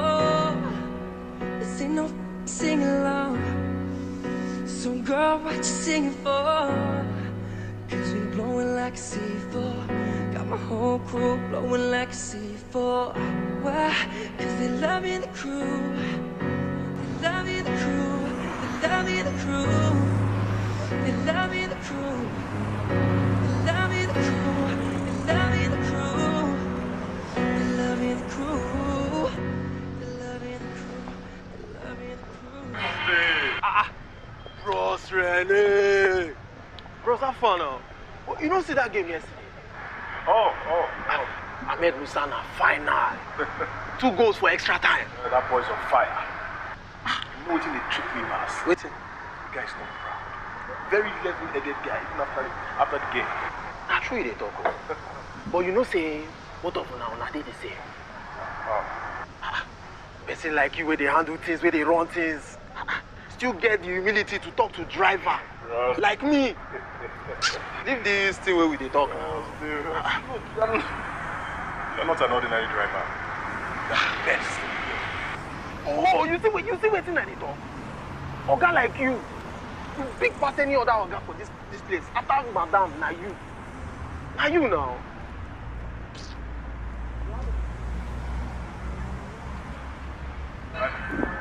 Hello, Renee. Hi. Hope you had a good run. Actually, not really. For one thing, it's about to rain. My energy is really low today, so not my best day. I think you need more carbs. Carbs, girl. I don't do carbs. You do know that when you're about to lose weight, 70% of it's all about your diet. So. True. You're right, very right. So, how are you? Really? So now you care? I care, and you know. No, I don't know actually. I know that you used to. But now all you do is cover up for. No, see, look. He's not doing anything. And I won't lie to you about people. No, he's not doing anything. Really? Just can't help but cover up for mankind. Most of you do so crazy. No, I get it, the bro code and everything, right? That's fine, I understand that. But just don't tell me that you can. No, but that's not, look, you're mixing things up. Yeah, all right? He's not doing anything, I promise you that. He is not. Please tell me.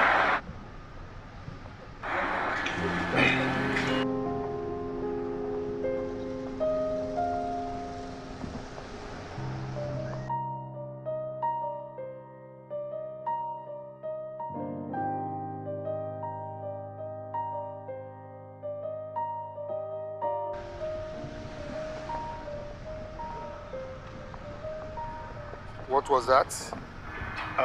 Nothing to worry about. I handled it.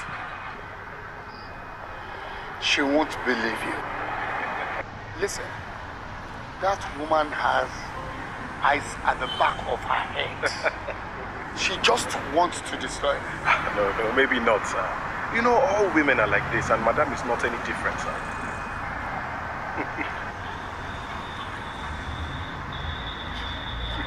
Tolani is. Yeah. Did you make the call for tonight? Oh, yes, I did, sir. A new one? Absolutely, sir.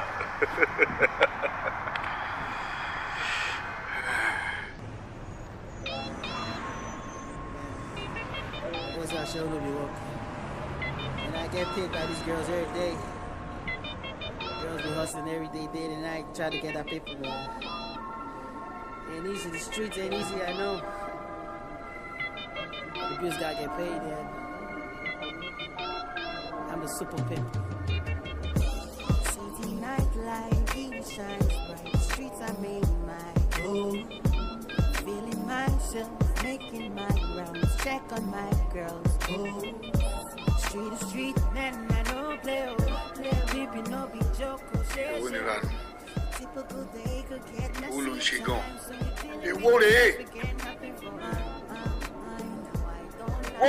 Whoa.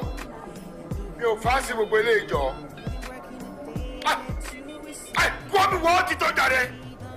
You don't have it. Just get out. I said, get out of here. Get out! Out! Hey, what's going on? What's happening?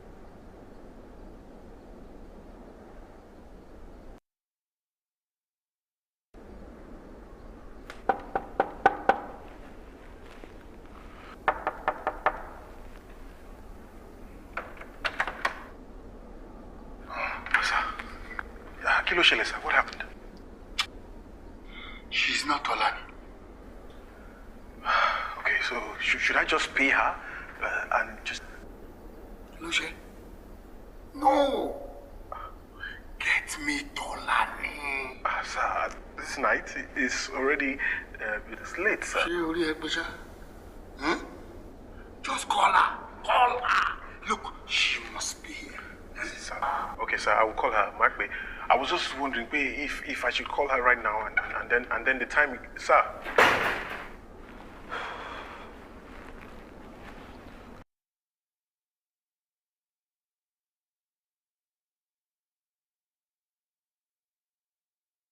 And everything I gotta do to make this song right.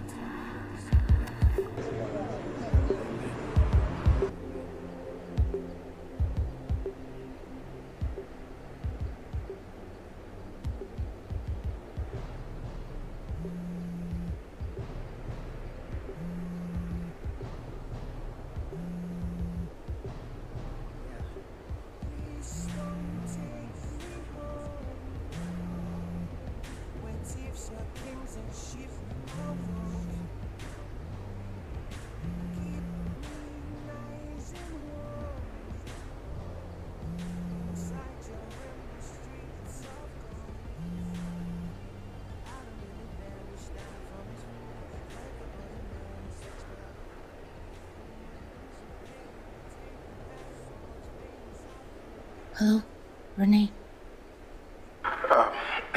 He wants to see you. This night. This night? It's really late. I thought this was over. I thought so too. But I've never seen him like this. My boyfriend will not be happy. I told him it was over. I beg. Just do whatever you have to do. He won't take no for an answer. At least not tonight. He has to start this night. Please, I'm not interested anymore. See, Tolani. See, I know you are a strong-willed young woman. And you can set your mind to achieve whatever you want to achieve, and you will achieve it. So please, let's make this work. Alright? Please. I'm not interested anymore. Okay. Alright. I'll give you $10,000. How about that? Cash. Fine. I'll be there.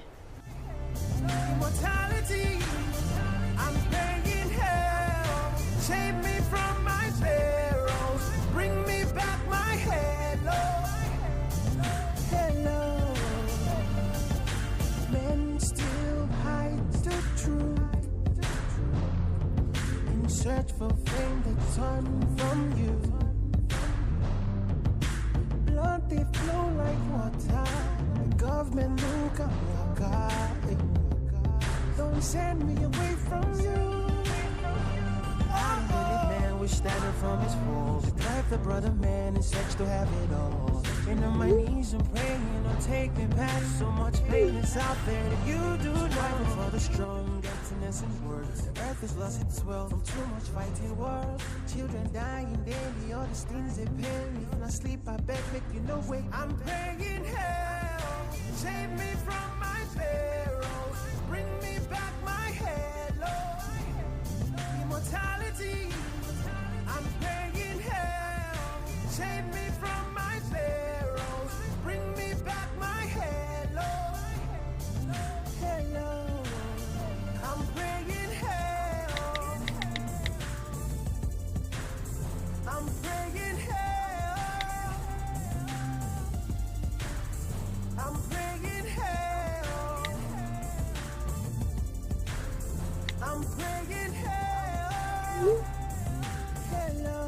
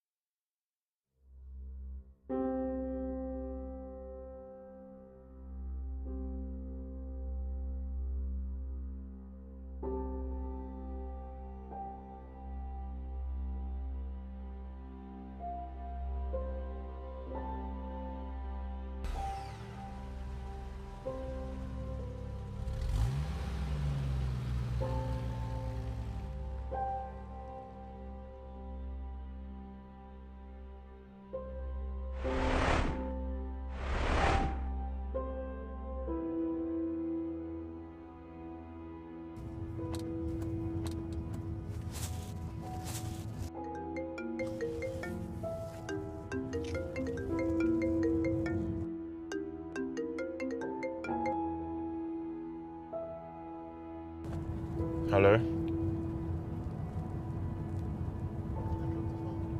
Okay.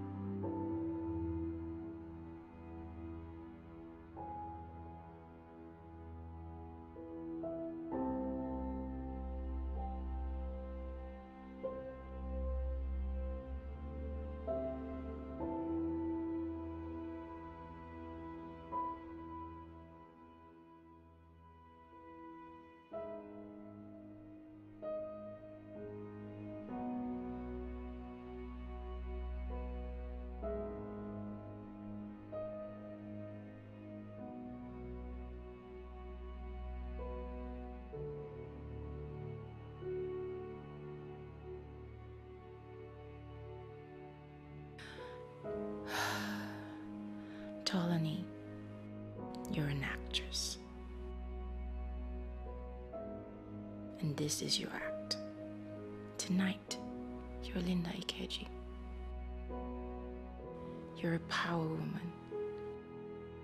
He's your slave. You are Linda Ikeji.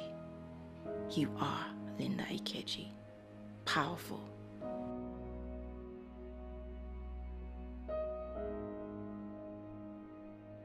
He's your slave. He deserves what he's going to get.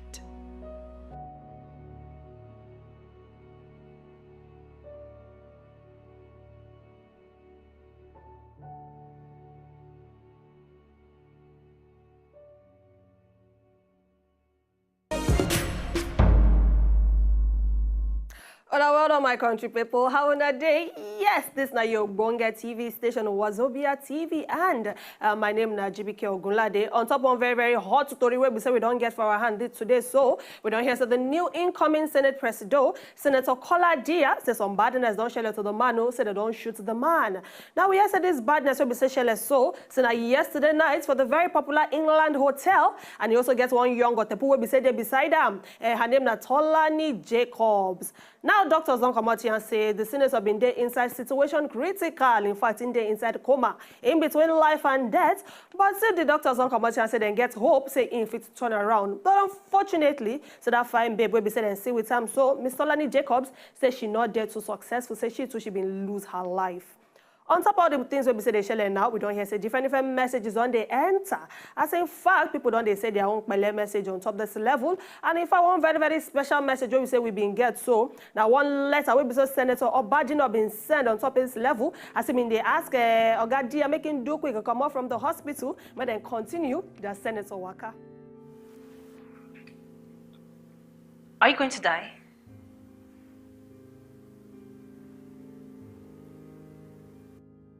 Just let me know if you're going to die.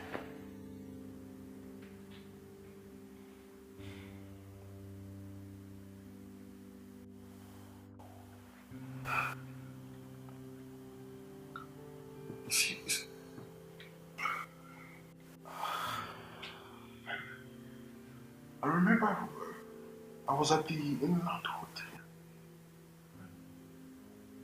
I had gone shot. Meaning you tried to be a hero and you got shot. I know what happened. The story's all over Twitter. No, that's not what happened. Well, there's a version of it on Twitter. I just need to know if you're going to die. So, I could maybe prepare, maybe poison mom so I can leave. Meaning, who is Tolani?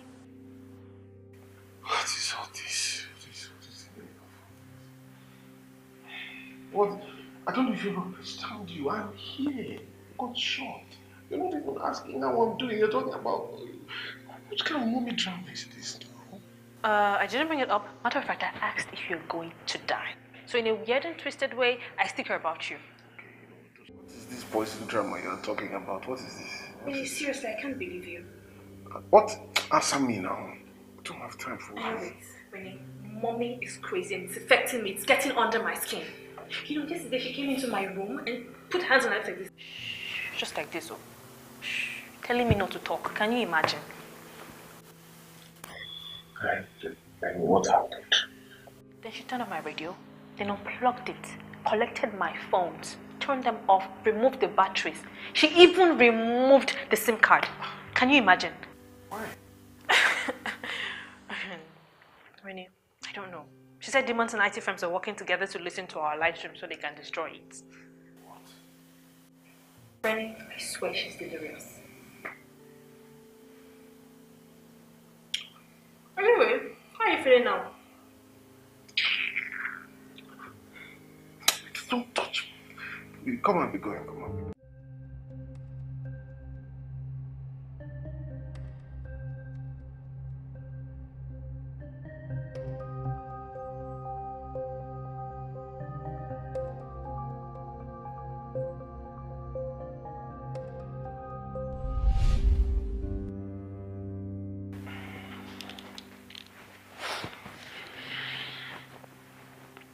Hello again, ma. Can you please give us some time? We'd like to speak with him alone. What now?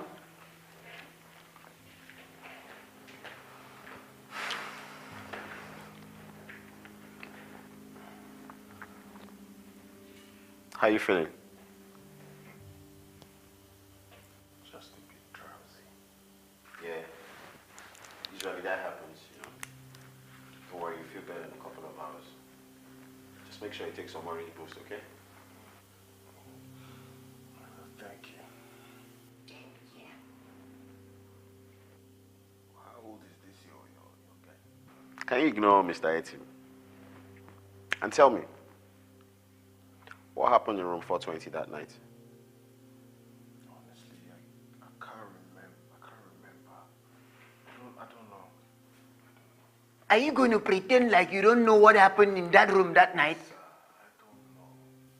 I don't know. Rennie.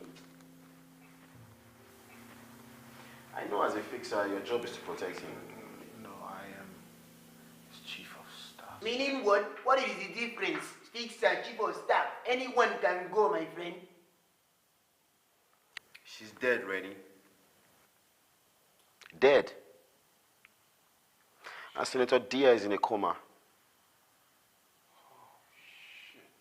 That guy sustained a very big blow on his head. Maybe that was what has put him into this coma we are talking about. And he was also shot in the hip. So, Mr. Chief of Staff, what do you have to say? No. I was at the lobby talking to one beautiful lady in red, and then I heard gunshots.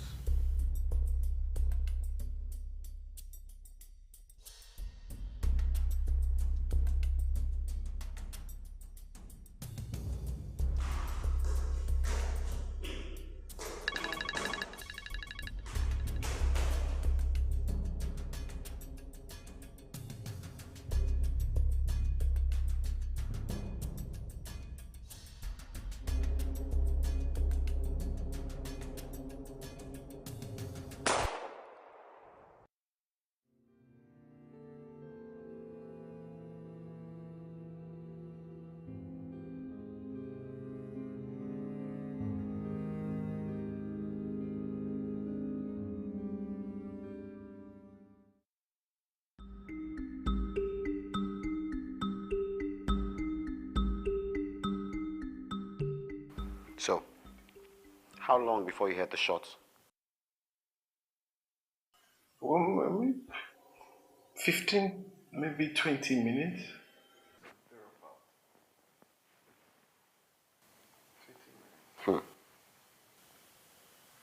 So now, did you open that room door? No. I didn't even get the chance to get... Yeah. The bullet must have passed through the door. So I didn't even get the chance to open the door or see what happened. I don't know. So what you're trying to say now invariably is that you did not even enter into that room? No, sir, I didn't. Officer, I didn't. Have you heard from Mrs. Dia? Since last night, after that incident, nobody has even heard from her.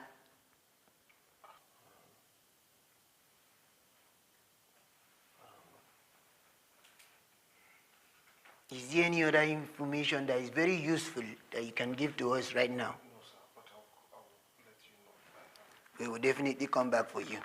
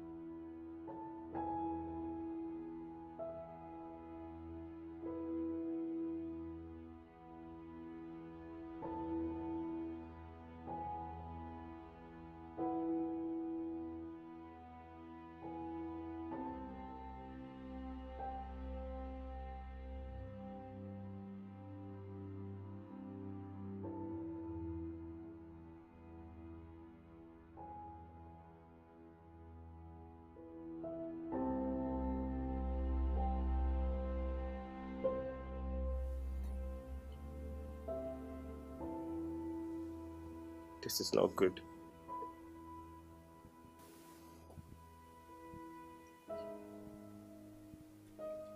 He killed her. He killed my baby. My friend, that man in question, he took a very big blow, a hit to the head. Not just that, and also a bullet to the hip. I do not fucking care. My baby is dead because of him. I don't care if he wasn't the one that pulled the trigger. The bottom line is that my baby is dead. Mr. Chidombi, I'm truly sorry. And words cannot express how sorry I am. Oh, sorry. We are about Madam Solani. Do you guys see what they're saying about my baby online?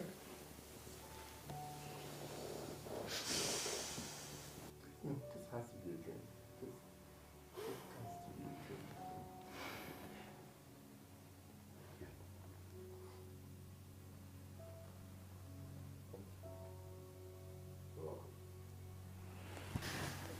a dream.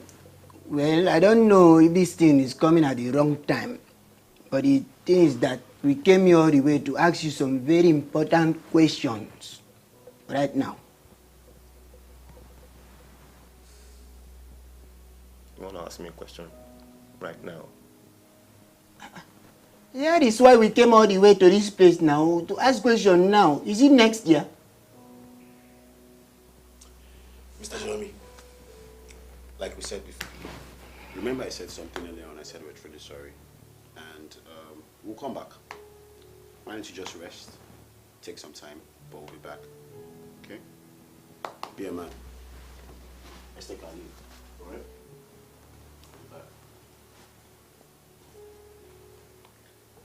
We'll be back. Mr. 18.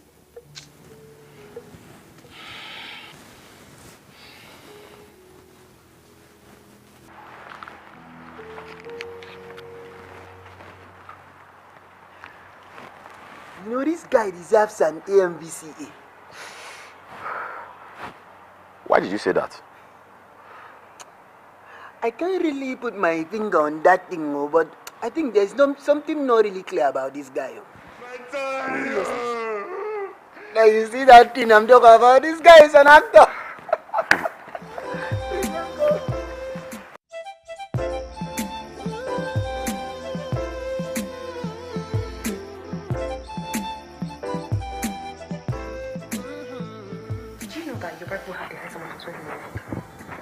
I heard that in Bora, in Moyo, is the capital of the world.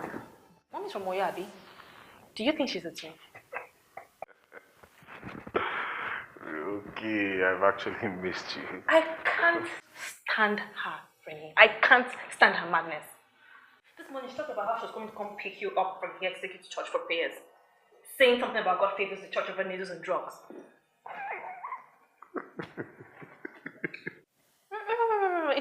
It's not a laughing matter. Do you know that in her church, do you believe that in her church, the women give birth in the church premises without doctors? Just a couple of prayer warriors.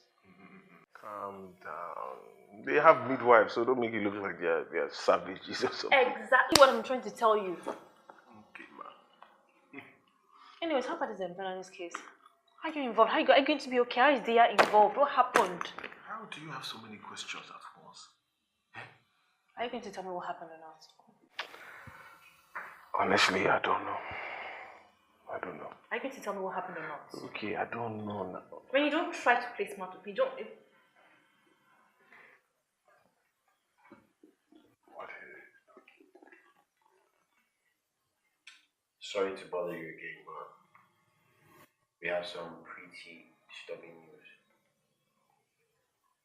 Can we speak with you right now, this moment?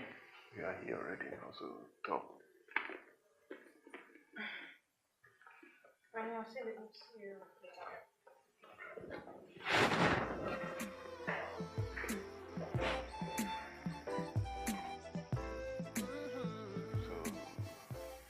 Is he awake?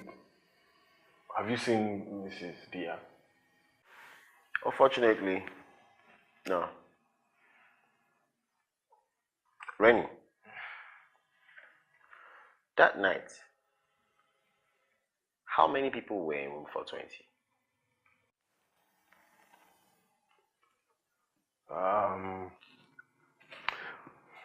It's not like I was there, but I know that Senator was there, Tolani, and of course the shooter. Someone else was in that room. The thing we're trying to come up with now may sound a bit crazy, but it's the fact. Who was it? Where is Mrs. Dia? You can't be serious. You think she did it? Were they having any issue at that time? No, that's... you guys can't be... I know what you're saying. I don't think you know what you're saying. A Kia vehicle was found outside the hotel. A licensed Uber vehicle registered to her. If I don't know what I'm saying, what do you have to talk about that one? Madam. Uber. No, Bao. I know. It's strange. Have you even thought of looking into the girl's boyfriend? Boyfriend? What do you know about her boyfriend that we don't know? Is there any detail you need to give to us? I know he's a nobody. I haven't met him if that's what you're asking. So I wouldn't know. I wouldn't know. I'll have any detail that can help you or anything. See. This guy was there that day. I saw him. He was there. He was there. This guy was there. That night? Yes, I saw him. At the inland? If this is the boyfriend you're talking about, he's the one. I saw him. Are you really sure about this? Sir. Yes, They're sir. coming back for you. Let's go. This is him, we are coming.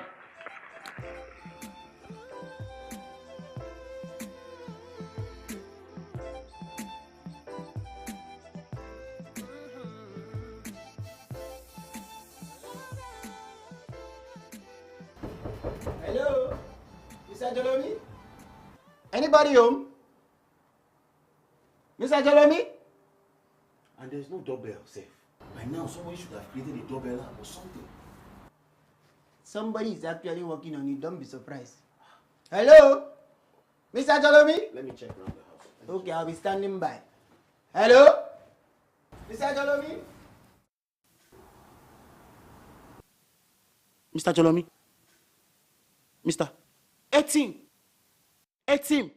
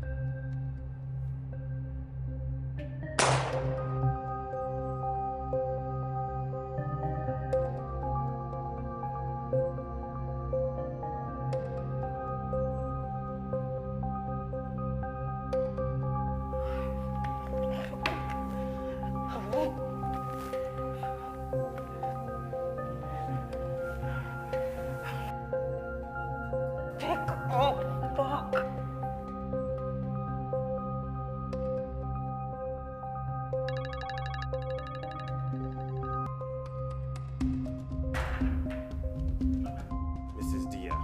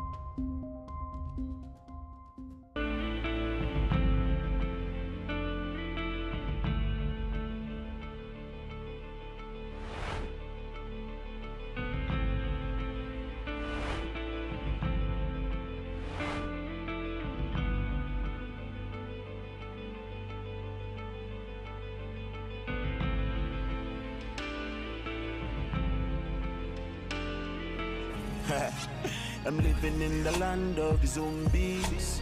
I'm living in the land of zombies. I'm living in the land of zombies. But this is home beat. This is home beat. Hello? This is where I'm gonna be. Alright. My niggas left me, it felt so lonely. Damn, I really used to miss my homie. Living in the land of the zombies. Plenty yama yama for my country. But like I told my ex, this is home B. I wish you lucky ex, but this is where I'm gonna be. Calling me, the good could say you kid on the mentor. Maybe you go change your mind when I go on this instrumental. Maybe you go on cause my flows ain't Tolani. My Tolani. Can we just get to it, darling? It's really late. Oh, when I am with you, time means nothing. Indulge me, my darling. I'll be right back, darling. Okay, dear. Send me message, she started with a massage. Then she asked for sausage, me self con dey ayach. Now who send me message, I met the sexy girl in the beauty spa. She smiled at the nigga when she saw the style. Almost all the tour, she did ask for money. I said, nigga, say make I give her money. Regular watch on the stream, give me money. Hey, welcome here, that don't run me. Almost all the tour, she did ask for money. I said, nigga, say make I give her money. Regular watch on the stream, give me money. Hey, welcome here, that don't run me. Sharp, sharp, I can't just see. Say the baby, nani fo. Chai, chai, below pay. I for wait here all I info. When they say she no fi stop. She be like teen, so say every round I warm up. I ways are very sinful. After 4 hours I can't they find my jeans. So she say she don't write down. I tell her baby please. So you know say I don't get see. So she say okay but you go give me one more disco. Then she got to burn on me to make a shamu down. Emi yo waku o egba mi lọ́wọ́ ṣaran. Kò tún tẹ́ lọ́rùn nígbà tá tún lọ lẹ́karùn. Kó tó jí láàárọ̀ kí láti jára.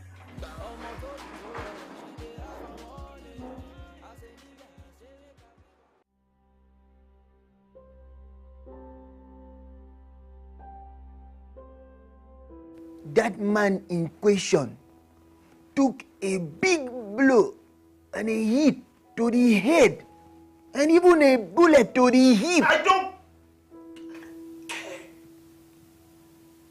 don't fucking care. My baby is dead because of him. I don't care if he wasn't the one that pulled the trigger? The bottom line.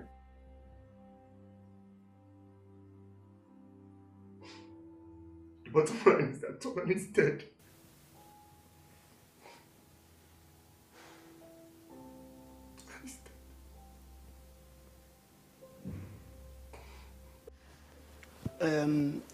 Well, I don't know if this thing is coming at the wrong time, but the thing is that we came here all the way to ask you some very important questions right now.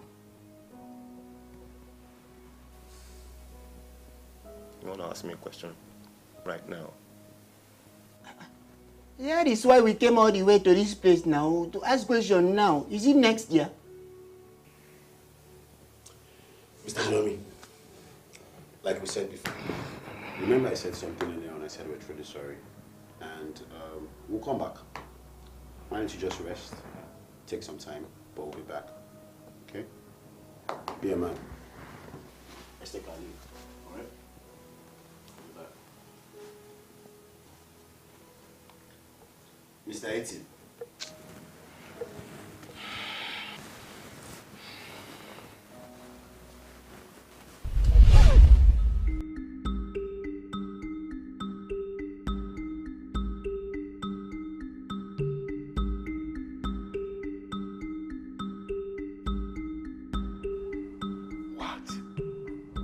Who are you? How did you get in here?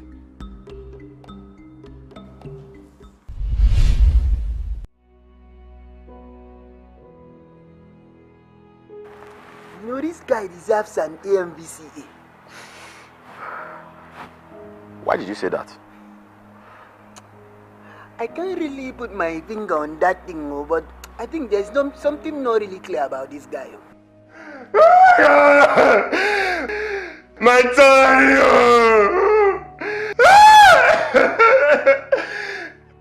Now you see that thing I'm talking about? This guy is an actor.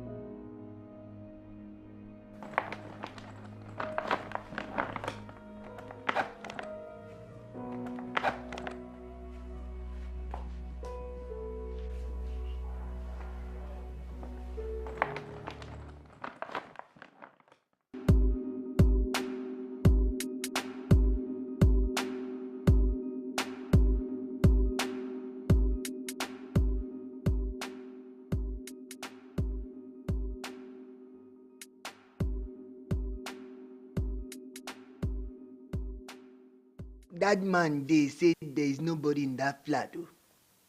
You see, that guy has played a fast one on us. But let me shock him. He did not fool me. He did not fool me.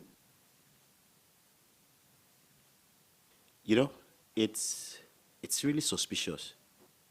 I mean, at first, you admitted that he was at the hotel. And now, this. You are still talking about suspicious or no suspicious. I bet you this guy is the person that did that thing. Why did he not tell us in the first place that he was in that hotel that night? Why didn't he mention this? You know what they say. Honest people don't run. I mean. You see, You see, but I don't know whether honest people run or honest people walk. The thing is that we have to find him. We have to find this guy.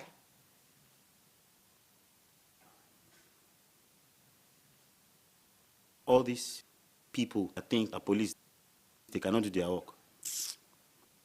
He thinks he can run. All right. Hello? Hello? Yeah, Saraki here. Yes, please. We have a suspect on the run. Yes. His name is Jolomi Okorobube. Okorobube. Jolomi Okorobube. Yes. Yes, late 20s, Ebony. Yes, yes. You know what? I'll forward all the details to you now. I'll do that. Thank you. Hey, it's already here. Just take forward to the intelligence. That's the necessary information they need.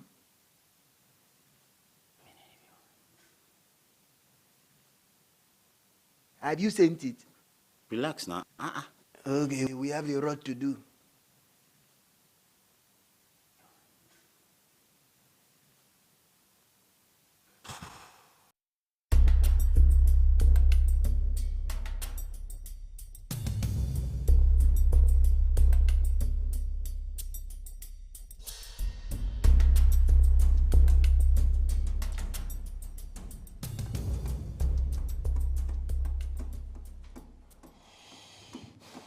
This is messy. How many days and we do not have any suspect? Eh? And this is why I hate all these high-profile cases. Everybody's just calling me. My organs are calling me. The media, they're calling me. Even my wife, she's asking me what's going on about this case. Eh?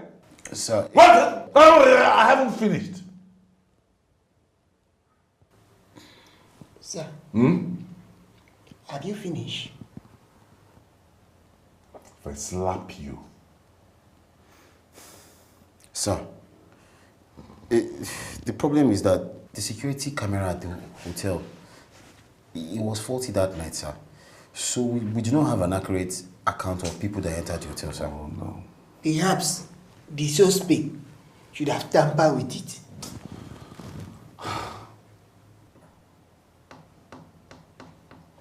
But this is a very powerful man. He just won an election. He must have many enemies now. Eh? Have you looked at his political opponents, have you? Sir, we do not think this is a political case, sir. We are leaning more on the girl being the target of the crime and not him, sir. Sir, we have a suspect. One Mr. Jolomi, the girl's boyfriend. He never mentioned to us that he was at the hotel that night. Yes, sir. But to be fair to him, sir, we have not interrogated him properly, sir. Why? But he's on the run. His phone is switched off. He has even moved out from his apartment. He didn't give us the chance. No, but you don't understand. We need to arrest somebody. We need somebody in our custody. Sir, we have a search party looking for him right now, sir. And we assure you we'll get him in a couple of hours, sir. What about the senator's wife? We have... You have a search party looking for the senator's wife too? Eh? What kind of nonsense is this now? I haven't heard any good news from the two of you today. What's all this now? I will remove you from this case. Get out of this office!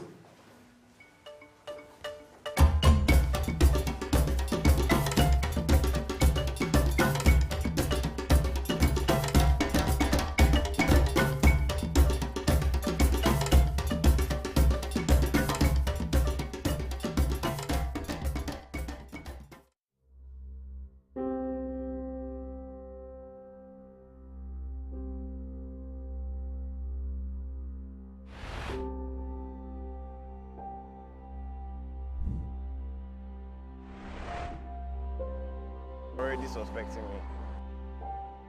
It's not that easy, Mom. The police are suspecting me. Don't, it's all right, baby. Just come to me and I'll take care of you, okay? Just come. How did my life turn like this? Don't talk like that, baby. Come here and I'll take care of you. I'm waiting for you. I'll take care of you. But I need to know, your meds, are you taking them? I just want you to know that I love you. Well, I love you too, baby, but are you taking your meds? I love you, Mom. Jeremy, you're scaring me. You're scaring me. Stop talking like this. Jeremy?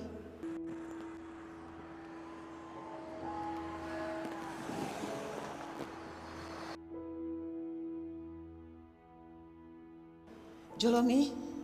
Hello?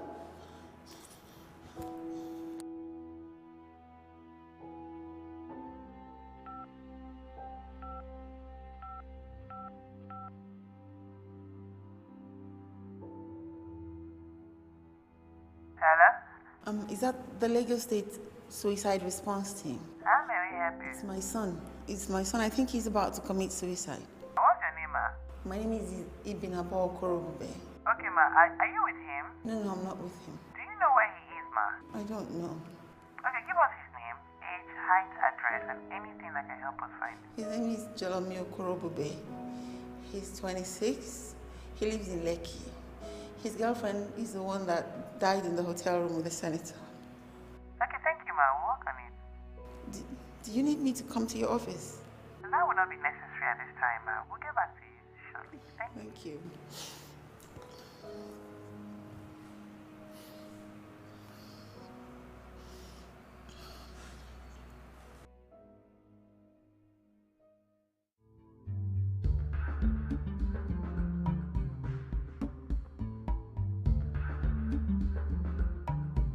This is why they need to hurry up with that forensic lab they are building in Lagos.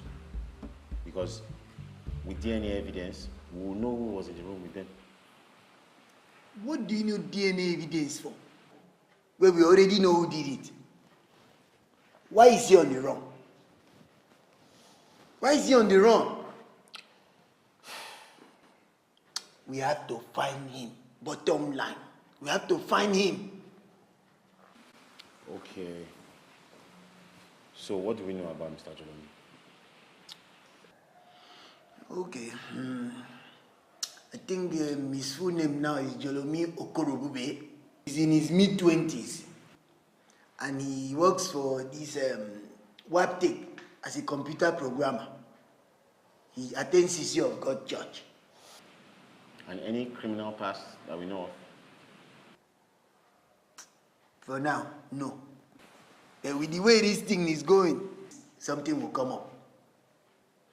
By the way, what about the other woman? Anything on her? Madam Tolani Jacobs. Also in her mid-20s. Final year student. Her parents live in Ibadan.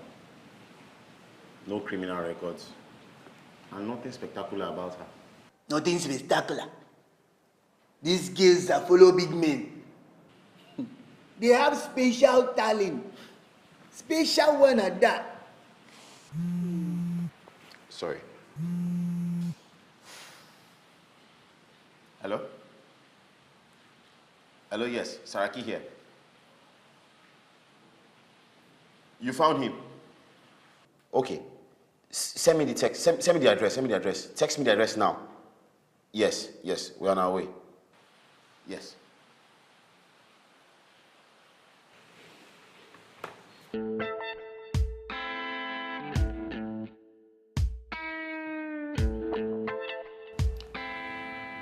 I don't understand why you're doing this. First of all, it breaks my heart to see what this man is doing to your family. You see, rich and powerful men like him think they can do anything they want. Not anymore. Why do you care for me so much? Listen, let's just say that I work for some people who love a good story. There are no good stories out there. A good story. A good story, that's why you put a gun in the package. What am I supposed to do with that? Obviously nothing stupid. But we both know that you need to protect yourself. I mean, it doesn't make a good story if you're dead. You think? Don't you want this man out of your life? Plus, there's a $5,000 in it for you. So I really don't know why you're hesitating. Why I'm hesitating? He's a senator. He just won Senate presidency. He's going to be Senate president in 4 weeks. How does this work? Listen, when they meet, it's always very private. And he doesn't move around with an entourage. Well, only his most trusted chief of staff. Renee. Jolomi, You are the author of this story. So make it a good read. I'll let you know the room number at the right time. In the meantime, enjoy your food. It's really expensive.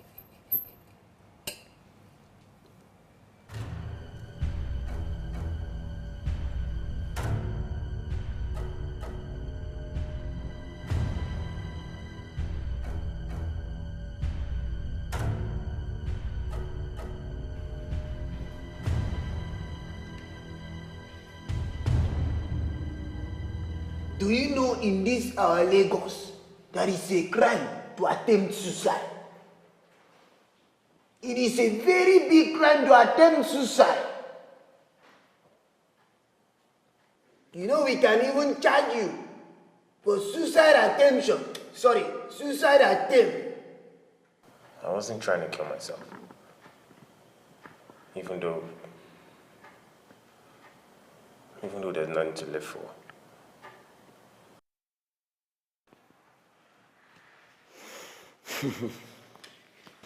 Nothing to live for, you say. Your mother called. And she was quite worried. She says you're suicidal.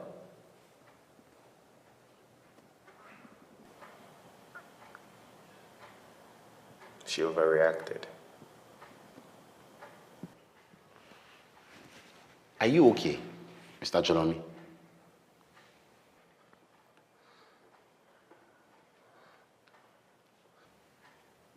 Are you taking your meds? It is good you are using your med and that you are okay. Because we'll ask you some questions right now. Right now. Where were you going to? Because it seems like you were packing. Last I checked, that wasn't a crime. After we told you that we want to talk to you. Okay. It's okay. We have an eyewitness that saw you that night at the Inland Hotel. So, you tell us what you were doing at Inland Hotel the night Tolani died. Young man, be very careful with what you say. Don't lie. The truth and nothing but the truth. Speak up.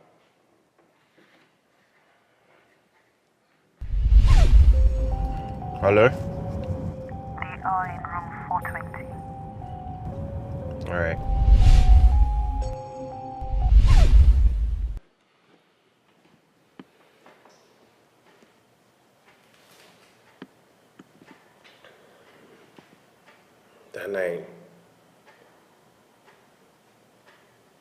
That night we were sleeping when the call came in.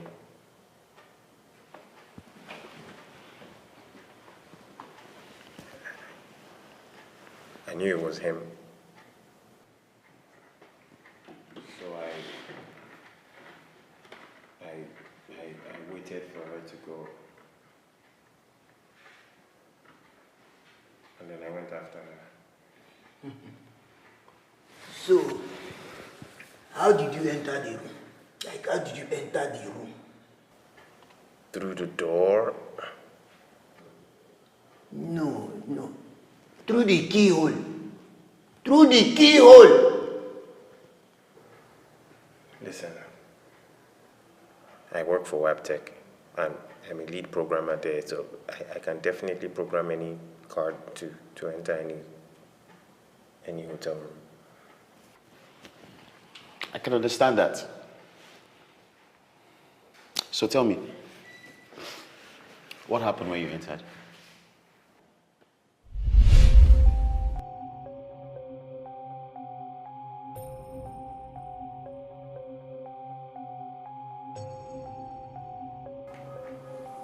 What?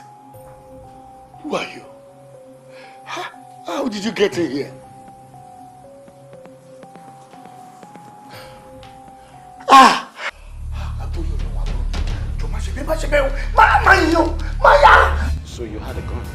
Who sent you? What can I offer you, my dear son?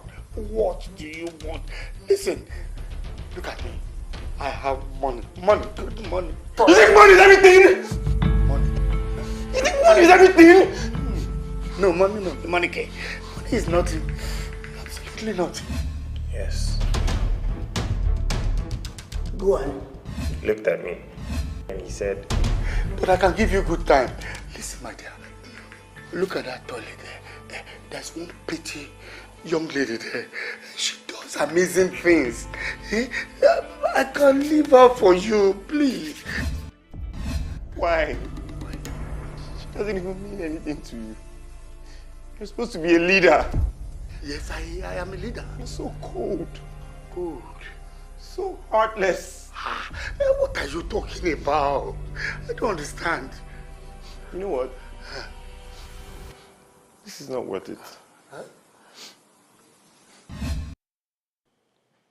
You know this man is not in a permanent condition. And he will come out of his coma. I am telling the truth. Listen. I am telling the truth, guys. Listen, let me tell you something. In this our job, there are very many different versions. And if we listen to everyone who says, I'm telling the truth, I'm saying the truth, we will not get anything done.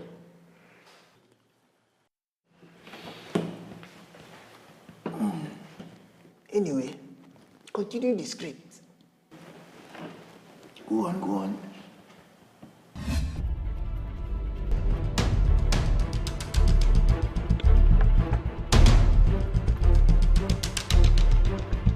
Hey, mister! What? You're very good at writing all these Nollywood stories, oh. So you are now telling us that it was Senator that killed her by mistake. Yes. Go on.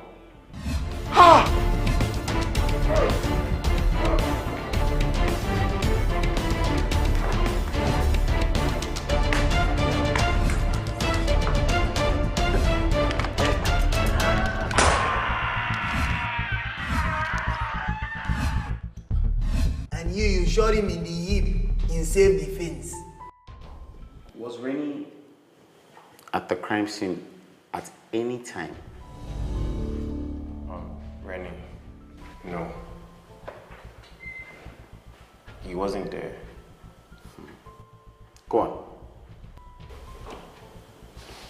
So, after it all happened, I ran out. Mr. Runner.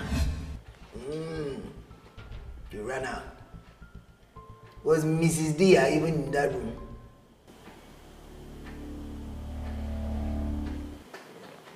No. I didn't see her. Okay.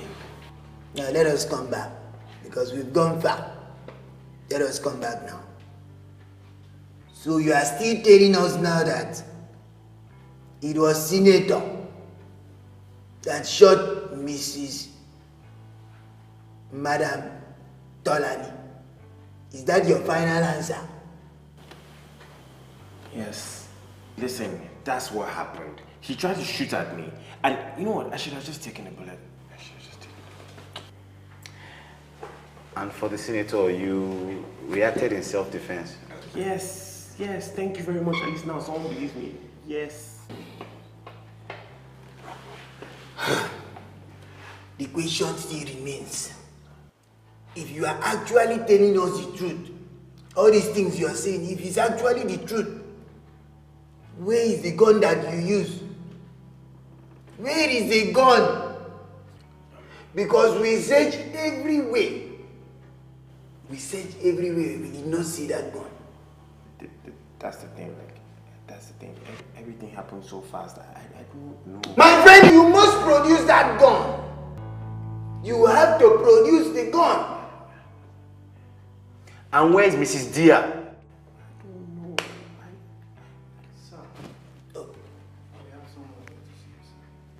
Who is that person? Can't you see? Are you blind or something? Can't you see we are in the midst of a very serious interrogation? I know, sir. But you would like to see her, sir. Who? Mrs. Funilala dear.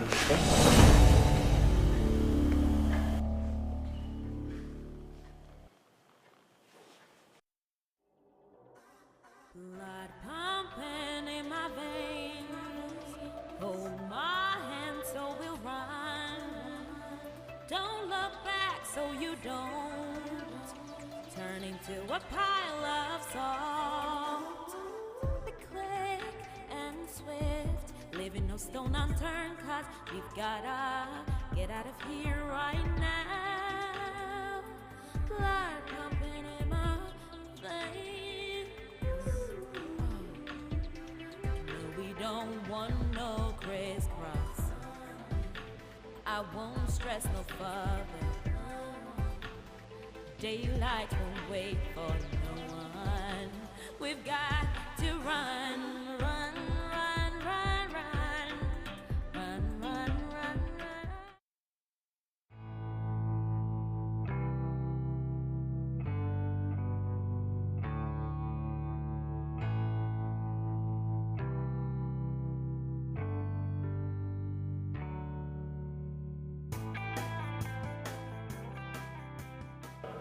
Welcome, sir.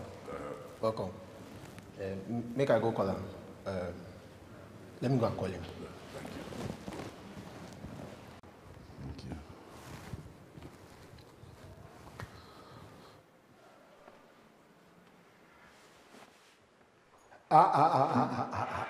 Morning, sir. When I heard that policemen are looking for me, I said, are they enemies or friends? Please sit down. Thank you very much, sir. Thank you, sir.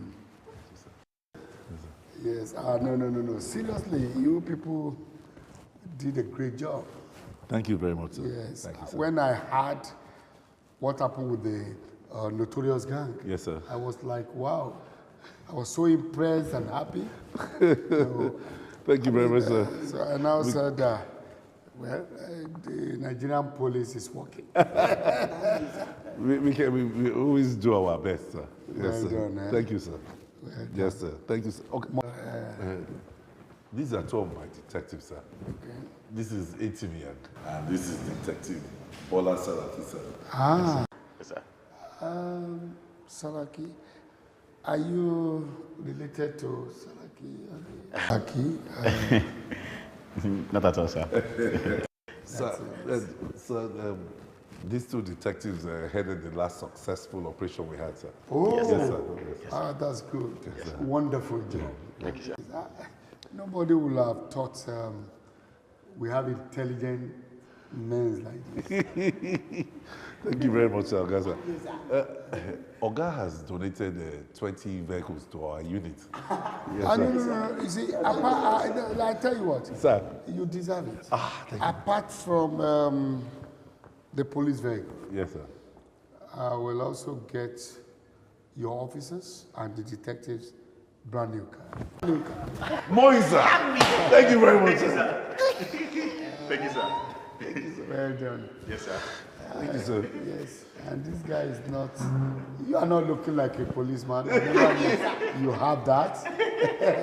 It's all right. You know what? Sir. Let's go together to my club. Yes, let me go and entertain you there. Thank you very much, sir. Come with me. Am I coming, sir?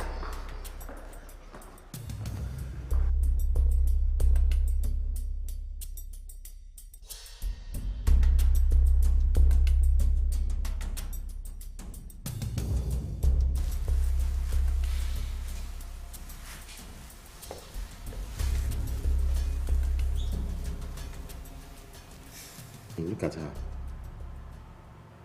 I don't want to be her right now. First, her husband was cheating.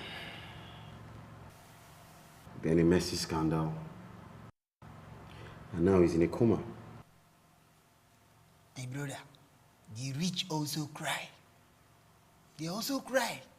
No, my brother, they do. The thing now is that only our car come. No? Oh, sorry, yes. Sergeant Jonah said she heard we're looking for her.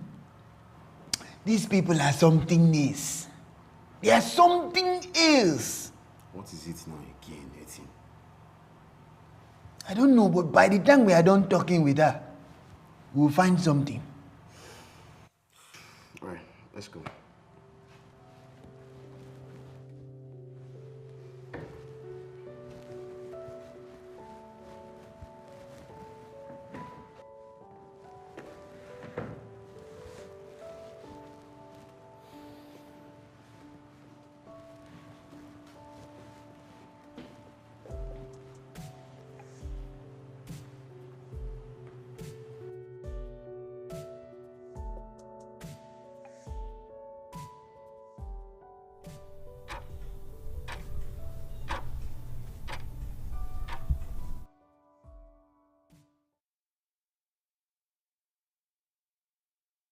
Yeah, you don't hear me for your radio, see me for your TV, so you know me.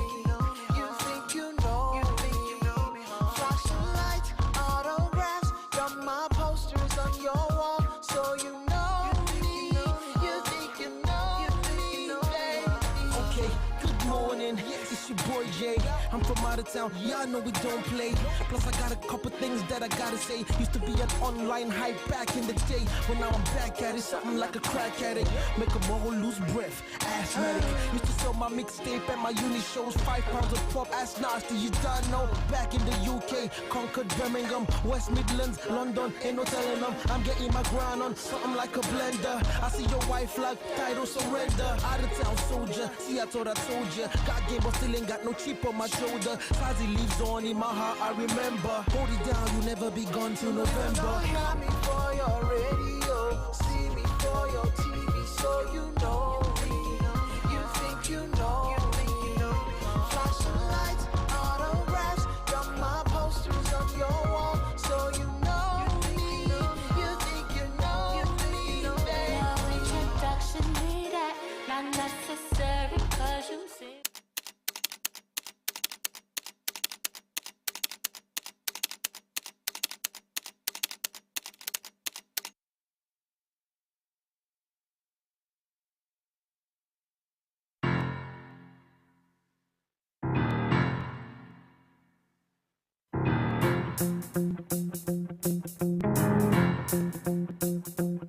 So what if you were not as rich and way older than me? So what if people say that we are Beauty and the Beast? Honestly, it doesn't really bother me, 'cause there's something special about you that I just can't resist. I say our love is no good, I say we're misunderstood. Oh, say it to come.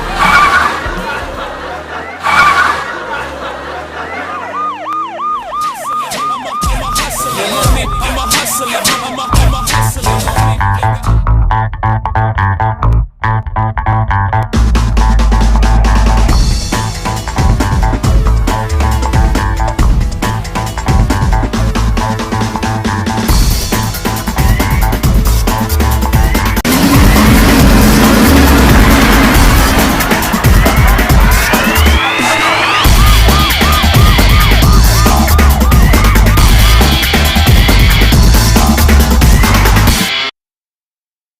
Here is the breaking news of the moment. Biscon TV, the most exciting 24-hour general interest television station, parading cutting-edge programs in news, sports, politics, business, foreign news, fashion and style, entertainment and lifestyle programs, Biscon movies and more, has been moved to channel 144 on Go TV. Our programs begin daily with Biscon Breakfast Bubble (BBB), featuring newspaper review and interviews on trending issues. Biscon Roundtable is our daily discussion program on essential tips on life and living. Biscon TV broadcasts news 7 times daily from 7. Biscon TV live streaming on YouTube is the fastest growing, most watched 24-hour live streaming channel on YouTube. Remember, Biscon TV has been moved from channel 108 to channel 144 on Go TV.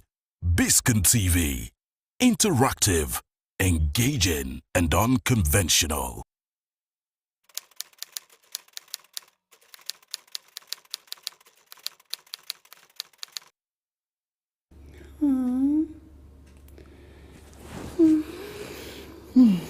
Nosas. Real love. Wonderful love story.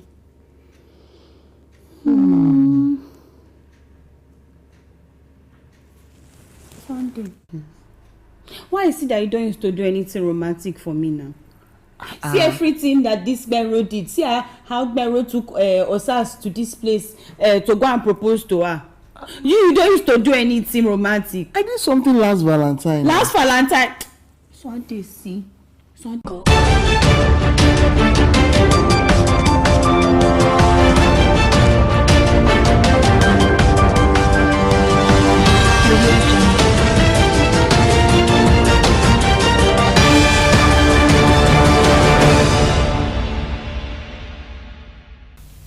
Thanks for joining us again on the News Hour on Biscon Television.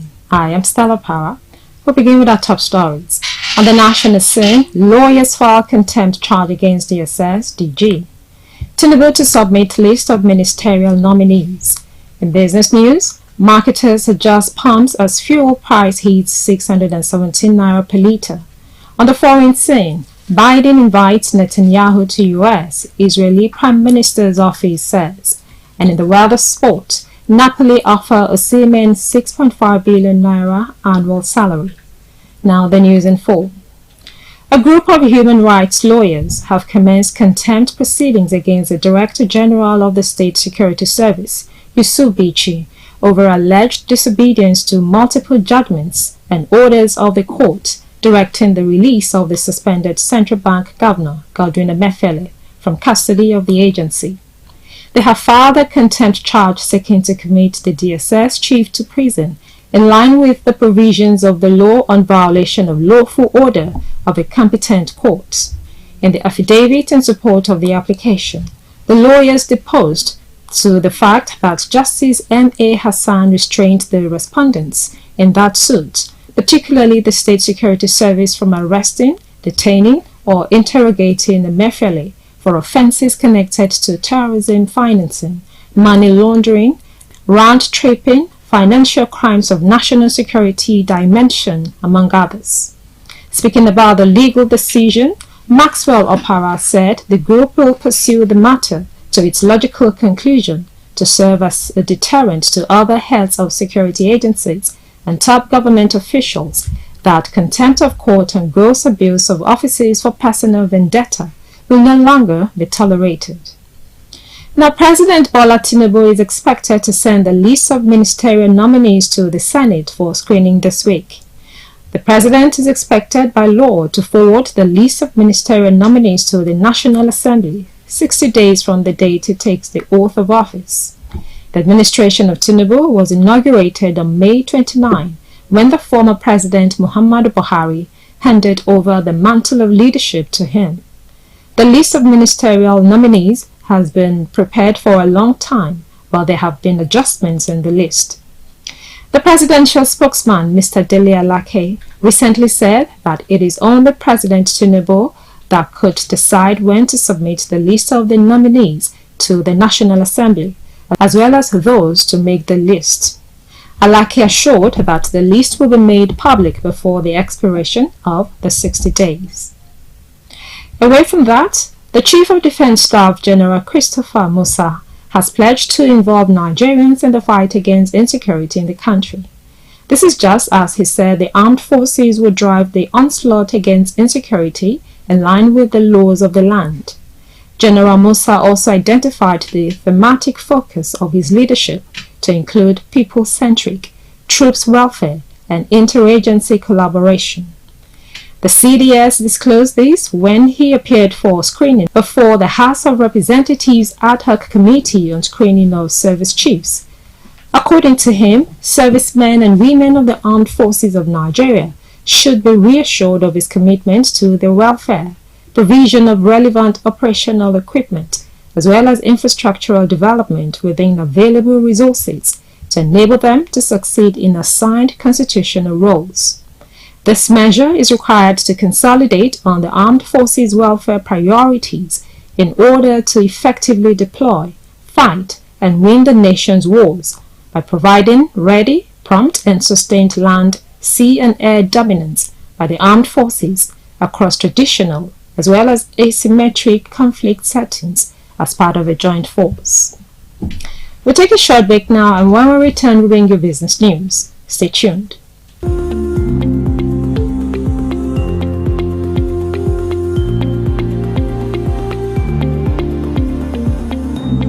Welcome back. You're still watching Biscon Television News. Now to business news.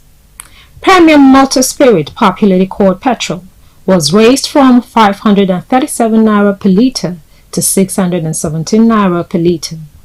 Independent oil marketers confirmed the increase in the cost of the commodity, as they stated that any shift in price by NNPCL stations was an indication of a rise in the pump price of PMS. This is because NNPCL is still the major importer of petrol into Nigeria currently, though other marketers are gradually importing the commodity. Recall that President Bola Tinubu had, during his inaugural address on May 29, announced that subsidy on petrol has ended, a development that led to the jump in the price of the commodity from 198 naira per litre to over 500 naira per litre on May 30, 2023. Since the withdrawal of subsidy on petrol and the floating of the naira against the dollar, marketers had continued to explain that the cost of PMS could rise to as high as 700 naira per litre. We'll take another short break, and when we come back, we'll bring you foreign news. Join us again.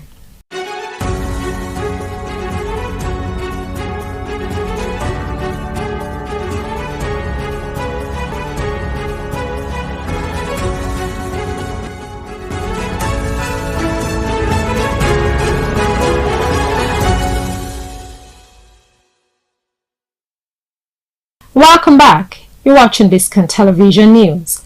Now to foreign news. Amid perceived strained relations between Joe Biden and the far-right government of Benjamin Netanyahu, the U.S. president has invited the hard-right Israeli prime minister to the U.S. President Joe Biden invited Israel's Prime Minister Benjamin Netanyahu to the United States for a meeting, the first since the latter returned to office late last year, Netanyahu's office said on Monday. The invitation comes at a time when Washington continues to express disapproval over the Israeli government's controversial legal reforms and aggressive settlement expansions.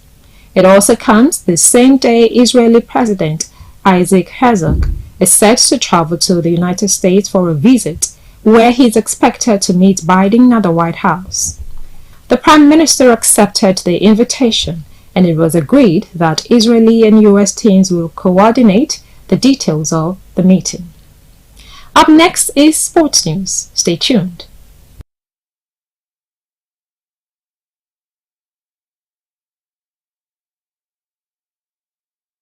Welcome back. If you're just joining us, you're watching Biscon Television News. Now to the world of sports.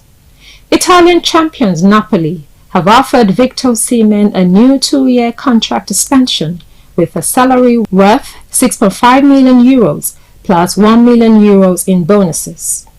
Osimhen, who has 2 years left on his contract at Napoli, had demanded a salary of €7 million annually to extend his current deal with the Italian champions, who are keen to tie him down to a new deal amidst interest from some of Europe's top clubs. The new proposed deal, it was gathered, will include a release clause worth €170 million for the Nigerian striker. The 24-year-old steered the Partenope to their first title in 33 years, scoring 26 goals in 32 games. Rudy Garcia, Napoli's new manager, confirmed that Osimhen would remain at the club ahead of the new season. Osimhen scored 26 goals plus 5 assists in 32 league appearances for Napoli and was crucial to the Partenope winning the Serie A title for the first time in 33 years last season. He also became the first African to claim the prestigious Capocannoniere Award given to the top scorer in Syria. We'll take another short break to come back with entertainment news. Stay tuned.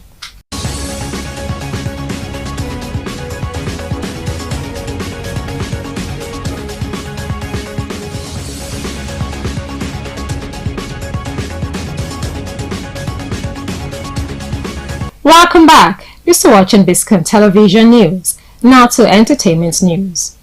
Prince Abdul Malik Uthman, also known as Man Like Abdul, graduated with honors from the university, and he shared his joy on social media. The proud graduate celebrated getting done with his university education with an appreciation post on his social media page. In his post, he reiterated that although it was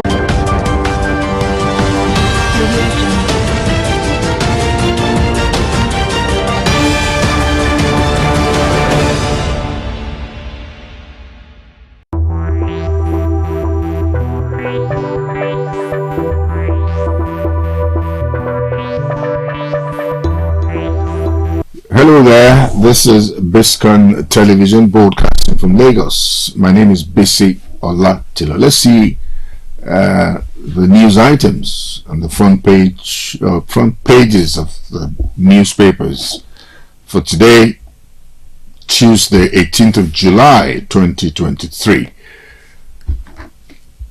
Naira depreciation. Subsidy removal push inflation to 22.79%. That's for the Vanguard. Emefiele, lawyers initiate contempt case against DSS DG Bichi.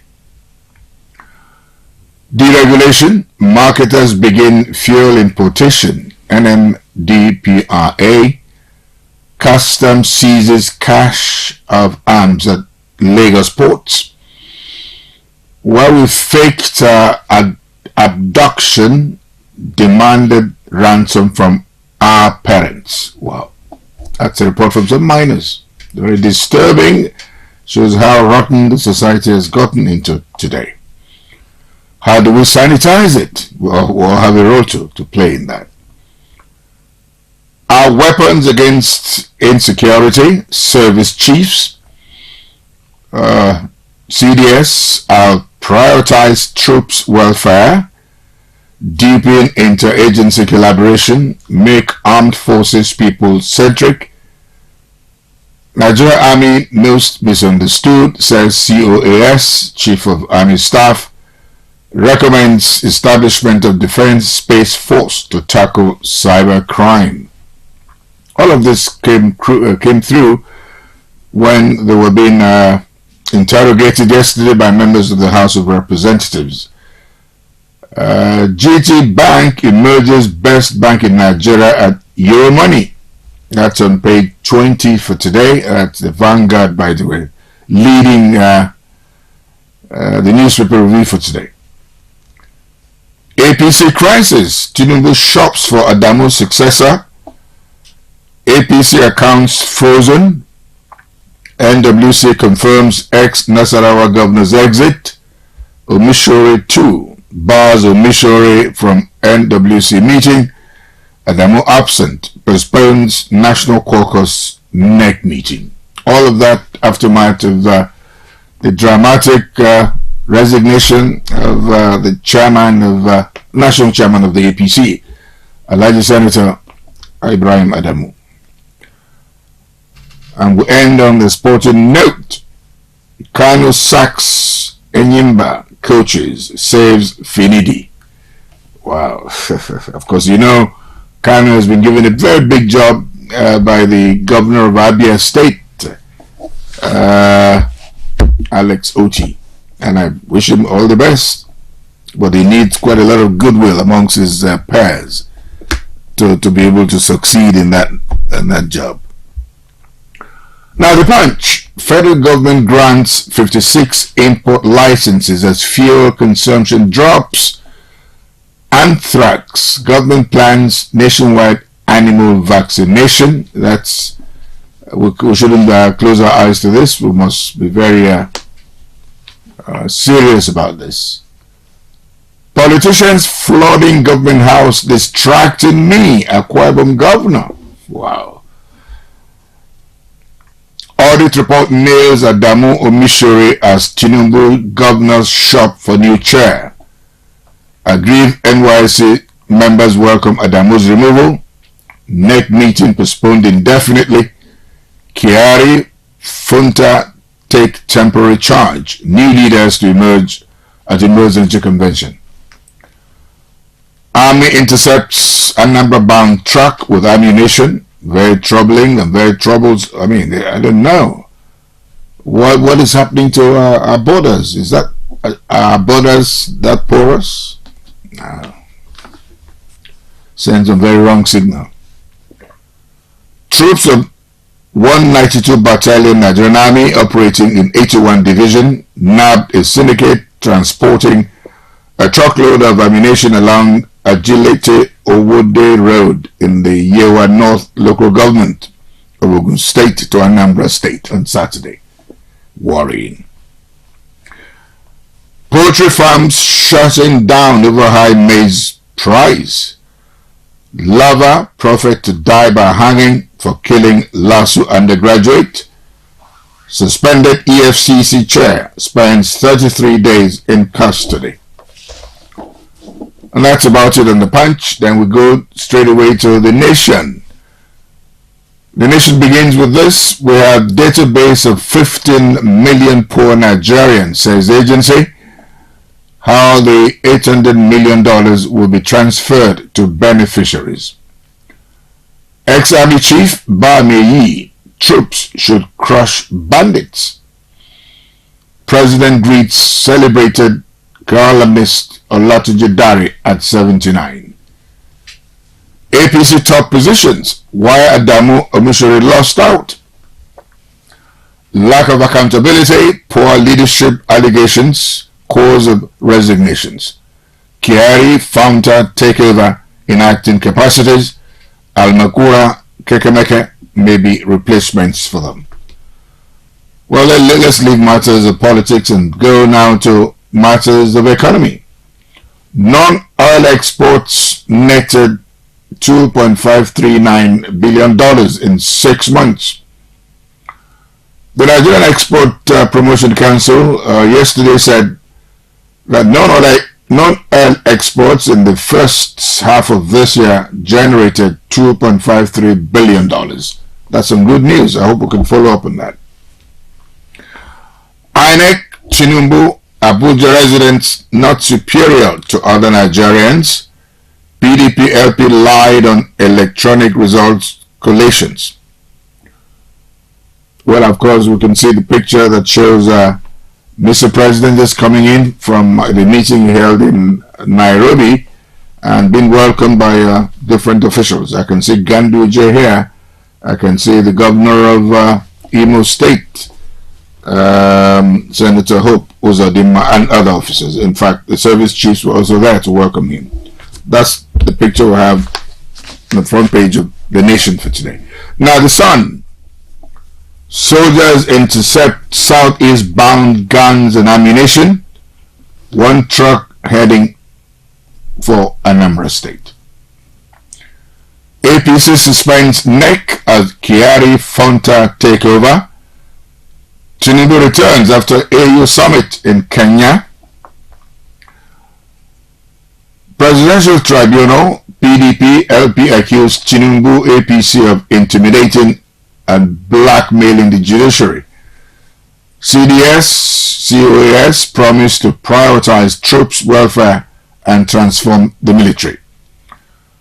Nigeria's inflation rises to all-time high of 22.79% amid rising food prices.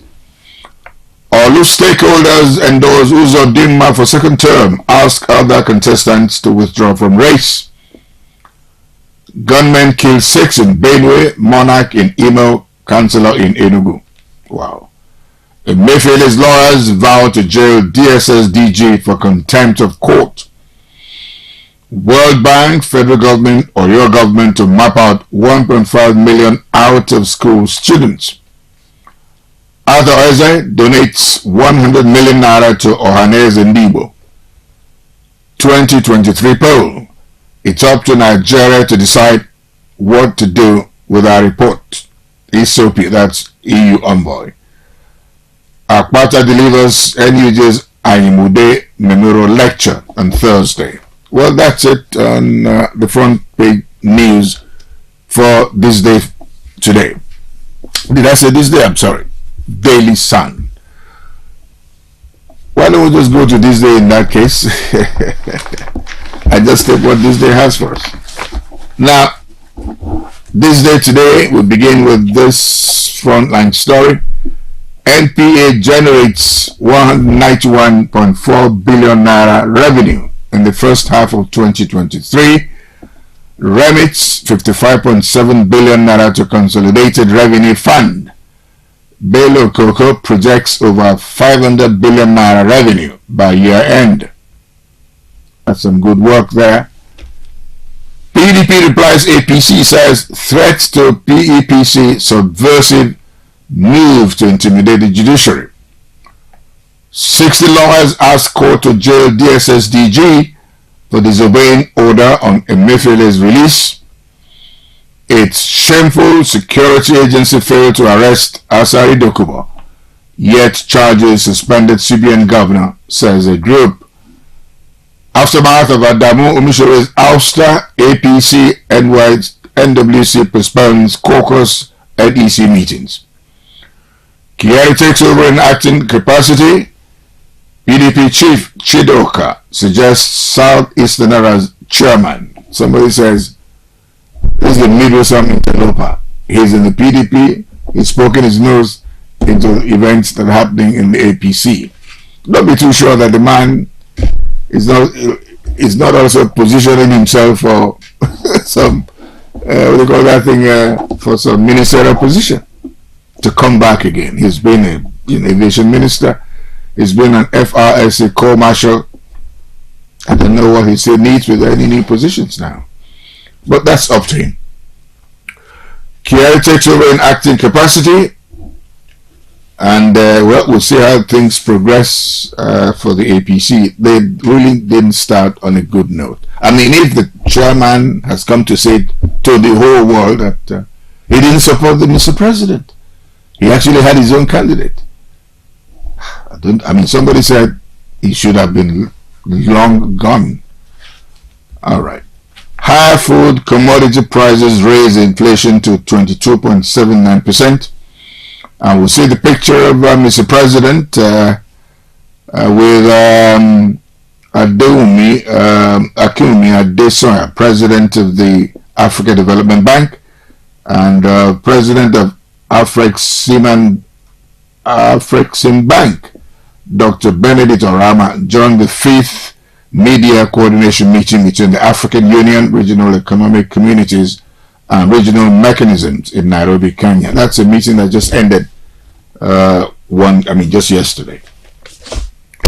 We're done with this day. We go straight away now to New Telegraph, and organized private sector foresees glimpse of economic recovery as June inflation rises to 0.38% to 22.79%. Disobedience to order, 60 lawyers file contempt charge against DSSDG over Emefiele. Sani demands payment of 50 billion naira earned allowances. Local government chair died days apart in Undo. Oh, that's very sad. The local government chairman and the deputy local government chairman died a day from each other. That's bad. FAN diverts 2 Canaban aircraft to Lagos over faulty runway lighting. NAS clerk tells court Bokachua can't be arrested or probed. Full stop. Leadership crisis. APC constitution doesn't support chair. National Secretary's resignation. Banire says Tinubu has no hand in Adamu Omishore's ordeal as party announces their departure, postpones caucus NEC meetings, and why Southwest cabal eased them out. Kakamega tipped as National Secretary of the APC. Nigeria records first case of anthrax, calls for precautionary measures, and that goes for all of us. Russia blocks 36.2 million tons of wheat shipment to Nigeria and others. Okonjo-Iweala, poor countries hardest hit. Millers, bakers fret over prices of bread and noodles. Why I kidnapped myself by secondary school student. Oh God. Armed forces ready to battle insecurity and defend democracy. CDS, Chief of Defense Staff. Lagbaja, the Nigerian Army knows misunderstood, complex and challenged. Troops intercept Anambra-bound truck conveying 20,500 ammunition. Wow. We end on this note. Tinubu to tribunal. Atiku obeys petitions, unfamiliar with electoral laws. Failed to prove alleged non-compliance. APC harassing, intimidating judiciary, PDP. LP, no amount of threat can change the law. That's what the PDP has said. And vitamin D supplements may boost heart health. That's a study conducted by New Telegraph. We go now to Daily Trust, attending our session for the second time. And as I said much earlier, let's have them regularly. They've responded to this. Access Bank eyes more deals after buying Standard Chartered assets. Emefiele, Arewa leader in South, wife detained by DSS, relatives protest. Kyari takes over as acting APC chairman. Tough time for families as inflation soars to 7-year high. Food beyond reach citizens. Kwara, Lagos, Kogi, worst hit. Zamfara, Sokoto, Borno list. Women begin strike in Taraba. Figures not reflection of reality expert. Nigerian Stock Exchange Group to fast track NNPC listing. GT Bank named best in Nigeria by Euromoney. 4 days after NDLEA fails to produce killer of 2-year-old boy in Delta State. Enugu threatens to revoke license of traders observing seat at helm. That's a matter that should be taken very cautiously. It should be handled very cautiously, and that's a message to the governor of Enugu State. You mean well for them, but they should also do their own business and save their lives in doing it. Now we're ending up with The Guardian. The Guardian starts with PDP LP knock APC over alleged plots to intimidate presidential election petition court. Nigeria spends over 99% revenue to service debts as inflation bites harder. Page 6 has a special report on this. That's in The Guardian for today. Sit at home. Businesses, schools open in Enugu as Zimbabwe vows to seal locked businesses. APC chieftains explain why Adamu was removed as progressives take over. Fresh concerns over cancerous sweetener in food and beverages. Amcom malls liquidation. Return to shareholders' options for embattled Arik Air. Nigeria confirms first anthrax case among animals in Suleja. We should be very careful, all of us, because that's a disease that's akin to exactly the kind of problems that the whole world was battling with under COVID. I experienced this. I can tell you it was not a good experience at all to have. So we'll have to be very circumspect in the way we go about this anthrax case, both the government and we the people ourselves. On that note, we end what the papers are saying today in their front pages. My name is Biscon Tv. Thanks very much for watching.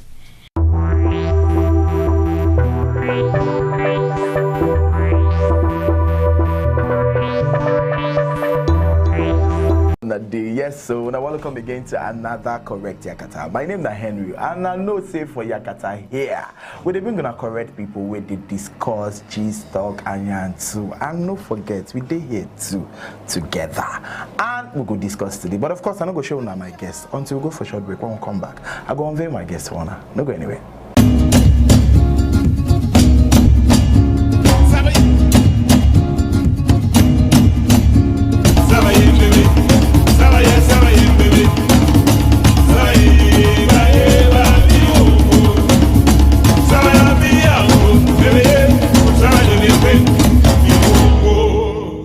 Welcome back, my people. Yes, so before the break, I tell say I get one correct person here. This person, a person will be saying I did very happy about. I love her growth. I love the fact that she don't evolve over the years, and this person don't do well for herself. You know if you mention names for this industry without mentioning Nancy Isime. Hallelujah. Nancy! What's up? Thank you so much for having me, Henry. How fun now? I don't forget saying a pigeon is supposed to. My English don't enter. I'm good. How are you? I did. They push. Yeah, we did push. Yes, how work? Work day. We did push them. Yes, okay. Nancy Isime show. Yes, so... Just pause. Pause. Okay. We'll go for a short break. When we come back, we'll go enter this interview full. No go anyway.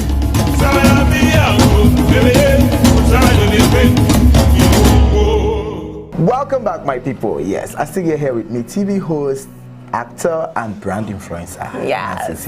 How fun now? I did. What's happening? I did. Okay, so Asungwano. Okay, so we could talk about you, work, everything. I mean, lately, you don't work. You dey work over the years, and you be one person where we say, don't know if you mention names for this industry, entertainment as a whole, we don't mention Nancy Isime. So how that one be for you? I mean, it's now serious people who wants to see your growth and who is happy to see you grow and happy to support you. Okay, so earlier this year, you be person where we say you don't use the social media, they speak out. So earlier this year, you talk about how women supposed to normalize the fact that they need to spend on themselves, and that one can be like say it can't they get one kind big gay, as per women we say them buy things for themselves, they post. I mean, the case of the actress Destiny Etiko, where we say everybody just to talk about. Now, what do you think about that narrative? I mean, she talks in which one of them you want to make an actress? The car where she buy as per people call the bash and the shame and everything. You told me did they bash them? I didn't see that. Maybe because I did stay away from all those kind of things. You understand? But anybody where they bash anybody, they get their own reason. But for me to say make women normalize buying themselves, I mean it. Like it's okay to actually spend on yourself, invest on yourself. I mean, they expect other people do for us. So, but if not they do for yourself, how they want to do for you? But I don't know how to put it because, for some people, maybe not because of the pidgin why they speak and they make me they feel they put words together. But for some people, it's okay to actually get things for yourself. Well, other people still get for you, it doesn't matter. But I feel like women, especially in this country, should normalize buying stuff for themselves. If you want something, buy it for yourself, work towards it. It's even nice, but it depends on your own view. Okay, if you go countries where they're very exposed, I don't read reviews, I don't, see people with talk, say, I did something and walking down the street of these places, nobody's even looking at me. You see that's a normal thing, you understand? But because in Africa and Nigeria, we're a lot backward, and when it comes to women and what they do with themselves, everybody wants to feel like they have a right, to tell a woman what to do. They have a right to put mouth. But there are so many men who do genitals enlargements. Them day. Where they do genital, but nobody talks about it because my man, so now they're supposed to do it and they won't do. But women, everybody won't put eye for woman body. But there are men that even get lipo. There are men who do stuff to enhance themselves. This beer one that they carry. To me, it's like makeup because if you come out the beer, where they find, but nobody is talking about it because it's normal for men to do whatever they want. Let's start discussing men, genitals enlargement. Let's make it a thing. Let's make it a thing. Let's see how it feels. But men are doing what they want, and then a woman decides to use her money, do her own thing, do what makes her happy and feel confident. All of a sudden, everybody won't put mouth. And I don't even blame the men, because sometimes, now even the women, even they add to the matter. But it all comes from a place of perspective, insecurity, low self-esteem. Because if you're happy with yourself, you're doing your own thing. I'm comfortable in my body. So when I see somebody else who's happy with their own body, why should I be bothered if the person, had work done or not? Okay, Nancy Sime, Yes. successful, beautiful, hot, sexy. When would he hear wedding bells? I don't know, honestly. Wow. I don't know. I feel like wedding bells is not something that you ring by yourself. I can't get married to myself. It happens and then it just happens. So okay, so you did into any relationship now? At the moment I'm not. Wow. Yeah, I'm single. So shoot your shot. Don't shoot no bloody Oh, okay. Don't shoot no bloody shot. Not available. Might be single, but not even the closest available. Wow. Straight out.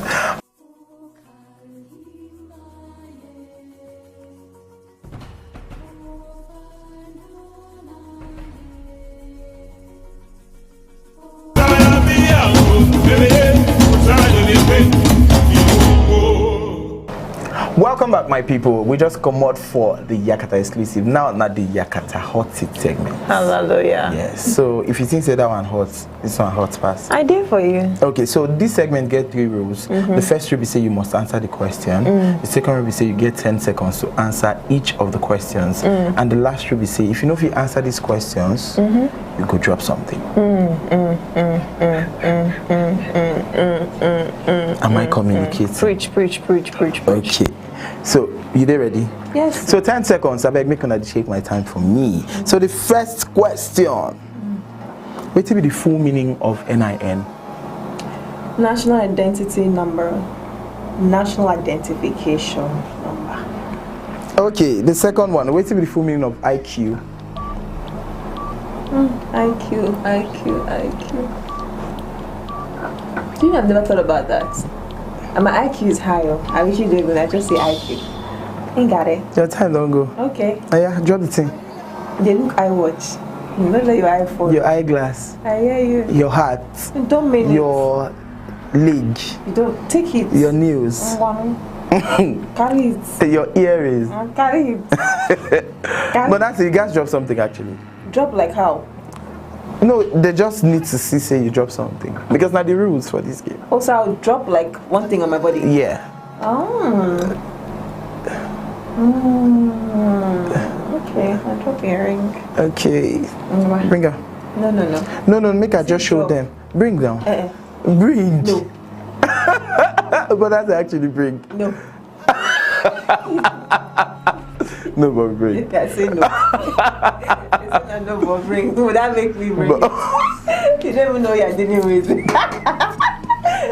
can't make it be on it. No, but bring. Nothing changes. No. Okay. So the third one. What will be the full meaning of POS? POS? Payment.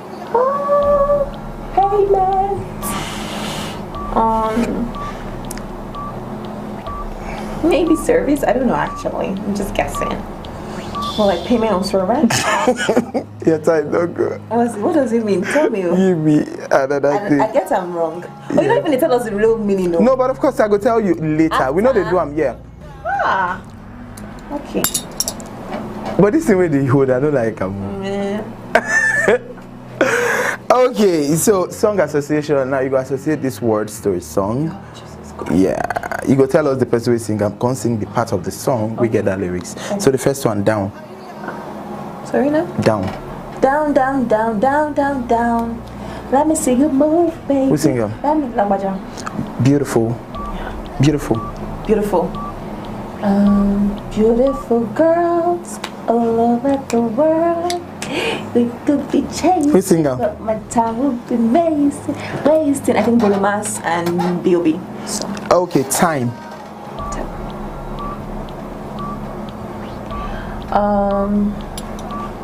If I could turn back the times with hands of time, my darling, or something. R. Kelly. Okay, happy. Who singer? Because I'm not. Who singer? Okay, the last one, wedding.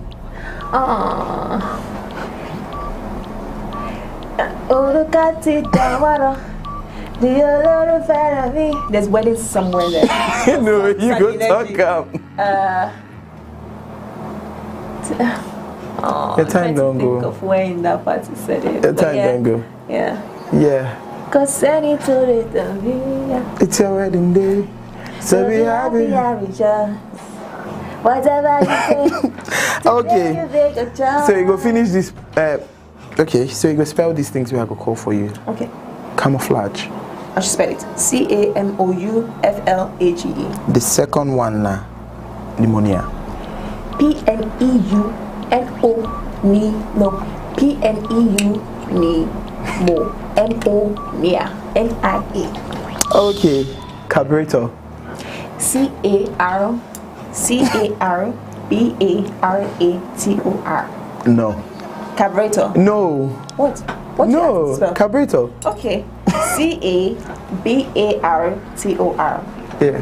Carburetor. No. You still feel them.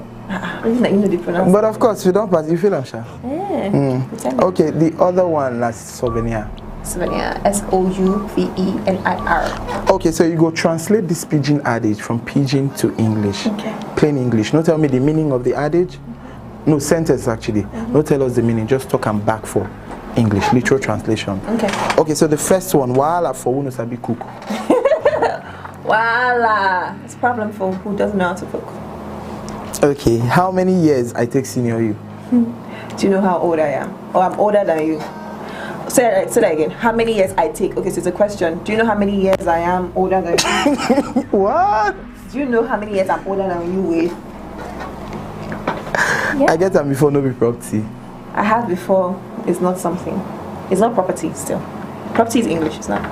So I have it before. It's not property. Okay. Yeah, we done. Yeah, that is cooked. It's cooked. You sure? Well, yeah. You see, I just come from the abroad. I did this Nigeria, all of us there. Now all of us learn the things. Okay, chuku don't chuk. Chuku don't chuk me for leg. Thorns have pierced me in my leg. I say for school, I didn't carry, they got Nobel Prize for English. Any dictation, I didn't carry 9 over 10, 9.9 over 10, 10. If I don't, they mark me 10 because my teacher no one knows, say, no one make my head swell. So, okay, so rate yourself on a scale of 1 to 100 for this section. Apart from carburetor, so I said 99. Sure. Okay, so while I did the assessment, we'll go Nollywood, go see what they carry come for us for this episode. No go anywhere.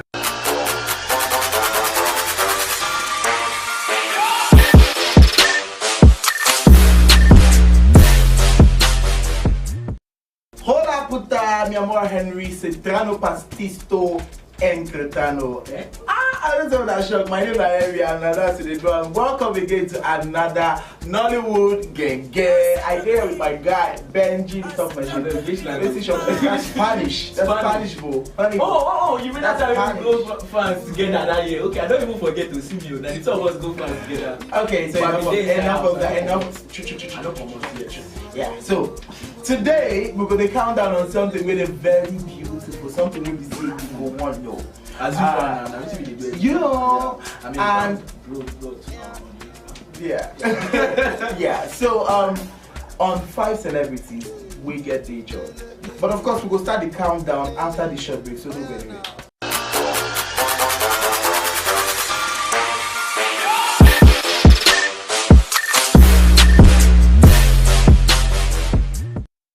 Welcome back. So, Benji the top machine. Yeah, well, where we stop? Yes, we stop for where we stop.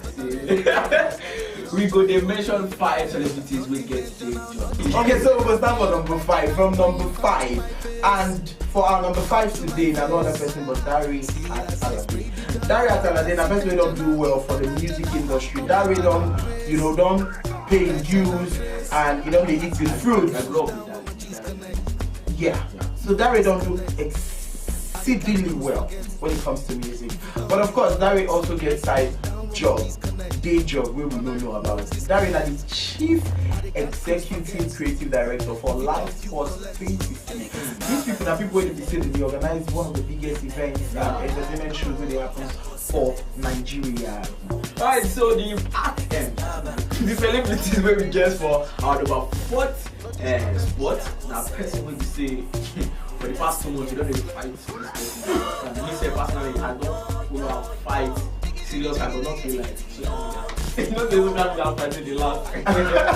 So Desmond Elliott is there on our 4th list. You know, he's an actor, very very successful actor, and the whole film production industry in general, very successful in that field.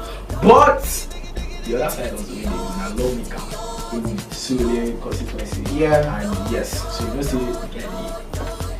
cash out definitely. Yeah. So yeah, for number 3, I know other person but Banky W. Banky W na successful artist. Everything. Successful manager, everything. Because Banky na person will say don't test waters, all waters. Anything entertainment. Everything. You know, you don't be successful for even the movie fair. And yes, Banky now don't dissolve in management company. You don't get an agency company where we say they sort out jobs for artists and all of that. Alright, so let me tell you about this one and Dr. C. Now, this guy, right from 2011 to 2012, music so I don't know why, but I don't know if it is possible for him to still come back. But anyway, I won't be sharp. Shall say he did music one time that that's in Nigeria. So Dr. Seed na head of brand partnership for this TV Accelerate TV. Okay, so for number 1, but of course we no fit go into our number 1 without running through our list again. So for number 5 we get Dari at Alade. Number 4 na just. For number 3 we get Banky W. Number 2 Dr. Seed. So for number 1, without further ado, we will call the person different to that. A very fantastic actor, talented actor. No other person but DME Okola. Hey, my guy, my G, my bro. See, they hear where they talk. Be like say them be neighbor. We don't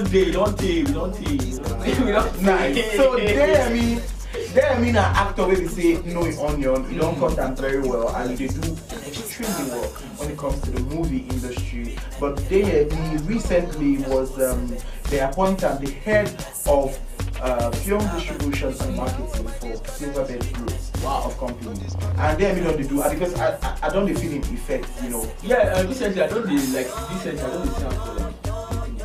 and again major events too where they announce this new title and then new logo. Okay, my people, don't come to the end of this segment. And I know say yes, we still get a lot of things in stock for today's show, so don't go anywhere. My name is Henry and this is Benji. And Benji will come out here after now. So yeah, on a baba start.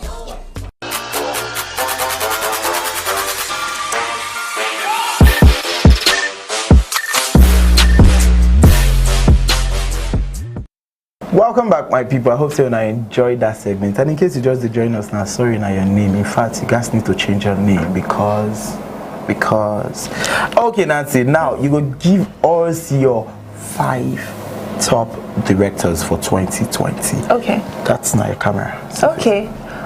Number 1 will be someone I've worked with who happens to be Khalid Kasum.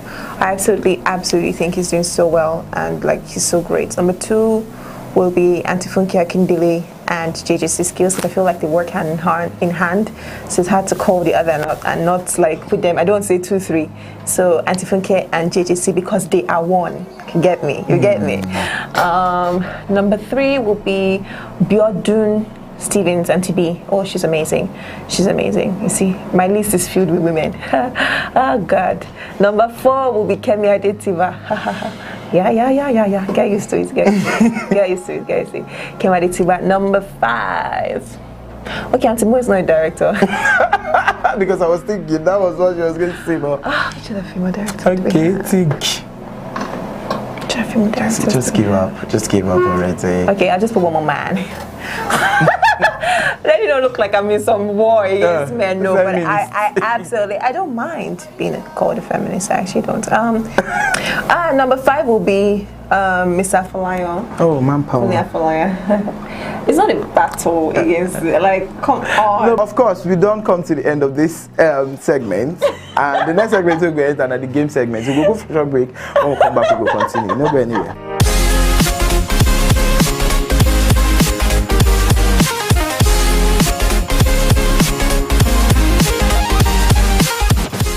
Welcome back, my people. Yes, I still here with, the girl power. And now we go play the game. Now, I will explain how this game they work. People they call them charades, but for here we call them the guessing game. Okay. So they will show you something from behind the camera. I will close my eyes. When you see them, you go tell me I open my eyes. Then you go describe them for me without saying a word. So now me go use my hand for a turn with TV. Okay. So you go take turn. You go do your own. I will do my own. Okay, cool. So you're ready? Oh, yeah, close your eyes. You sure see the eye close? These glasses are no trust. It's transparent. Okay.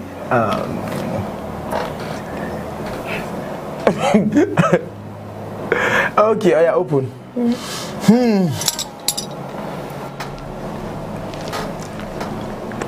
He lives in No, wait now. Yeah, it reminds me of choreography that year. He lives in me. He watches. Reminds me of my secondary school choreo. Swimming, drowning. I'm big. Roller coaster. What? Okay. But if not, how you go use one? Because they do like say I know sabi do No, one. you did it well. It's perfect. I'm just like, wow. Okay, so I go close my own eyes. Yeah, close your eyes. Do your turn. Oh, okay. Okay, yeah. So,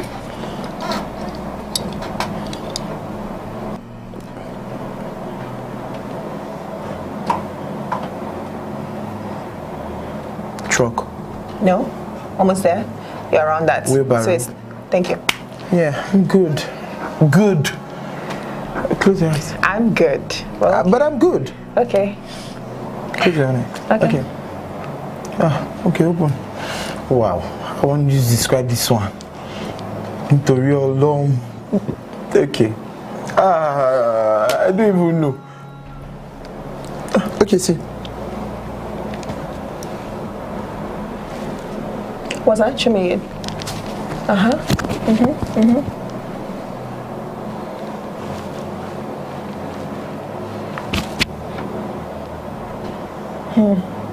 Try again.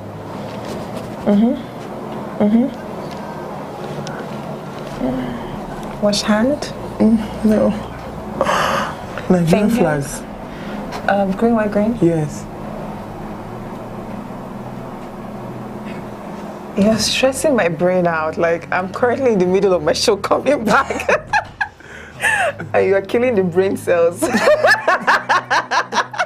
I want to use for promo. For thinking for the show. But it's okay, next one. Okay, so I you go close your eye. yeah. Yeah.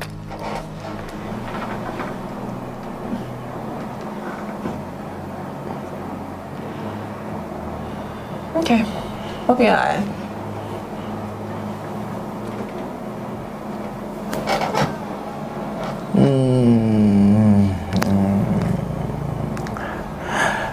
Do them again. Okay, what do they call them again? Handcuff. Like, Yes. like Bad, I I'm bad. are you seeing? But I bad. Are you seeing who is bad? But I am the one No that is problem. bad. No problem. Okay, my people don't come to the So who end. won? I did. Yeah, I did.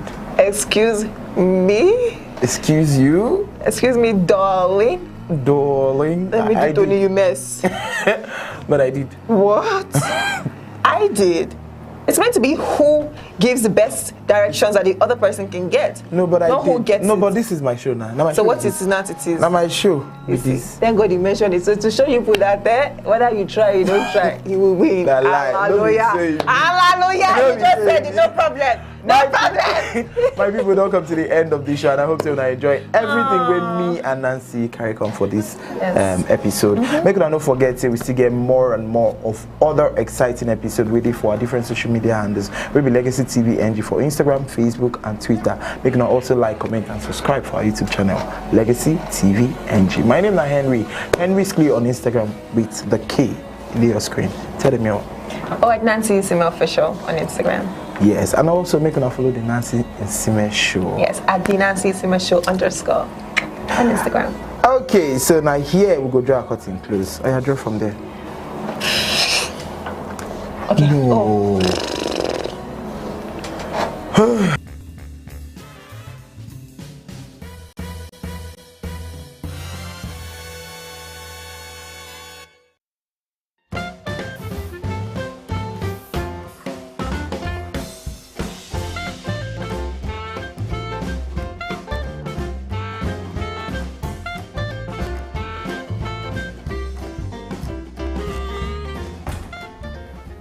Sunday, you are going for another meeting? Yes, now. I told you about this. Yeah. Me, I hope it goes well because tomorrow is my birthday. You know now. I remember what happened last time I forgot. Don't worry. I will not forget. I don't even know. You will not even buy somebody gift safe. The other men that they have woman like me, they will just be gushy about her. Buy her gifts every time. But you, nothing. But I bought you something last Valentine. Yeah. That perfume and phone. Every time, perfume and phone. Is that one gift? But that's what I can afford. Me, I hope your situation will change because me, I want something that goes from 0 to 175 in only 30 seconds. 30 seconds? Benny. 0 to 175? Benny. Me, I've said my own, no. Sunday, me, I've said my own, yo. Have a nice day.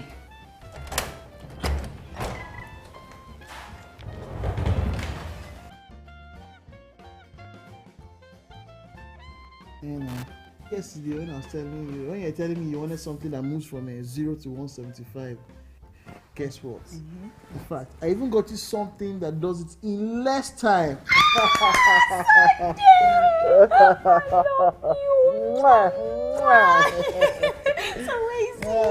Don't worry, they're delivering it right now as we speak.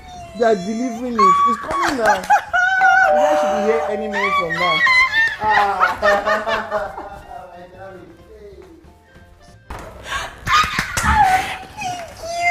Baby, you're amazing. It even comes with a manual. You know how we do it. Yes, ma'am. See now, 0 to 175 in 5 seconds. In fact, less than 10 seconds.